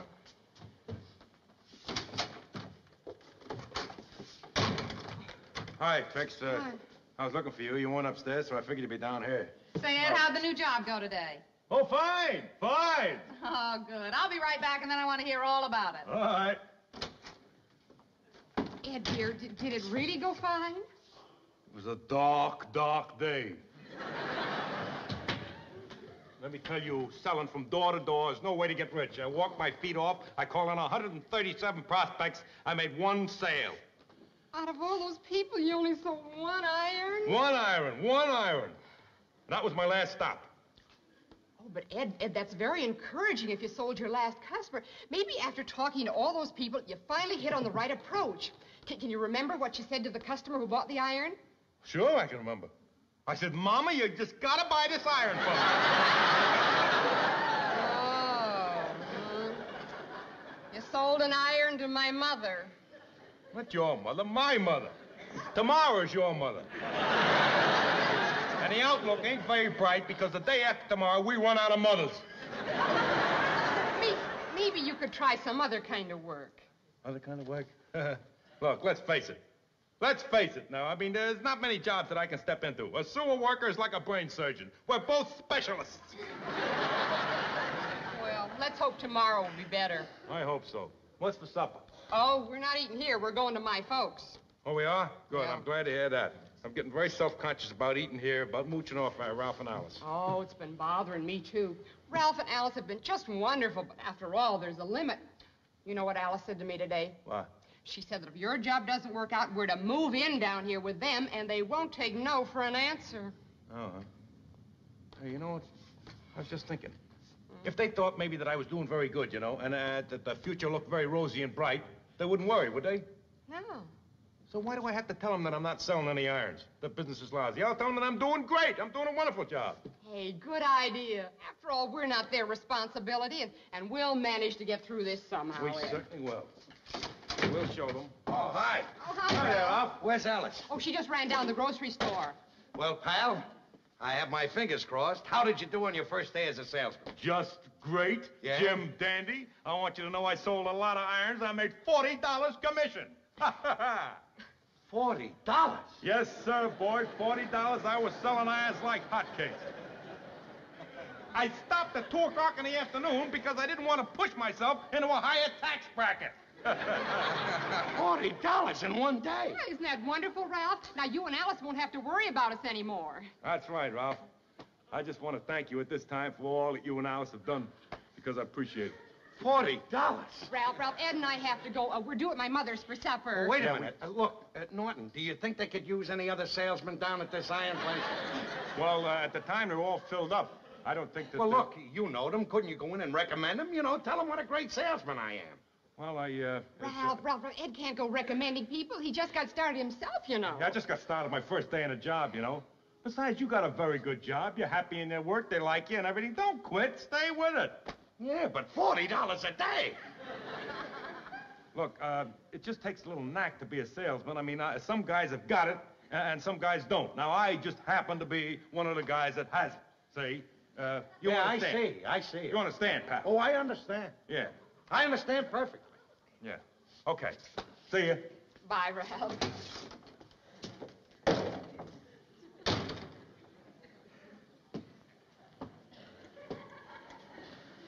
$40 a day.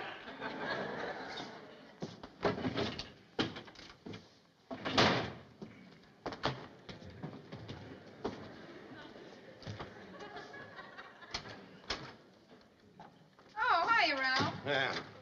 Listen, we had veal chops last night, didn't we? Yeah, And the night before that, we had meatloaf, right? I think so. Why? I'm just making out Norton's bill, that's all. He's going to pay for every meal he's had down there. Ralph, have you lost your mind? No, I haven't lost my mind. He can afford it. He made $40 today. $40? That's wonderful. But, Ralph, it's ridiculous to charge them for the meals they ate. We did that because they're our friends. Because they're our friends. Would a friend treat anybody like he treated me? Would he? And after what I did for him? What did you do for him? Oh, so you're forgetting too, huh? I'm the one that got him fired in the sewer. He couldn't have taken that other job if it wasn't for me. Friendship. Oh. Do you know what he tried to do to me just now? I said to him, look, Norton, you're making $40 a day. Is there any possible way you could recommend me to become a salesman over there? He says, well, Ralph, he said, I would, but some people have it and some people don't. In other words, that I wasn't as good a salesman as he is. Well, let me tell you something. Can you imagine how much money I can make if that nut can make $40 before lunch? I don't know how much a nut like you could make, Ralph. But you're not going to risk losing your job to find out. What do you mean, risk losing my job? I'll do it in my spare time at nights. You do it in your spare time at nights, Ralph, or days off or anything like that, you'll be too tired to drive a bus. You'll lose your job. I won't lose my job. This isn't risky at all. Imagine that. $40 a day. All right, Ralph, but you're no salesman. What do you mean I'm no salesman? I'll have you know, when I was 6 years old, I sold more lemonade in front of my house than any kid on the block. All right, Ralph, then I'll compromise with you. You stay with the bus company, and the next hot day we have, I'll make you a great big pitcher of lemonade, and you can stand out front and sell it.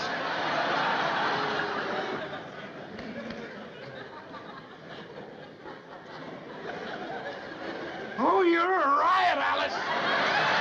You're a regular riot. Ralph, will you listen to me for a minute? No matter how good any salesman's job is, it is still a gamble. So Norton made $40 today. Who knows what he's going to make tomorrow? At least with your job, Ralph, a steady job, you know how much money you're going to bring home every week. Furthermore, you got a pension, Ralph, and it guarantees your security. Your boss likes you, you're due for a raise and a promotion. Now, when you get that, your job is going to be much better than Norton's. Wait a minute. Wait a minute. You're right. For the first time since I know you, I agree 100% with you. And I know how to get that promotion and raise right away. I don't understand. It's called the old squeeze play.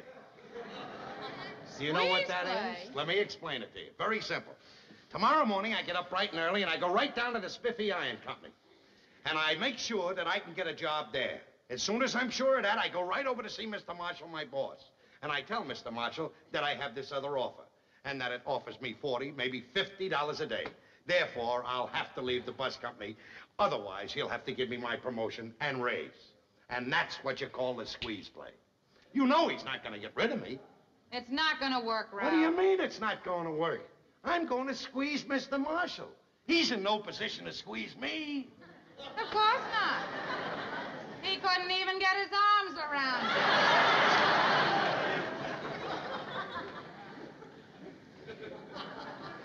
One of these days. One of these days. Pow! Right in the kiss.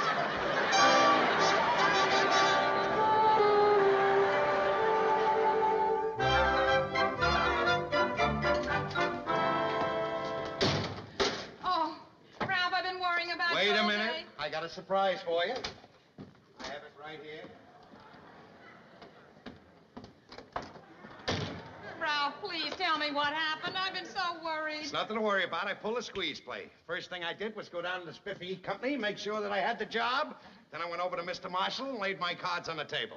I said either I get my promotion and raise immediately, or I take the other offer. He said to me, Ralph, we think very highly of you here at the company. You're one of our most honored employees. However, the raise and the promotion are out of the question. Then I pulled a squeeze on him. Ralph. I said, if you think that much of me, I certainly wouldn't quit this job for any other job. Oh. So I'm back at the bus company. Hey, I got great news. I got the greatest news in the whole world. You don't have to worry. Everything is turning out just like you said. What are you talking about? I got a call from the sewer. They want me back there. They give me the promotion. I report for work in the morning. But what about the other job? I quit that job. You quit it, but $40 a day, Norton. Oh, well, I got a confession to make. I only sold one iron, and that one was to my mother. Well, why did you tell me you were making $40 a day? Well, I felt a little guilty about it. I self-conscious about mooching on you and everything, and we thought that if I was making out good, that you wouldn't worry about it. And I just want to, at this time, thank you very much for everything that you did. And if I stay here any longer, I think I may...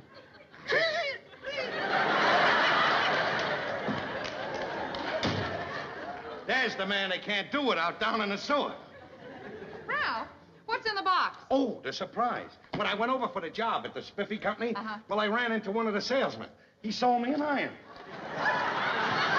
Isn't that a beauty? Wait till you see it work. This is going to make your job a lot easier, Alice. Now, as soon as this thing heats up, you go in and get the ironing board. And when you see how this thing works, you'll be amazed at the simplicity of its operation. Now. Ralph.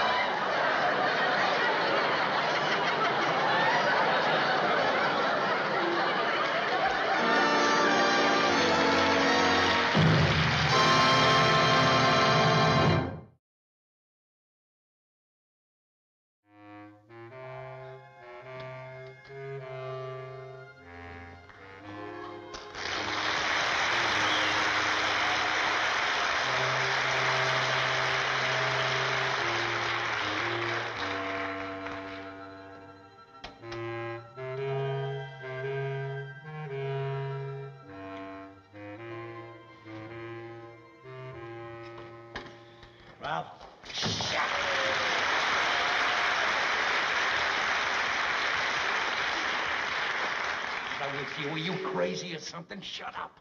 I can't get in upstairs. Do you want to wake up Alice? Trixie got the chain on the door. That's not my problem. That's your problem. Well, it so happens that it is your problem, too. If Trixie finds out I come in at 2 a.m. in the morning, Alice is going to find out that you came in at the same time. We're in this together. Well, what do you want me to do about it? Well, I figured I'd use your window, go out in the fire escape, and go upstairs there. The only chance is that Trixie left her window open. Go ahead, but don't make any noise. All right.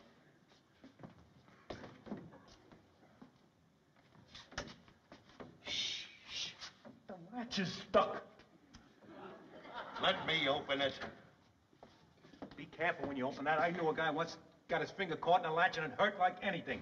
Just you let me handle it.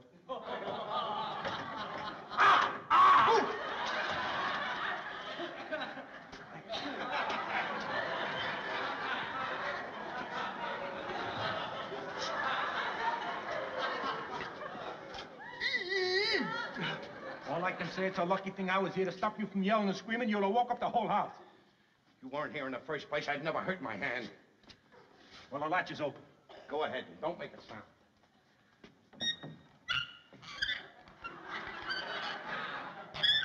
Must be walked.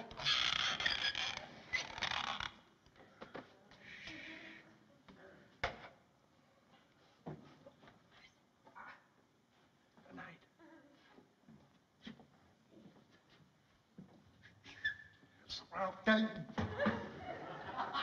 What do you want? Wear your rubbers tomorrow morning. Looks like rain.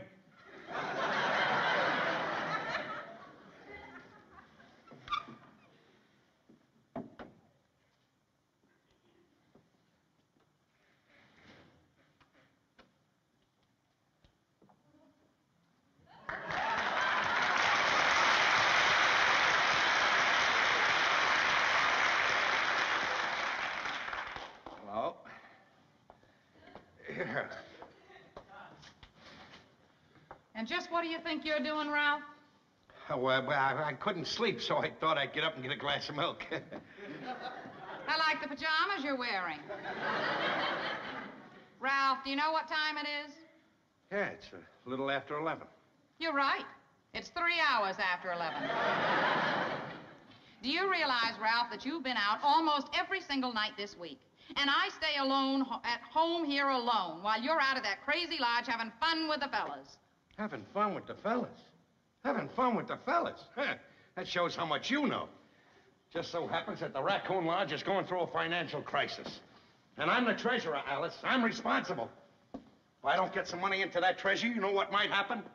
The Bensonhurst chapter of the Raccoon Lodge may no longer be. Do you know what that means? Yeah. Real estate values in Bensonhurst will go up 100%.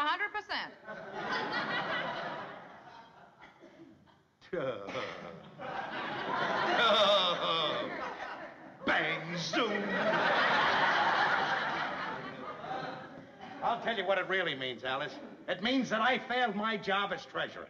And I don't care how hard I have to work, and I'm not quitting until the job is done. I'm getting money into that treasury.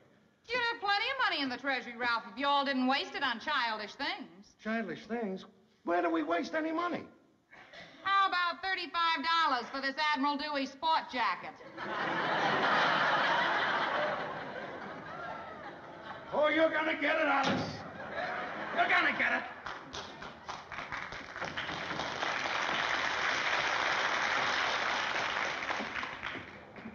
What do you want now? Can I sleep on your cot? Listen, Trixie caught me. As I was sneaking in, she tried to slam the window down on my head. She's a regular Madame Guillotine. Fine couple of wives we got. Trixie won't let you in. My wife won't let me out. Well, I hope by tomorrow they forget about it. That's all I hope. I don't care whether they forgot about it or not tomorrow. Tomorrow, I'm playing pool with Bert Wiedemeyer. Now, wait a minute. On account of the way the girls are feeling, do you think it's wise to go out tomorrow night? I don't care whether it's wise or not. I'm not breaking that date with Bert Wiedemeyer. The whole thing going down at the bus depot says that he's going to be the new general manager. And if he's going to be general manager, I'm getting on the good side of him. But all I know is you're going to have a tough time convincing Alice that playing pool with Bert Wiedemeyer is going to help your career. Don't worry, I'll convince him. Wait a minute. What? I got it. Let's take the wives with us. To the pool room? Certainly not. To Bert's house. Well, I thought Bert wanted to play pool. No, it was my idea to play pool. At first, he wanted us to go over to his house. You know, he thinks a lot of you as well as he does me. But I thought that would be a little stale, so I was the one that suggested playing pool. Oh, I get it. I go along with you. That's a good idea. You kill two birds with one stone. You spend the evening with Bert, and the girls have a night out. And not only that, I just thought of something. What? I got the perfect way to get on the good side of Bert. How? Through his wife. You know, he just got married. And ever since he's been married, every day he starts to tell me how wonderful his wife is. She's good looking, he says, and she's this and she's that. Well, all I have to do when I walk in is flatter her a little bit, you know, compliment her. That's it. Tell her she is lovely and she does look beautiful and she's a nice housekeeper and everything. Certainly. I'll have that bird eaten out of my hand before the night's over. Yeah? And I'm gonna go along with you. I'll cooperate. What more can I do than promise than I'll be my usual charming self? Edward?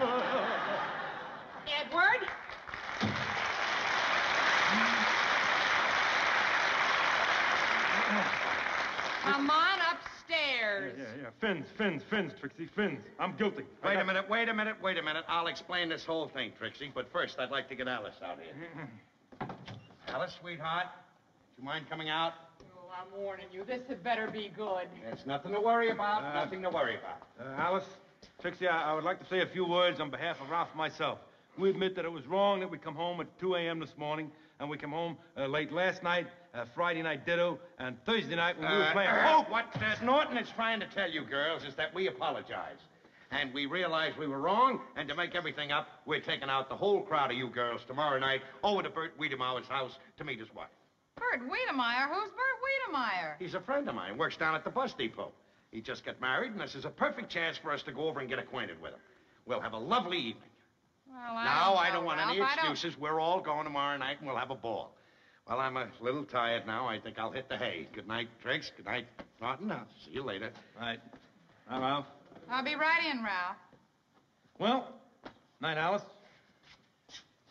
Trixie, will you come along, please? Don't be late. I'll be right up. I want to talk to Alice. Oh, Alice, you know as well as I do, all they're interested in is getting together with that Bert Wiedemeyer.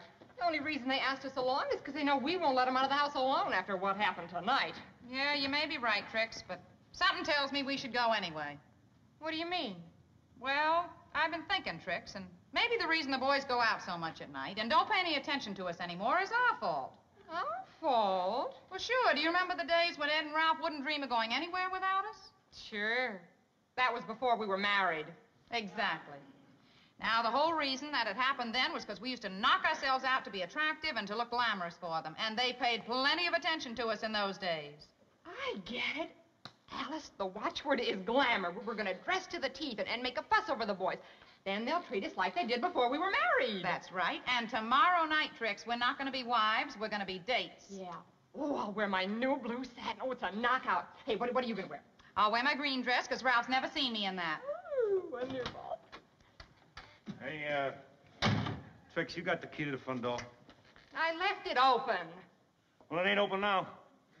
Oh, what are we going to do? When you slammed the window down, did you lock it? No. May I escort you home? Ladies first. Oh, Watch it.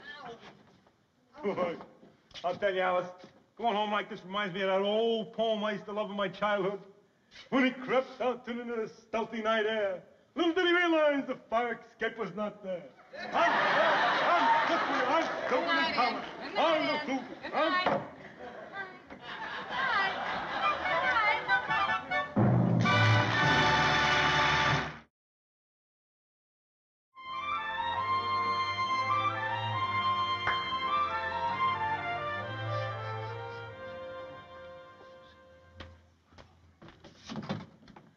Rita, I smell something burning. I think it's the cookies. Will you take care of the twinkles? I'm dressing. Okay, all right. I'll take them out of the oven then. Fine.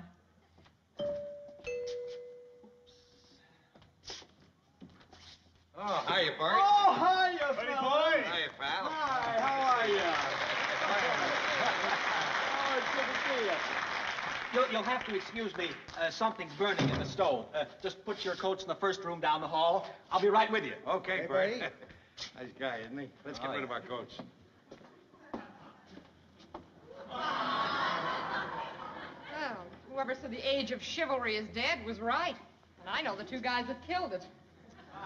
Oh, Alice, our campaign has been a complete flop.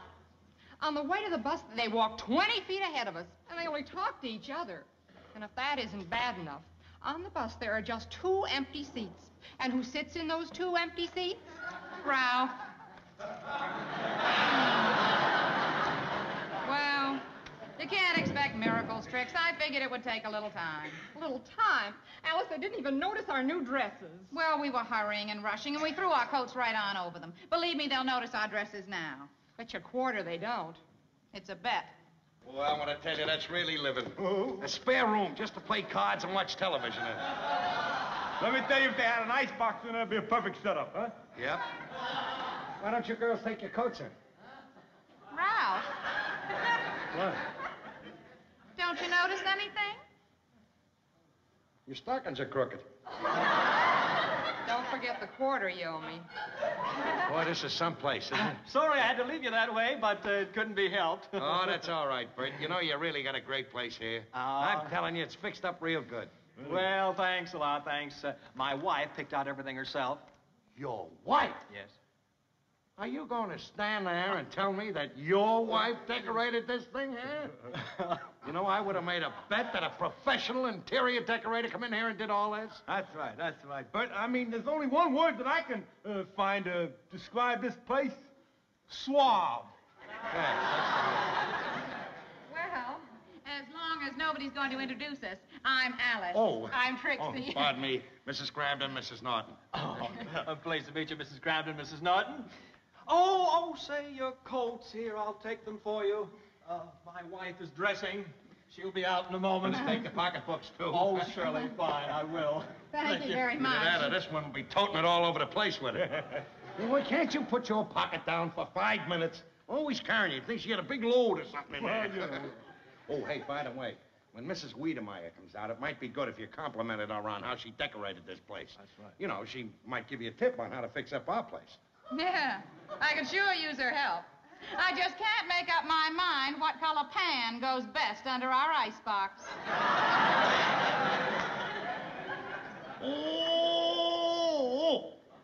Oh. These here, Boy, they have me fooled. They're real. I mean it. They're almost as good as the artificial ones.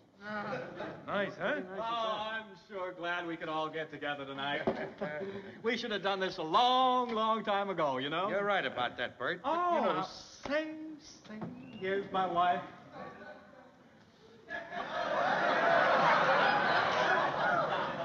Oh. Hello.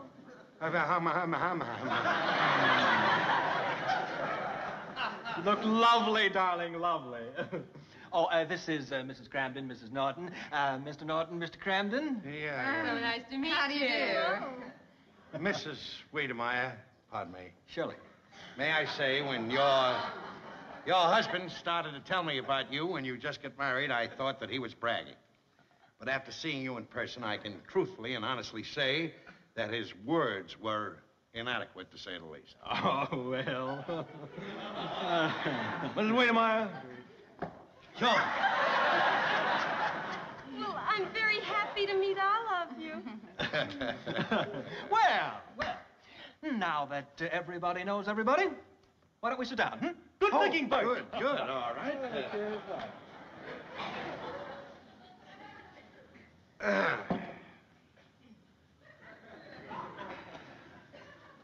Well, I must say that is a lovely dress you have on. I noticed it as soon as you came through the door. Thank you. Aren't we lucky to have husbands who notice our clothes? We sure are. Well, I'm pretty lucky, too. I have a wife who every time she gets something for herself, she gives something to me. Well, I want to say, Mrs. Wiedemeyer, that's very thoughtful. It's not many wives who want to give their husband something. Oh, I don't know, Ralph. I've been thinking of giving you something. And you may get it real soon. Well, you can pick up some wonderful things at the Millman shop, Mrs. Cramden. Really? Hey, now listen, why are we being so formal? Let's cut out the last name, shall we? Oh, all right. That's right, Bert. Bert sounds so strange to me. I haven't called you Bert for years. Well, Bert's his name, ain't it?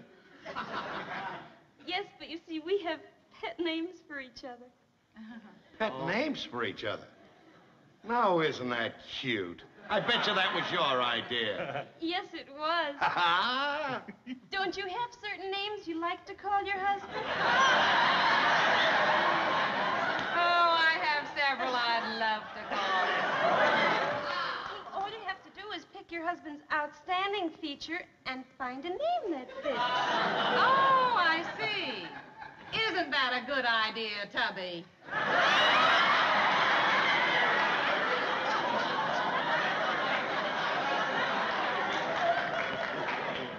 What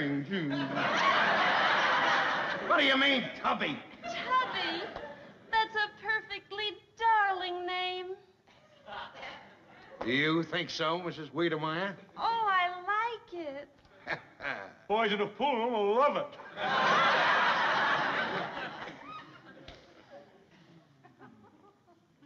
I just can't seem to smoke a cigarette unless it's in a holder. Oh, let me get you a match here. I have a torch. I have a torch.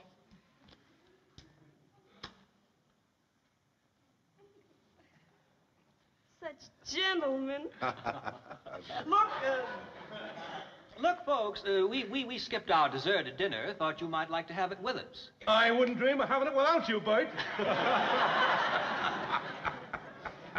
Well, how about it, kitten? Shall we serve the cookies and coffee now? That's a good idea. You know, if Twinkles didn't remind me about food, we'd never eat. Well, our friends say we live on love.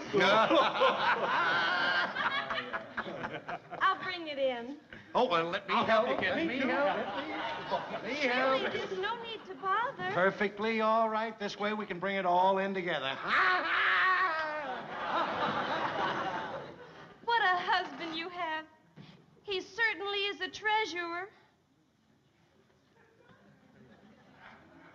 A treasure.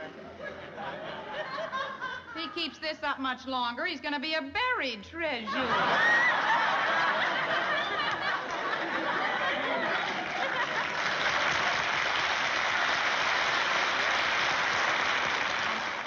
Let's talk about it tomorrow. I've got to get out of here. I can't take any more of this. Oh, we'll need an excuse, Trix. Yeah. Headache? Yeah, headache. All right. We'll do it as soon as they come in. I want to tell you, I've seen some two-tone kitchens in my day, but that is a beauty you have in there. May I add, Bert, that you have a sensible-sized refrigerator there. Leave it there, the cat will get it. Leave it there, the cat will get it. Leave it there, the cat will get it. I heard him. By any chance, Mrs. Wiedemeyer, did you make these cookies? No, Twinkles made them. I didn't have the time. I was at the beauty parlor all day. Well, one hasn't got time to do everything, has one? Sugar and cream? No, thank you. I really don't care for any coffee. Well, how about some tea or a glass of milk? Well, no, thank you. Nothing for me at all. I've suddenly got the most splitting headache. Oh, I'm sorry. Can I get you some aspirin? No, thank you. I don't get these attacks very often, but when I do, the best place for me is home. Oh. Yes, that's right. I've seen this happen before, and we've really got to go. Well, look, when you get her home, Trixie, make sure she goes to bed. We're all going home. Oh, you know, I sympathize with you, Alice. I get those headaches once in a while. I know how bad they can get. I'll just get your coats. Thank you. Shirley. Thank you, Bert. Well, I certainly did enjoy having all of you over. It's been a lovely evening. How could it be otherwise with a hostess such as you? Mrs. Wiedemeyer, may I echo those words? Here we are. Here we are. I'm sure you'll feel all right in the morning. you. Sometimes these things go away just like that, you know. Good night, and thanks for everything. Here we are. Thank you. Good night. Good Thank night. you. Good night. We'll have to do this again real soon. How about tomorrow night? Come on, Ralph. Good night. Good night. Good night. Good night. And before going, may I say... Oh! Good night, Bert. And, Good night. Say, you mind if I had one for the road? A drink? No, one of those cookies. Oh, I do like a short cookie, but you do make them short. Oh, me, well.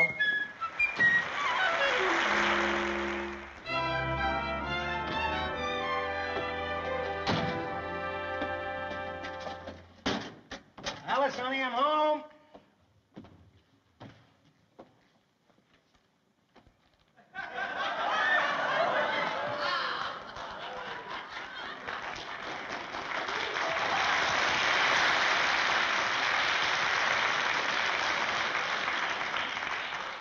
Hello, big boy. Hi, Alice. Oh, I thought this day would never end. Oh, I'm so glad you're home at last.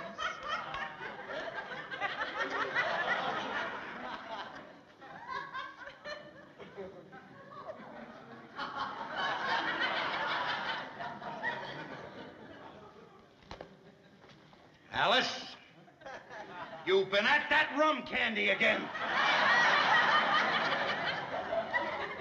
Who needs rum? It's you who go to my head. You intoxicate me. Don't give me that. You've been eating that candy. Who needs food? We can live on love, Ralph. Kiss me.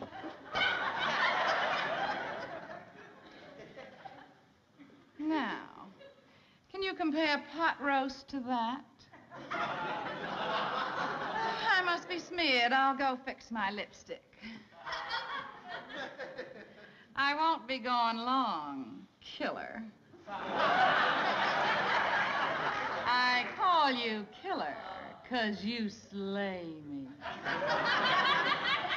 And I'm calling Bellevue 'cause you're nuts. Come on here. Now, look, Alice, you're doing something, and I want to know what it is. What do you mean, Ralph? You know what I mean. Smoking that thing, acting like this. What are you doing? Oh, I'm just trying to be the kind of woman you admire, Ralph. What do you mean, the kind of woman I admire? I Look out now.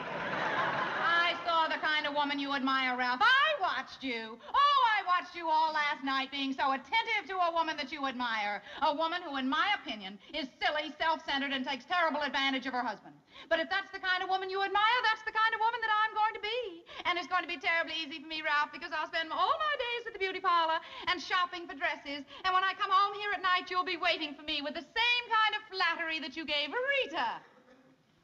Rita? Rita? Is that what's bothering you, Rita? Well, that's a laugh. Well, let me in on it. I'd like a laugh, too, you know. Are you nuts or something? I don't care about... Did you think that I like Rita? I was just throwing the old charm on her to make a hit with Bird. He's going to be the general manager down at the depot, and I want to get in good with him. Well, that may explain your being so attentive to Rita, Ralph. But it doesn't explain something much more important. It doesn't explain why in all these years, Ralph, you've never tried to make me feel like your sweetheart or even noticed how I looked. I wish you had an explanation for that, Ralph. Oh, how I wish you had an explanation for that.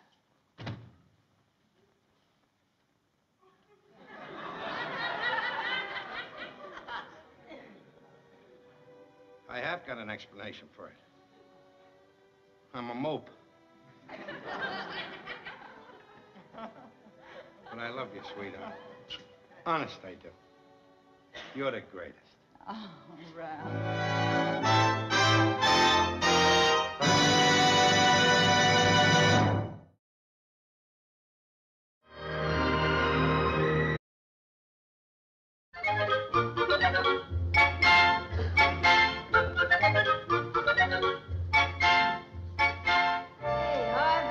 Nobody's using number one table. We can play right here. Yeah, we'll play here.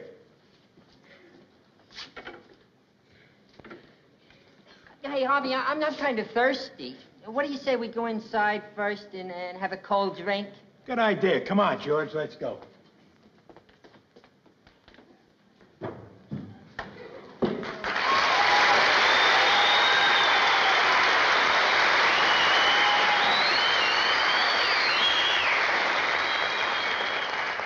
All right, Norton, we'll play for the same thing, 25. Come on, will you, Norton?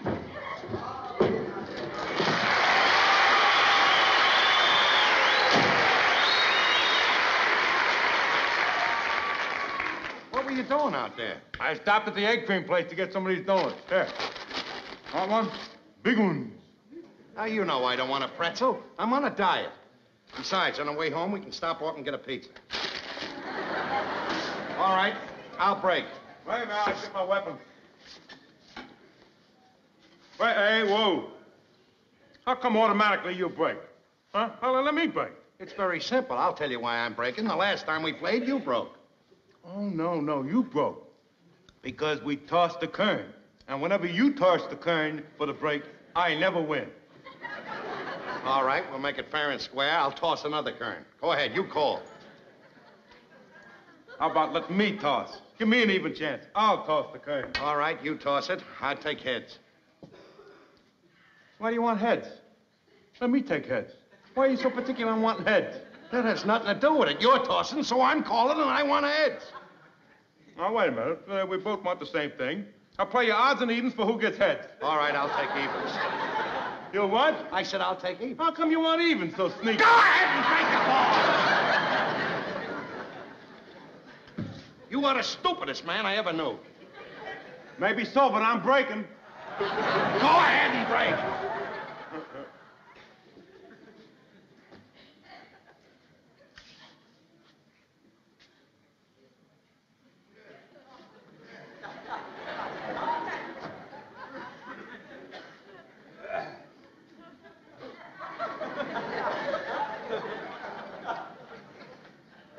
Come on! 65 cents an hour. Here she goes. And a scratch to boot. Now, if you'll stand aside and watch very carefully, I will show you the glorious results of a misspent youth. I will now play the 14 ball in that furthest corner.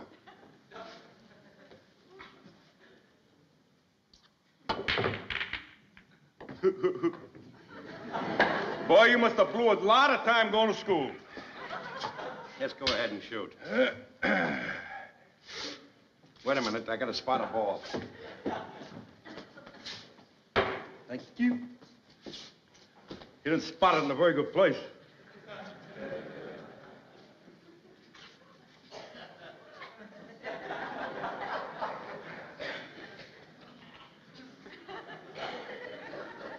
May I ask a question? What are you doing? Just lining them up, that's all. Just lining them up. I think I got them all set now. Would you mind telling me what's gonna happen? Yes, I'll tell you in a minute. Now then. I'll knock the 8 and the 15 ball into the corner pocket there. But before the 8 ball goes into the corner pocket, it will kiss off the 3 there, causing the 9 ball to drop into this side pocket here. Before the 9 ball drops into that pocket, it'll hit there, karoom off the cushion there, come bouncing into these bunch of balls here, which will cause a chain reaction, making all of the balls go into the corner pockets with the exception of the number 4 ball, which is in up there on my upper left in that corner. Go ahead and shoot.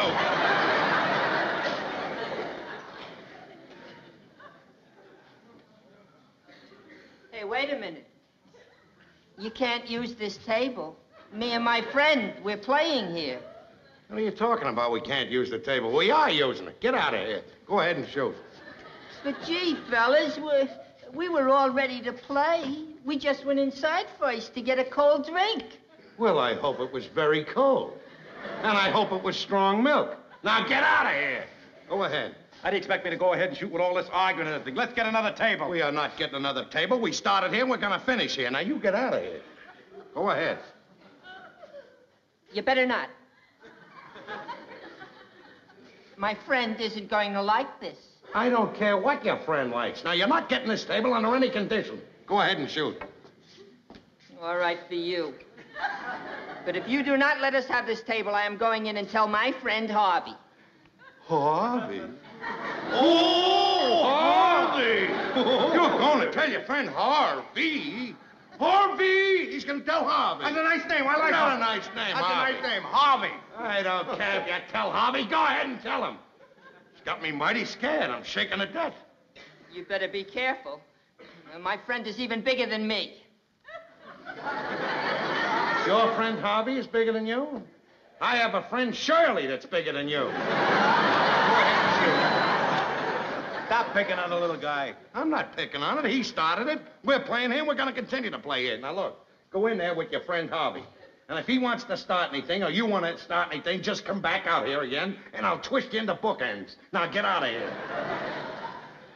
Go ahead. There are maniacs all over the joint. I gotta admit one thing. When you are right, Ralph, nobody pushes you around. You know why? Because you got spunk. Spunk has nothing to do with it, Norton. I was in the right. And when I'm in the right, nobody pushes me around. I bet that Harvey is burning up in there now. I hope Harvey is burning up, I'll tell you that. I hope he's so burned up that he comes out here and tries to start something. I'll bend him into a pretzel. When I'm in the right, I'm in the right. Nobody pushes me around. Go ahead, pal. There we go.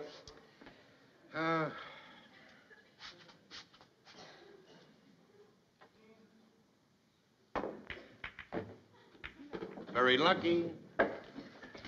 Very lucky. This is my friend Harvey. I told you, you're not gonna get the table. Now go away. Come on, Norton, will you? And you beat it too, Harvey.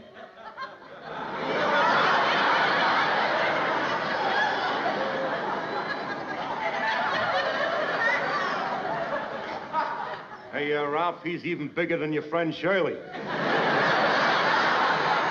I got an idea those bookends are gonna be a little lopsided. What are you talking about? Bookends? He said he was going to twist me and you into bookends. Oh, he did, huh? So you're going to twist me and him into bookends. That's right. He's gonna twist you and him into bookends. You got nothing to worry about, Ralph. You're in the right. Nobody can push you around. Why don't you shut That's not all he said. He made fun of your name. He said Harvey was a funny name. Oh, he did, huh? Harvey's a lovely name. So Harvey's a funny name. You're a real wise guy, huh? I don't like wise guys. You know what I might do to you? I might punch you right in the mouth. Hey, now, wait. Just a minute. You can't talk to us that way. You keep out of this. Yeah, What are you yelling at me for? I wasn't the one that said I'd twist you into a pretzel. He did.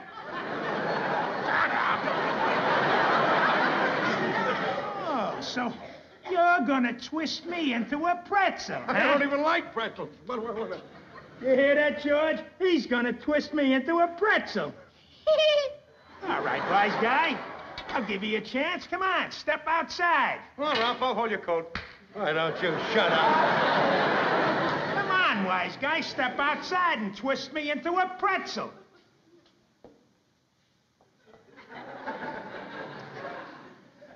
I can't go outside. I have my new suit on. All right, I'll let you get away with it this time, because you're just scared. Yeah, he's just scared. Yeah, rack him up. We're gonna use this table, George. Now, let's go, Norton. I just want to tell you one thing, that my friend ain't scared of you. What he said about wearing a new suit is true. He got a brand new suit on. He'll fight you any time. Will you shut He'll up, be Norton? there. Norton, shut up. So you want to fight me some other time, huh? All right, wise guy. Meet me at 8 o'clock at Kelsey's gym Friday night.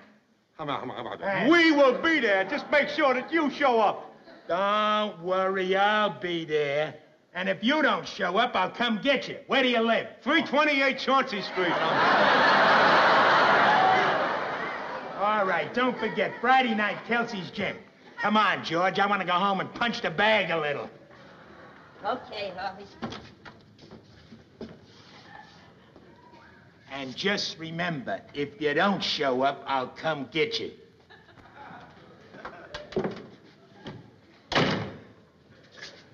A pox on you and all your ancestors! What is the matter with you, Ralph? I always thought you were a level-headed, clear-thinking man. What did you go have to pick a fight with that big guy for? Get out.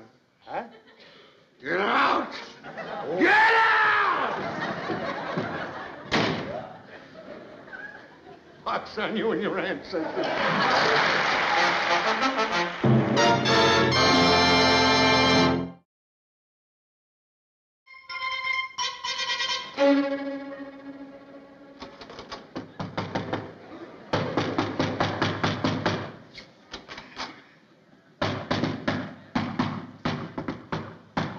Who is it? It's me, Ralph. It's Norton. Let me in there.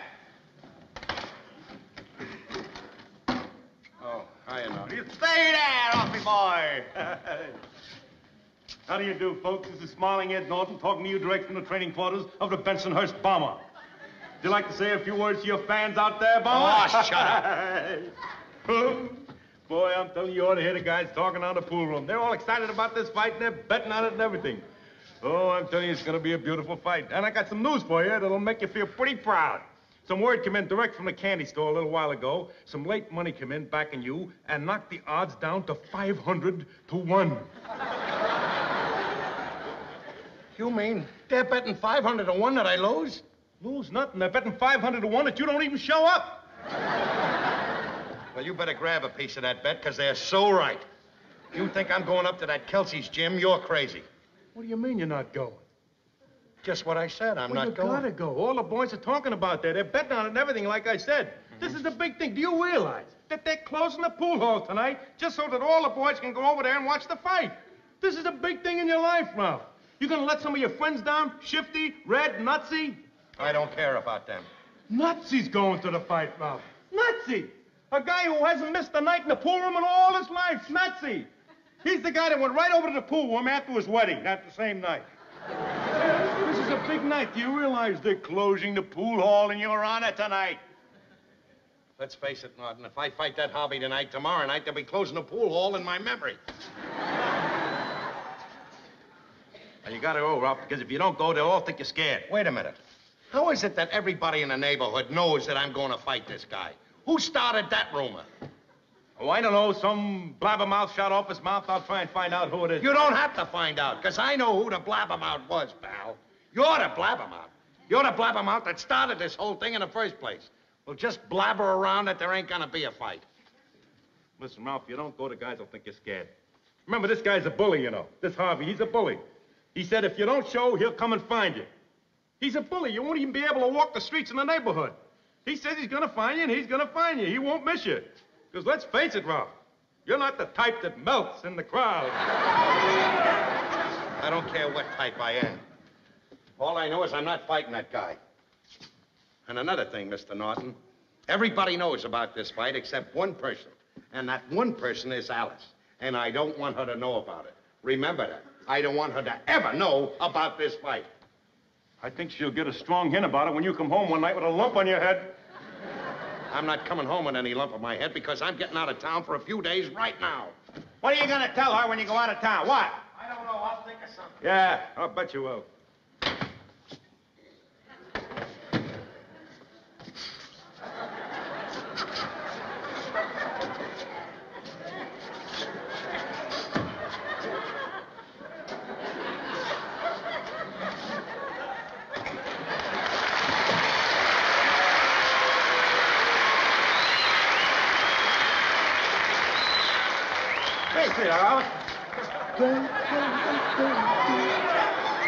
What is that all about? Eh? Oh, nothing. Nothing at all. Nothing. No, nothing. You can pump me all night. You're not going to get a thing out of me, Alice, because I know how to keep a secret. What secret? Oh, don't get cute now. Don't get cute, Alice, and I can see by the expression on your face you're going to pull some of those trick questions. Well, you're not going to tell a thing out of me, because I know how to keep a secret. Compared to a clam, I am an oyster. Ed, what are you talking about? What am I talking about? Wouldn't you like to know? That's for me to know, and you find out. I'm not going to tell a thing because my lips are sealed. Some guys in the neighborhood will have blabbermouth, but not me. Remember during the war, that expression, the slip of the lip will sink a ship? I never sank one. If I was connected with a Brinks robbery, they wouldn't know today that the money was even missing yet. Because I know how to keep a secret. And Ralph and I got a secret, and we don't want you to find out about it. My lips are sealed, and you will never know our secret. Ralph? What secret has he been keeping from me? Oh, you won't find out, because I'm not going to tell you. See, my lips are sealed. I can't even talk. See? I'm not telling you. No secret. Oh, hi, Alice. I didn't know you was home. Ralph, what's all this about a secret you've been keeping from me? Secret? Don't worry about a thing. Oh, she tried to get it out of me, but I was too clever for her, Ralph. Now, you know me better than that, Alice. You know we never have any secrets with each other. Well, so long. I'm going to be gone for a couple of weeks. Ralph? Yeah? What do you mean you're going to be gone for a couple of weeks? Oh. And where do you think you're going with that suitcase? Didn't I tell you I was going away? Away where? We're out of town. Out of town where, Ralph? Now, look, don't treat me like a baby, Alice. If I want to go out of town, I'll go out of town. You don't have to worry about me. I can take care of myself. If you know how to take care of yourself, you wouldn't have to leave town. All right, Ralph. Are you going to tell me? No, I am not going to tell you. No, I am not. And just for that, I ain't even going. Hey, you satisfied? Now you ruined the wonderful trip I was going on.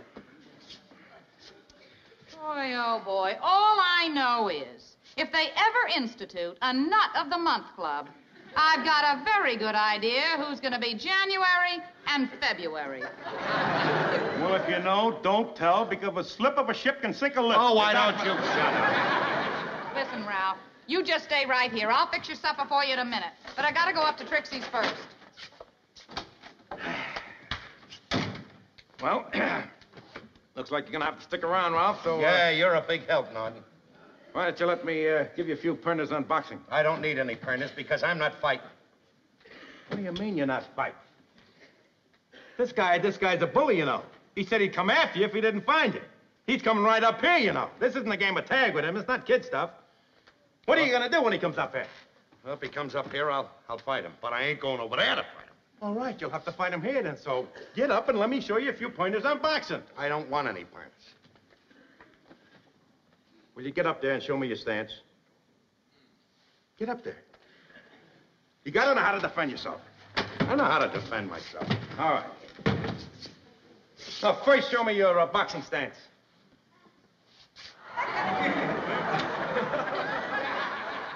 I got an idea you got a secret weapon there, Ralph. Harvey may die laughing when he looks at you. That's all. No, don't get discouraged. Now, just stand up there. So much for the offense. Now, a little defense practice. Limber up your body. Skip around like this. Shoot a few left outs. Breathe through the nose, in through the... That's it. That's it. Face me, Ralph. Look, see? That's it. Roll through. Right here. See? That's it. All right. Cover up your face, Ralph. Cover up your face. Cover up your face.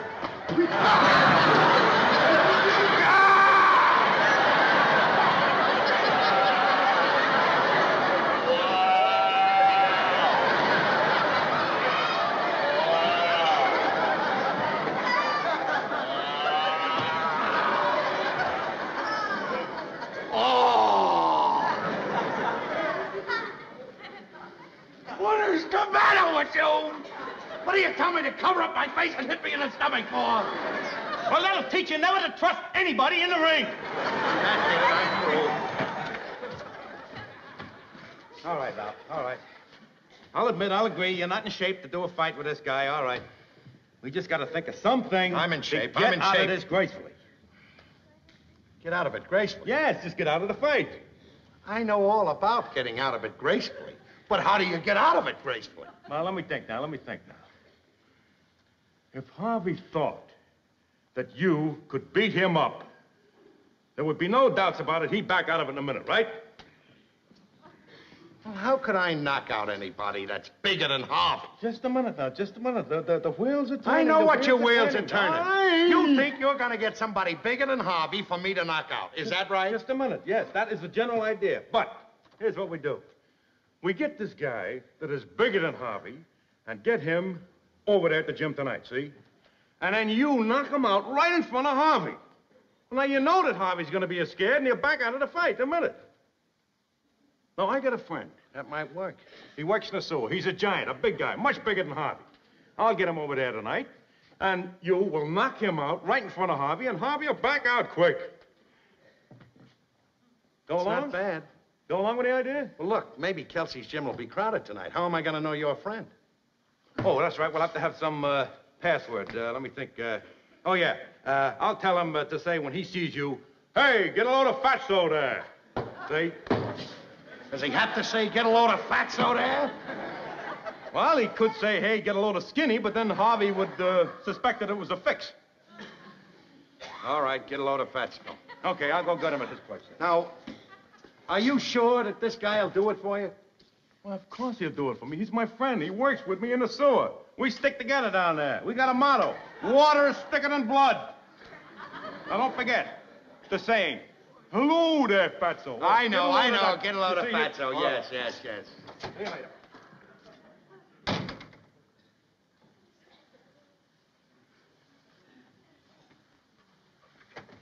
Get a load of fatso over there.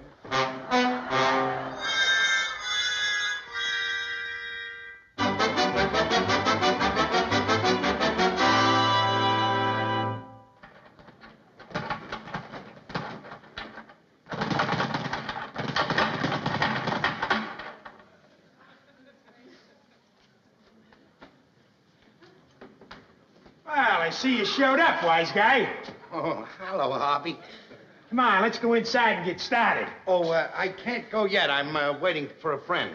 You ain't backing out, are you, wise guy? Oh, no. I perish the thought. I'm not backing out. I'm just waiting for a friend who has to show up. Okay, come on, let's get inside. I'll be ready for you in a minute. Don't...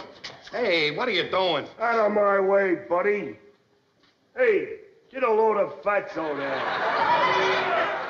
Oh, come on, let's get moving. Just a moment.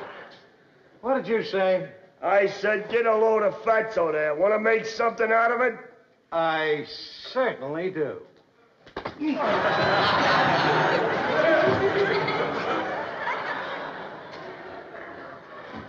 And let that be a lesson to you. Oh. Well, Harv, are you ready? Would you care to step in the other room? Hey, that's quite a punch you got there. Oh, it's really nothing. I hit him with my bad hand. That's why I don't like to fight too much. I usually hurt someone real bad. Sometimes I even hurt myself. Well, what do you say? Shall we step inside? Hey, look, I don't want no trouble with you. That was just one of my jokes. You can take a joke, Ralph. All right, yellow belly. I'll let you off the hook this time, but watch out in the future. Now, beat it. Anything you say, pal, I'll see you around. Boy, oh boy, it worked like a charm. You were just great. Come on, pal. There, Ralph. Hey, did you see Harvey running out of Yeah, there? where'd he go? I seen him leave. Where did he go? When your friend walked in, he says, get out of the way, Fatso. I gave him a belt. Down he goes like he was killed. Harvey sees this and ran right out. You were beautiful. Come on, pal, get up. Your friend's just great. Hey, that ain't my friend. He couldn't make it tonight. What do we care?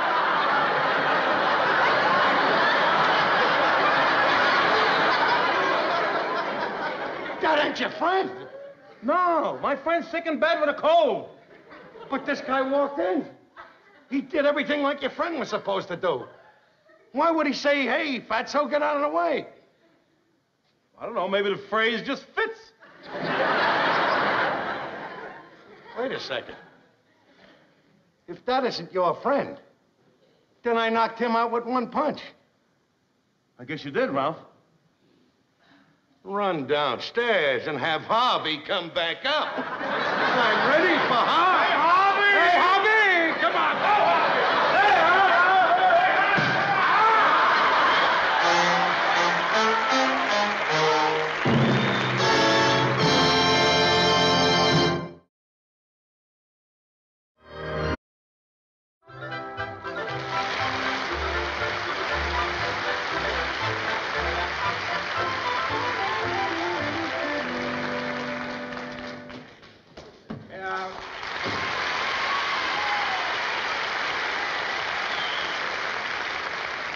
Hey, Could I borrow Ralph's big monkey wrench? I'm working on the pipes upstairs. I ain't got no water. Yeah, Trixie was telling me about that. But I thought the janitor was going to fix the pipes. Janitor fix the pipes, nothing. He don't fix nothing. I'm telling you, I'm getting pretty sick and tired of this, you know. Everybody in the building gets water except us. Really. I know, Ed, and it's no joke. You tell me it's no joke.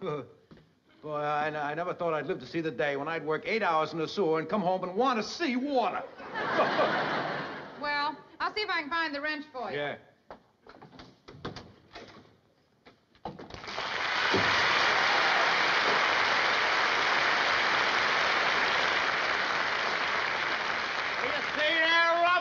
Will you stop that? I got a splitting headache. Well, I'm sorry, Ralph. Why don't Must you always be loud like that? Can't you say hello, Ralph?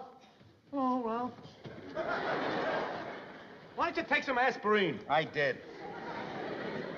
Did it help? Did it do no good?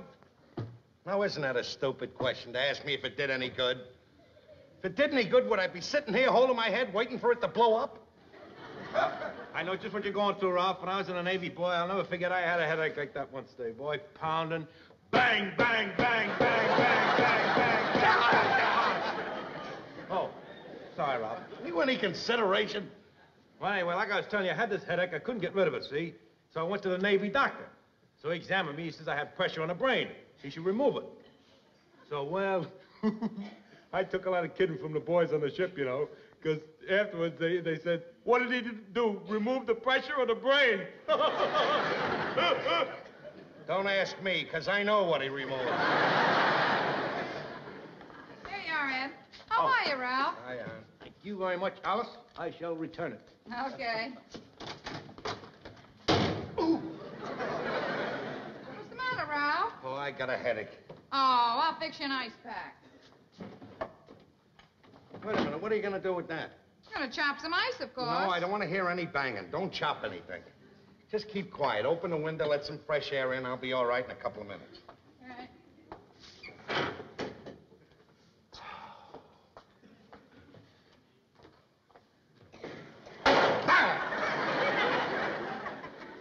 What's the matter with you? I told you to tell the janitor to fix that window. I did tell him, Ralph. I told him 100 times. I also told him to fix the bedroom closet and the leaky faucet. Well, that's what you get. That's what you get for treating the janitor in the correct manner. That's my thanks for giving him a Christmas present. I didn't have to do that, you know. I could have smoked that cigar myself. I didn't have to do that. Well, since you're the one that's so good to the janitor, Ralph, why don't you run down and ask him to fix a few things around here? Don't worry, I will. Up to now, I've been a little too lenient. I've only been down there 5 or 6 times this week. But from here on in, he's gonna know that I live in this building.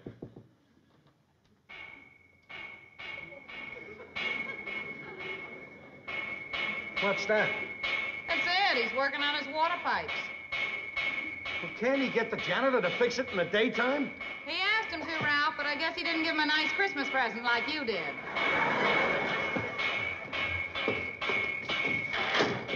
Norton! Norton! What? Will you stop that banging up there? I got a headache. I need water. I gotta take a bath. Do me a favor and stay dirty just for the night.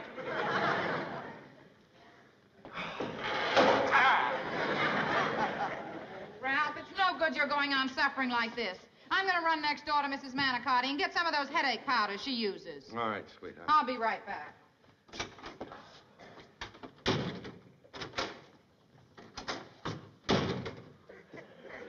Ralph, Yes? out of consideration for you, I stopped banging on the pipes. But I need some water. Do you mind if I borrow some? Take all you want. Use one of the pots to take it upstairs if you want. No, never mind. I got something to hold it in. I'm sorry to keep barging in like this on you. I know you don't feel well, but we got unexpected company. Trixie's folks came in there for dinner, and we just got to stretch the soup. Come in. Oh, here he is. Our lovely landlord, Mr. Johnson. I knew you'd be up here. Headaches and you go together. Oh, well, I'm certainly happy to see you there, Mr. Johnson. Why don't you send your janitor up to my place and give me some water? I haven't had any water in so long, I'm beginning to see mirages. Look, you two are pretty good at making complaints, aren't you? Well, let me tell you something. There ain't no janitor. He just quit. And do you know why he quit? He quit on account of you and you. Now, that's the 4th janitor that I've had this year. And they all quit on account of you because you wouldn't give them time to rest. Because you hound them night and day and you made their lives miserable. We make their lives miserable. Get a load of that. Now, look, I pay my janitors very well. I give them $150 a month in free rent. And still they quit. They wouldn't stay in the same building with you if I paid them $1,000 a month. Now, this is the end. Tomorrow morning, I'm going to see my lawyer, and I'm going to get you out of this building. One way or another, I'm going to get you and you out of this building! Now, wait a minute, Mr. Johnson. Don't get upset. I'm sure that I can straighten this... What's going on here? Nothing, sweetheart. Would you step out into the hall with me, Mr. Johnson? I'm sure I can straighten this whole thing out. Ed, Now, look. what's there to straighten out? Johnson straightening out. Oh, I don't know. He's mad. He's mad at Ralph and me. We're too tough on his precious janitors. He's threatening to throw us out of the building or something. I don't know. What? Yeah. Well, let him try. Let him go ahead. Get a lawyer. I don't care. I'll fight fire with fire. I'll get a lawyer. You ever heard of Sam Wiggums? No. Oh, boy. Best lawyer in town. He specializes in those cases, where a landlord threatens to throw out a tenant. Let me see. If I only knew how to get a hold of him. Well, don't you know his office number? I knew his old number. He was evicted last week. Well, everything's fixed. What do you mean everything's fixed? Everything's fixed. Now, look, the tenants in this building have to realize this, that a janitor is a human being. He's got to be treated with respect. He's not a slave, not a horse. He wants things done for you, you got to speak nice to the janitor. And another thing, when the janitor does you a favor, tip him a couple of bucks. Show him that you're on his side. As a matter of fact, I think everybody should chip in around Christmas time and give him sort of a bonus or something. Maybe around Easter time, too. Wait a minute. $150 a month, free rent, tips, Christmas, Easter bonuses. Oh, boy, if the job was that good, I'd take it myself. You're too late. I beat you to it. Wow. I am the new janitor of this building.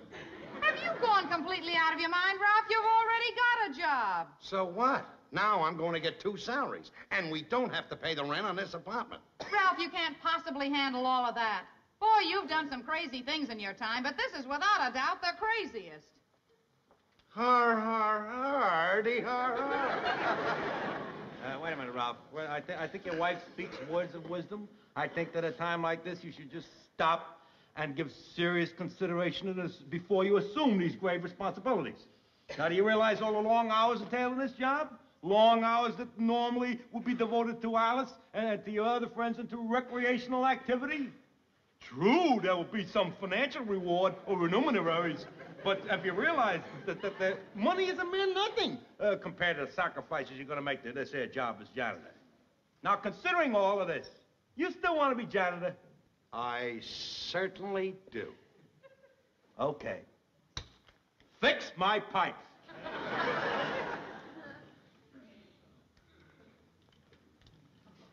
Oh, what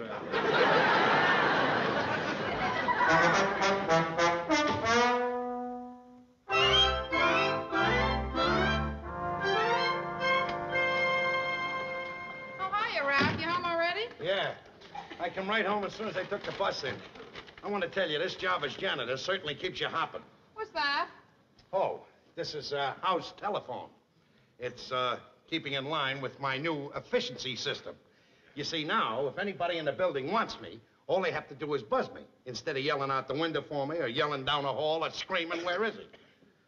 You see, if other janitors that took care of this job had this efficiency system in mind, they'd still be here. Mm-hmm. Well, I got a few items for you to try out your new efficiency system on. While you were working today, Mrs. Bennett dropped in to complain about her radiator. 2, Norton wants his water pipes fixed. 3, the fire inspector was around. He said you better clean out the cellar or else. 4 and 5, Norton wants his water pipes fixed. 6, Mrs. Olson said you didn't fix her Venetian blinds, you broke it. All right, I heard enough. Oh, you haven't heard anything yet, Ralph. Wait till I get through telling you about Mrs. Hannon's bathtub. That's really a doozy. What's the matter with these people? Don't they realize a janitor only has 2 hands? Don't expect any sympathy from me, Ralph. The work is piled up on you for one reason, because you had to go bowling last night. And while you were bowling, I had to take out the ashes and bank the furnace. Now, I did not ask for the job of janitor, Ralph. You did. So if you don't want the work to pile up on you, then you'll just have to cut out bowling and some of this other foolishness of yours. Now, that's one of the most ridiculous things I ever heard of. Why should I cut out bowling? It's my only relaxation. Besides, the exercise is good for me to keep down my weight. You don't need anything to keep your weight down. You need something to hold it up.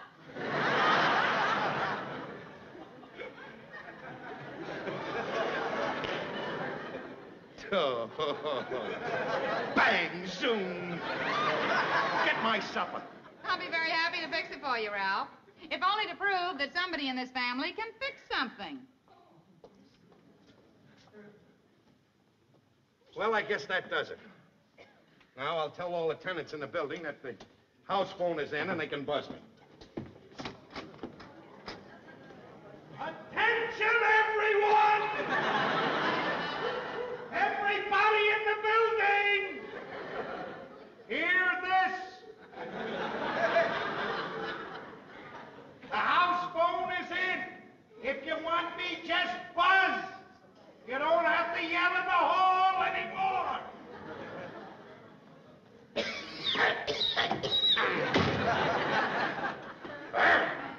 monkey out in that hall.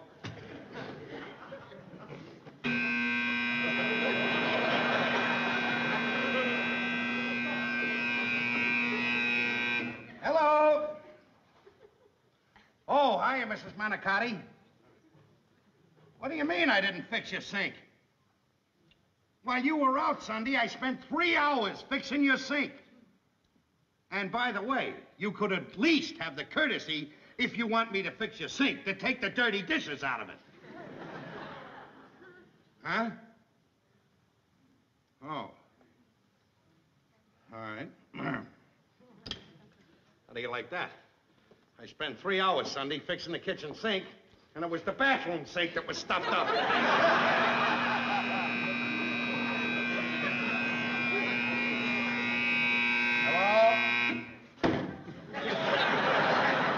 Hello? What do you want, Mrs. Fogarty?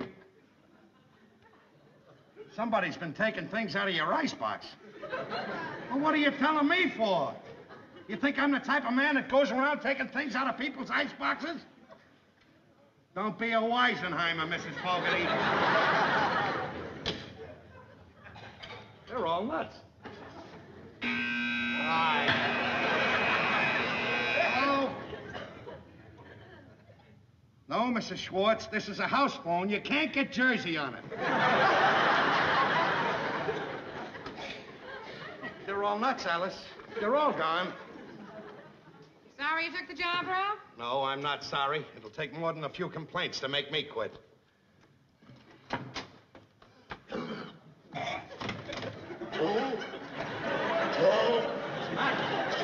the matter? Are you having an attack or something? Can I get you anything, Norton? Yes, water. Water. Water. I want water. I hope there's some water on the moon, because that's where you're going to end up. Oh, come on. You've been telling me for a whole week now you're going to fix my pipe so I can get water. Well, I'm not going to vote for you for janitor for the year. You've done nothing. You're the worst yet. You didn't even pick up my garbage this morning. I didn't pick up your garbage because that is part of my efficiency system. Efficiency? Yes, efficiency. Your garbage pail was half full. When it's full, I'll take it down. That way I'll make one trip instead of 2 trips. Save a trip here and a trip there, and it all mounts up. That's what I'm afraid of. It's mounting all up over the building. Look, can't you and the rest of the tenants understand that you gotta cooperate with the janitor? You help me, and I'll help you. There's an old saying, you know. One hand washes the other hand, and both hands wash the face. Never mind with the old sayings. Just give me the water. I know how to wash. Sarcasm will get you no place. Just remember, you can catch more flies with honey than you can with vinegar.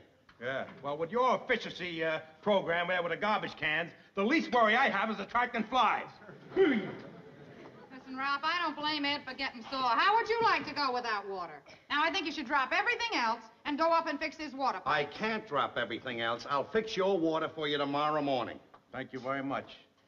Just make sure you do. My patience is exhausted. And mark my words, this is the last night I take a bath in Fred's gasoline station. Ralph, why do you have to wait until tomorrow morning? Why can't you do it tonight? It's very simple. Tonight I have to clean out the cellar before the fire inspector gets there. Now, I don't want to hear any more about being a janitor. I just want to sit down and eat my supper. And may I say that this roast beef is a very pleasant surprise. Thank you.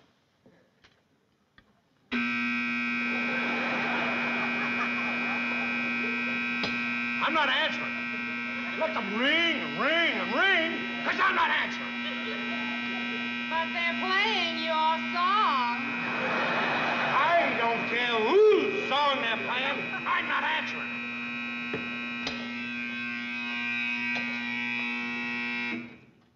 Yeah? All right, I'll tell him. Well, who was that?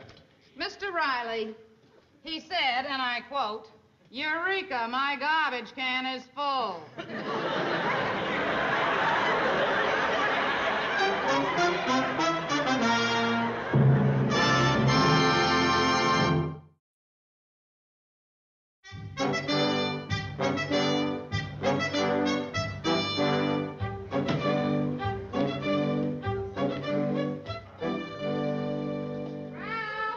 Yes? Yes, I'm down here. You better hurry up, Ralph. It's 7:45. You'll be late for work. I know what time it is. I think I know where the trouble is on account of the water pressure. It's down here. I'll be up in a minute.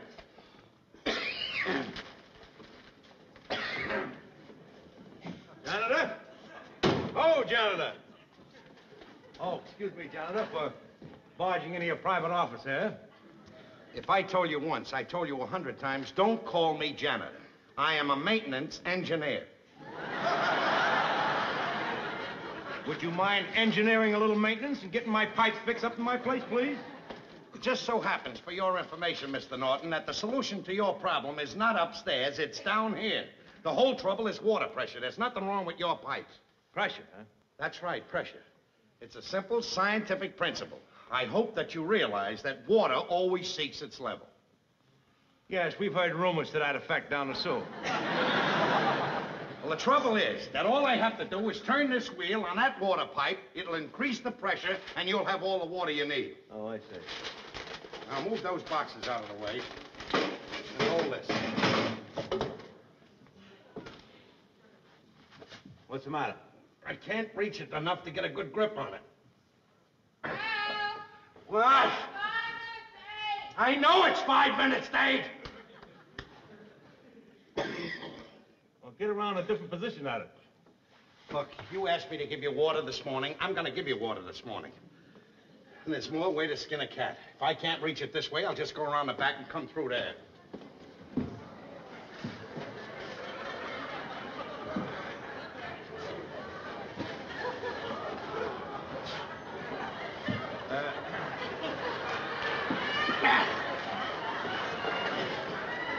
Ralph, I think it's a little tight squeeze in there. This is a case where the spirit is willing, but the flesh is just too much. Will you just stay out of this and let me handle it? Yeah. What's the matter? I'm stuck. You're stuck? Wait a minute. Hold everything. I'll give you a little push now. Wait a minute. Just... Stop that! Trying to break my leg?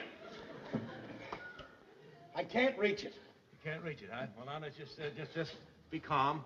Let me see now. Look, maybe if I get out of here and you get in here, you can reach it. That'll do it. I'm small. I mean, I hate to embarrass you or anything like that, but, you know, you're just a little too chubby. Now... Oh, shut up. All right, get out there and I'll get in there. Go on, out. I'm trying to get out. I'm stuck. Oh, you're stuck? Wait a minute now. Let's see, I couldn't push you in, but maybe I could push you out. Ralph! Get off of there! Are you trying to break my neck? Ralph, Mr. Camden! I'm stuck in here. Will you get me some help? Oh, my goodness! Is everybody going nuts in here? Ralph, maybe we should call the fire department. Now, what good is the fire department gonna do? Well, they're good at a lot of things. They get cats out of trees. I know a fireman that delivered I am no cat. I gotta get out of here, Norton. The heat from these pipes is killing me. Oh, wait a minute now. You got it. Is there some way I can turn off the steam? Listen, go into the other room. Huh? What is it, Alice? I know it's 8 o'clock. Now, what do? Go into the other room, the furnace room, and there's a wheel in there. Turn it toward the wall. Turn it toward... Roger, we'll go.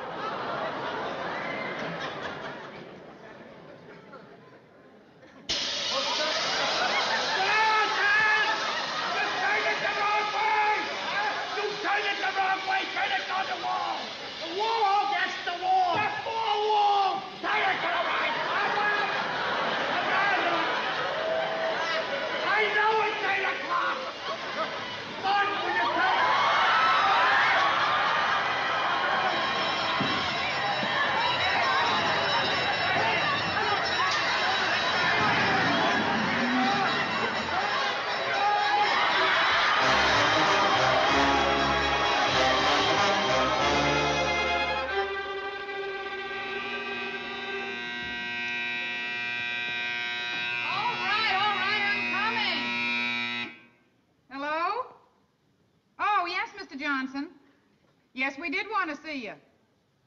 Yeah, well, if you can come up right now, it'll be perfect. Thanks.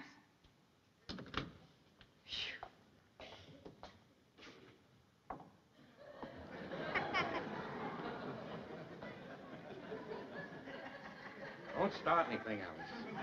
Don't start anything or you'll get yours. Who was that? Mr. Johnson. And he is on his way up here, Ralph. Now, when he gets up here, you just tell him that you're quitting. You tell him that you've discovered that you're absolutely incapable of handling this janitor's job. Now, that's exactly what I'm not going to tell him. I'm not incapable of handling this job. I was handling that janitor job just perfect. Then that thing had to happen. And it wasn't my fault, Alice. It wasn't my fault. No. No, it wasn't your fault, Ralph. You were just doing an impersonation of 2 pounds of bologna in a 1-pound bag. Oh, you're a riot, Alice. A regular riot. Come in. Oh. Hello there, Mr. Cramden. I hear you had a little bit of trouble in the cellar this morning. Well, I don't want to say anything about it. It's a mere bag of shells. I don't know why everybody's making such a fuss about it. And it wasn't my fault in the first place. By the way, I'm glad you come up here, Mr. Johnson, because I have some bad news for you. Unfortunately, I'll have to give up my job as janitor here. Not because I'm incapable, but only because it makes a few demands on my leisure time that I can't afford. I see. However, I don't want you to be panicky, because until you get another janitor, I'll keep on at the job taking care of everything. Don't do that. I mean, it's very nice of you to be so thoughtful, but as a matter of fact, I've already found another janitor, and in fact, he's already on the job.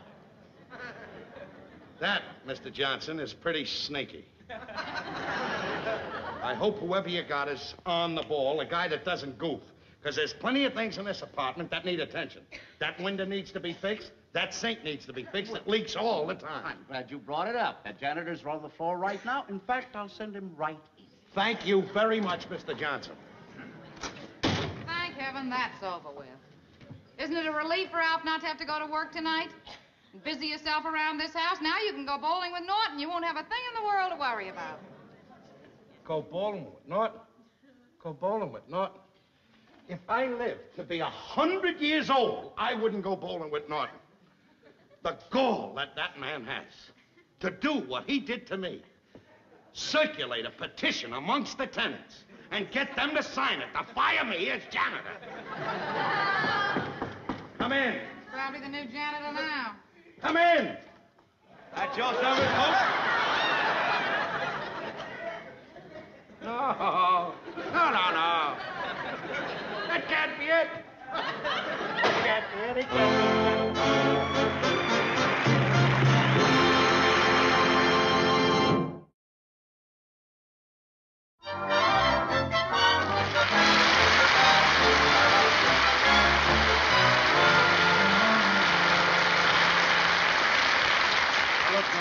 Will you make this quick? I want to go home. I'll make it quick. I just want to go in and say, hey, who was the guy that waved to you in the lobby out there? Oh, that guy. That was Bill Davis. I never did like that guy, ever since I know him. I haven't seen him since we were kids. You don't like him, huh? No, I don't like him. Well, you sure gave him a fast brush. Well, he's one of those loudmouths, you know. Always telling how good he's doing. If he's doing great, he never lets you hear the end of it. And 10 to 1, if he's doing good, he'd get the news to Alice. Alice? Yeah, when we were kids, the both of us courted Alice at the same time. Oh, well, come on, will you? It's getting late. I want to get home. All right. I just want to go in and see Slugger Simpson. I mean, after all, he was nice enough to give us the tickets to the fight. How would he feel if I didn't go in there and congratulate him? Congratulate him? How can you congratulate a guy that got knocked out in the first round? You wouldn't talk that way if you seen him fight 3 weeks ago down there at Ridgewood. He was fighting McHenry. Oh, boy, he was bobbing and weaving there, giving the old one, too. I'm telling you, he threw so many punches that McHenry thought he was fighting an octopus. Oh, I'm telling you, he was a different man that night. He won, huh? No, but he didn't get knocked out till the second round. You please go in. I'll go in there and say hello to him instead of waiting. I'll be right out. All right, make it as short as the fight. All right. Hey, Ralph! Boy, this is luck. After I lost you in the crowd, I figured I'd never see you again. Hiya, Bill. You see, the reason I had to run down here was my friend was anxious to see one of the fighters that was on the card tonight. Well, certainly it's nice seeing you again. Oh, nice to see you, Ralph, after all these years. Tell me, how's Alice? Oh, she's fine, fine. You know, in the old days, if anybody would have said that you and I would be shaking hands and talking friendly, we would have thought they were crazy. Yeah, we had a lot of fights. We Well, certainly... we're grown up now. Yes, sir, we certainly had some buttes. Yes, sir, we had some buttes. What are you laughing at? I was just thinking of the thing I wrote in your autograph book. Boy, you were sore about that. Today it's something to laugh at. What thing in my autograph book? Some kids are small, some kids are tall. Fatso Cramden is the only kid who walks down the hall, wall to wall.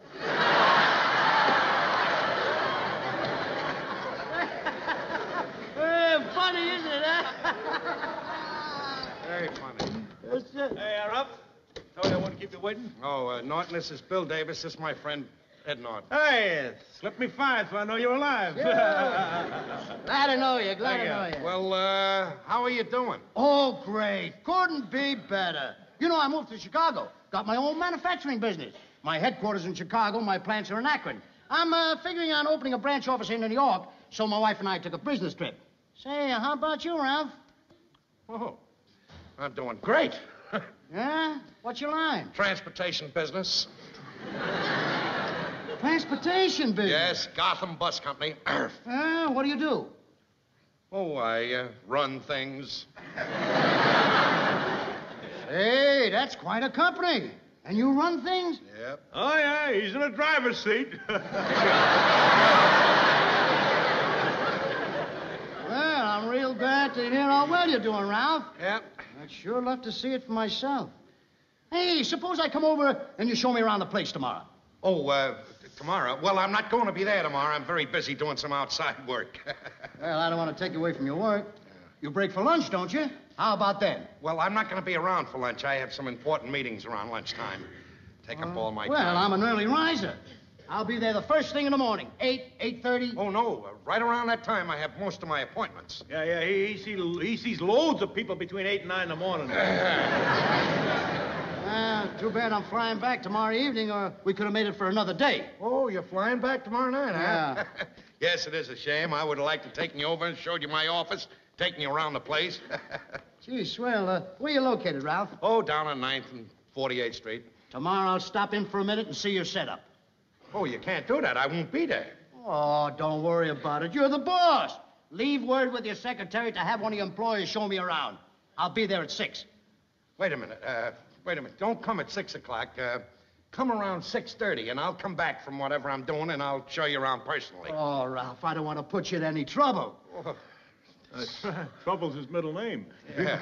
It's no trouble at all. You just be there at 6:30, and I'll take you around. Okay, it's a date. I'll be there at 6:30 at your office. Okay, pal. Nice meeting you, Mr. Norton. And I'm sure glad I ran into you, Ralph. Yeah, me too. So long. Well, General, what is your plan? Don't worry, I got it figured out. That's why I told him 6:30 instead of 6 o'clock. At 6 o'clock, Mr. Monahan and all the office help go home. Now, I gotta take a chance and make believe that Mr. Monahan's office is my office. He'll be home. He'll never know the difference. Well, what happens if Billy Boy asks one of the bus drivers where Mr. Cramden's office is? That will not happen. There's only one way to get into the building. That's the main entrance. You will be down at the main entrance. As soon as he comes in, you bring him right up to my office. I mean, Monahan's office. And he'll think it's my office. And incidentally, when you finish work tomorrow, put on a suit. I'll have to wear a suit, too. Yeah, sure. Well, I'll be glad to help out any way I can. But I don't understand. Why do you have to make out you're such a big shot? I had to, Norton. I just had to. You see, when we were kids, both of us were caught in Alice at the same time. Both of us promised her the moon. Well, I don't want him to think that he made it and I didn't, just for Alice's sake. Oh, I see. You and your pride, you got a nice job, you're happy in your work, and just because he's a rival of yours, you got to be pretending that you're something you ain't. Boy, I'm telling you, I bumped into a guy a couple of months ago that the Trixie was wild about. You know, used to go around together. I didn't put on any airs, you know. When he asked me what I did, I told him I was a sewer worker. I didn't try to make no impression. I didn't care what he thought. What did he do? He was a garbage collector.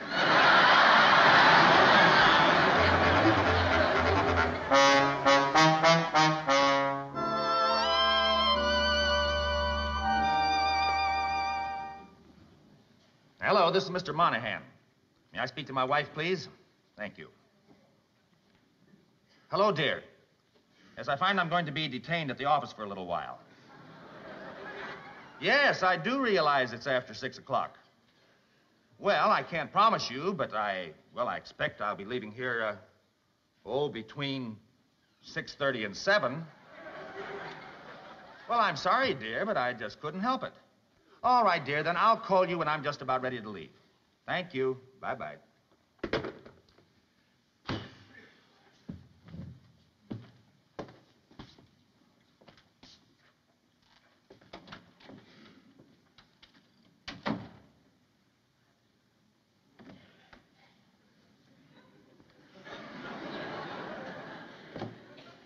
Come on, Norton, step into my office.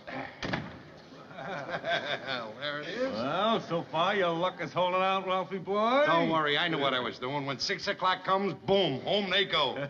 Well, when Davis comes up here, he's got to think that I'm the head of the whole bus company. Yeah. Now listen, RK, now just listen to me for a minute.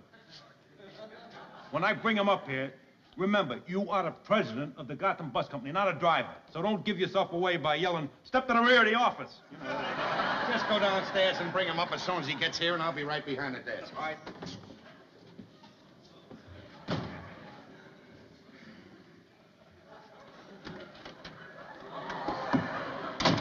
Camden. Hey. Well, what are you doing here? Well, what are you doing behind my desk? Wait.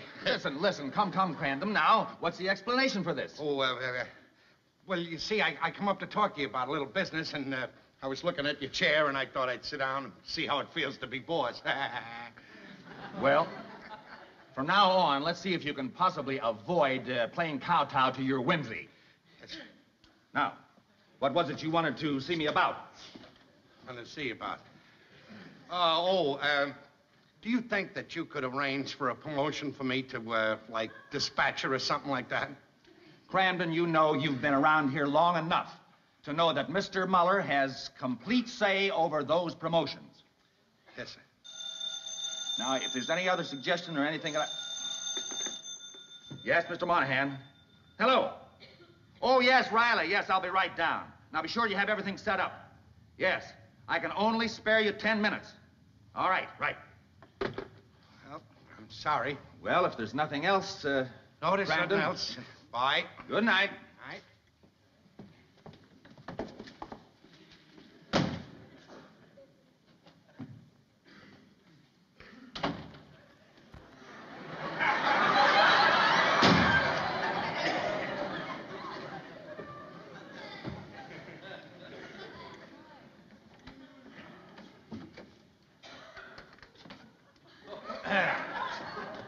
Right this way, sir. Mr. Davis to see you, Mr. Crandon. Hello, Bill. How are you? Ralph, this is a very impressive-looking place you've got here. Thank you very much. Boy, what an office. Well, I'm glad you had the chance to see it. Now, let's get going. Go? I just came here. Well, I don't want you to miss your plane. Oh, if that's what you're worrying about, forget it. I got plenty of time. Let's sit around and talk. Wait a minute. Look, I forgot to tell you this. After I made the appointment with you, you see, I found out that I had a lot of work to do, and I got to do it right away. Oh, relax, Ralph, will you? You know, I've seen a lot of big executives like you burn yourselves out. Take my advice and slow down. Yeah, I'll start tomorrow now, can we? Oh, nothing doing. You're starting right now. You and I are going to have a nice, leisurely chat about old times. And I guarantee you before long, and say in about a half hour or so, you'll feel like a new man. A half hour? But I haven't got a half hour. I have an appointment with Mr. Monahan in 10 minutes. Sheesh. Ralph, you're all wound up. Why don't you call this Monahan character and cancel your appointment? I can't call. You see, the phones are all shut off. I gotta hand it to you, Ralph. I never dreamed that you'd ever be the head of an operation like this. And you sure did it fast. Yeah, practically overnight. Excuse me for interrupting, RK, but it's 20 minutes to Monahan. Yes. 20 minutes to 7. Yes, I'm very sorry, but I just have to get to my work now. Well, if you got to, you got to. Hey, maybe the next time I come to town, we can get together with the wives. Well, that'd be fine. I'll get in touch with you. Thank you very much. Say, what's the phone number here? Well, don't call me here. Call me at home. Oh, sure, all right. What's your home number? It's an unlisted number. I can never think of that number. Oh, yes. Bensonhurst 60098. Can I always get you there? Oh, yeah. Trixie the maid is always there. Well, thank you very much. Now, will you show Mr. Davis down to the street? Oh, okay, Come Ralph. on. Bye. I'll be seeing you there, and I'll tell you something the first thing in the morning. Yes, thank you. Thank you. Oh.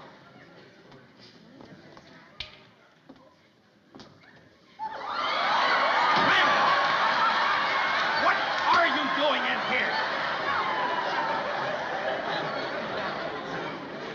You're right. You're absolutely right.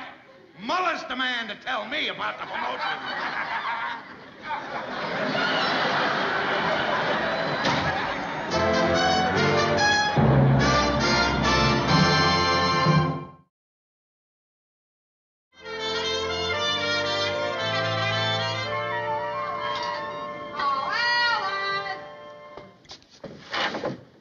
What is it, Trix? Telephone! Oh, gee, I can't come now. I'm just starting supper. Okay.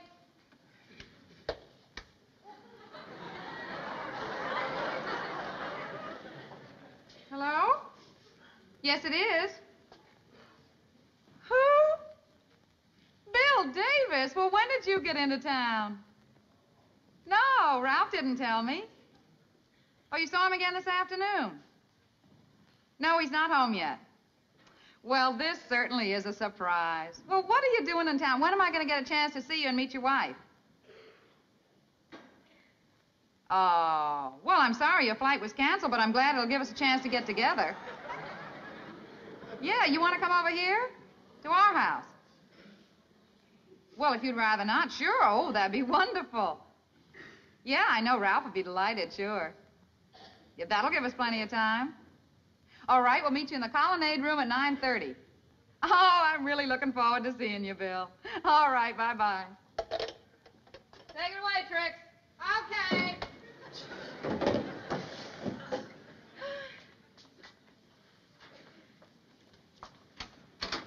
Hi, sweetie. Oh, hiya, Ralph. I just talked to Bill Davis. You talked to who? Bill Davis on the phone. You did? Yeah, how come you didn't tell me you met him at the fights last night? Well, when I got home, you was asleep, and then this morning when I got up, I forgot about it. He didn't say anything, did he? Well, just that he saw you at the bus company this afternoon. Why? Oh, nothing.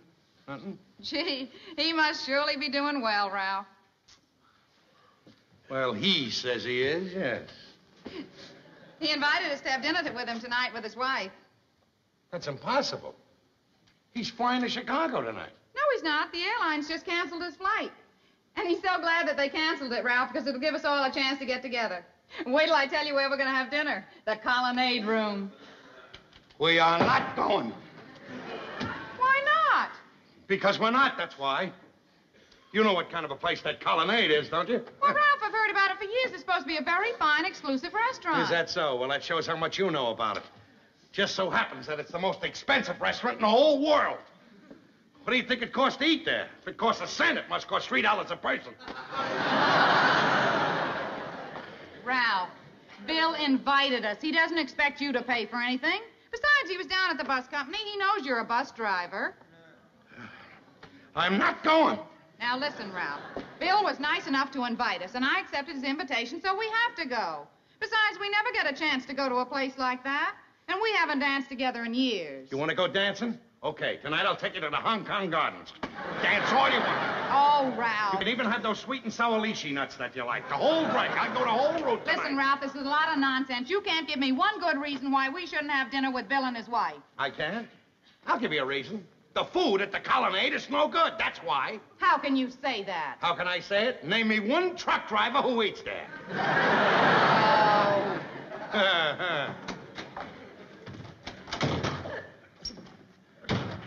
Well, how about a little game of pool tonight, okay? A little game of pool. That is, if you're not tied up at a board of directors meeting. I'm dying trouble, Norton. What? Davis called her. She called her up today. Uh-oh. Oh, you mean She knows about the boss's office? I don't know, but she's sure to find out. He invited us to dinner. He's gonna take his wife, Alice and me. We're all going to dinner. It's sure to come up. Now, I gotta have some excuse for not going. Now, come on, give me some excuse, something to say, anything, anything. Wait, I'm thinking the wheels are turning. Now, wait a minute, wait. I got it. Tell him you got a new job. That you're captain of the Ile-de-France on a ship is sailing in 20 minutes.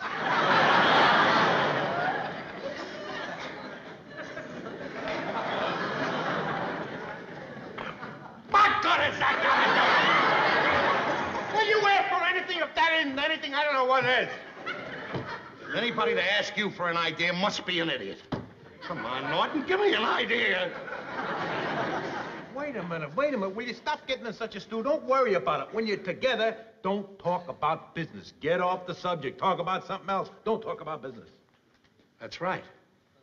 He told me I shouldn't talk about business. I should forget business and relax. I'll burn myself out. That's it. Well, every time he starts to talk about business, I'll remind him that we're out on pleasure and I don't want to talk about business. Good. Certainly glad I thought of that. All right. Now, listen, let this be a lesson to you. I mean, all the time when you start to show off, it gets bigger and bigger, and it grows and grows like a chain reaction. I mean, you got out of it easy this time, but you may not be so lucky next time.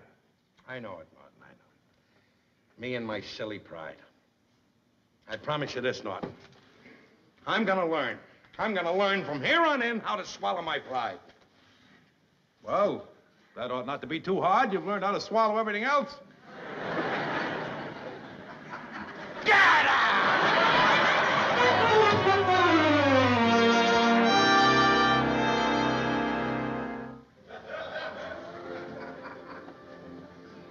That was a delicious dinner. I don't know when I've had a better steak. Would anyone care for any dessert? No, thank you. Oh, thanks. I've been putting on a little weight lately. Would you like some coffee or demi-tasse? Demi-tasse. Coffee. Demi-tasse. And you, sir? I don't want either. I'll have a small cup of black coffee. Funny. Oh, Bill, I'm so glad you asked us out tonight. It's been such a wonderful evening. Believe me, your old man can stand an evening like this. I got an idea this afternoon of how hard he works.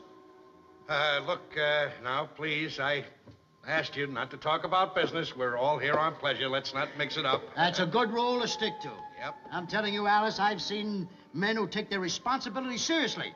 Ralph has got them all beat. I know, he certainly does work hard. I can tell from the few minutes I spent at the bus company. What do you say? Do we go in and have a little dance in the other room, huh? Will you excuse us? I may never get this chance again. You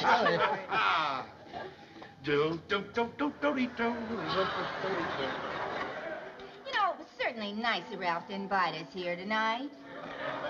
Well, I've got something to confess to you, Millie. I invited them. You invited them? Yeah. But this dinner has to cost at least $40. We can't afford it. Whatever made you invite them? Well, Ralph and I went to school together.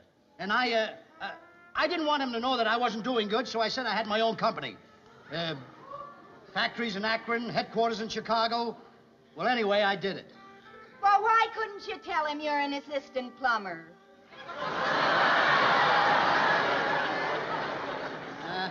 I guess it was my foolish pride. Oh, Bill.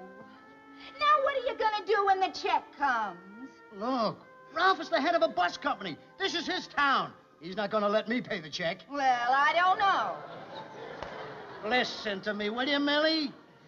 A big shot like him has probably got a charge account in every one of these restaurants. Oh, I feel terrible about this. Well, look, I'll tell you what you do. Now, the only thing to do is make a gesture like you want to pay the bill. All right, honey, I will. I'll ask for the check like I want to pay for it. But believe me, after seeing the place he runs, I'm sure money means nothing to Ralph. Now, listen. I don't ever want you to do anything like this again. Yeah, I promise. I can do those foxtrots, but when it gets to mambo music or samba music, I'm out. Oh, Mamba Samba. Yeah. Well, come on. Bill, that's for us. Yeah, oh, excuse us. Oh, waiter, bring me the check. Very good. Aren't they a nice couple, Ralph? Yeah, they certainly are. I gotta admit, success certainly didn't spoil him. No, and you know what's so wonderful? Is that seeing a successful person stay so plain and unaffected. You know, tonight's going to cost him a pretty penny, Ralph. Well, what does he care? He's loaded. He don't care. You know, a guy like him, an executive, they can charge all of this stuff off, you know, on entertainment or something. Yeah. The government allows them that. But, Ralph, the next time they come to town, we got to have them out to the house. Oh, no. I mean, who knows when he'll come out this way again. I'll tell you what I'll do. Just as sort of a nice gesture, I'll make believe I want to pay the bill. Oh, Ralph. It's nothing. You know, I'll just say, please, let me pay the bill. I'll feel better that way. Oh, no, Ralph. Don't worry about it. Oh, it's tough to mummer on a full stomach. Yes, it certainly is. You know, when I first met Bill, he wouldn't sit out one dance. Oh, the check. I'll take it. Now, wait a minute, Bill. I insist that I pay the check. Okay, Ralph.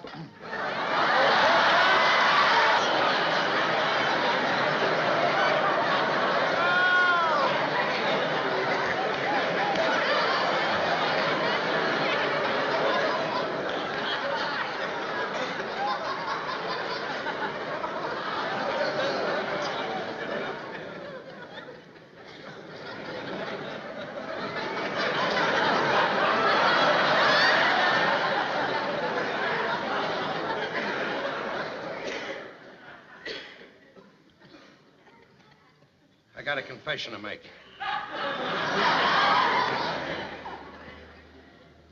My wife, Alice, has told me this once. She's told me 1,000 times. That I shouldn't try to be somebody I'm not.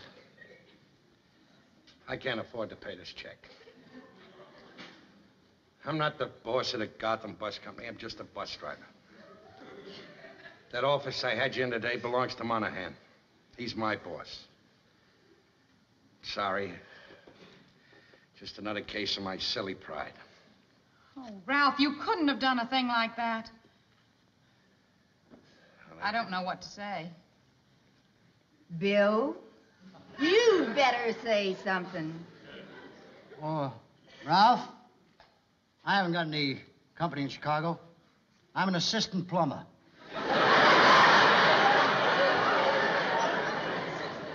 We didn't come here by plane. We came by bus. I can't afford to pay the check either.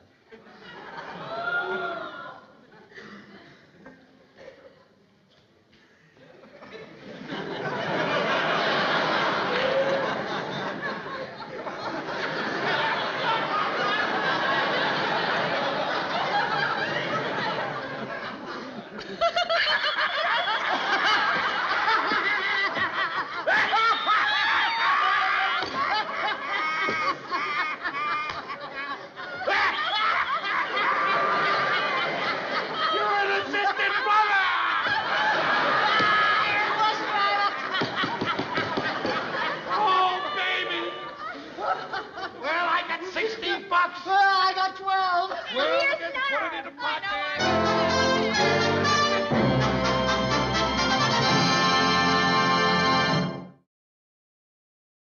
Xin chào các bạn, hôm nay mình sẽ hướng dẫn các bạn tô màu bức tranh một cô gái đứng trước một chiếc bình có con cá này. Các bạn cùng mình tô bức tranh này nhé.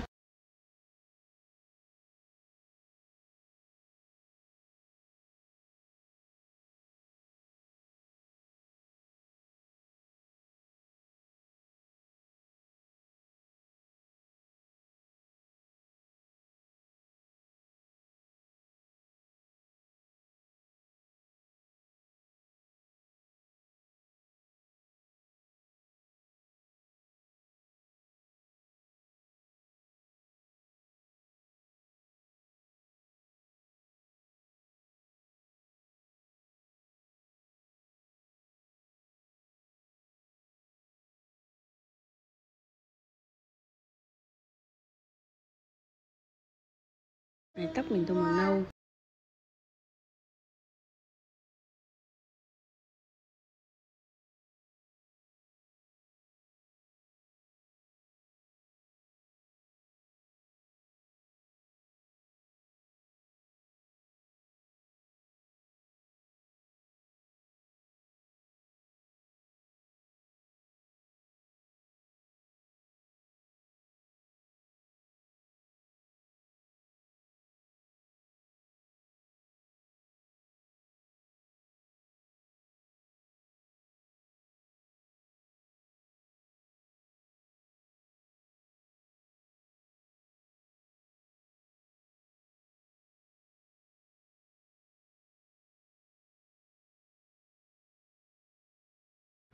Chiếc áo này mình tô màu xanh.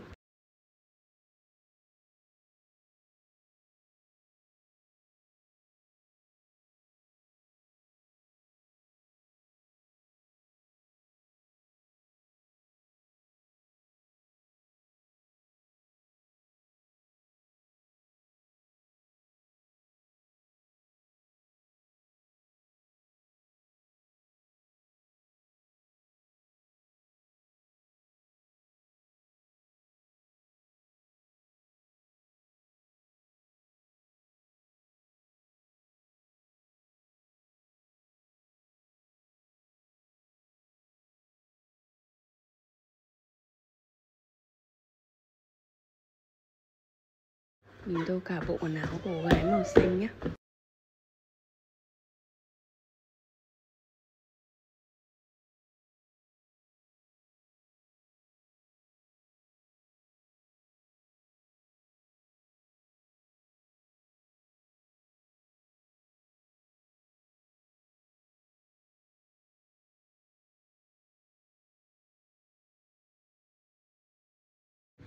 Các bạn nhớ theo dõi hết video để xem thành quả của mình nha.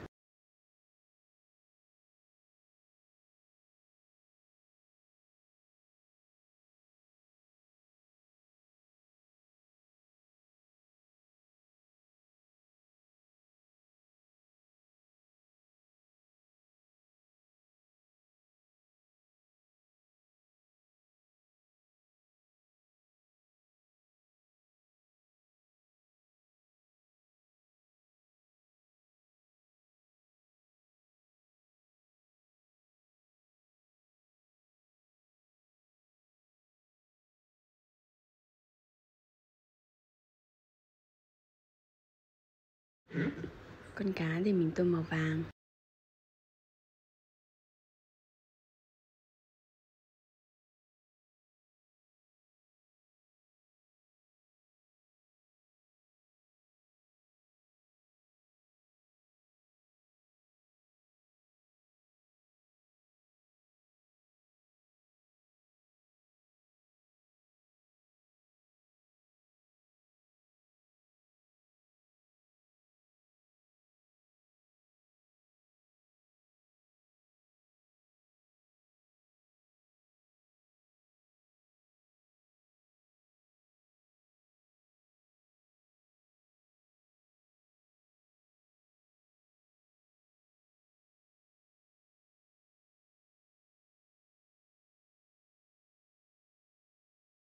Vậy là chúng mình đã tô màu xong bức tranh ngày hôm nay rồi đây. Các bạn hãy cho mình biết ý kiến của các bạn ở dưới phần bình luận nha. Còn bây giờ xin chào và hẹn gặp lại các bạn nhé.